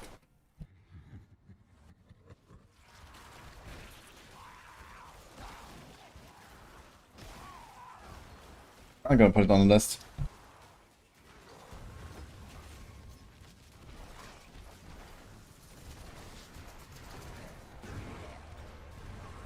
can go kill open world monsters to level your asthma and reputation. Okay, let me check. Progress. 10 out of 150 until rank 2. Okay guys. Just 3 more years I will have it ranked up. So I have to keep the Subathon going, guys. Let's do it.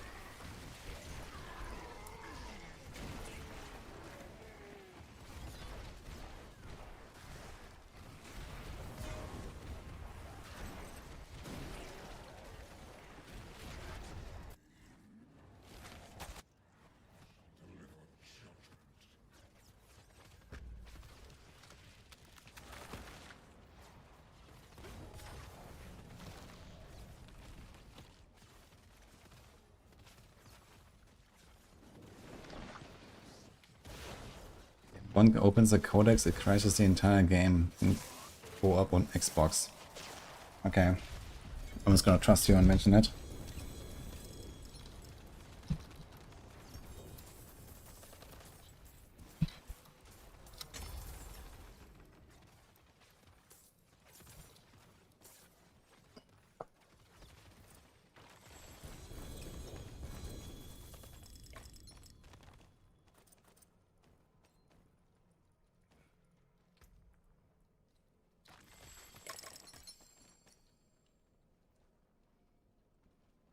The host can never ever open the Wine Gifts panel.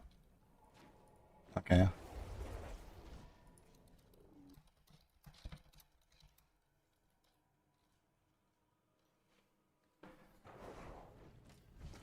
Ban the first breath doesn't show when looting boss. If you go back to town, they are in stash Smith's loot. Wait, so ban the first breath, like every time it drops, it just goes to your missed loot?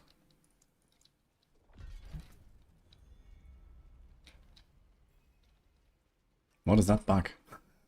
That seems very random, man. Okay.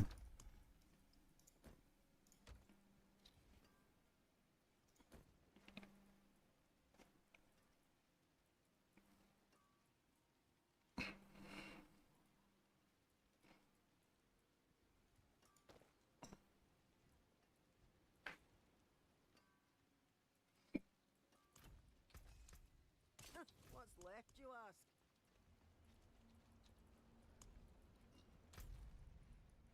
King Belial before he can spawn. True, Belial has this weird, like, he doesn't, he has, I think he doesn't have like his full HP, or he's like missing some damage reduction or something when he spawns for like a second.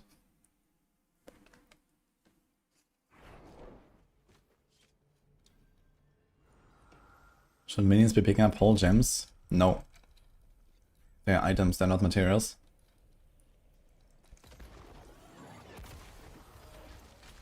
What are the thresholds for defense to comfortably walk around T4? Well, number 1 is always 100% block chance. And then number 2, enough toughness and maybe some life regen. I think like 100k plus toughness is kinda okay for T4. To be that comfortable.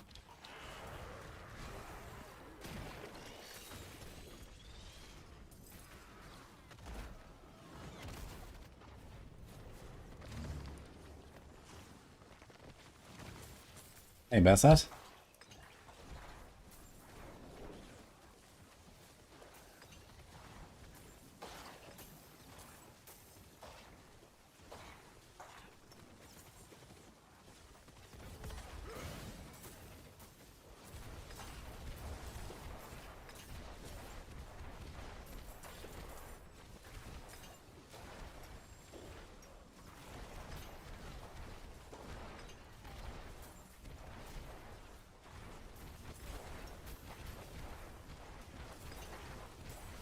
Yeah, send my list to Bloodshed for like the bugs and stuff.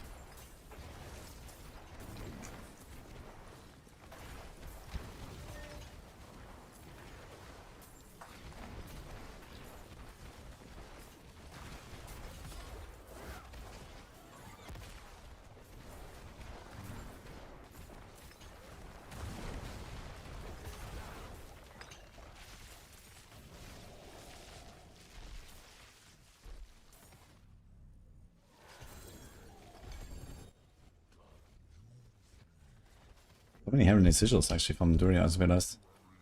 He drops a lot of them. Do they also come from the other bosses? Like when I farm Andariel in Undercity?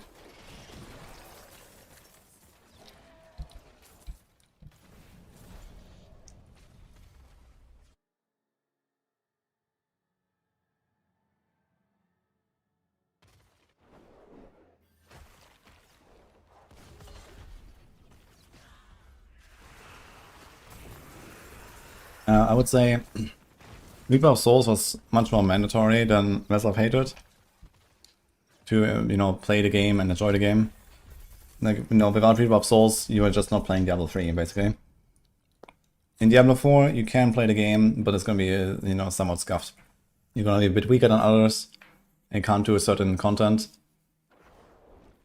But you can play the game in, you know, much closer to what other people do, at least, compared to D3.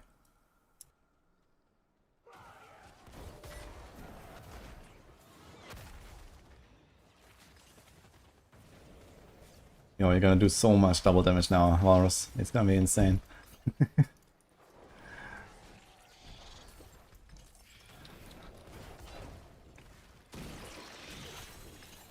Can Mythic Priester come inside the escalation? I guess so. I mean, it's just a random affix, and escalation can just have random affixes. But of course, you know, you have to go for the entire dungeon and stuff, and it's probably not really worth. Has anyone done escalation and just got a prankster? Oh my god.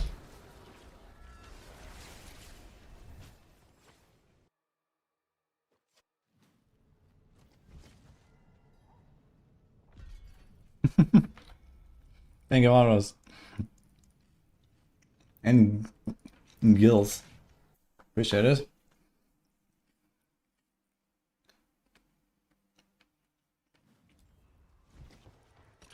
This is Oraton, yes. Exclamation mark build.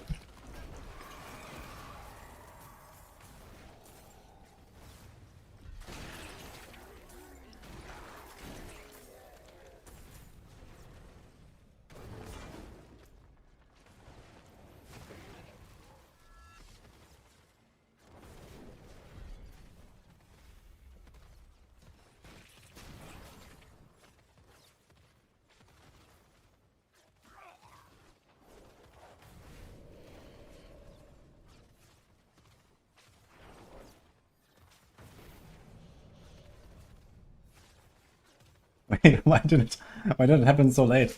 The text to speech.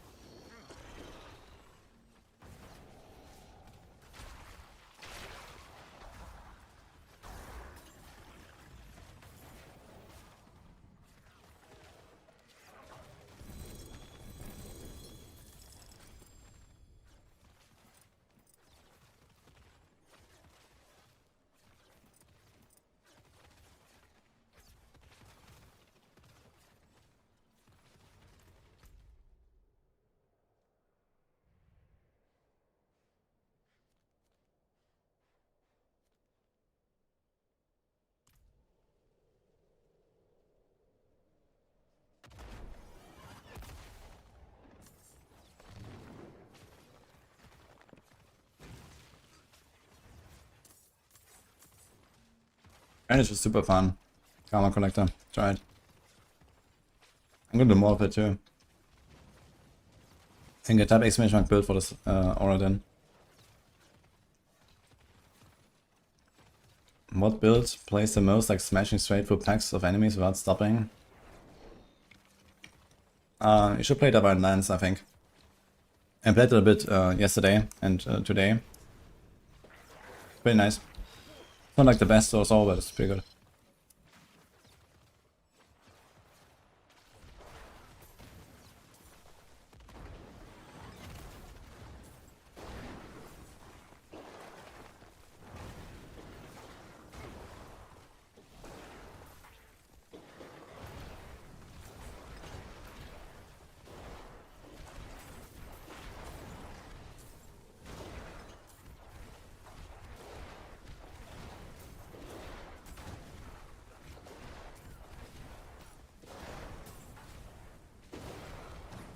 So I actually want to do this, right? Pangs, or do you ambush you more often?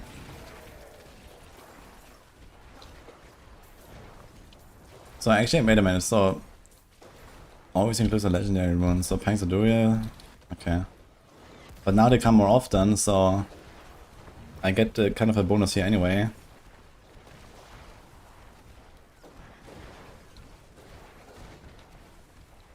Maggot spawn from falling meteors and all maggot attacks will consume 1 health potion. And here it shatters my fortified life.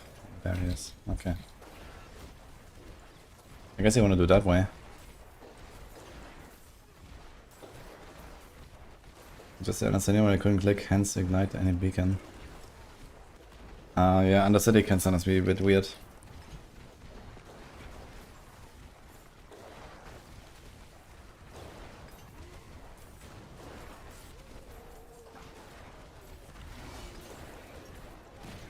Oh. I think you're right about like the 21 drops here. I have 21. And it doesn't go higher. What?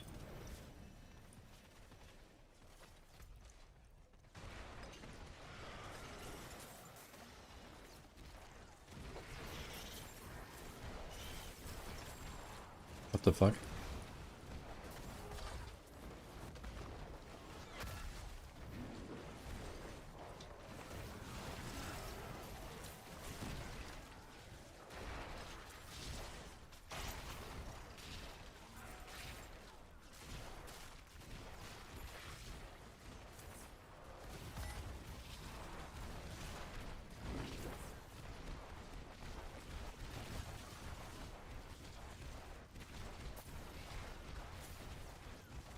Okay, anything else that we should report?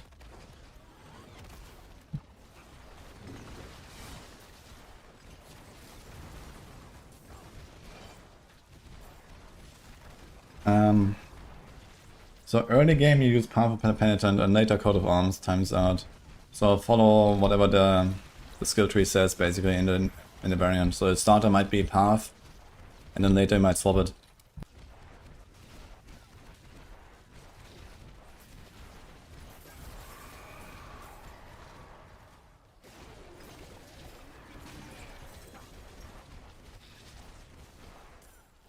The Undercity bug. Oh man. If only you knew, Nini.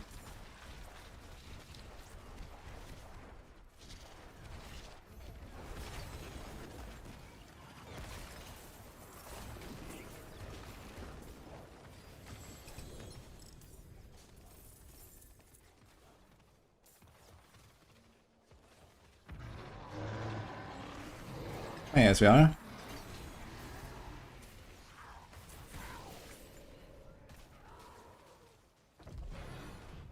Yeah, well, another sub. Wrath Lion. Thanks, man.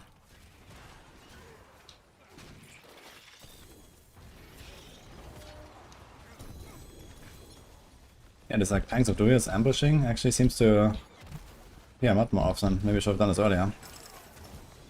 And interestingly, I still have full fortify and barriers and stuff, and they don't shatter it as it says.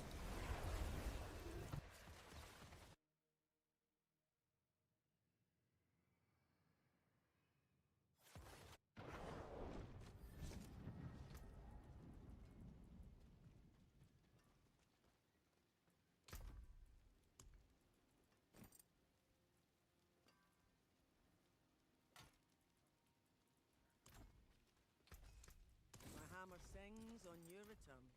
I forge more than horseshoes and nails. What do you need?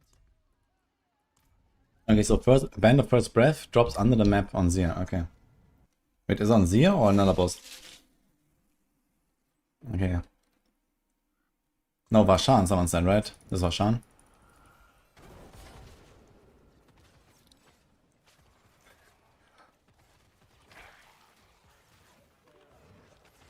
Oh my god, what the fuck?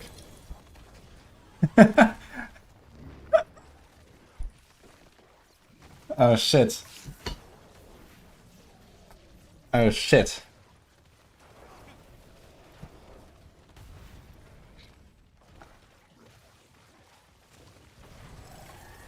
Right, it is time for oh my god.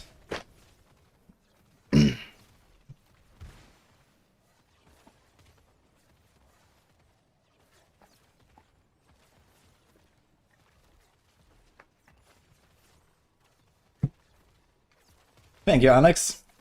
I appreciate you very much.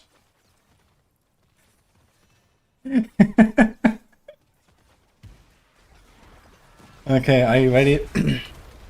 Let's strap in for the Yes Woo stream. While the sadist decides my fate.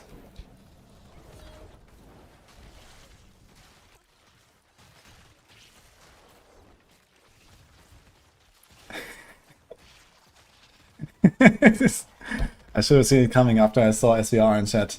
There must be a reason behind that.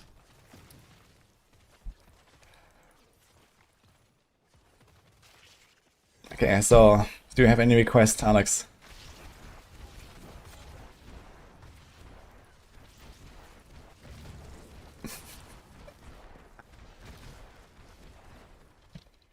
Big conspiracy, yes.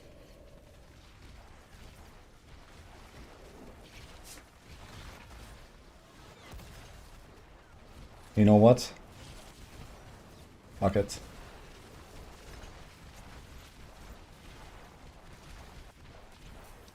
When you go Yes Woo, you go full Yes Woo, I guess.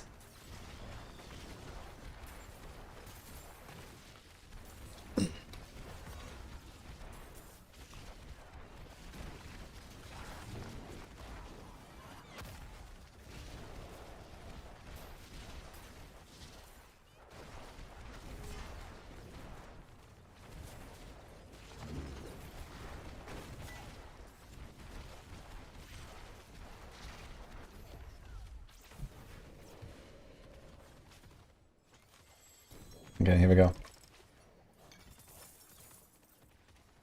Yeah, we have 35% off on the subgifts right now when it's more than 5. So, I basically don't even lose money. Now, if I make Nini's subgift to me, we're basically making money because we're recycling and we get 35% off. Easy. Infinite money glitch. Actually, Nini? Wait a minute. First of all, it's melon time.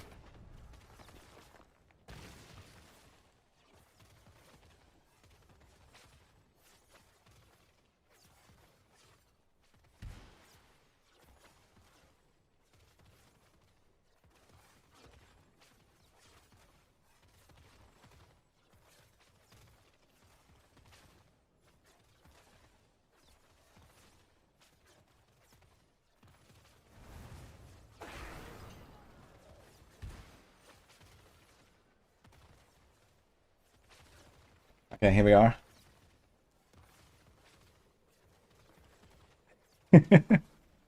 Hello.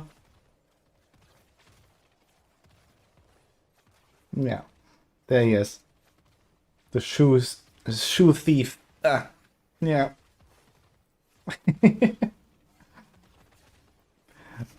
Erase the evidence. Shameless Merlin content farming, yes. It is what it is, man. But I paid for this.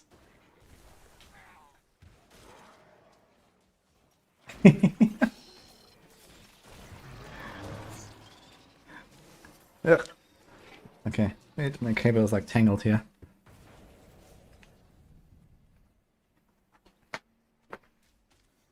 Merlin was just a stream investment. No, I meant this. Yeah, so we had the, 50 subs at once. That's what I did. I paid for this. Oh shit, Corix is thinking something. What's that? Goblin greetings. Oh, December 18. Holy man, log in guys. Roaming treasure goblin variants, bonus whisper caches and more for a limited time. In 2 days. When I see this.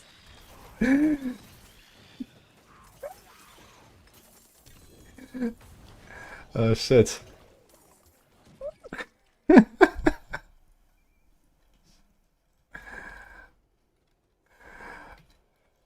Dude, it's so large. Even when I'm alt tab, look at that. I can see it so clear. Oh god. Okay, I need to see if Alex said anything. Did I miss what he said? Wait. At MLG. Here's a thing, we can click that. Perfect. Okay, show me the items. Alright. We got this here. Juicy Sanctified Harlequin. Masterworks. We got the cooldown on it. We even have an extra legendary aspect, which is not particularly great, but not terrible. Then we have this. Then we have what makes this build. Pretty good roll. Bunch of random stuff. A 750 weapon, whatever. 750 shield. Okay. Okay. This one is really good actually.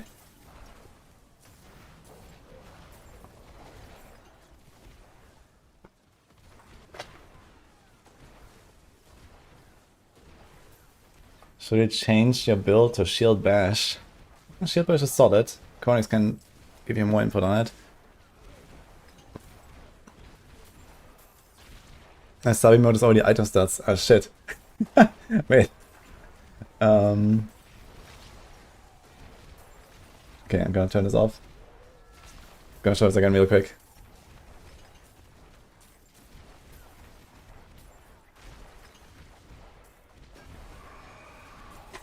So here we go. Are we deleting our stuff? Yes, Oh, great. Who's choosing? Alex is choosing. Great. Are you here to counsel? Yeah. We don't know what you have in your stash, though. What is easily replaceable? Okay, yeah, I can show the stash too, but there's a lot of stuff in there. Yes, I don't even know what's in there then. Yeah.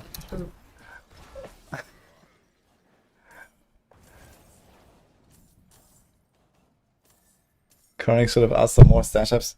Can you hold him? Take Why him. did you take him to begin with? Yeah, it's difficult to hold him all the time. Make Alex feel sorry for you. No, I just decided, be going all in on Yasuo. So I also added 50 subs. And then 50 subs is Merlin time. So In what? 50 subs is Merlin time. What is he gonna do? Play Yeah, just- tag of war with you. No, just like in general, big Merlin. And I then thought it was tag of war game. the tug of war is one of the goals we have. Where you're gonna do like a real tug of war here. Okay, so what are you gonna do with him? Say hello and stuff.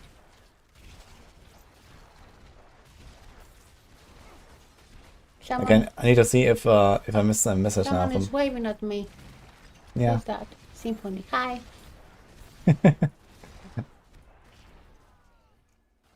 Thanks for the sub as well from Vazago. Oh, 5 subs.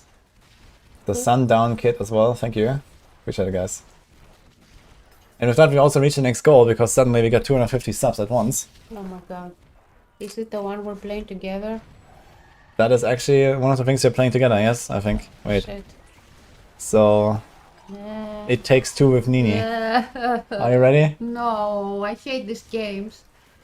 Who came up with this? With this goal? Soap, actually. So, why doesn't he play with you then? He's not my wife. What? What? It doesn't say with my wife. Well, that is what the people need, though.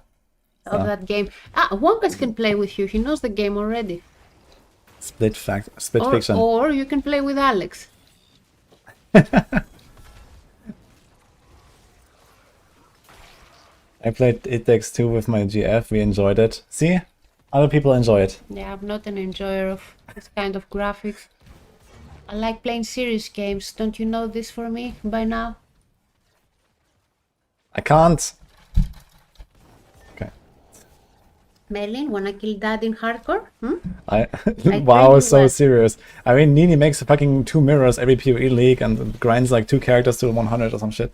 Yes, 3 sometimes. She's actually serious about that shit. Yeah.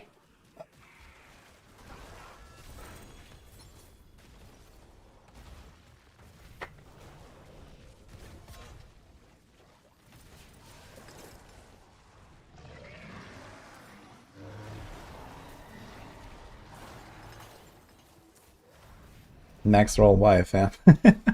Oh my god, man, here we go again. What is happening, dude? Wait, another 200? Are you fucking serious? He wants to get all my mythics, man. What are you doing?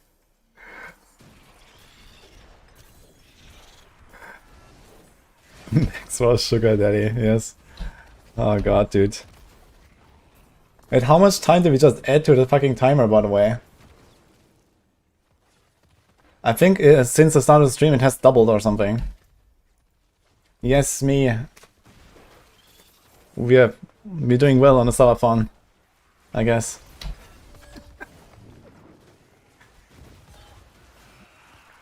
It's never gonna end.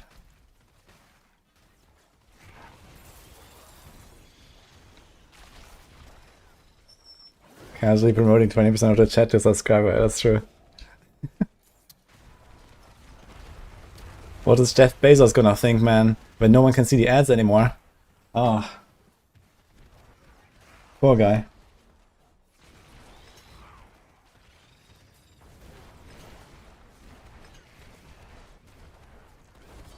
The goal is keep it here until tower is released. Oh my god, Subathon straight into tower push. Holy man. Wait, what is the date? 16th of January or something? Or 12th of January? Can ban people get sub gifts? I couldn't nuke people. So he's trying to make you get a sub, right? Okay, I see.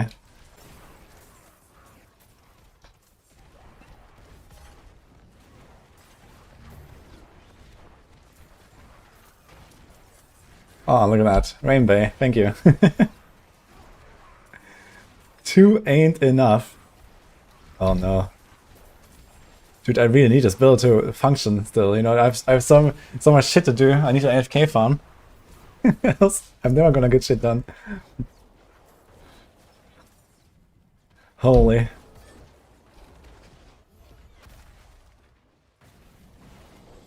Oh no, the necklace. Guys, don't tell him about the necklace.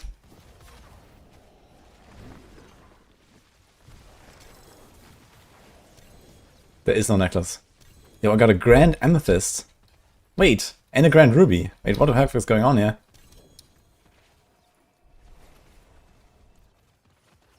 Just like that.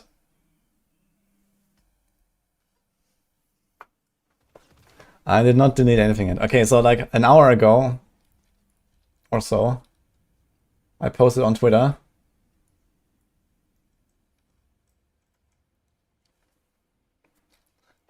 So we got this. A quadruple after reroll passive neck with all the right passes. So that item is probably a couple $100 if I had to guess.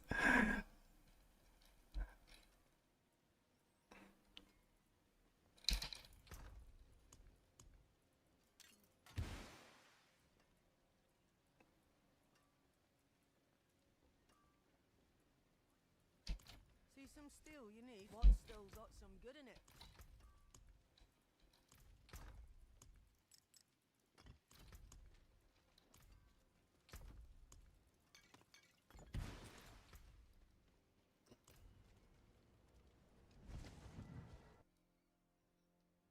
Gonna update the Aura Paladin. Nope. Been there, done that. Yeah, I really have to like open these fucking caches here, man.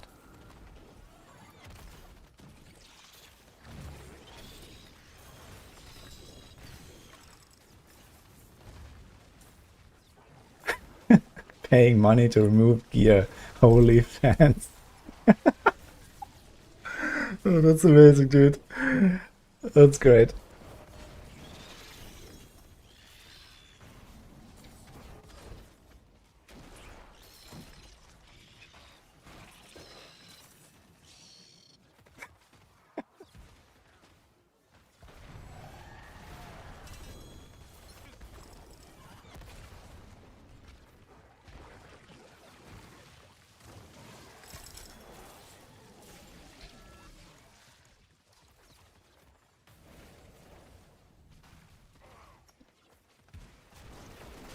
Can I play Subathon before a tower push?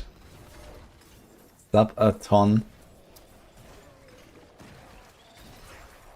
Goblin event and Dower Whisper caches this Friday, yeah. Event. Actually, I should probably make a command.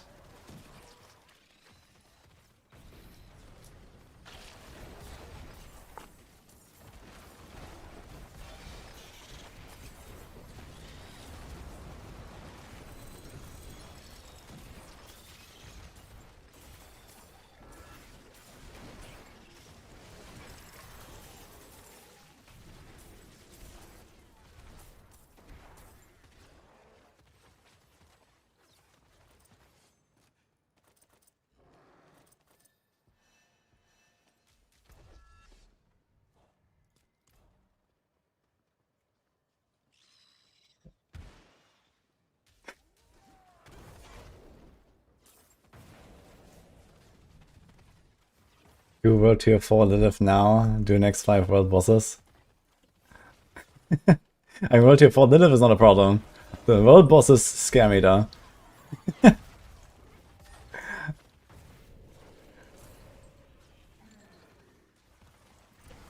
Check Discord, okay.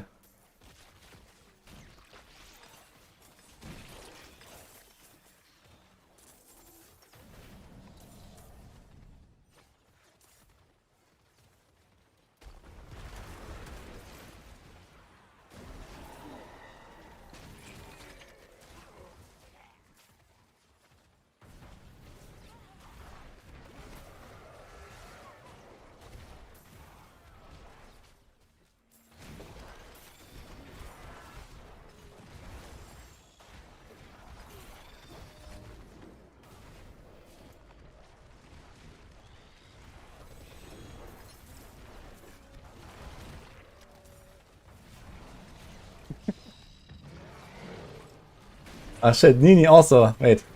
10 stars for Nini. Look, there it is. I can literally feel the bank account grow, you know, with the Nini subs. Holy. The recycling is real. Scribble time. Wait, is it scribble time? Wait, how far did we get now? Wait a minute. We are 2.5. Oh my god, dude. What happened here? Amulet is cruel, delete helmet and gloves. Okay. Alright. So, MLG Hots, aka Alex, has spoken, guys. My Shaco. Which actually... Dude, I can't go up here. You cannot actually click this, right? Like, I can't go up here. Oh, I made it somehow. Now the loot is down there. God damn it. How did I make it? Oh, wait. Oh, you can click on the evade and it works. Look at that. Okay. Anyway, let me open the last chest.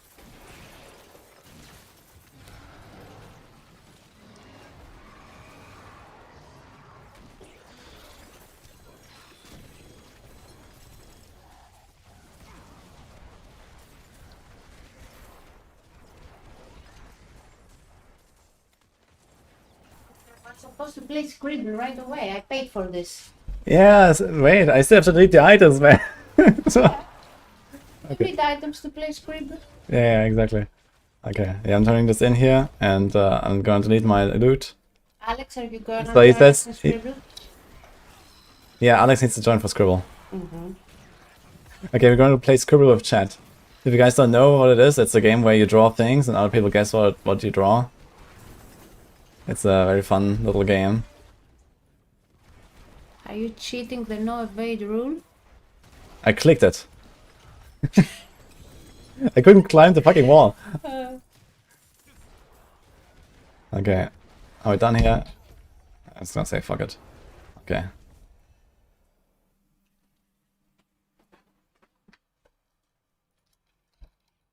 The build pin is wrong. Yeah, I'm gonna delete the pin, I guess, since that build is no longer what I'm playing, and also Origin is not worth pinning because I'm about to delete this one too. Holy, here's another amulet, but it's not quite as good as the other one. Okay. Ah, look, here's my replacement. I found one. And here's my replacement helm. Wow. Look, we're gonna take that thing.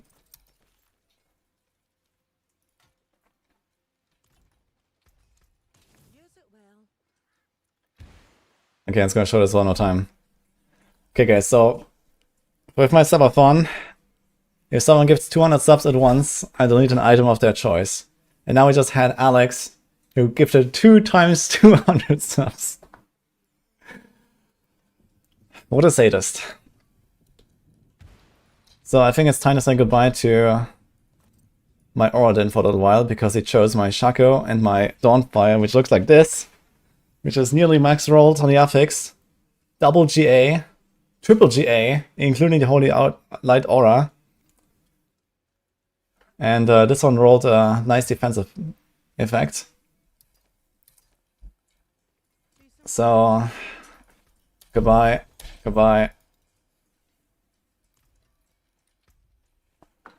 And, well, I guess that's my new helm now, guys. And here's my new glove. Nice. So, I guess I'm gonna go with that. Thank you very much for the subs. I appreciate it.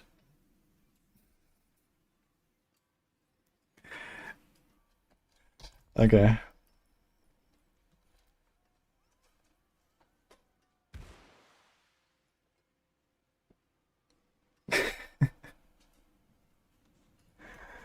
And now it's time for Scribble. So we had that. Wait, did I close this thing now?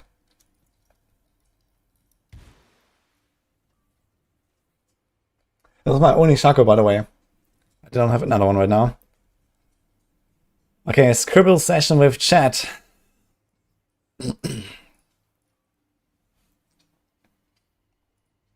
I also had 200. Maybe we should write this down here.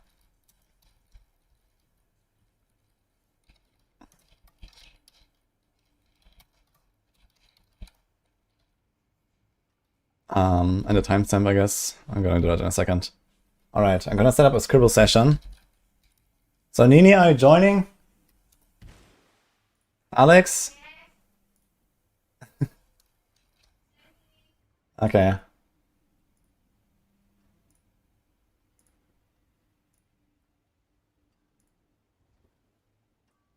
Okay, create private room. Okay, so I'm just creating the lobby right now.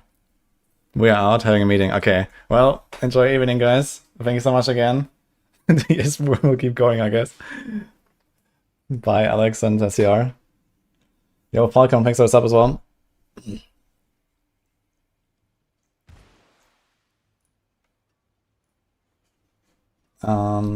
Let's see.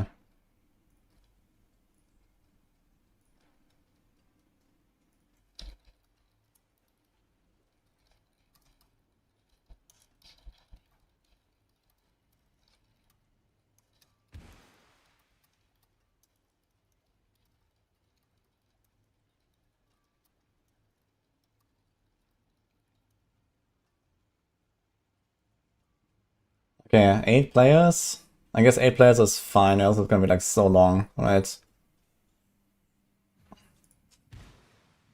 Okay, yeah.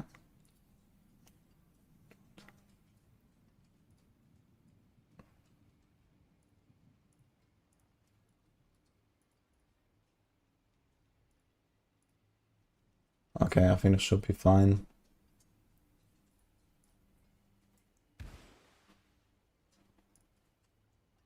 Okay, I got a link. Nini?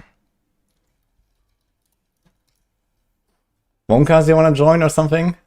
For Scrabble?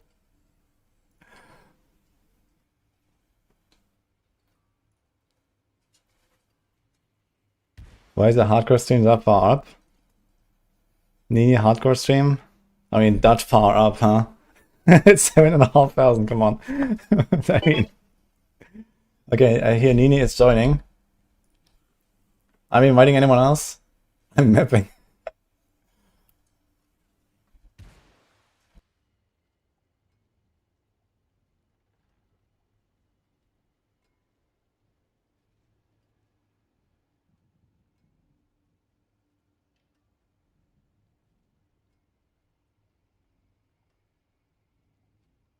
Wait, Bass, are you joining? For Scribble? Okay, so Wonkus is not joining. Otherwise, I'm gonna post a link in chat in a moment. You're in the office. Okay, so I'm gonna post a link to chat, guys, so anyone can join. It's 8 spots, so first come, first serve. Good luck. Who wants to join Scribble?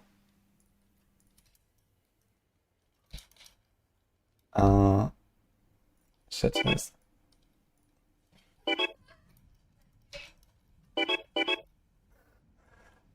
I think the YouTube folks had like a little bit less chances, unfortunately, but okay. Okay, is it full?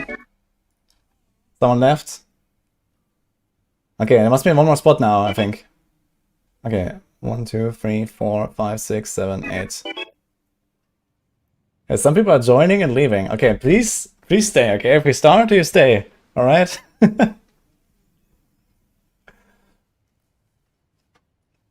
Okay, we begin. So I set it to 40 seconds draw time, 2 rounds. Just so it doesn't like drag out forever. I think that should be fine, right? Please stay, yeah. Okay, so who's actually here? Nini, me, Roof, Who Boy, Shather, Raf Lion. Then Geldig, Hest. EDFs. Okay, let's go. Good luck, boys. Okay, so the way this works is you always get 3 choices of what to draw, and the others have to guess. And at the top you see the hints. So it says, okay, it's six it's 6 letters. Are you drawing? Draw! Oh, okay, here you go.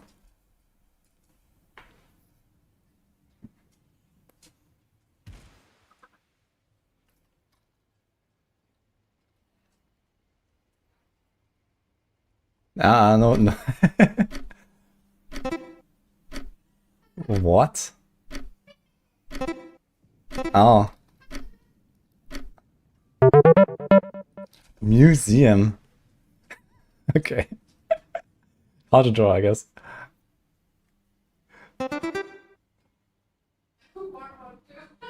World War II, holy shit. Okay, guys, when it's my turn to draw, no cheating. I'm just saying.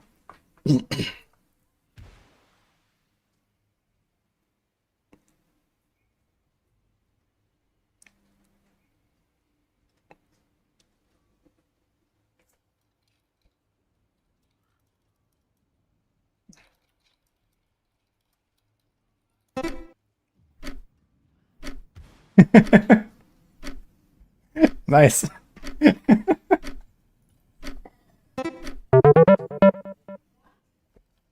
Marge Simpson. That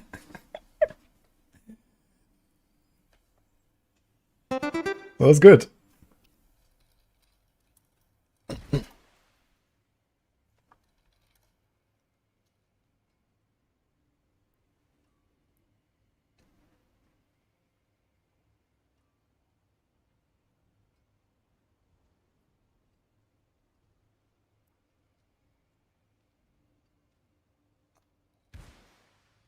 Shit. What the fuck?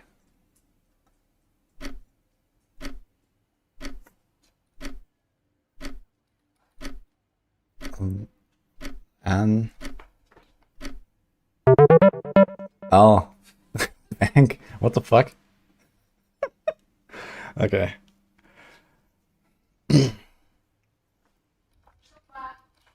Huh? Yeah, maybe.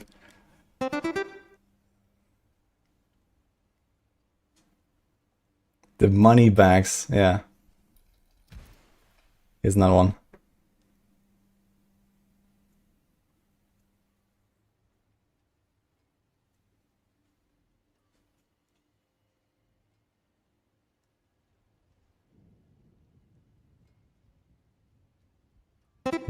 What is this?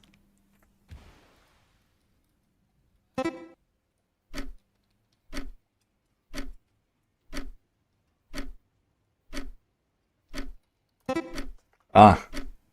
Okay. The palm tree gave it away. Pool, yeah. Okay.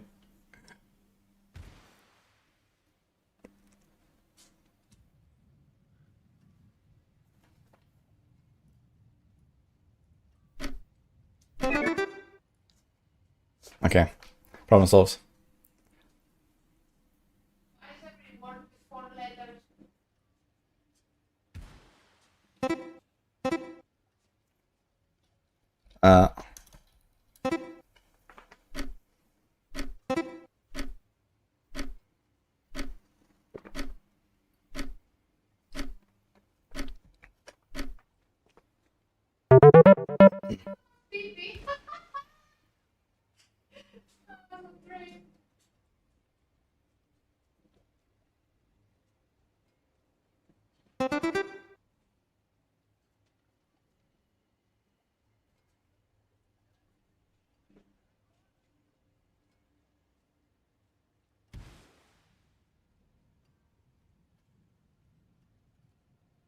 What the hell is that?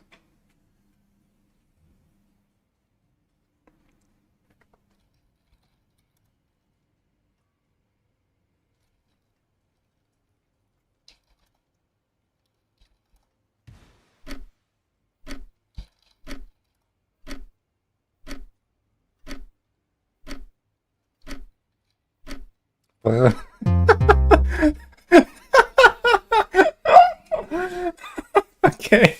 That was great. Okay.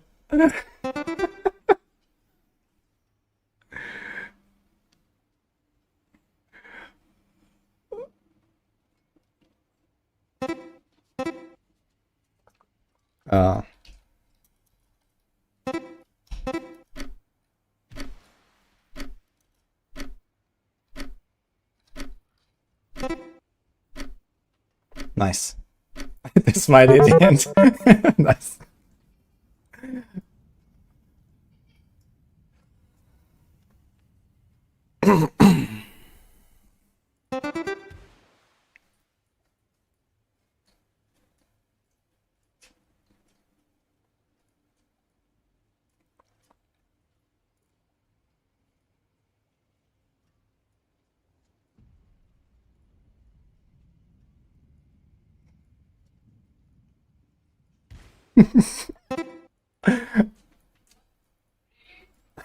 Really? She gets it somehow. Yeah, okay, it's a bit scuffed, but here we are. Somehow Nini guessed it.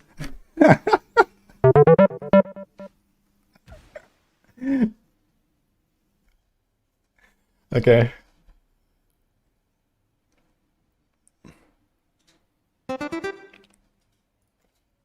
Second round. I think it was the last draw, actually. The Marichan smiley face. What the fuck? Ah. Cool drawing.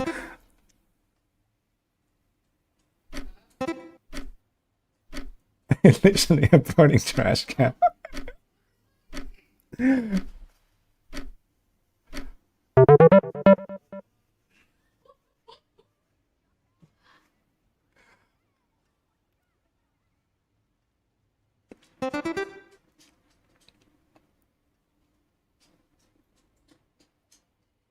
Nini got my ramen, by the way, and she's in the room. She didn't watch it.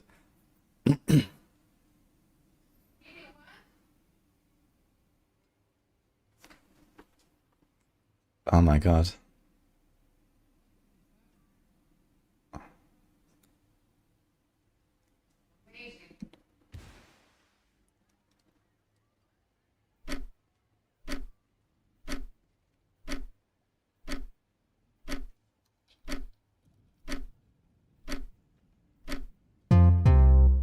Oh shit, actually. I was just... he wrote it wrong, actually. I was like, yeah, that's probably it. Neighborhood. Yeah. Yeah, tough, yeah, for sure. And like many houses or something.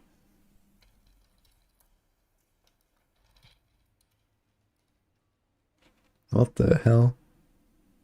That looks very medieval. Mm.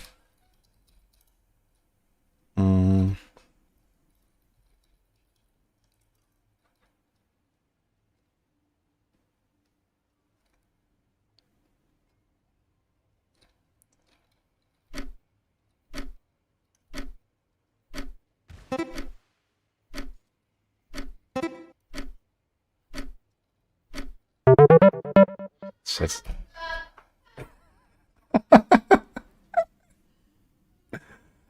Surgery. Surgeon, actually. Injecting pure autosite into the player.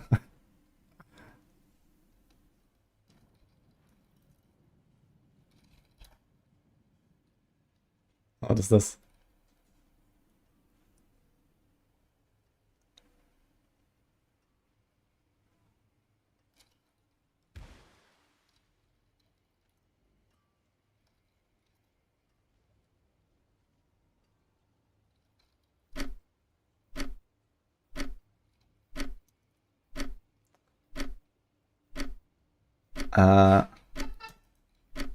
Fuck, what is...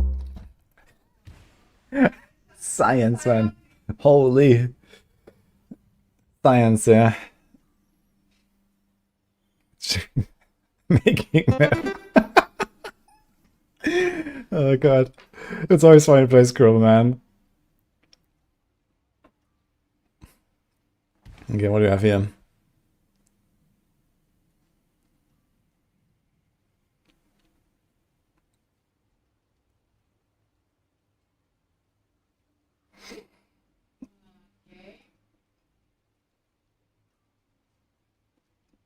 That looks like a flying carpet. What the fuck?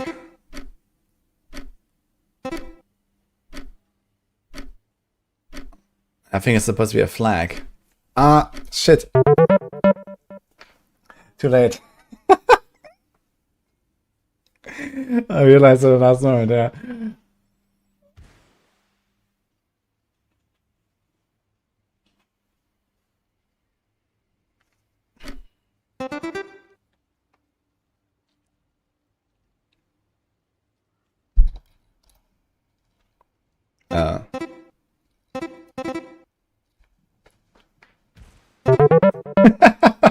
Okay.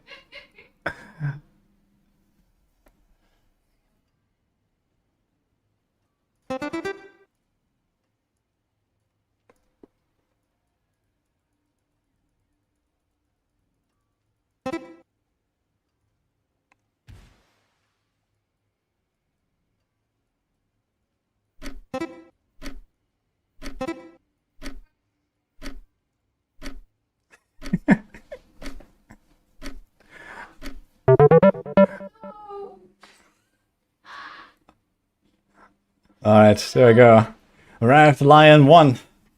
And then Huboy, and then me, and then Nini, and Ruth, and Shather. Okay, guys. GG. That was fun though. That was good. Okay, that was our scribble session. One more round. Okay, maybe might do another round, but we have Riker joining us for the stream. 2 TM. So we're gonna prepare for that. Yes, Boo is still going. Oh god. Rigged, yeah. It's always rigged. First of all, we have to do A and B spin quick. So that I see if I can still kill shit with my insane helm.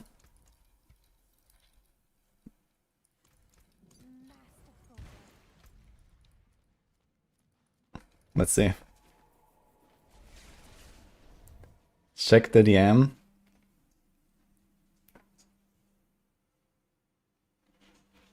My guesses were about as trash as you're drawing. Oh, thanks. What's that? He's a grandfather pants. Nice. And a starter's boots. Yeah, that looks like a pretty good character you got there.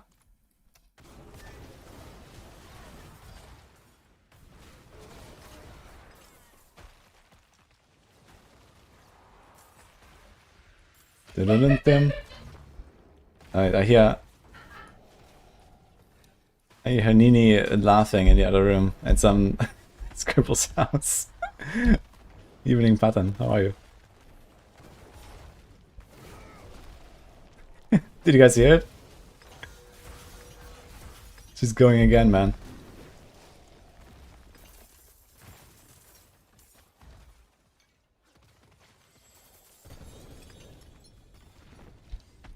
Oh, glove? The wrong kind of glove, actually, for this.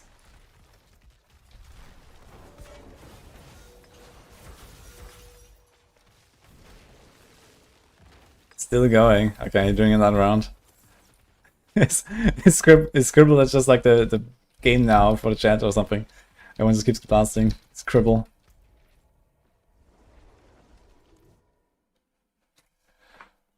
Hidden army now is a pork.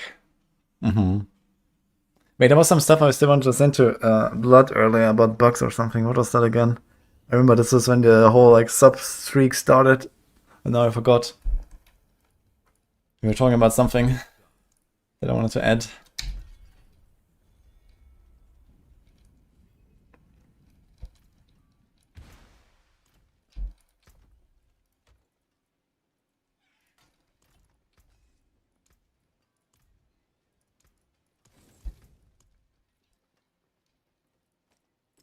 Huge helm, guys. Huge. There is magic in all things. Let me show you. Yeah, the problem is about the Shaco, I actually don't have enough cooldown now, I think, for my Arbiter. I just realized. Like, it was supposed to, like, be longer than the cooldown, but now it's not anymore. Unlucky, I guess. May your road be filled with Something about going straight in inventory. Ah, yeah, right. What is it? Band of First Breath? Was there anything else?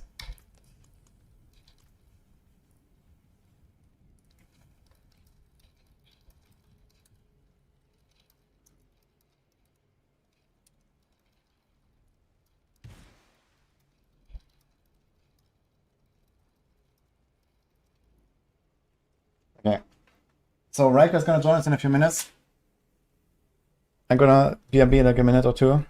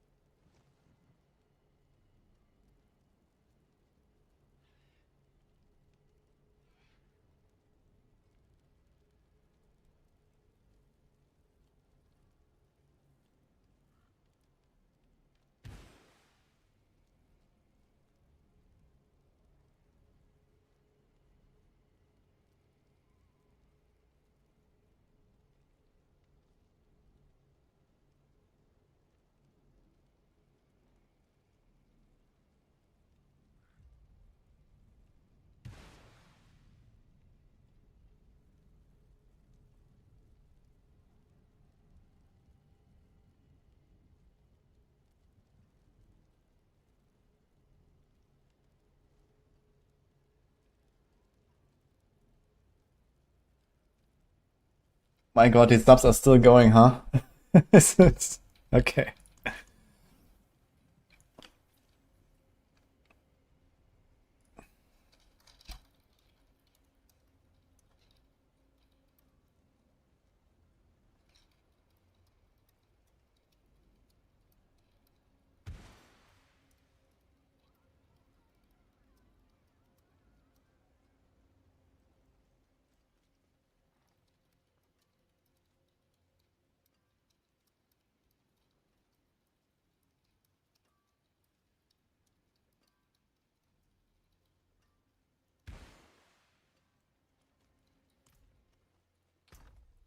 Alright. So I think I'm gonna lock on our shield charge guy again. And just like blast a little bit. I think he still has everything I could, right?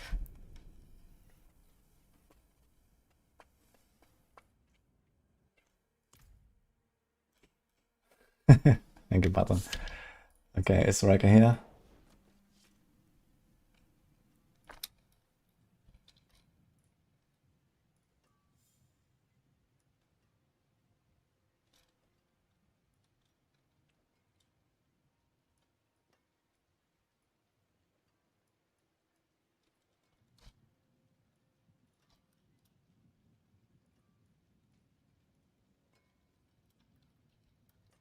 Okay, we were inviting Riker to our stream today. We're doing stream together with Riker, like we have done the other 3 nights actually. We had one evening with Maxroll, one with Chronix, one with Condes, and today we have Riker. We're just gonna talk about the season, hang out and chill, basically.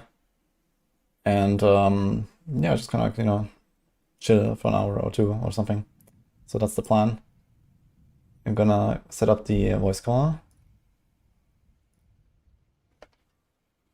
I'm gonna turn off the alerts now, by the way. So it's gonna be annoying. Okay.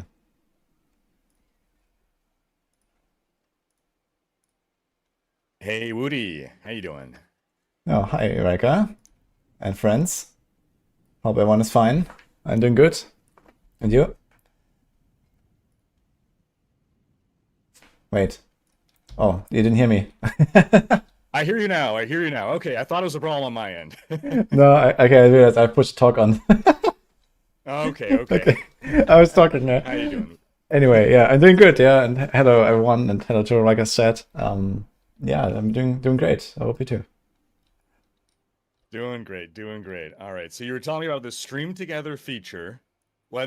So I'm a Twitch baby. What is stream together? Okay, so Stream Together is a feature they introduced this relatively recently, actually. So maybe this is why you haven't tried it yet. But it's like basically you can like have 2 channels live, but they have combined chat, and you see alerts and these kind of things. And it's kind of like a nice way to, you know, when we're hanging out like this, for both communities to interact at the same time. So I'm inviting you to that now. Awesome. 1 second. And I showed you where you'll find the invitation. It's like in this notifications thing. Okay, Yes. so you should see it now. I do. All right. I'm clicking on this. Yes, and then you have like a little window. You keep this window open, and then when we're done, you just close it. And on that, you just mute yourself because we're here on audio. And there's a button that says Start Sharing Chat. You see that? Well, first of all, yeah, join and then I'm gonna raise the volume a bit. Okay.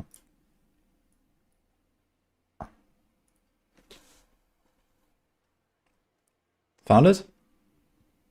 I'm a giant boomer, so when I click on the notification, it takes me to a help page. No. Okay, so there's on your Twitch dashboard, right on the top right, there's like this notification thing, and then there's 2 tabs. One is My Twitch, and there there should be like the invitation. You don't see it? I see here. I'll screenshot exactly what I see. Yes. And when I click on that, oh, okay. I'm gonna start it again. So I don't know what happened here. So I'm gonna try again. alrighty. Okay, send invite. I see something pop up. Okay, click to accept. Yes. There we okay. go. It worked. Wonderful. Okay. And now just mute yourself and then press on Start Sharing Chat. and keep this open until we're done. Okay, does it work? Yeah, I see people from Riker's chat. Okay, hello. Hello, thanks for bearing with me. Yeah, it's all good. Oh, it's am I all good. muted? I'm not muted, am I? I hear you. Yeah, just mute you on this. Okay, I think I did it now. Yeah. Okay. Perfect. Thank you for Woody tech support, helping the boomer here. Yeah. Riker, this is folks. Exactly. Yeah, I guess you have heard it 1,000 times, but do you ever grow tired of it? No, it's always nice, yeah, to hear. Hey, Riker, this is folks. Yeah. Okay, Oh man, good. been a little while since we've seen each other in person, right? Was it last year, I think? Well, where have we seen each other in person, actually? Was it? It's probably Spirit, because I haven't been to Blizzard in a while, so it's probably Spiritborn stuff.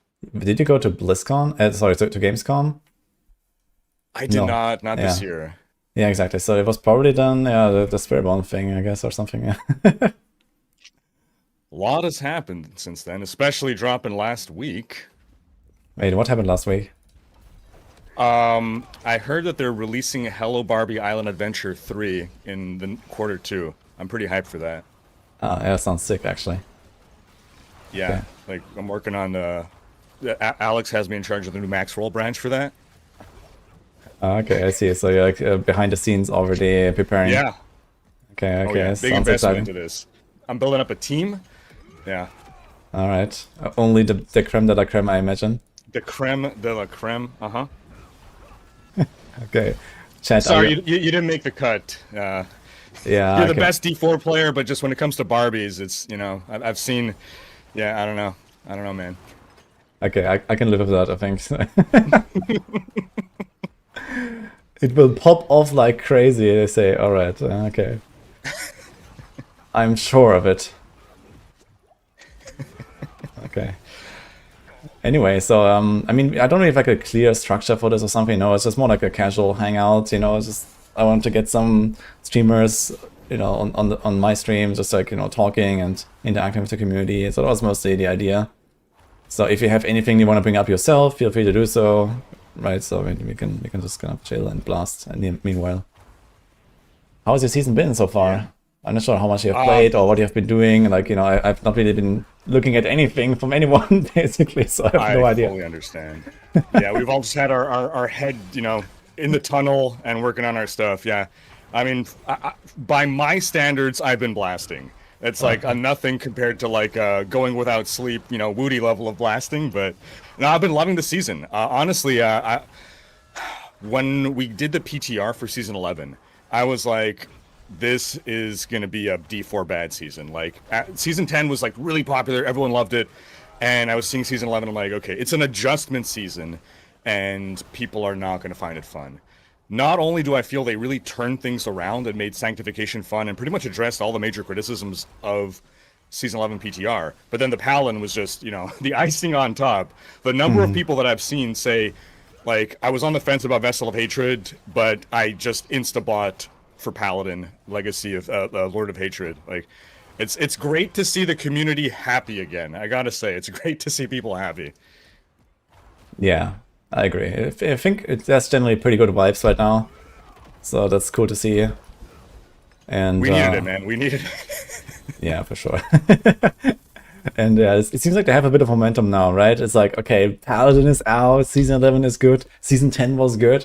And hey, in 4 months you get the fucking expansion, right? So it's like, one after the other right now. They're bringing some bangers, actually. So it's really good to see, I think.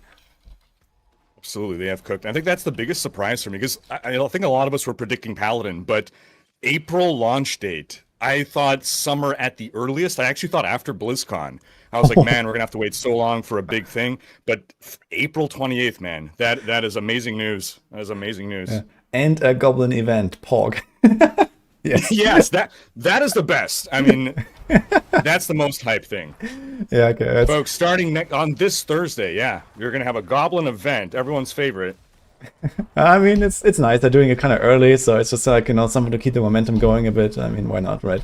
So, sure. I actually think it's the perfect way for them to handle these events, because when they were doing it like were advertising they were coming up with this big winter event, and they kind of made a big deal about it, and then a lot of people were disappointed. When it's just like they're not really making a big deal about it, and it's just like a nice little buff event, I think it's the perfect way to have these little, you know, just reward events.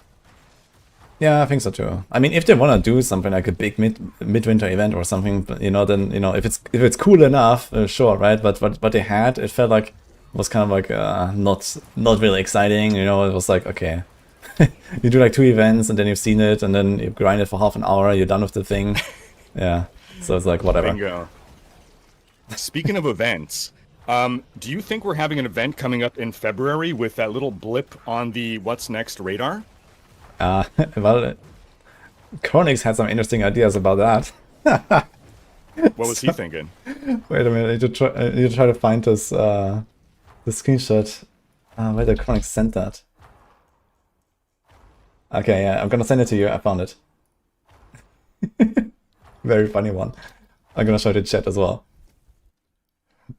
So this was Chronix's idea. Oh, oh, actually, wow. The start of solo self-found, huh? That kind of fits. So I was thinking it would be a Lunar New Year event because the Lunar New Year takes place in February, but they've never really kind of hyped. I mean, it would be going back to the problem that I was just highlighting of hyping an event. But solo self-found, people would be very hyped for that, right? Mm-hmm. I mean, they definitely are working on it, you know, from what it sounds like. So yeah, maybe they're gonna just throw it in there at some point, and maybe this is the time or something. And who knows? I mean, it would be pretty badass. Solid theory. Yeah. Yeah. I don't know if this is true. Like maybe Chronix is on something, you know, but we'll see, I guess. And you know, even something small, I think it's fine. Like I actually did not expect we would get another season before the expansion, but apparently we are getting season 12 in March. So we're gonna have like a short season 12, basically, at the very minimum. I mean, it's either it's a short season 12 or they're dropping expansion like a month into the season. Yeah, both are weird. Yeah, that makes like no sense at all. I think so. Like that's like really the thing that makes absolutely no sense. I think so. I think this is gonna be some short, you know, 6-week season or 7-week season. I mean, okay, they've had some short seasons. Like I think 2.5 months was the shortest so far or something. And this one is gonna be a bit shorter. Maybe it's gonna be like a bit smaller or something, right? And I guess that's reasonable. Okay. Yeah, I mean, most like average player is probably done in a couple of weeks. So. Yeah, I don't see an issue with that at all. But I did expect, you know, with like how they were like pacing the seasons, with like, okay, December launch, and then it would be like, okay, March launch, and then June launch, right? And I figured, okay, June, you know, 6th of June, 2026, like they like these funny numbers, right? And it's exactly the 3-year anniversary. Like I was 99% sure this would be the date, right? And somehow not. So that made sense. It's kind of interesting, yeah. Well, I'm glad it's coming sooner. Yeah, I mean, sure, but why not, right? So. What's your top theory on mystery class? That was the other thing I wasn't expecting, right? Like, okay, Paladin, sure. No one expected second class. We haven't had that since Lord of Destruction. It's been a while. 2 classes, 1 expansion. That's actually kind of cool, I think. Well, that's my top guess. I don't know. A lot of people say Witch Doctor. At least they want a Witch Doctor, apparently. So that is kind of cool. Okay. I actually talked about Witch Doctor myself, like, you know, 2 years ago or something when the game was out. I was like, hey, this is a good game for a Witch Doctor, I think. So, but yeah, so far nothing has happened, so we'll see.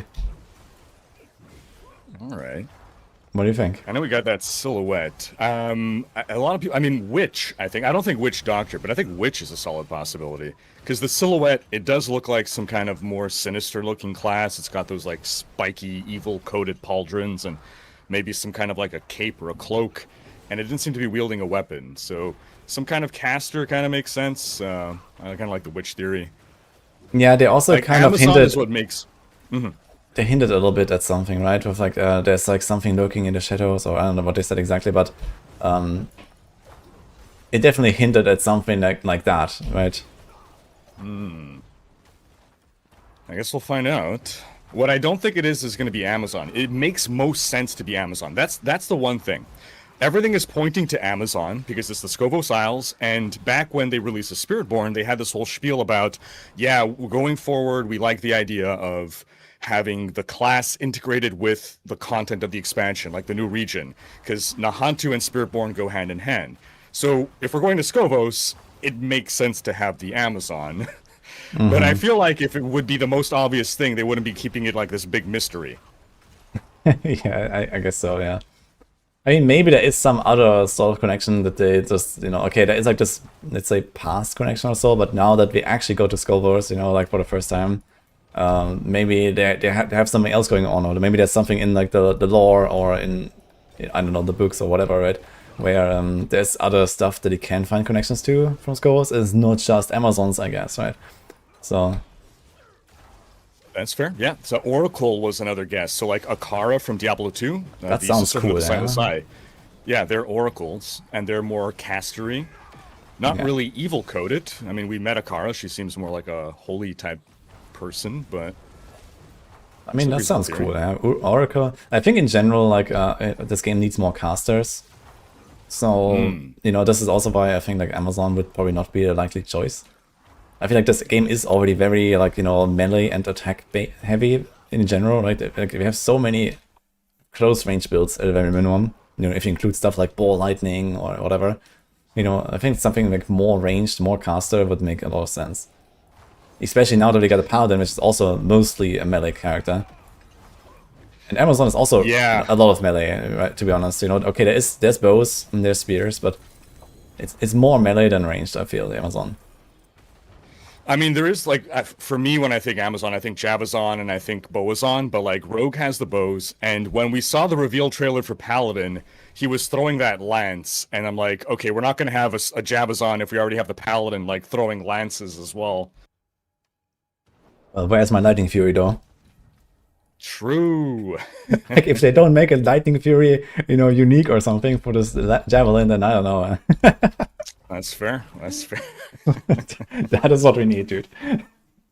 Absolutely. Holy man. I mean, that would be fucking fun, honestly. Like, this is actually what I played when D2R launched. I played Amazon and then Lightning Fury. So that was actually my my main build when during the entire D2R launch. It was so fun. Oh, nice. Which Paladin build do you find the most fun? You mean D2 or D4? Sorry, D4, yeah. Okay. So not necessarily the strongest, but the most fun that you enjoy playing the most.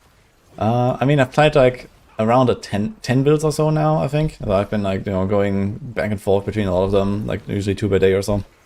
I think my 2 favorites are probably Brandish and Shield of Retribution right now. So I like those 2. Shield of Retribution was my starter actually, so I leveled with that and I did the entire progression on day 1 to Torment 4 with it. It was like so like smooth. Just kind of go up, go up, go up. You didn't need anything. It was kind of cool. So yeah, and Brandish, you've probably seen it, right? With like the things flying in all directions. So that was just super fun. I'm gonna do more of that for sure. Awesome. Are you expecting a nerf to hit before or after Christmas? Nah, there's no nerf coming. Like, certainly not this year. No nerf? Really? I don't think so. I mean, the thing is, technically, the castle node is like the biggest culprit, but working as intended. You know, it's not a bug. So it's just like completely mistuned, and I don't expect them to change that. So I think they're gonna say, hey, okay, Paladin is a bit stronger than the rest, but you know, every class has really good builds, and okay, Paladin has a bit easier to push a bit higher. Okay, who cares at this point, right? It's not like a Spiritborn incident where you like go into 150 and one-shot the boss with some weird, shitty like combination of 7 different bugs, right? So this is definitely a very different story, and Paladin being like overtuned, but you know, it's not like that much better than the other classes necessarily, I think. So it's probably fine. The power level is generally just high, I think, for other classes as well. So I think right now we're seeing about like it's pushing about 10 pit levels higher than most other classes, which you're right is a far cry from deleting 150s that the Spiritborn was doing. Yeah, exactly. So it seems like kind of expected, like, okay, Paladin is probably the strongest at launches, right? And then, okay, new class comes in the expansion, it's probably going to be the strongest in the first season of the expansion as well, because reasons, right? And there you go, and Yeah. and then they like fix that, right? Like, you know, if they, like, next season, okay, they fix their castle board, that alone will already solve most of these problems, I think, right? So it's fine, I think. Oh yeah. See, I felt part of the reason that they were delaying the start of the tower was because they knew the Paladin was coming, and they're like, if we release tower day 1 and Paladin is broken, then like, what are we gonna do? Reset leaderboards? Like, if Paladin's doing 150s, we have this giant catastrophe. The leaderboards already look terrible. So now, in retrospect, because I know a lot of like Rob and top streamers were very disappointed that the tower was being delayed. How did you feel previously, and has your opinion changed now knowing that the Paladin came? Well, I would have liked the leaderboard from day 1. I think that would have still been better. And okay, there is obviously the risk that we're gonna find some game-breaking bug and it's gonna be scuffed. But the way this sounds is that they might actually do like periodic resets anyway, right?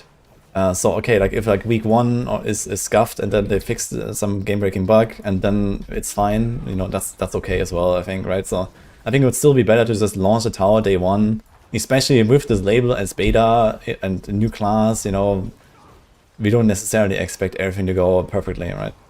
So That's fair enough. there would have been probably a bit more hype, but on the other hand, I mean, the hype was certainly high anyway. It would have just kind of like kept the longevity up a little bit, I guess for people, you know, that actually like blast for the entire game. And now like, hey, okay, I've done like 115, I've done 120, what do I do now, right?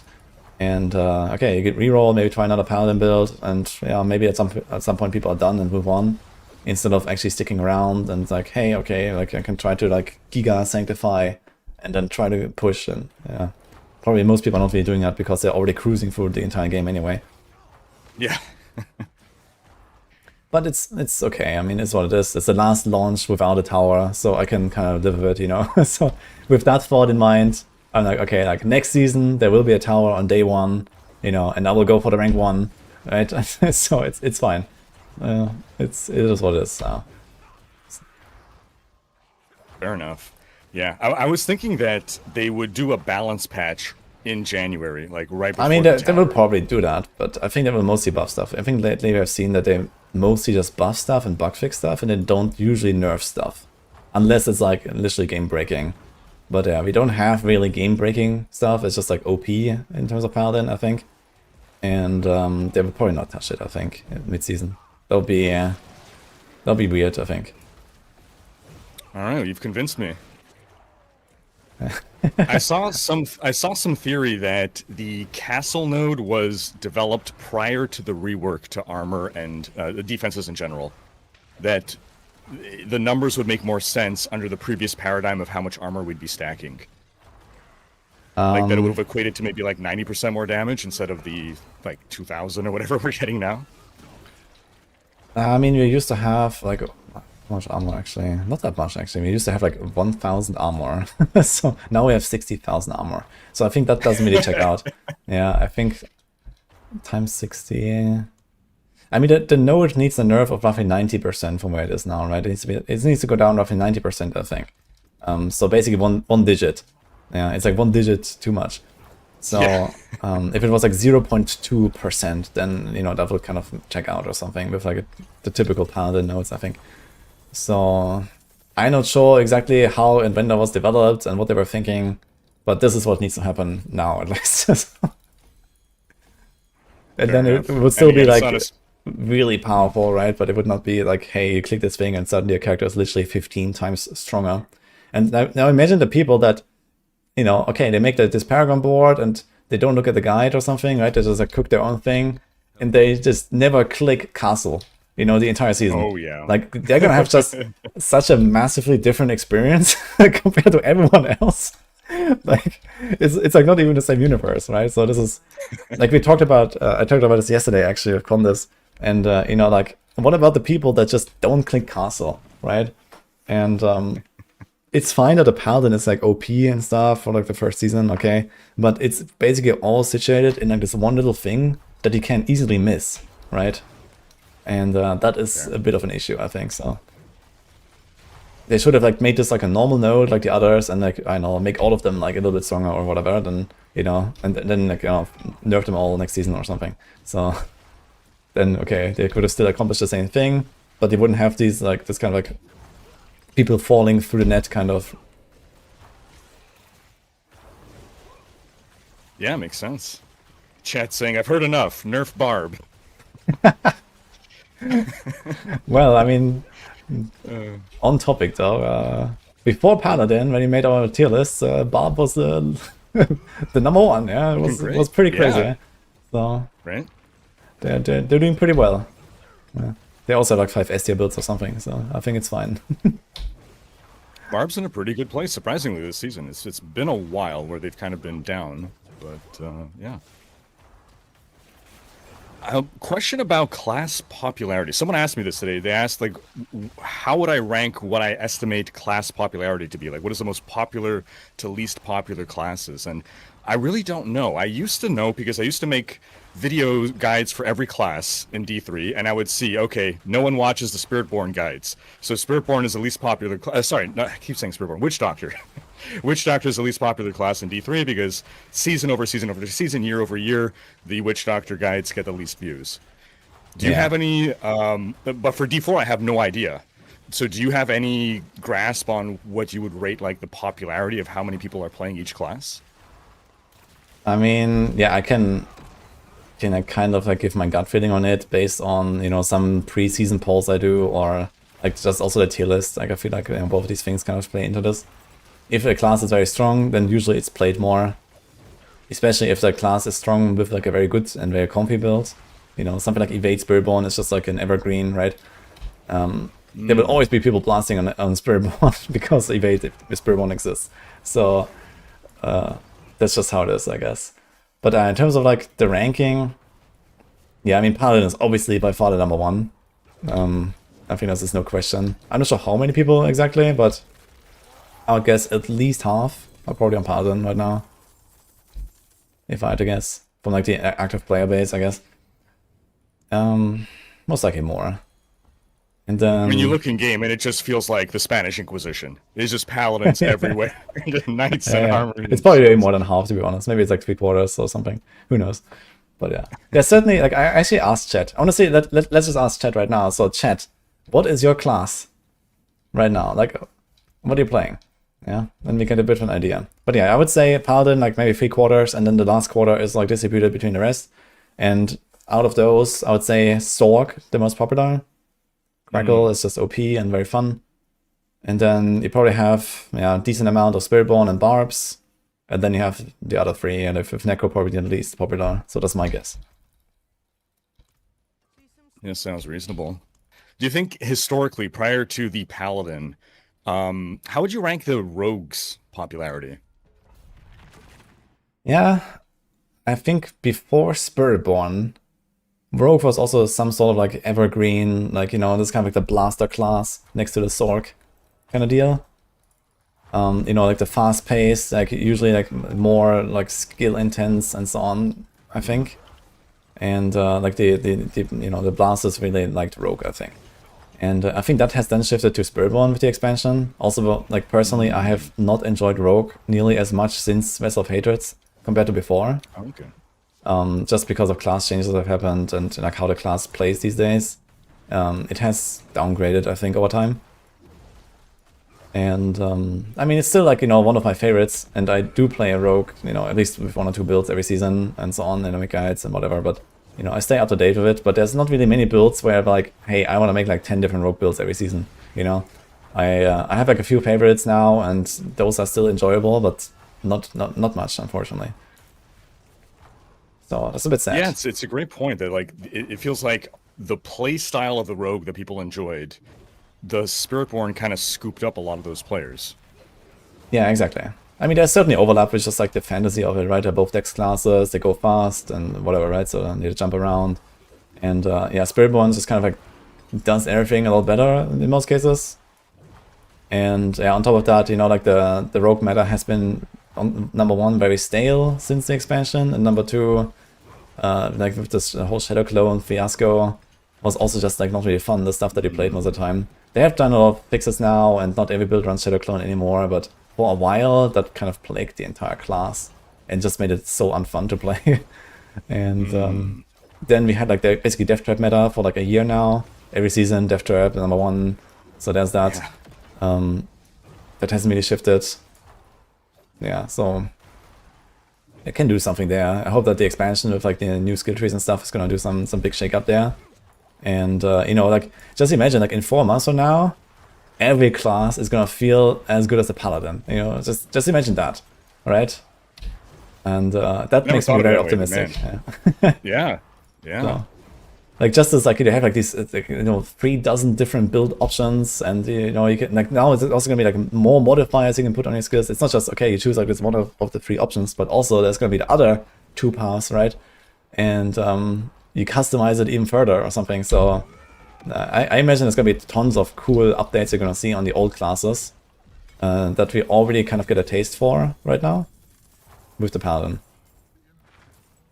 Yeah, when we look at the little screenshot they shared of that clip from the Sorceress tree, we're seeing that we can put up to 12 skill ranks now. Seems all the passives are gone.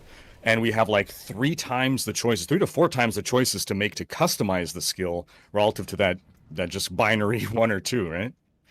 Yeah, exactly. So I this is like basically what we've been waiting for, right? So people are asking for like, okay, more, you know, customization, more, okay, your build is in the tree, and not just, okay, you equip like 1, 2, 3 items and then you have a build. And this is exactly what they're shooting for, I think. It seems pretty obvious. So you're gonna have like a lot more kind of like, you know, build cooking and like customizing, and like just imagine like all these possibilities when you have like even just supporting skills, right? You know, something like you know, Warcry that maybe has a completely different effect suddenly, or you know, a ground stomp or whatever, right? So these kind of utility choices that suddenly gonna get all these branches of different options. And I imagine there's going to be so much fun stuff where you like, combine, you know, skills together and so on. So I think it's going to be pretty cool. Awesome. Yeah. One thing I loved about the D3 skill runes was just how much they changed the base behavior of the skill. Like, we didn't have any skill tree like to really invest things into, which is one thing I found weak about D3. But it feels like now they're capturing the best of both worlds, where we're getting these really transformational choices, but also getting to do the skill point investment and that standard like RPG feel of skill trees and pathing and all this. Yes. Yeah, I mean, at first glance, it looks like, okay, there's like only 3 choices to make. There's like, you know, 2 options, 3 options. Okay. But I mean, you know, if you look at how many combos there are, if you combine this, right, per skill, it's actually quite a lot of different combinations. I'm not sure exactly the number, but I don't know, maybe 12 combinations or maybe 18, or I don't know. True, but yeah, it's gonna be like a dozen plus combinations, I think, that you can do per skill. And it is actually kind of nice. So it feels more like a last Epoch skill tree, just in like a tiny format, and without all the bloat, right? Where like last Epoch, yeah, it's really cool that every skill has its own tree. But if you look at the nodes, like 80% of them are just like, okay, plus 5% damage, plus 5% attack speed, or something like that. And some very minor stuff. And then you have like also similar to what we see now with the 3 options on the tree, on the Paladin, these like, you know, a few like very transformative things, and that is it, right? So I think it's gonna feel a lot more like last Epoch when it comes to like making your own skill. But it's like much more like streamlined and simplified without, you know, just, okay, you have to like put 20 points and like 15 of those are just like number go up kind of, you know. Number go up is like the skill ranks, I guess. So it's like just simpler. Yeah, and I hadn't thought of it that way. That's actually a really good way of putting it. I think one of Blizzard's strengths historically has been taking more complex ideas and distilling them down into something more grokkable to like the everyman player. Yeah, I mean, I wouldn't say that last Epoch's trees are super complicated, but they can be somewhat overwhelming when you like play a build you've never played before, and there's like 5 skills and they all have 20 points, and then if you look at all the nodes and remember them, and like which of them do actually matter, right? And it's gonna be much simpler looking at the skill tree in like, you know, the new DA4 basically. And you see, okay, it has like, you know, option 1, 2, 3, okay, option 1, 2, 3, okay, right? And the rest is just, okay, just put in skill points. And so it's like less clutter and, you know, much more easily graspable, I think. But it still kind of accomplishes the same thing as the last Epoch tree, I think. At least that's what I expect, so. How much do you feel the perception will influence how much people dismiss this out of hand? By which I mean, you know, a lot of people who don't really play the game will like look at the skill tree and like laugh, haha, skill twig. So if it still looks relatively simple and they don't bother to actually really think about and see the depth of permutations, do you think it's going to shift the narrative? I guess the bigger question leads into, do you think the narrative on D4 bad and whatever is going to shift with expansion altogether? I mean, D4 bad is a pretty big business. You know, True. there's a lot of money Excellent to be way of made. putting it. I love that way of putting it. That is a great way to put it. Yeah. Yeah, I mean, it's true, right? So, I mean, there are plenty of people that have a loud voice that know that, you know, they are very comfortable where they are and they never want to go to D4 again. And the worse of D4 is, the better for them, right? So this is basically what I mean. And in that case, the D4 bad narrative will never disappear just because of that. But in terms of like, okay, how much credibility can we give to that narrative? That is obviously a different question. And also how many people are going to be convinced of that, right? And I think we're definitely going to see some shift with the expansion. It definitely looks very positive with what we have seen in this and the last season. And yeah, Blizzard is on a good path, it seems. And yeah, they are giving us stuff that people have been asking for. So, you know, I think that the skill tree, I don't think it's even going to look like a skill trick or something. If you look at this preview, and then imagine the entire class tree, like we saw it like kind of zoomed in and like, you know, it was scrolling through the thing, right, in this teaser. And yeah, if you just imagine all the skills on that, like with these different options, it's not going to look that tiny anymore, I think. It's definitely going to be something to like chew on and kind of dig through and like try options and experiment on each class. And there's going to be plenty to do, I think. So I'm not really worried about it, to be honest. Yeah, it feels like the expansion is tackling most of the major criticisms of the game. I mean, skill tree, the end game with the, what are they called, war tables, loot filter as well is a kind of a lingering complaint. Yes, yeah, loot filter is exactly also happening, so that's kind of nice to hear. Yeah, they threw a lot of stuff in there that, you know, they haven't really talked about before, and now suddenly, hey guys, you know, it's like 4 months away. See you then, you know, so it's kind of cool. And I expect we're probably gonna see some sort of preview, you know, once we get closer, of like what all of this looks like. But yeah, either way, you know, even if it's like not perfect on launch or something like that, you know, at least they have finally done it, right? And they can still, you know, do an update from there or whatever. So this is usually what Blizzard does, right? They put it out and okay, maybe it's not like super polished or not exactly the thing that we need. And you know, maybe the loot filter is scuffed in one or the other way, and who knows. But yeah, maybe like, you know, season later they're gonna come back and fix it or something, right? So I mean, the game has transformed so much since launch. Like season 1 to season 11, 10 seasons of content and changes. It's almost an entirely different game at this point. yeah, certainly. I actually have people that, you know, in my chat, like, you know, throughout this weekend and stuff, that came to my chat and they're like, hey, I haven't played since season 2. What is going on? You know, so right. it's kind of funny. Yeah, but it's cool to see as well, right? And then you imagine, like, you know, just in like 4 months, like the game is going to be transformed again in such a major way. So yeah, it's just really good momentum right now, I think.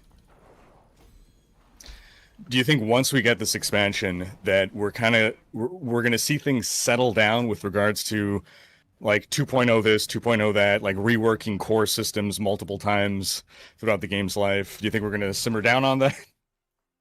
I think so, yeah. Like the thing is, like my thought on this is they are trying to introduce a lot of classes, right? It's okay, we're getting 2 classes now, and then, you know, the expansion after that is going to be at least another class, and then the expansion after that is going to be at least another class, and who knows if they're going to do some other like Paladin incident again, right? So we're talking about like 10 plus classes at some point in like, you know, 2-3 years from now or something. That is a lot of classes, and you can't just rework the entire game and fix everything retroactively for all the others when you have that many classes, right? So at some point they have to be kind of in a stable state, And, you know, like the old classes was just kind of like slow down on development, I guess. And okay, they introduce a new class, and, you know, we obviously don't expect that it's going to have like 100 uniques and like 2,000 different aspects on launch day, right? So obviously, like, new classes need to get a bit more attention in the following patches and so on.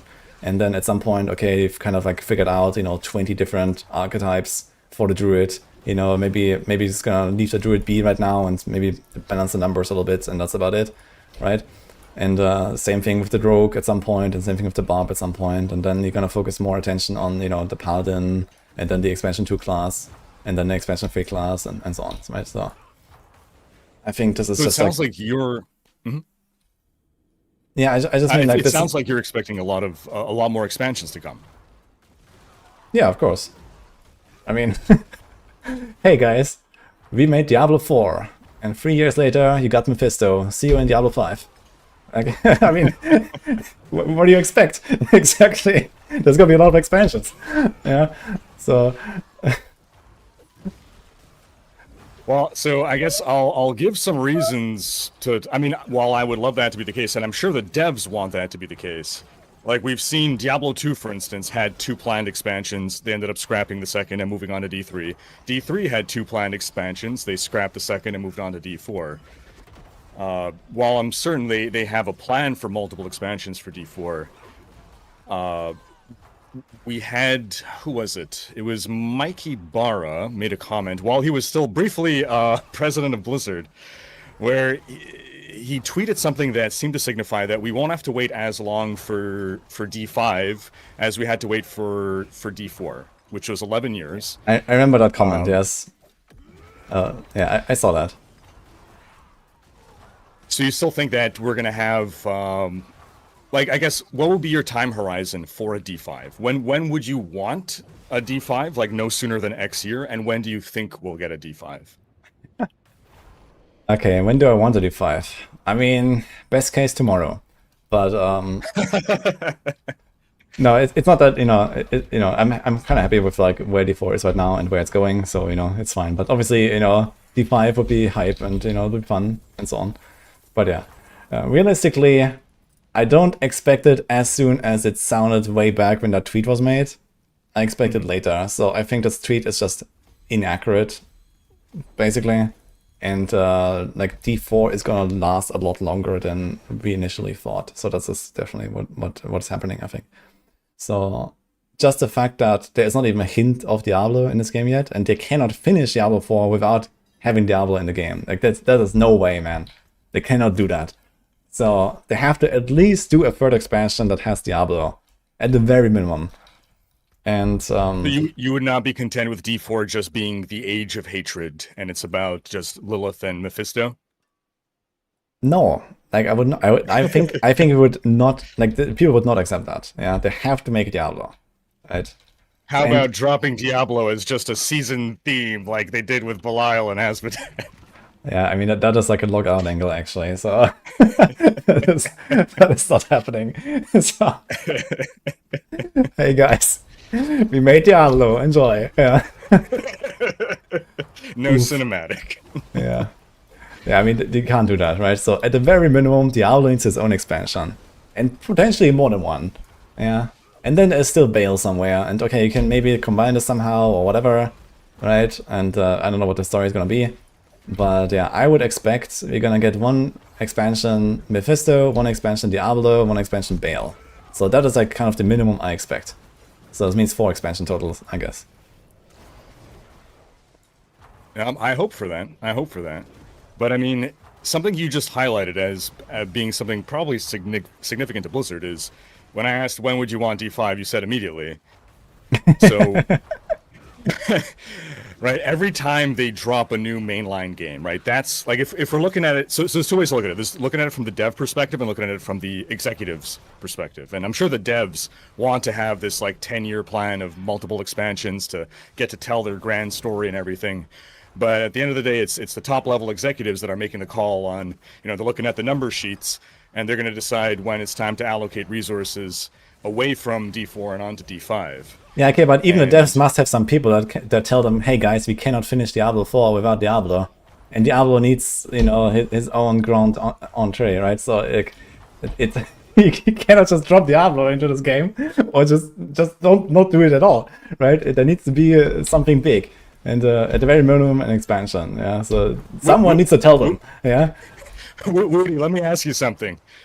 Before Vessel of Hatred, would you have thought that we would end Vessel of Hatred without killing Mephisto? No, actually. So I agree with your logic. Let me clarify. I fully agree with your logic, but you never know. I guess is what I'm saying. Yeah. Okay. I mean, the thing is that I think that this would just be like a massive, like it would be a massive risk. Number one, because playbase would be very upset, right? That's it's true. like, hey, they're making Diablo 5, cool, but they didn't finish Diablo 4. So do we trust them, to finish Diablo 5? Like, do we trust them to give us what we're expecting? And so on, right? This would be like a negative outlook in general, and until they would already start on like a very like negative footing, I guess, with like the community, right? This is like number one. Like Diablo base or like Blizzard in general is kind of like based on this like like decade long building of reputation and so on, right? Like this is what carries them. This is what carried the Diablo 4 launch and so on, right? Like it sold like so incredibly well. And this was all because of the reputation of the old games. And if Diablo 4, which already had like a lot of history now, and a lot of it was mostly negative, right? So it's kind of rough to see that this is gonna go well. Even if Diablo 5 is gonna be a badass game. And on top of that, making Diablo 5 is a huge risk in the sense of, are they gonna make a good game? Like that is another question, right? Did they actually, to take the lessons learned and made a better game? Right, so yeah, who knows? Realistically, Yeah, I think we're not gonna see we're not gonna see a Diablo, sooner than at least a decade from previous launch. So that is like my expectation. Okay, so at least 2033, no sooner than 2033. Yes. Fair enough. I think you raised a really good point about the player trust. That if they don't put Diablo in it. Even if it makes more sense financially to move on to D5, the devs could make a hard case argument for D5 won't sell if we don't deliver an expansion with Diablo in it for D4. Yeah, I think so.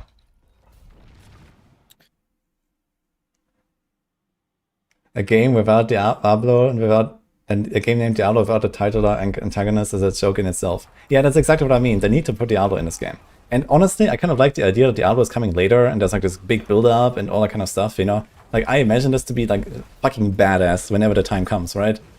And it's not like in the old Diablo games, it was actually just really sad to see that, okay, Diablo, the game came out, right? You blast through the game like first weekend or something, you kill Diablo, woohoo, I've done it. And, then comes the expansion and it's completely forgotten that Diablo ever existed, right? This is Reaper of Souls now, Malthael is the big baddie, and you're gonna see him for the next 12 years, and no one cares about Diablo. So this is kind of like my hope that they're actually gonna turn this around a little bit, and Diablo is gonna be like not just a badass, but also he's gonna remain relevant, right? For like the entirety of the game's history from that point forward. So that is the kind of what I'm hoping for, and what I expect to see, to be honest. Because else I don't really see the reason to delay him that much. Because this is only like the logical conclusion for me, at least. Yeah, I mean, even narratively, right? Like you in D2, you beat Diablo, and then you're fighting Baal, but you kind of expect like that Diablo would be the bigger threat. But because now you're fighting Baal while you're higher level and more powerful, it's like, okay, so wait, Baal was actually the big bad guy, not Diablo? Yeah, exactly. I have that issue in D2 as well. It's like, okay, yeah, who cares? Okay, do Chaos Sanctuary runs and whatever, right? But Baal is kind of like the main thing. And same thing like in Reaper of Souls, right? It's just like everything is suddenly like this expansion themed, basically, right? With this like, okay, this is like the main thing. This is how you do the expansion, right? It has a theme and whatever. And suddenly the old stuff is forgotten, right? Or like at least diminished. And I don't really like that, how that went in D2 and D3, to be honest. When it comes to like Diablo himself. So yeah, I kind of enjoy that they're doing it later.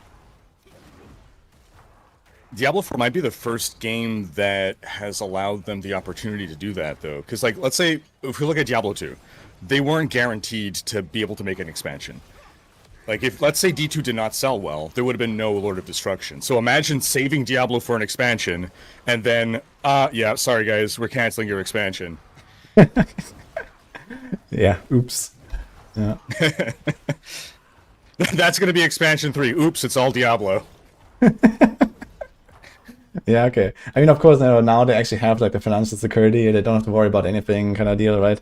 So they can do whatever the fuck they want and it's gonna be fine.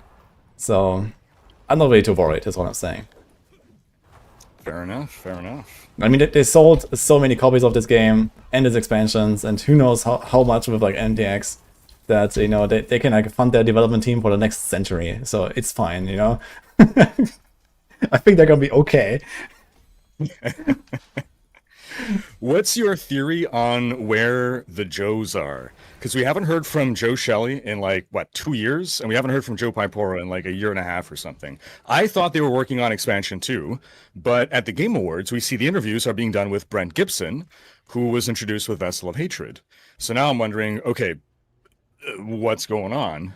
Are they working on something else? That's why I'm like, they're working on D5. If they're not working, like if we don't see them, they're working on something. We know they're still on the Diablo team because they haven't changed their LinkedIn and everything. So what are they up to?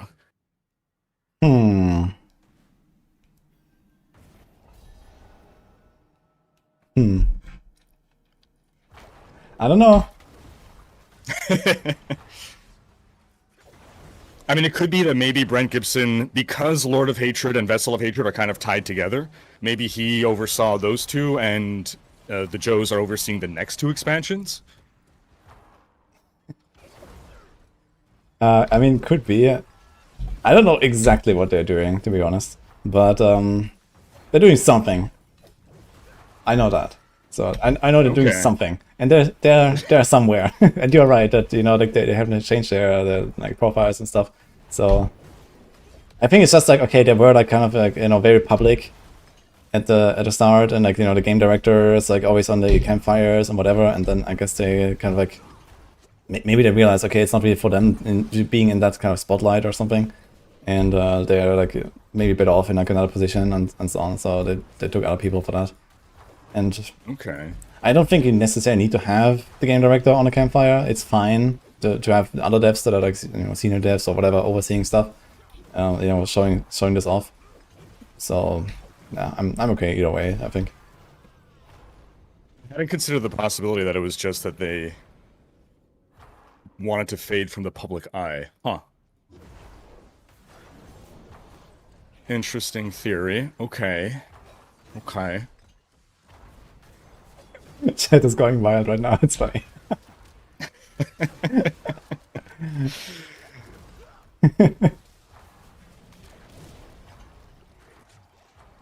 Yeah, I mean, they have a lot of people working on Diablo stuff, right? And there's like plenty of scattered teams, you know, working on stuff that comes, you know, online like, years apart potentially, right? So it's, yeah.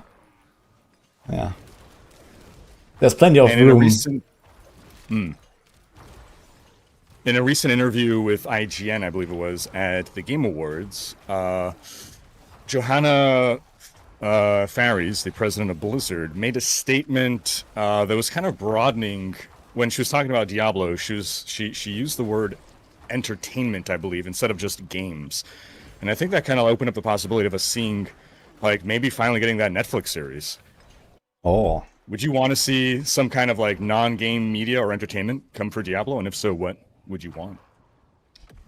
Nah, I mean, it would be cool if they make if they do a good job. I mean, for example, I watched the Warcraft movie when it came out, and okay, I mean, obviously it was adapted for cinema and so on, but I think that was like a relatively well done.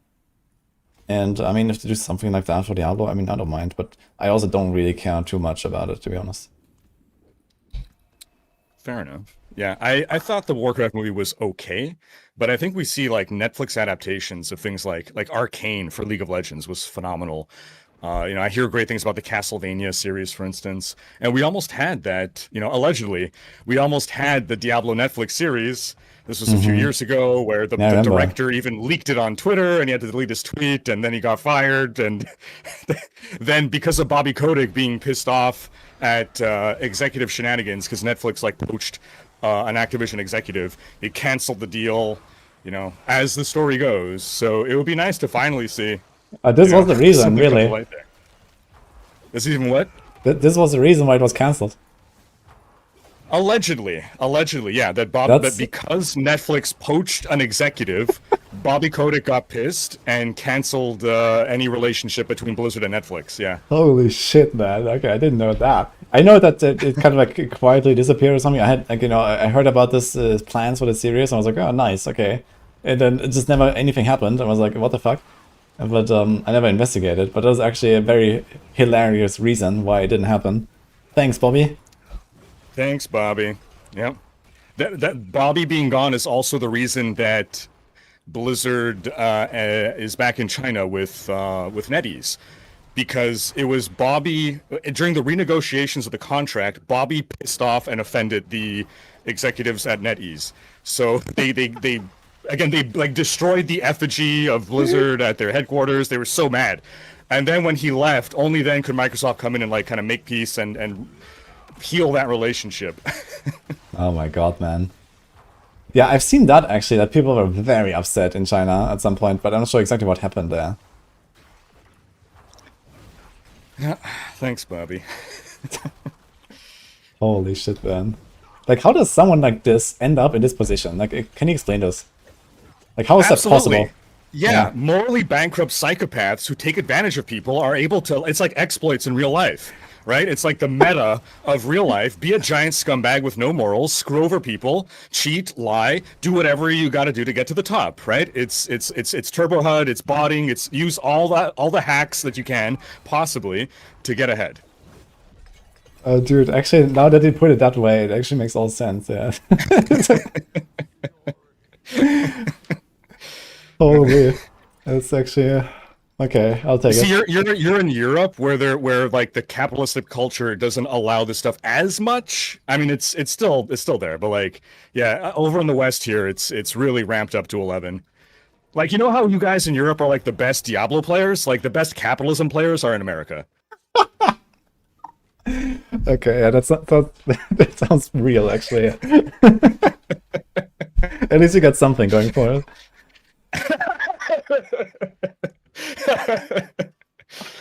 Oh, good. Oh shit, the best capitalism players, man. And who's at the top? Yeah, the most bugged, the most exploit shit, yeah. As always. You know. Oh gosh, yep. This is actually... They got leaderboards and everything, I mean... Yeah, we got Forbes 500, yeah.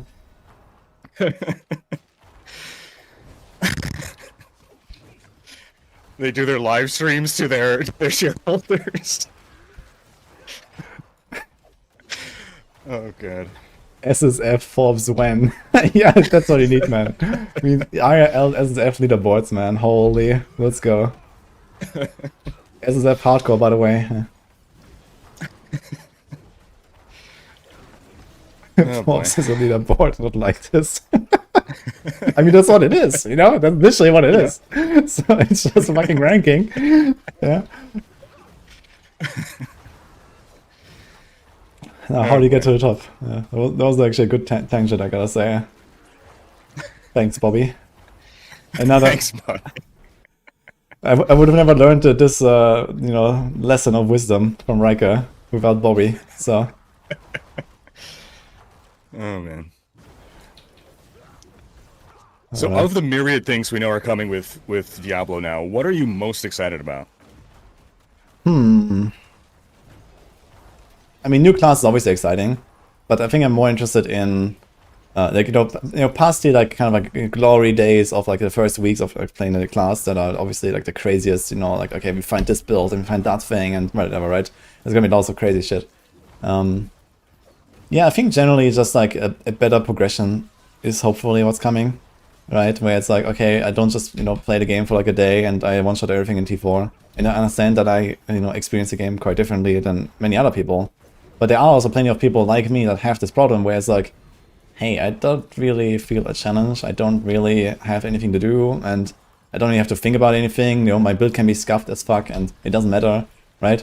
Like, I want to have a real reason to actually like work on my builds, progress, and, you know, Like, what we have with sanctification is really cool right now.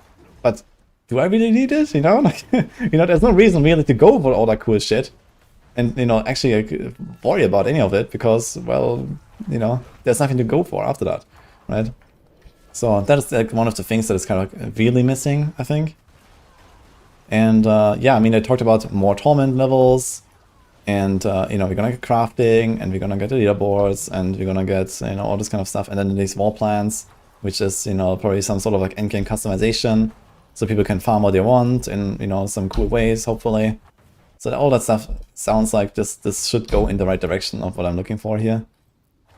And you know, like regardless of, okay, there's a new class and there's cool builds, I think this is the main thing we need. So, how about you, though? I know there's, yeah, I'm very similar in that I want things to be able that I want to keep playing every day for 3 months until the start of the next season. And I need reason to do that because, again, like you just highlighted, sanctification is awesome, but I don't really need it because nothing in the game is challenging enough or gives me reason to push or further my progress in any way. So the war tables hopefully is gonna, you know, help with that. But this ties into I had released an unpopular video about a year or two ago, I forget when exactly, where I was posing the question whether ARPGs, just all of them kind of have a problem where none seem to have really good retention beyond like 3 weeks into a season. And for me, like I realize I'm a very different kind of person, and most people don't want this, but I want to be able to keep playing the game and having fun and enjoying it for the full 3 months until the next season. Which is different from saying I want to feel like, oh, I have to, like I haven't finished all my objectives. But yeah, a lot of people just seem to be like, no, like I want to play for 2 weeks, be done, play other games, bounce around, and then come back to, you know, for the start of the next season. Whereas I'm always someone who likes just having one main game, and this is the one game I play, and I could keep having fun playing it over and over every day. Which, like Diablo 3 and D4, beyond the first couple of weeks, I reached that point where it's like, okay, well, there's not much more for me to do. I want to keep playing, but it's not really as fun anymore. What kind of gamer are you, and how do you feel about that kind of split?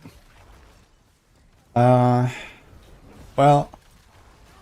in the past, let's say, I was also like on this kind of like D3 only kind of train, I guess, you know, way back, you know, when the seasons were fresh and leaderboards were fresh, and, you know, like I was streaming and so on. I was basically just doing D3, like, you know, the entire season, just like that, right? Because it was competition, I wanted to get rank 1, and these kind of things. I mean, these days I've moved away from that, and, you know, I don't grind like all seasons just so I can get like the end of season rank 1 or some shit like that, right? And it is what it is. And yeah, I generally find it reasonable to play other games, and I think most people are like that, where they're like, okay, they want to be done at some point, and also try out the other game because they launched something, and the other game because they launched something, or just not play games at all or something. And I think it's not that hard to kind of satisfy both groups, you know. It's fine that people move on after a little while, and, you know, if they get like most of the stuff done in those 2 weeks, you know, they're good, right? And, you know, even if, like, let's say you play 3 months and there is objectives that you have already completed, you know, let's say 2, 3, 4 weeks in, so there's technically not really a reason like, hey, I still need to finish my season journey or something like that, right? You've done it, but maybe there would still be like something enticing enough to just reroll or something like that, right? It doesn't have to be like the same main character, for example. You know, this is like maybe too long to play the same build like for 3 months non-stop or something. There could be other things that, you know, just like, hey, okay, just make another character and then go again for like this month, and then roll another character and you go again for another month or something like that, and there you go, right? But even that, it's like, you know, it's like also sped up, I feel, in D4 right now. When you reroll, when you make other builds, like you have a lot of overlap between builds of like which items they use and these kind of things. So there's like usually like a very shortcut progression when you make an alt. Like a Paragon system, for example, as well. Yeah, that's very true. Like, for example, when I play PoE2, like PoE2 is a game where I can just log in, you know, at any time, you know, when I have nothing else going on, I just log into PoE2 and I start blasting. And you know, that's just like kind of an evergreen game for me in that sense, because I play SSF, like I don't care about the economy, and you know, every character I start, I know, okay, this will be like some, you know, 100-hour journey or whatever. Maybe if I really like it, I'm gonna do more. And you know, I just blast, right? And they don't even have to like touch the game or something like that. And every character I have to go through the campaign, I have to go through the entire thing. And in that case, I really enjoy that actually. You know, it's like I start the journey, and you know, it kind of like progresses slowly, and so like, you know, more and more, and that kind of works very well there. And in D4 is like, okay, I make an alt, you know, like 3 hours later, I'm blasting through Torment 4.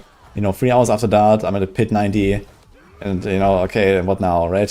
So I can just reroll a new character, a new build like every day, and you know, I was just like destroy the entire game at the end of that day, you know, at the very latest, right? So it's kind of weird how that works with alts in D4, I think.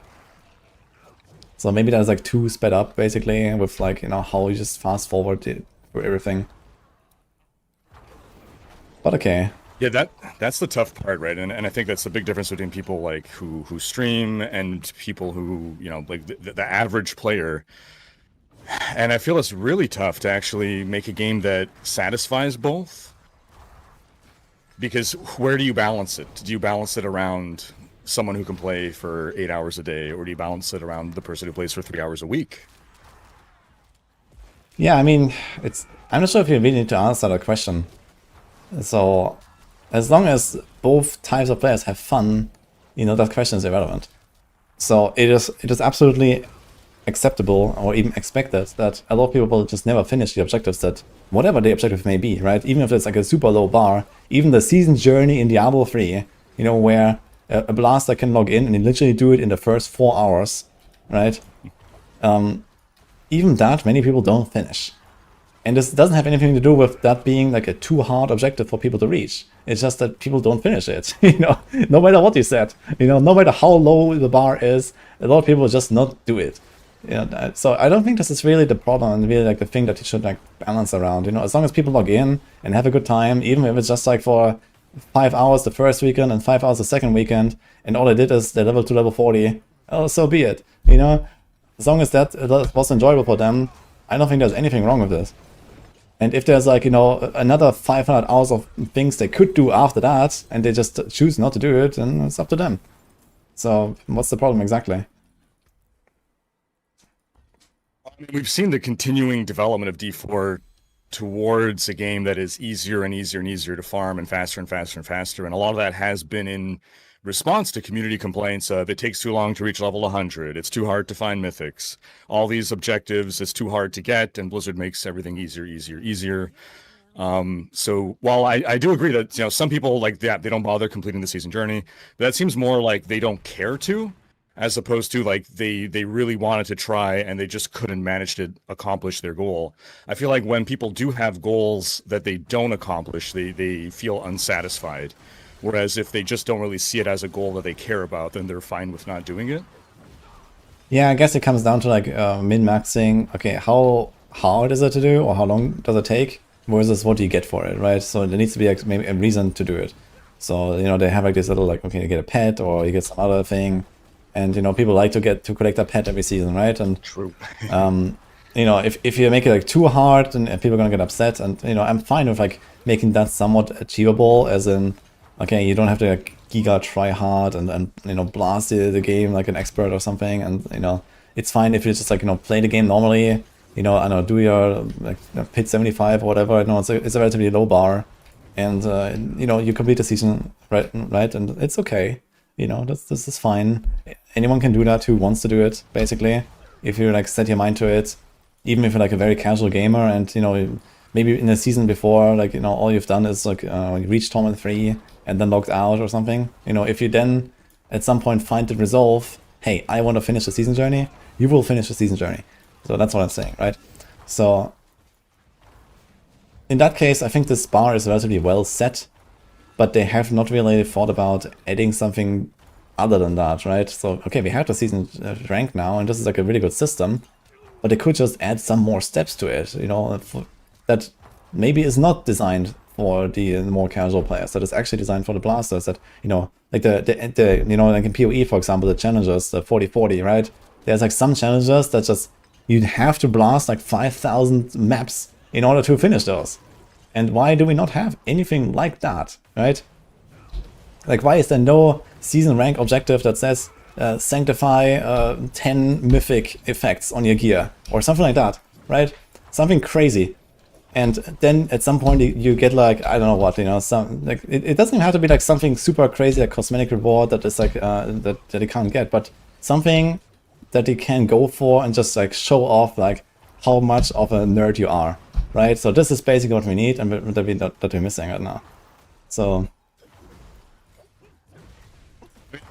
you asked the question, you were being rhetorical, but you asked, why can't we have this? I feel like I can answer this. I'll start by saying I agree with your logic, and I do agree that it would be great to have this stuff. But I feel like if it were added, if and when it will be added, there's going to be an overwhelming amount of loud voices complaining that they can't achieve X, Y, Z, and then Blizzard's going to nerf it. And then the folks like you are going to be like, well, now it's too easy. Now I need them to add again more Pinnacle stuff.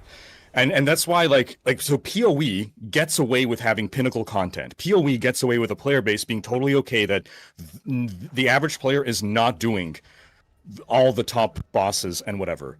But it feels like in D4, no, we have to do Uber Lilith. No, we have to get all the mythics. No, we have to.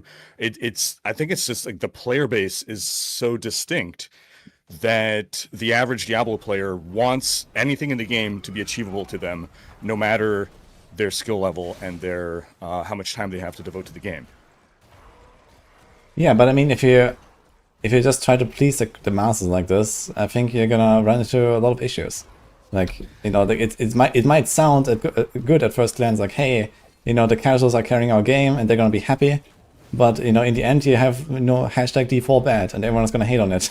So you have to just like, you know, take the L, you know, with some group here and say, okay, we're gonna do this because it's more important for the game to have it, right? So no matter what people say, basically. And you know, I don't know, like what exactly is even the reasoning? Like, what is even the argument of, hey, there is an objective that I cannot complete? Like, what exactly is the logic here that people, like, do people have a right to complete every objective in a game? Or like, you know, where's that coming from? Like, I don't get it.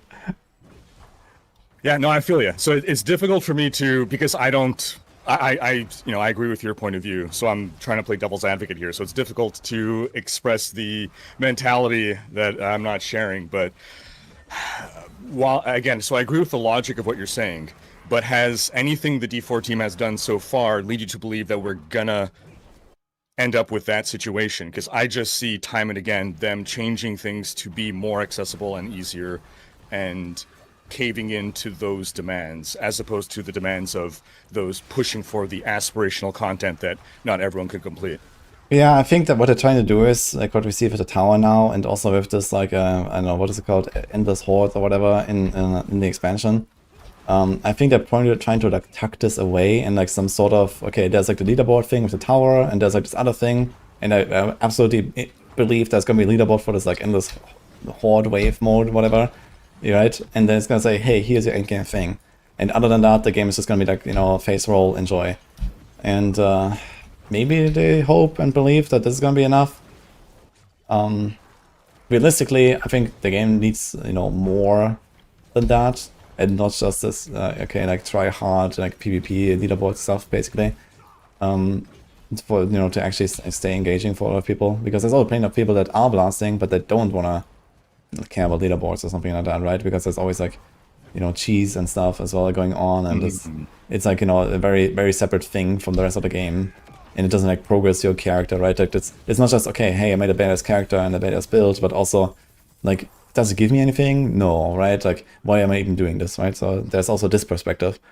You don't get anything for doing the tower, so that alone will already make it unpopular, basically, in terms of the broad player base, right? I'm going to make a prediction. The tower. A lot of people probably don't realize that there's no point in doing it other than leaderboard. They're going to play the tower, and then they're going to flood the Reddit and everything with complaints that, oh, I don't get any rewards for doing the tower. And I don't know if Blizzard's going to give in and then like make loot drop in the tower. I mean, that is not happening for I don't sure. know, man. I hope not. I hope not. But like, I mean, there's certainly no loot. Yeah. No, that is not happening. But I mean, it was very clearly communicated, and okay, a lot of people will not have heard that, but it will be communicated to them again. So maybe they will hear it then. But either way, you know, the tower is just like, you know, the leaderboard thing for now, and later it will have a reward for everyone, you know, including people that are not going for leaderboard or something like that, right? So it's just, right now, it's just kind of scuffed, and, you know, next season is going to look a lot better than that, and the season after that is going to look a lot better again. And then, like, you know, a year from now, it's not even going to be the same thing. So I'm not really worried about this at all, to be honest. And then just to put a cap on what I was saying before, I think part of the reason that we have in D3 and in D4 these like sort of endless progression systems of like Greater Rifts and Pit is because that's a way where Blizzard can add something that is at once extremely challenging to the top end player, but also accessible to players with less time, without the, like, in general, you don't see like lower time investment players being like, oh, I can't do a Pit 150. Because the experience of the Pit is still basically the same whether you're pushing out, you're topping out at a, you know, a 75 or 150. I mean, not literally, but like it doesn't look to the average player like, oh, Woody is experiencing new content in the game that I'm not experiencing because he's doing a 150. Whereas if it's some kind of pinnacle boss, like a Lilith, Uber Lilith, I was like, oh, I can't do Uber Lilith. That sucks. I should be able to do Uber Lilith. Yeah, I mean, we have this problem right now, actually, right? We have this like Uber like encounter for all the 4 evils, right? The secret thing, and I mean, most people playing this season will never see this fight. And honestly, I think people will be okay with that. You know, I don't think that, you know, we always think about, okay, the casuals are upset they can't complete everything or something like that, but I think there's actually not that many people that have an issue with that. With, hey, you know, they don't play more than for 20 hours in the season or something, and they don't complete everything. Or maybe they do play, like, you know, even 50 hours or whatever, and they don't complete everything. But I don't think that anyone really gets like that upset and says, hey, please nerf so I can also see it.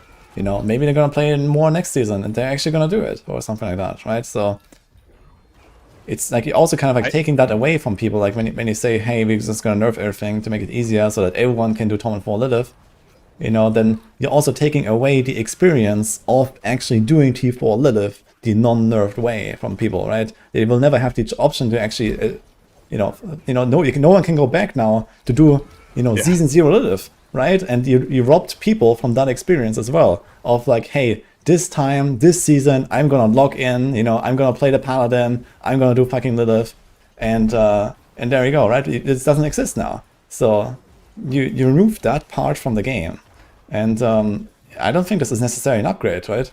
Even for like the people where you say, hey, okay, they will usually not do this or something, but maybe at some point, they have a week off or whatever, they're gonna blast, and you can't do that. So. And I think the example you just highlighted of the implementation this season, and I bet some people listening don't even know that this is in the game, and it's part of the reason why I think it's going to be successful. So you can do basically an Uber Tristram recreation where you fight all 4 of the lesser evils at once. They're super juiced. Paladins still delete them, but like it's like what, 10 times harder than just doing the lair bosses normally. And I think this is actually the right way. Hopefully, I suspect this will be a successful implementation of Pinnacle content, because it's almost hidden secret information. It's not the game telegraphing to you, go do this. Like with the Uber Lilith, you get to like whatever difficulty, and right away it was like an objective for everyone, go do Uber Lilith. So average player is like, well, the game is telling me I ought to be able to do this content, and I can't do this content, and that sucks. Whereas if it's this sort of secret event, first off, most people won't even know about it unless they're watching streams and stuff. And so I think that by itself is naturally selecting the kind of players who are more likely to want to go for the content, but also more likely to be okay with it being aspirational, and maybe I won't get it this season, but maybe I'll get it next. Yeah, I think that's a fair point. And I guess now you just open the box of Pandora, because now everyone knows, thanks, Riker. So. Oh, yeah. Yeah. Yeah, I actually made a video, so I guess like most people here know about this and stuff. But I think that you made a very good argument there. There's a lot of like people that like play the game that never see the campfires or any of our videos or any of our streams and just play the game, right? And then okay, you open the season journey and it says okay, kill T4 Lilith. Fine, you know, I'm gonna start blasting. I'm gonna do Lilith, and then they will just never even figure out that there is like this other thing that's 10 times harder. And yeah, okay, maybe it's like kind of sad that they missed it. But, you know, maybe it's also fine because there's plenty of people that will just probably not be able to accomplish it, either because they don't even get the stuff to open it, or because their character just never ends up being strong enough, right? And that's okay. Like, I don't know, like the Ubers in Diablo 2, you know, like back when I was playing that, like I didn't care about the Ubers in Diablo 2, you know, like I was just like making my character. I was like exactly that kind of casual gamer where, you know, okay, I knew there was this stuff somehow, somewhere. I had a vague idea how to access them, but I wouldn't really know, right? And I don't know, the first time I actually did Ubers was in D2R, you know, for the first time ever. Oh, wow. But I'd never done that before, and I had played the game probably for at least 1,000 hours or some shit. So maybe more. So, you know, I played a good bunch of Diablo 2 when I was young. But okay, I probably, you know, was a very different person, of course, you know, as a teenager or something. But it was just not a concern, but I knew it was there, and if I wanted to, I would have figured it out, right? And I think there's a lot of people like that, where it's like, okay, there is stuff out there for them, but most of them just stop earlier, and, you know, maybe at some point they really get motivated and do it, right? And if you then don't have anything left that is like actually like a challenge and something to like really, you know, sink your teeth in, you know, min-max your character, get to pit 100, you know, blast that Uber Tristram event, then, you know, what do people have to look forward to, right? So it's, you can't make it too low expectations, basically. I had exactly the same experience as you. Well, with the difference that I did get carried through, or I made my way into someone else's Uber Tristram, you know, game, but like I never had a character that could carry that myself. I never assembled the materials myself, and I was totally cool with that. But I liked the idea that there was more if I wanted to. There was more things to do. There was more goals to achieve, a new hill to climb if and when I ever wanted to go for that kind of content. Yes. And I think like we have too little of that right now. And, you know, if they actually keep this like, you know, Tristram D4 event around now, which I'm gonna write a very angry letter if they don't. Yeah. So, okay, let's assume it's gonna stick around, right? Somehow, you know, somewhere. So yeah, this is exactly the kind of stuff. They don't need to do that much of it, right? Just a few things like that, and this is all gonna be something like really cool. You know, something to like chew on, like, you know, like kind of like to round out like the whole journey of a character, right? Like, okay, you do like the whole thing, you level up, you get to Tome 4, and somebody gets strong enough to do T4 lab bosses. And once you can do T4 lab bosses in like seconds, then you don't really have any challenge left, right? There's only the pit that goes up, okay. But that is kind of like the target where I say, okay, character is kind of done, right? When it's just like one-shot the T4 bosses or something like that. Yeah. And that is just not a very high bar, even for non-paladins, right? So it's there needs to be something after that, and a few things, you know, not many, but a few things like this Uber Tristram event where it's like, hey, my character is really good, but that thing is still tough, right? And I also have to farm for this stuff for like 50 hours to even attempt it or something, you know?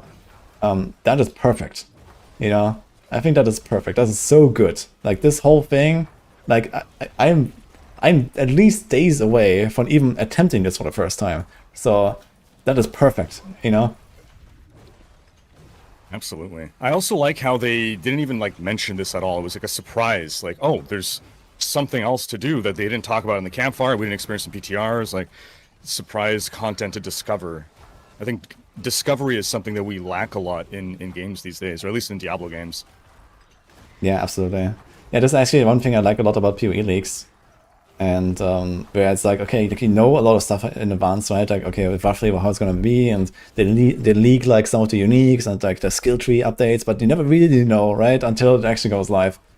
And yeah, that like in PD4 with the PTRs, I think it's, you know, it takes away a lot of the like magic of the launch, right?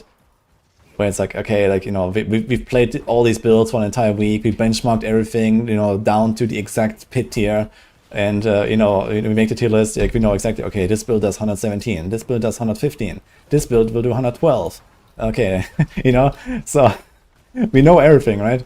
But when it comes to like this stuff, like, yeah, some secret, like some surprise, like this is really cool, and you don't have to make everything a surprise. But this was just an awesome move, you know. This was like 10 out of 10. Just like, hey, it's a super event. Enjoy, guys, right? And it didn't even say anything, so it's awesome, yeah. They've been cooking. They've been cooking. Yeah. Yeah, it's like this exactly like, you know, similar stuff with like, you know, in PoE, right? In PoE you have this a lot more often, and I think they're kind of like trying to go down that route a little bit, right? I think we see kind of the PoE-ification a little bit of Diablo, or at least the philosophy, you know? Like, hey, you know, like even just like how they advertised this season, right? There was like this like 3-minute trailer, and then like, you know, like the campfire thing, right? So there was like this trailer, and then they talked about it a little bit, and you know, that was it, right? Boom, patch notes. And yeah, they do this like a lot better these days than they used to. And I mean, it's also like some feedback I've been giving myself, like, hey guys, look at PoE, like look how they do it, right? And I'm glad that they're like kind of doing it, right? That they're actually like listening to this and like, hey, this actually works so much better. And now they're doing more things like that, right? Where there is like this secret thing that they didn't talk about. Like previously we would always know everything in advance, and now we don't. And that's a very good situation to be in, I think. Yeah, and it's also the kind of content that is like best served for keeping secret, because like, okay, maybe it's going to be OP, or maybe the fight will be too hard. Like, it's not super accessible. By the time people start assembling the materials and stuff to do it, like theoretically, they would give themselves a good enough buffer to be like, oh, emergency patch to fix this before most people get to experience it. Yes.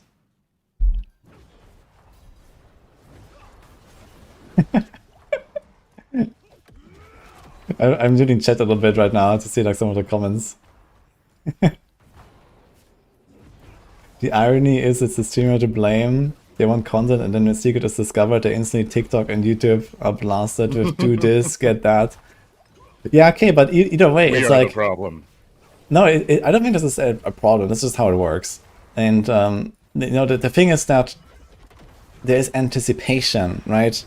And a lot of that gets lost when you know everything in advance, right? We have played the PTR, we know all the patch notes, we have cooked all the builds, and then the season launches, and what am I gonna do? Okay, I play the builds, nice, yeah, I have fun, I actually play the video game, okay, but like, you know, just like this thing, like, you know, these unknowns, like, hey, is there something else? Hey, how does this even work?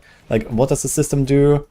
And, you know, like, for example, the sanctification changes as well, right? It's like, yeah, they said that, you know, okay, hey, we changed the sanctification, and okay, we moved this one thing, and now we added a bunch of generic aspects, and then okay, we had like a vague idea what this could be, but you know, I didn't really expect to see like, you know, a starter skies on the boots or something, right?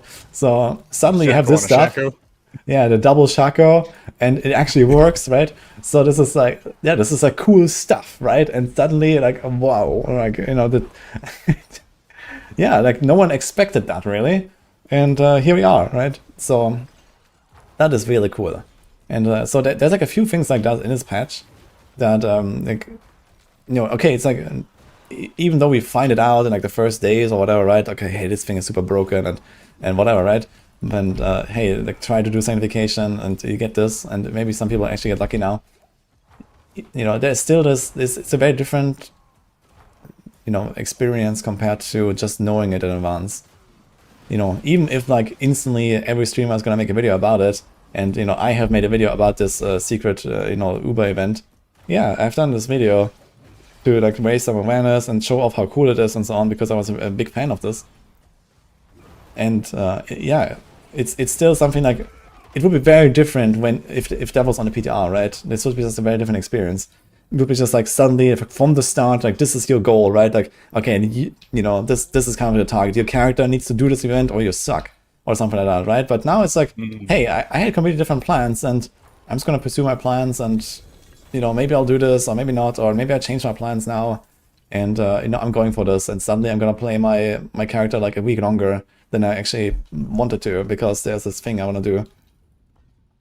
Like, you're actually motivated suddenly to find out about the system, and you know, I want to get like those 3 mythics on my gear sanctified, and then I want to go to this Uber Tristam event. You know, like, it's just cool stuff, and it keeps you engaged. Yeah, because like if you don't know that is a possible outcome, then you won't try to go for it. If you didn't know about the double mythic, if you didn't know about the event that you posted about, so it's not just like spoiling things. It's actually incentivizing people to play more and get more hype to keep going. Yeah, actually, someone just made a good point there. Like, they need to learn how to set up expectations and provide above those. Yeah, exactly. It's like, kind of like, this season was more than expected, right? This is like something that was kind of like missing in many releases. So it's like, okay, you know, a lot of people have low expectations, and then those are not even met or something. And now it's like kind of the exact opposite, right? Where it's like, there's like this hype wave, like, hey man, there's a fucking Paladin, or hey, there's an Uber event, or hey, like, you know, the fucking grandfather on your boots, let's go, right? And yeah, I mean, this is amazing, and if they continue doing something like that, I think that will like make people look really forward to these launches, and then actually being engaged, and hey, check out the game, like, what did they add? Is there something cool this time, like that they didn't talk about, maybe, you know, or you know, that's gonna be kind of cool to see. It's just some surprise updates or on some stuff. It could even be smaller stuff, right? It could even be like, hey, like maybe they keep some changes hidden to certain items, or even like a skill is changed suddenly that, you know, that no one expected, right? Some super like off meta thing is suddenly coming back, or whatever, right? It could be even something small like that, where they just kind of keep it hidden until the actual launch, and don't even put it in the patch notes or so. And I wouldn't mind that at all, you know? I think this would be fun. Like, you realize, hey, like, I thought this is just not a pulverized druid season, but wait, what? Stormclaw is the meta now? Let's log in, right? Or something like that, you know?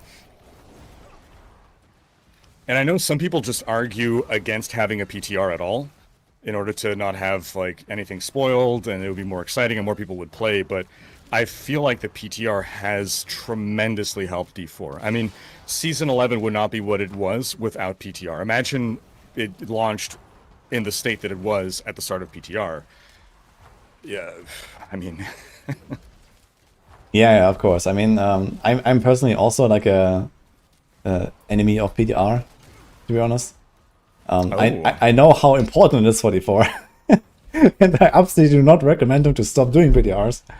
But I really wish you didn't need them. I wish there was no PTR and it was not needed. Yeah. So I wish you would just log in and start blasting the season. Dude, they should not even drop the patch notes in advance. You know, just start the season. And let's go, you know. So that would be my perfect dream scenario. Yeah, I mean, I would agree that I would wish that there was no need for a PTR, but as long as we have need for it and it's demonstrably improving the game, it's good that we have it. Yeah, surely it is good that we have it, and I think they have been kind of consistently delivering on, you know, a shit PTR transformed into a pretty good season. And as long as I keep doing that, I guess everything is fine, yeah. Like, the PTR is always horrible, and the season is actually a really good turnaround on that, I think. Like, at least compared to PTR. So they have been doing that pretty consistently.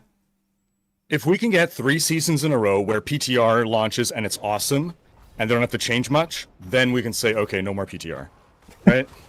Yeah, I'm not sure, man. I don't trust it that much.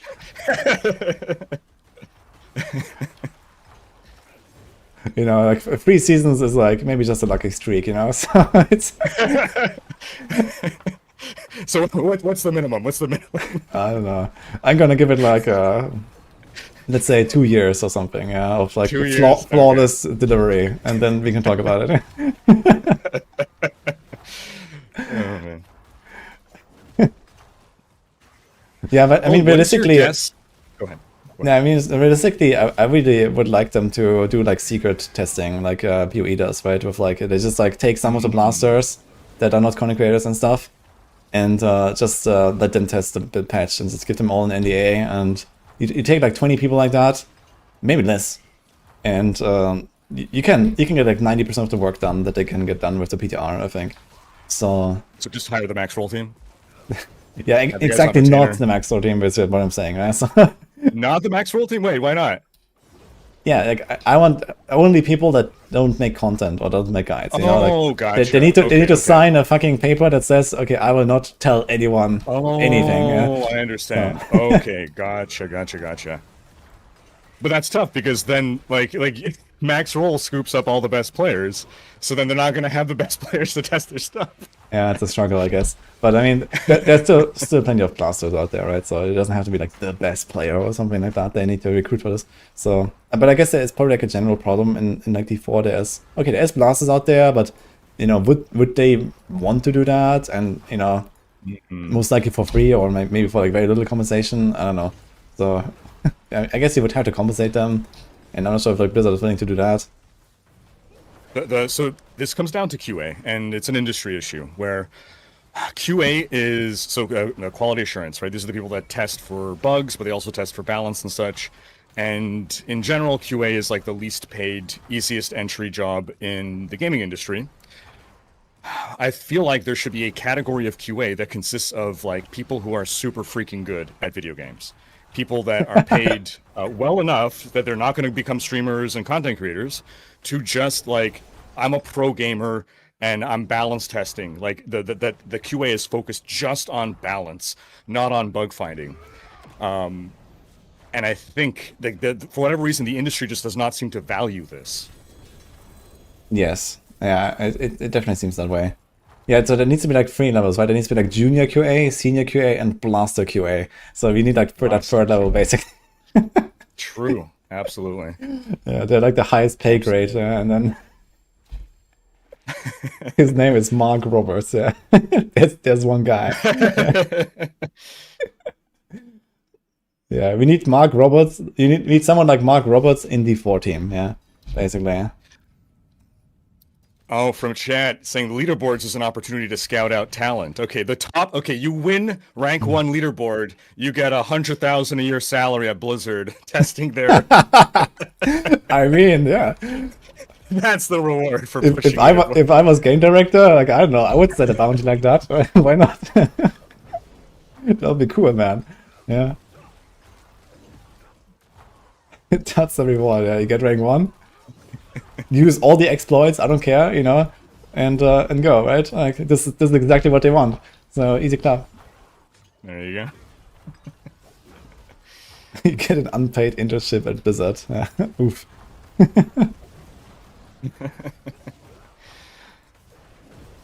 Yeah, but I mean, okay, I mean the game doesn't have to be like perfectly balanced, but I feel like very often the dev team seems to lack kind of the perspective of like the holistic picture of the game. I feel like, you know, every dev is like doing their own little thing.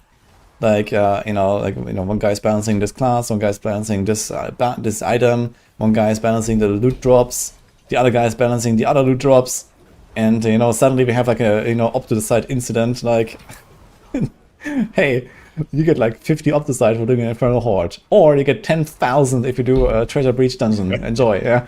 So, you know, one thing is not like the other, right? And in that case, it feels like that there needs to be like someone who's just like, you know, actually blasting, who like understands the like relative value of things and like the relative balance of things. You know, it's like the whole picture. And I feel like they don't really have a lot of people like that. So we always end up with like something being like completely out of whack. And okay, it's not a huge problem, you know, okay, opposite is too easy to get, whatever, you know, it's fine. But obviously it doesn't make any sense the way it works right now, right? It's like one of those things that's like, okay, like the one thing is way too low, the other one is way too high, you know, and if the game tells you there's like these 3 sources, but, you know, don't dare doing 2 of those, yeah?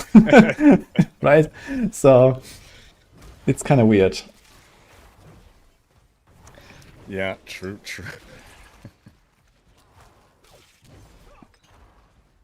What's also tough though for them is, I mean, partially a lot of their testing happens with like quote unquote cheats, in the same way that like back on like D3 PTR, right? We would like just blast ourselves all the gear like via dank memes and whatever. So like they have all like these codes, they just summon in whatever gear they need, whatever materials they need. So A lot of like the day-to-day devs, like I'm sure QA is getting a better feel of how hard it is to farm things, but actually even then, like just a lot of development, like they don't have the time to like put in to farm all these things, so they're just using all the cheats to summon themselves in order to be able to actually play and test things rapidly, which is why it's probably why oftentimes they rely on mass testing in PTRs and betas and such to get a good feel of where to put the balance point of different materials and such. But yeah, then there's clearly some oversights that happen where it's like, oh, this one thing is super duper rewarding, and I guess we didn't notice because we didn't go do that thing for that particular reward. Yeah, exactly. Yeah, I mean, of course, there's always like a problem when you don't actually play through the entire journey and, like start as a character from level 1 and don't use the cheat vendor and so on, right? So, yeah, I get it, but you also can't really do it, and, you just kind of have to go with the gut feeling at some point, right? And, yeah, I guess that's kind of the bigger problem. Like, I'm not sure if there's like really a lot of people like in the dev team that have this sort of gut feeling, like, they just played, all the previous seasons enough to understand like where things kind of like need to land, just as like a default setting, right? And then you can min-max it with statistics or something like that. So I'm sure they had to check like everything, like everything you can imagine is like fucking tracked, right? They know everything, man. They know how many Forgotten Souls you've picked up and where and when and with the timestamp or something like that, 100%. So, and with that sort of data, you can do a lot of powerful work, right?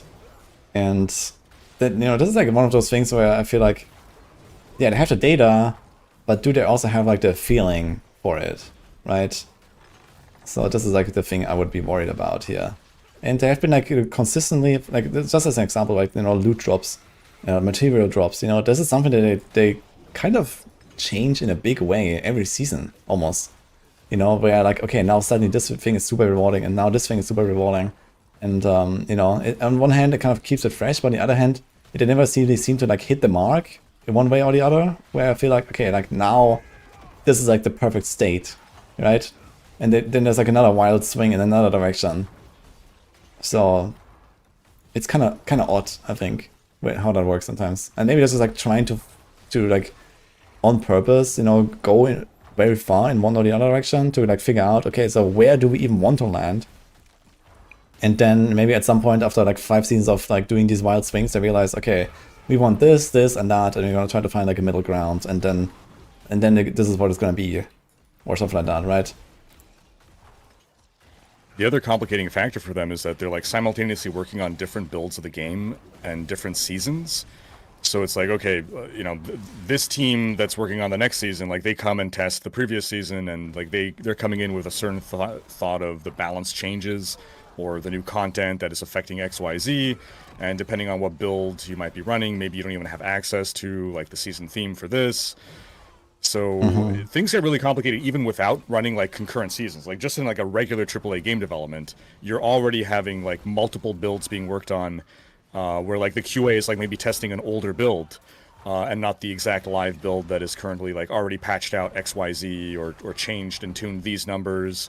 So like when they're having meetings and they're talking about, okay, this is too frequent or not frequent enough, like they have to cross-reference, okay, wait, which build is he on? What have we changed? Is this going to be better? Do we need to act on this? Things get confusing very quickly.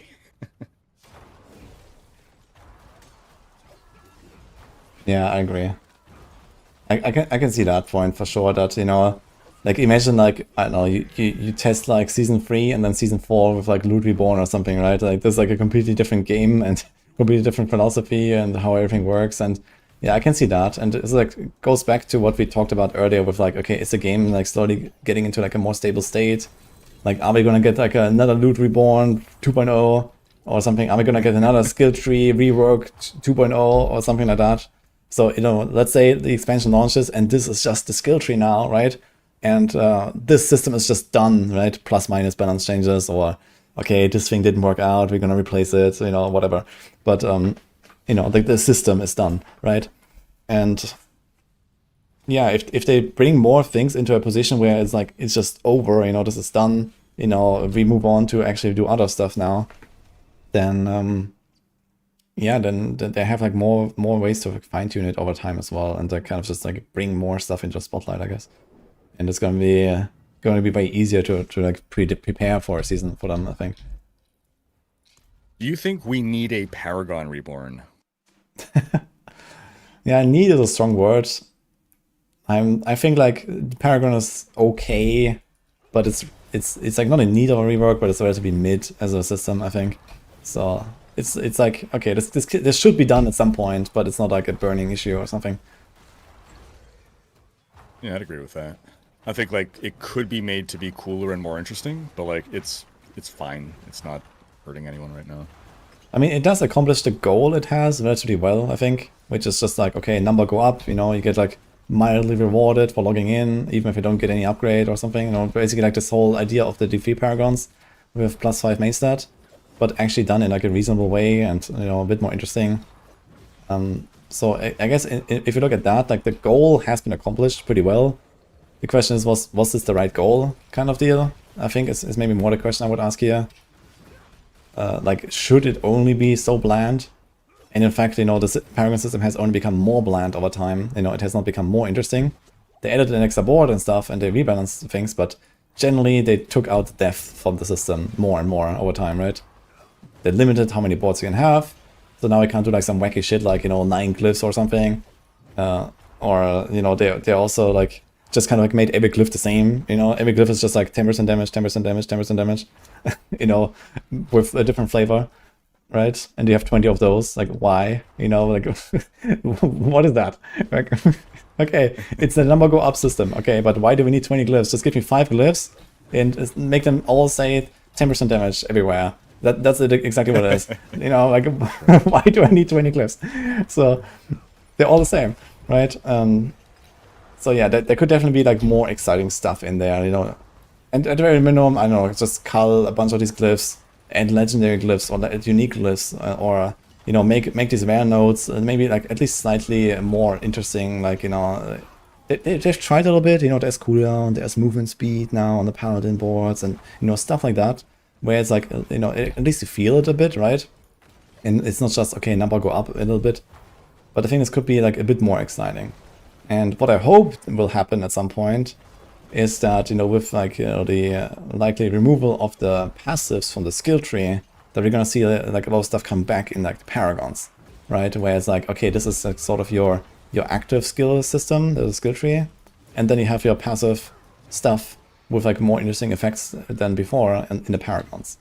So, and then maybe you just get less Paragon points. Like, I don't see the point to have like 300 Paragon points, so it's just way too much clicking. They're way too large, and okay, I can do this in like 3 minutes. But, you know, there's probably people looking at the Maxroll guide, you know, back and forth like 500 times to make sure that every dot is exactly where it should be, and then sit there for like half an hour. Like, this is not a good gameplay experience either, right? For someone like trying to like copy my build or something like that. So the Paragon points are just way too many. And there's like so much like pointless pathing involved. Like, you can make everything like way smaller, way fewer points. They can, you know, just like shrink the boards.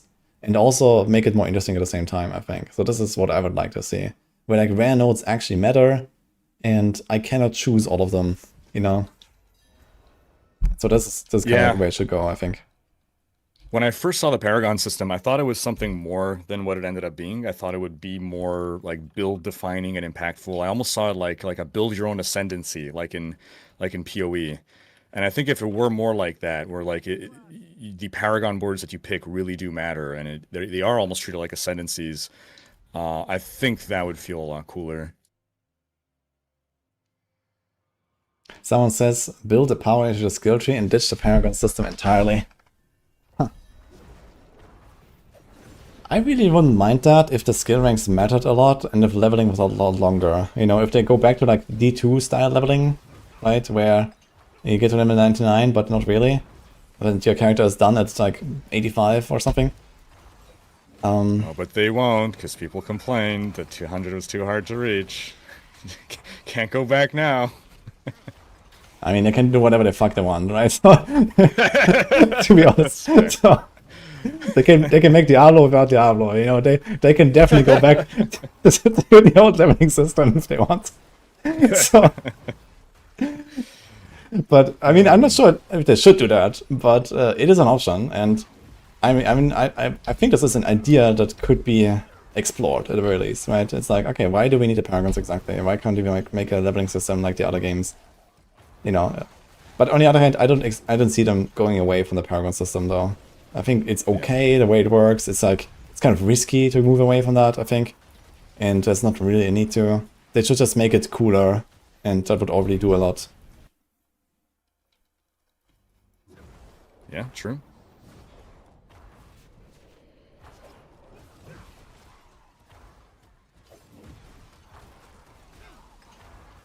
The Paragon tree is Blizzard's approach to PoE's complexity because people wanted more complexity. Yeah, I mean, it's basically, it's actually very well done in the sense like, it is basically what the PoE passive tree does, but it's like, you know, somewhat watered down and it's like broken up into like small little bits, right? So you don't get overwhelmed, like you open the Paragon tree and, you know, like the passive tree and PoE at level 2, right? You open the thing and uninstall, right? So they were very careful there. And, you know, made the starter board, and it's like super tiny, and then, hey, okay, now we attach them one by one, and, you know, it's like much more digestible, right? Where it's like, okay, you look at this board, okay, I'm gonna take this node, and that, and this, and then I go to the next board, and it's like, you don't overwhelm people. So I think in that sense, they've done a very good job. Similar to what I talked about with the skill trees for Last Epoch and stuff, right? I wouldn't say Last Epoch skill trees are really overwhelming, but especially if you're like new, and you're playing like, you know, something you're unfamiliar with, it can be kind of tough to really understand, like, you know, all the things you really need to care about, right? And if they manage to accomplish like the same like kind of level of choice and like depth of a build without having these like, you know, this random extra bloat of stuff, then this is perfect. And a lot of people will appreciate that, I think. It's just that they have been like way too careful with the Paragon system, I think, in the past. And yeah, as I mentioned, in fact, they made it like more and more bland, and it's like all the same, right? Every Paragon node is just like the same, plus 50% damage. For the Paragon, for the Paladin, they doubled it. Okay, right? Anyway, Yeah. it's all the same stuff now. And at least in the past, there was some interesting things, right? There was like, I don't know, inner sight on the rogue. Like, hey, you get 100% dodge for a little bit. Like that was actually an effect to like think about, or like, I don't know, Warbringer on the barb. Where, like, hey, this is like a really good source of Fortify, so you don't need it somewhere else. So you can, like, you know, actually change your skill setup to not have a Fortify generator because your Paragon does it for you, right? So this is actually more of the stuff I want to see in the Paragon system, where it's like, hey, I can get my thing here, or I can get this thing there, and, you know, maybe I can automate it, but it's like not as efficient, or, you know, stuff like that. And, yeah, that is just like missing completely, and the Paragon system is just like, okay, a number go up, and that's it. And in the end, it just turned out in this like this gigantic, you know, power creep system in the end. That is just like not really exciting, I think. Yeah, definitely room for more exciting things in there. Absolutely.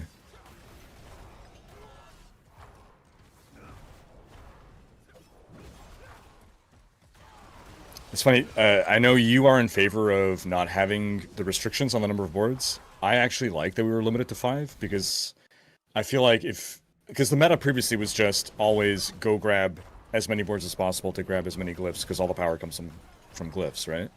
I felt like, okay, now we're limited to 5, like, now we're making more choices in the boards that we're stuck with. Yeah, okay, I didn't say I'm an enemy of the 5 board limitation. Like, I think it was not a bad move to do it. But it did take out, you know, excitement and complexity from the system, where it's like, okay, I can start cooking, right? And I feel like Paragon is more of a chore than like a cooking scenario now, right? It's like, okay, I click my points in and I'm done at some point and that's it. And I can't really sit down and think like, hey, do I want to pick this thing, or do I go for the 7th glyph, or do I squeeze in this other legendary node? Or, you know, now imagine like a world with rare nodes that matter, right? Where rare nodes are like on the level of like what our passives do now, for example. Like imagine like a protection, you know, Sork node, or like a mana shield Sork node, or, you know, this thing is a rare node somewhere, but, you know, you can only pick like 2 of those rare nodes per board, else you run out of points or something like that, right? So imagine these kind of things, and you could do a lot of fun stuff, I think, suddenly. So yeah, absolutely. Absolutely.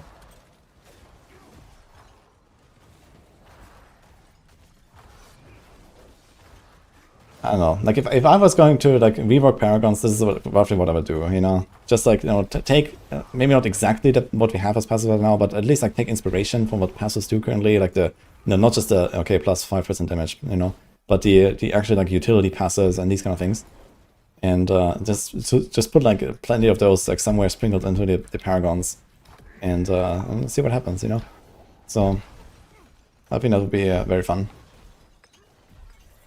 Give people like options to like solve their problems in different ways, right? You can do it with an aspect, you can do it with unique, you can do it with your skill tree, with that utility skill, with the other utility skill, or you do it with this Paragon board, or with that Paragon board, right? How do I get my Fortify? How do I get my Barrier? How do I apply Weaken to the enemy? You know, whatever, right? I think you hit upon something really key there, where it's about giving players multiple ways to solve problems, as opposed to just, well, I'm taking this because it's the best thing I can take, or like, you're not even solving a problem. The problem is just make a number bigger, and it's a pretty straightforward math on how to figure that out.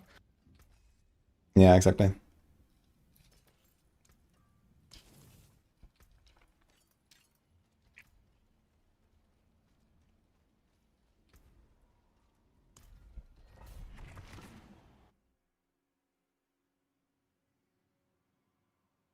And what about the ability to invest more Paragon points into rare nodes for other effects? Ah, so you kind of like a skill, you just pick more points in. That's actually kind of interesting idea, to be honest. I like that. So it would be exactly like the passes in that case, right? It's literally like the passes just put into Paragons, where you click more points in and you get more effect. I mean, why not, right? This would be something interesting to try out for sure. Yeah, either way though, I think like, you know, Paragons, you know, even if they don't touch Paragons at all in this expansion, I'm not gonna be unhappy. I don't expect it. Outside of like, okay, they tweak some shit and that's it or something, right? Like they're not gonna talk about that, you know, if they just change the numbers or whatever. But I don't know, maybe expansion 3 is gonna be like some big Paragon update and it's gonna be like the final state of Paragons, you know, similar to how we get the final state of skill trees. And yeah, it basically all ties back to what we discussed at the start. Yeah, with like, how many classes can they add? You know, like, you know, the more stable the game is as like on its base design level, you know, the more cool stuff they can do, right? So the faster they get there, and the faster that Diablo 4 gets out of beta, basically, the faster they can actually add cool shit. Yeah, so this is basically the point. So I think they realized that as well. And after like a bunch of iteration, you know, now we're finally approaching this kind of final state for a lot of systems, and that's good, right? This means we can expect a lot more cool shit like random Uber Tristram event in patches. So yeah, that's always been like a something that I brought up is like, okay, we keep redoing systems, so all of this dev effort is being put into redoing content that we already have, as opposed to adding new content. And what I had really hoped from D4 was we launch, and then Season 1 and every season is just like adding more to the game. And while we are adding to the game, just like imagine if, you know, development resources didn't have to go to reworking things and we're just always entirely towards building and building and building, how much more we could have. Yeah, exactly. I mean, to be honest, I mean, the game has progressed relatively quickly, I think. It's been 2 years, Oh, yeah. you know, a little more than 2 years. 2.5 now, I guess. It's December. Okay. So 2.5 years, right? We are at Season 11. There's 2 extra classes. You know, we have completely different, you know, systems everywhere besides, okay, the skill tree, which is about to get a big rework. So a lot of stuff has happened, to be fair. So I don't think that the game is even progressing very slowly. It's more like, hey, they made a lot of stuff at some point that they just like threw away again, and it kind of feels bad to see that, right? Like, where the hell is Malthus? And you know, like, where the hell are these cool builds that we used to have in Season 0? You know, why can I not play them again? And you know, these kind of things, right? Like, where's my Flurry IF and my you know, TB and my you know, this Shadow Pen Shot from Season 3, and where's my Double Swing? Like, these builds are just like, they don't even exist anymore, basically. I don't think we even, you know, we don't even have, where's my Kratos Barb, right? So that is just kind of sad to see, right? Where there's like, there was cool stuff, and it was just kind of either outclassed or just like balanced away, or they made like a seasonal thing and it's just deleted after the season. Like there's seasonal bosses that they deleted, there's seasonal enemies. Like where are the Millennium guys? You know, where's the constructs? And why can I not farm them to get legendary gems? You know, like we had like 4 different seasons or something of legendary gems. Yeah, just make it a fucking permanent system at this point. You know, let me go do this super hard thing, like the, you know, Millennium elite farm somewhere, and you know, you can only get it in Torment 4, and you can farm a legendary gem, which is like the upgrade to like the grand gem, and you also need like 10 grand gems to even craft one of them. You know, give me something to do with that shit. And there you go, right? Like, why don't we have them? It's not like they're missing designs or something, you know? They have like 100 different fucking gems at this point. Just take 20 of them and go. There's an interesting philosophical difference between the design approach to seasons of Blizzard and GGG, where GGG's content is always designed to be with the intent that it's going to be added permanently into the game. They do like maybe overtune it at the start or make it, you know, you encounter it more often than they plan to after the league. But like it's never intended to be throwaway content. Whereas D4 is always developed with the intent of it's just going to be for this season. And sometimes I do wonder, like, which approach here is better? I mean, both have merit in different ways. But I wonder, would anything be different in Diablo today if they had the same approach as GGG? Yeah, I mean, of course, you know, we would have a way richer game, way quicker, right? And I guess like a general problem that RPGs have is like it's pretty fucking hard to make RPGs, right? Yeah. Like the bar of entry is so high, you know, like the only other thing that beats it is probably MMOs, right? When it comes to like game development, like you need like a fucking decade to even launch the game, right? Yeah. And then you need to like sustain it, right? And actually make it like somewhere in the same universe as like PoE1 at least, right? If you wanna be competitive, as like, you know, this is basically what they need to do, right? They need to give us enough content, not as much as PoE1, but you need to get to that to kind of a comparable point relatively fast at least. And I feel like they could have been much faster if they had designed the seasons similarly to like, okay, this is a thing, we're gonna do it, we're gonna check, you know, they had an entire season of collecting data and feedback, and hey, we're gonna now make this a thing, right? Where are the Chaos Rifts? You know, like everyone loved fucking Chaos Rifts, and where are the Chaos Rifts, right? So why is that not here? So it's yeah, it's kind of a struggle, I guess, but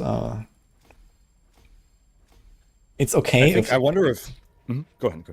No, I'm gonna say, like, I think it's okay that some stuff doesn't come back, or maybe it's like it's a very minor thing, and like, you know, I think I've seen some construct enemies somewhere, right? I think in a tower or something there is constructs actually, but it's not really what I mean when I say, hey, where's the constructs? Where's the vaults? Where's Malphas, right?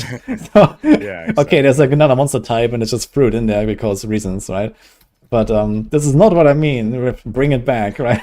So it is effectively just wasted, and that's kind of bad. So I do wonder, like, how much of it has to do with the different audiences, because while it would be a richer game, imagine every season all the content that came would still be in the game, where we would have chaos powers and this powers and that powers. I mean, power creep aside, right? Obviously it'd be power creep, but let's say it would be balanced. It would just be so many different systems for a new player to have to learn. Yeah, that is certainly a concern. Yeah, I think that is a problem that they have to deal with, and this is